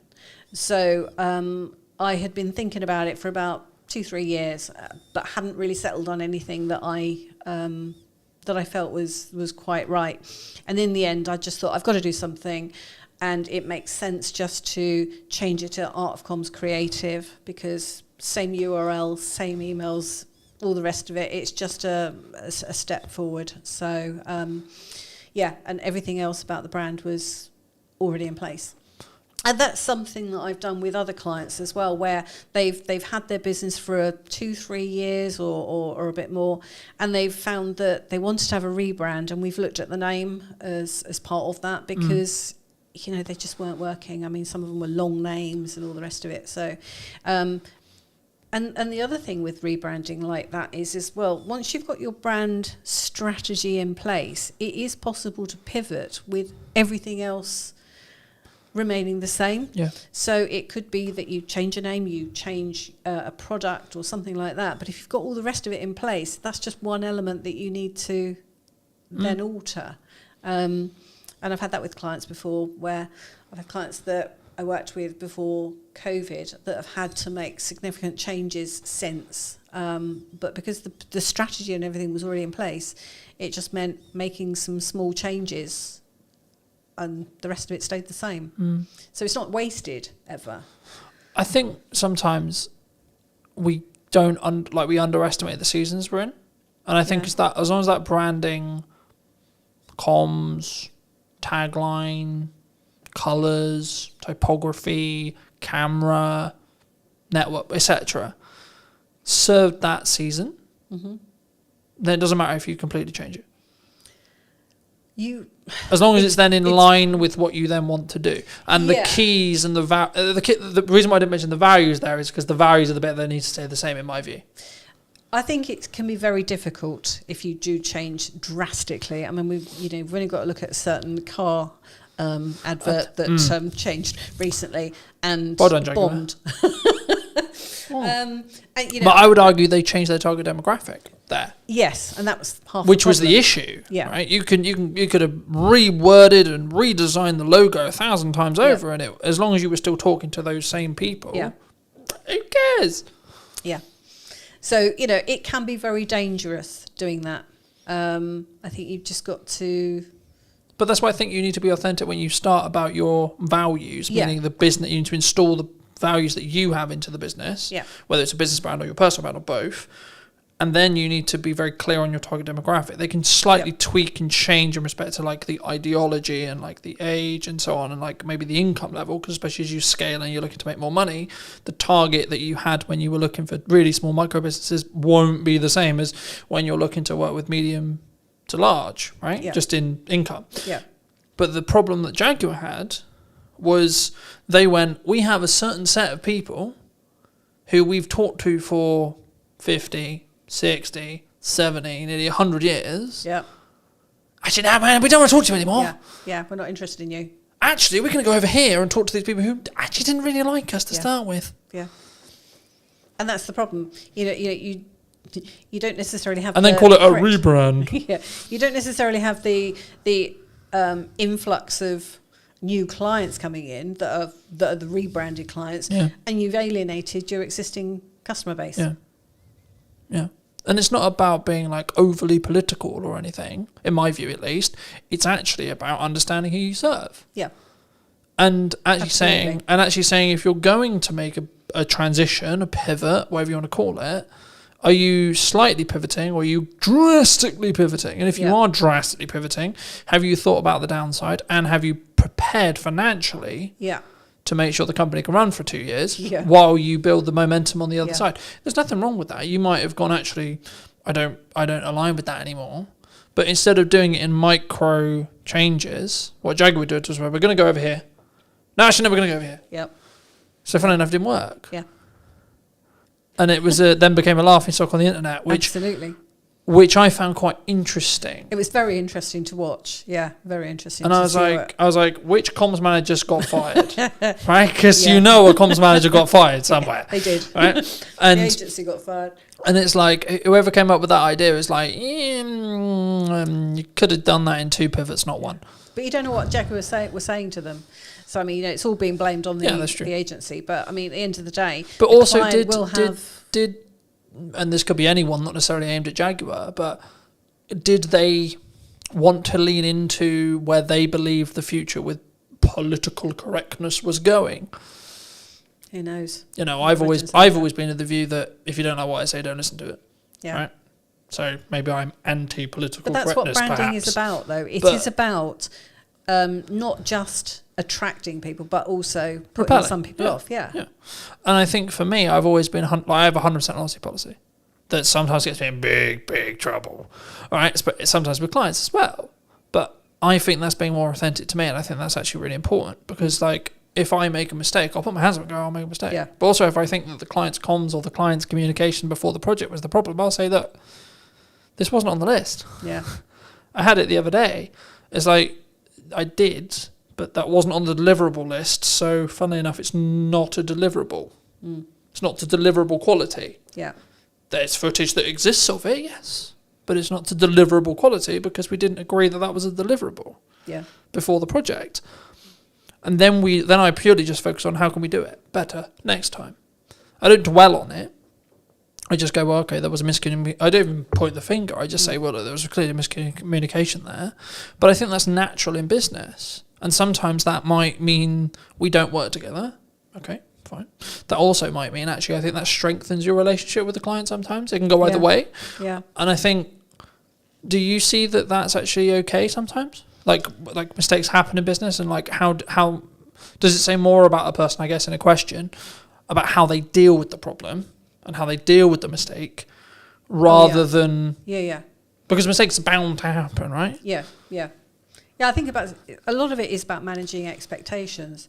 I remember years ago I did a logo for a company down in Portsmouth, and there were 2 partners involved, and one of them loved what I'd come up with, and the other one was completely no.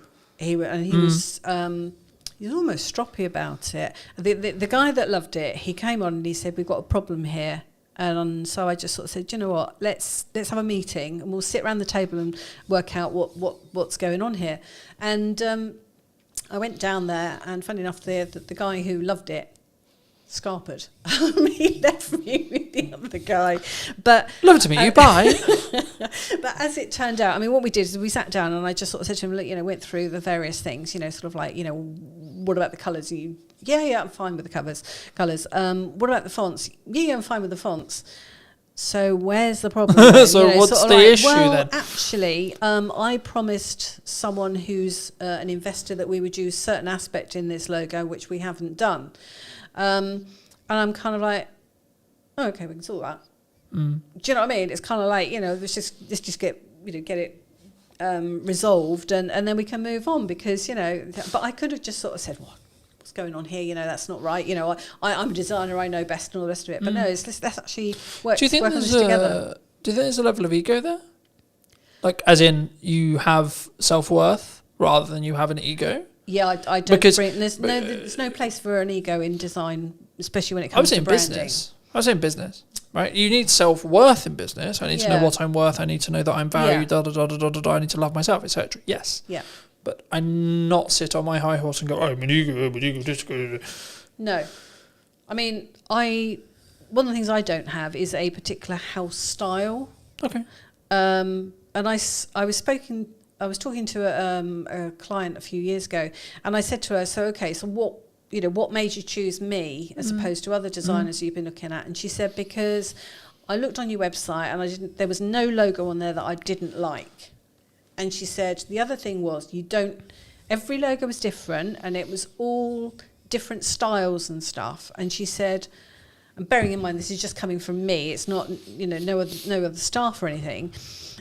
She was kind of like, and I realised that you would actually listen to what I wanted, and I wouldn't be pigeonholed into what your house style. Yeah. And I thought that's actually quite a wise thing to sort of like to realise, because actually there are people out there that will do house, a particular style, and if you want that style, go to them. Yeah. But that's what you're going to get, is what she was saying. So I thought that was quite intelligent. Do you think it's like, I mean, I see this in marketing quite a bit, where it's like, this is how we market a business, and I've always been listening to the client and listening to what they want to do, and then try to amplify that. Yeah. But also, I'll also say in the next breath, I'll go, well, I know where you're coming from, but that's not going to work, and here's why. Yeah. But I also come with a solution. I don't just go like, that's not going to work, bye.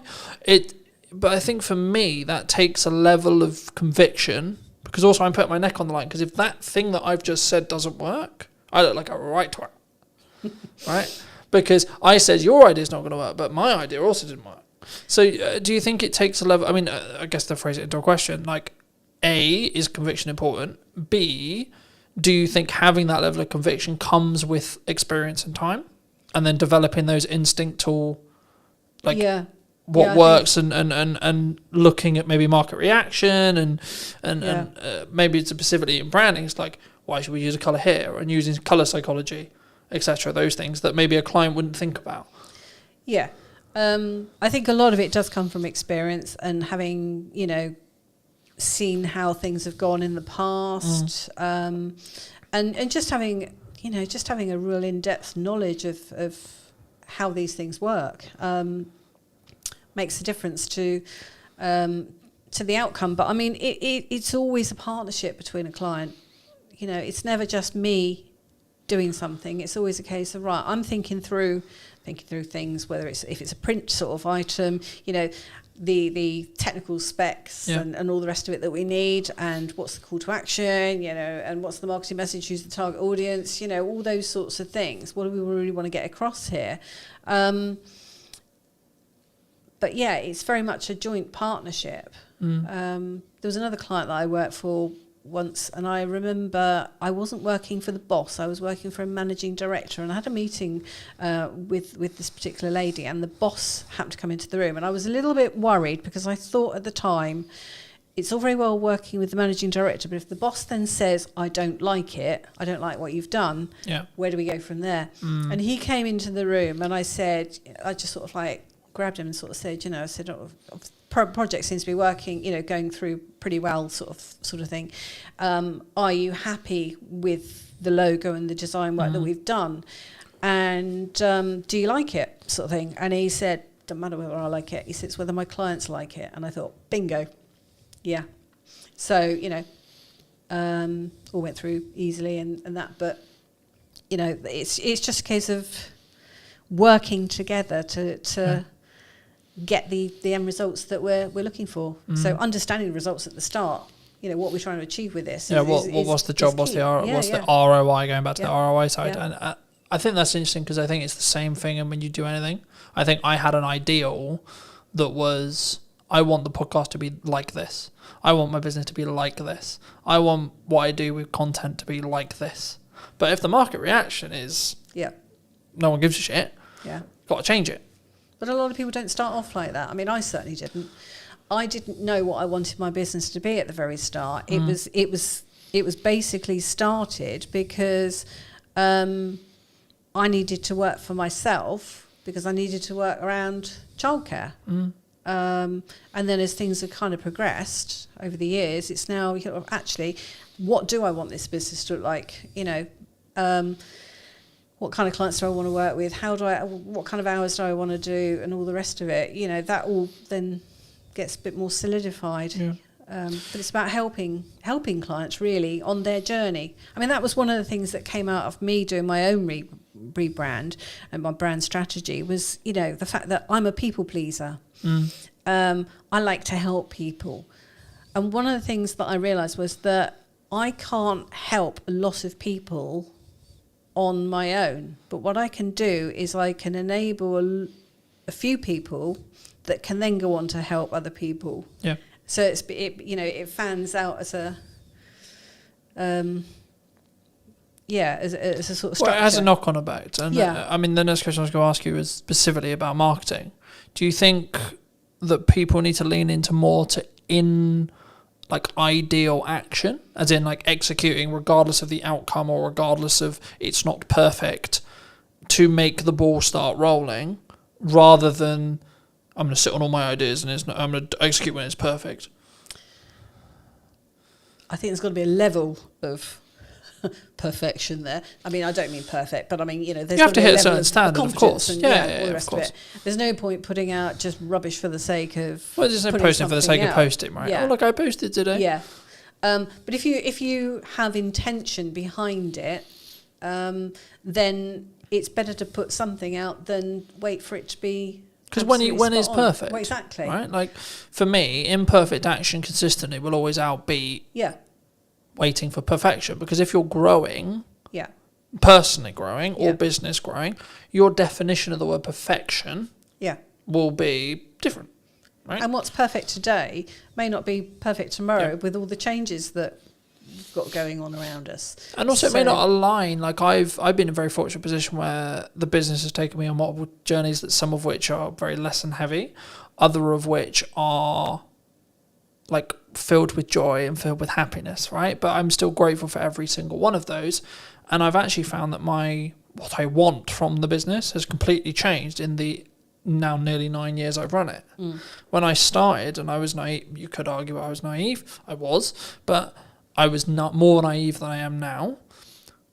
I was like, I'm going to grow the largest production company or the largest marketing agency in the world, right? It's going to be huge. It's going to be this. And then until you actually start having the office, having the staff, having the costs, having the stress, I was like, fucking hell, no, never mind. Yeah. You know, but What now is success? I've now realigned it to be actually, okay, maybe one day, sure, but I've now stretched my time window to be, I want to do this for 40 years. I want to still be able to do this in 40 years. And then see where we are. It's not about necessarily that. And I think there is a point in that. And the goal I've always had, and the reason why I still sort of lean on that goal, is because if you set an extraordinarily large goal, you're constantly trying to chase the stick. Or the carrot on the end of the stick. You'll never be content with the results that you create, which means you're constantly looking to grow and develop, which I think will be a better place than, oh, well, I did it. You know, if I look at just doing 20 episodes of this podcast, I've done episode 20. Yeah, Done. now what? I'm done. Yeah. I can stop now. Yeah. But that's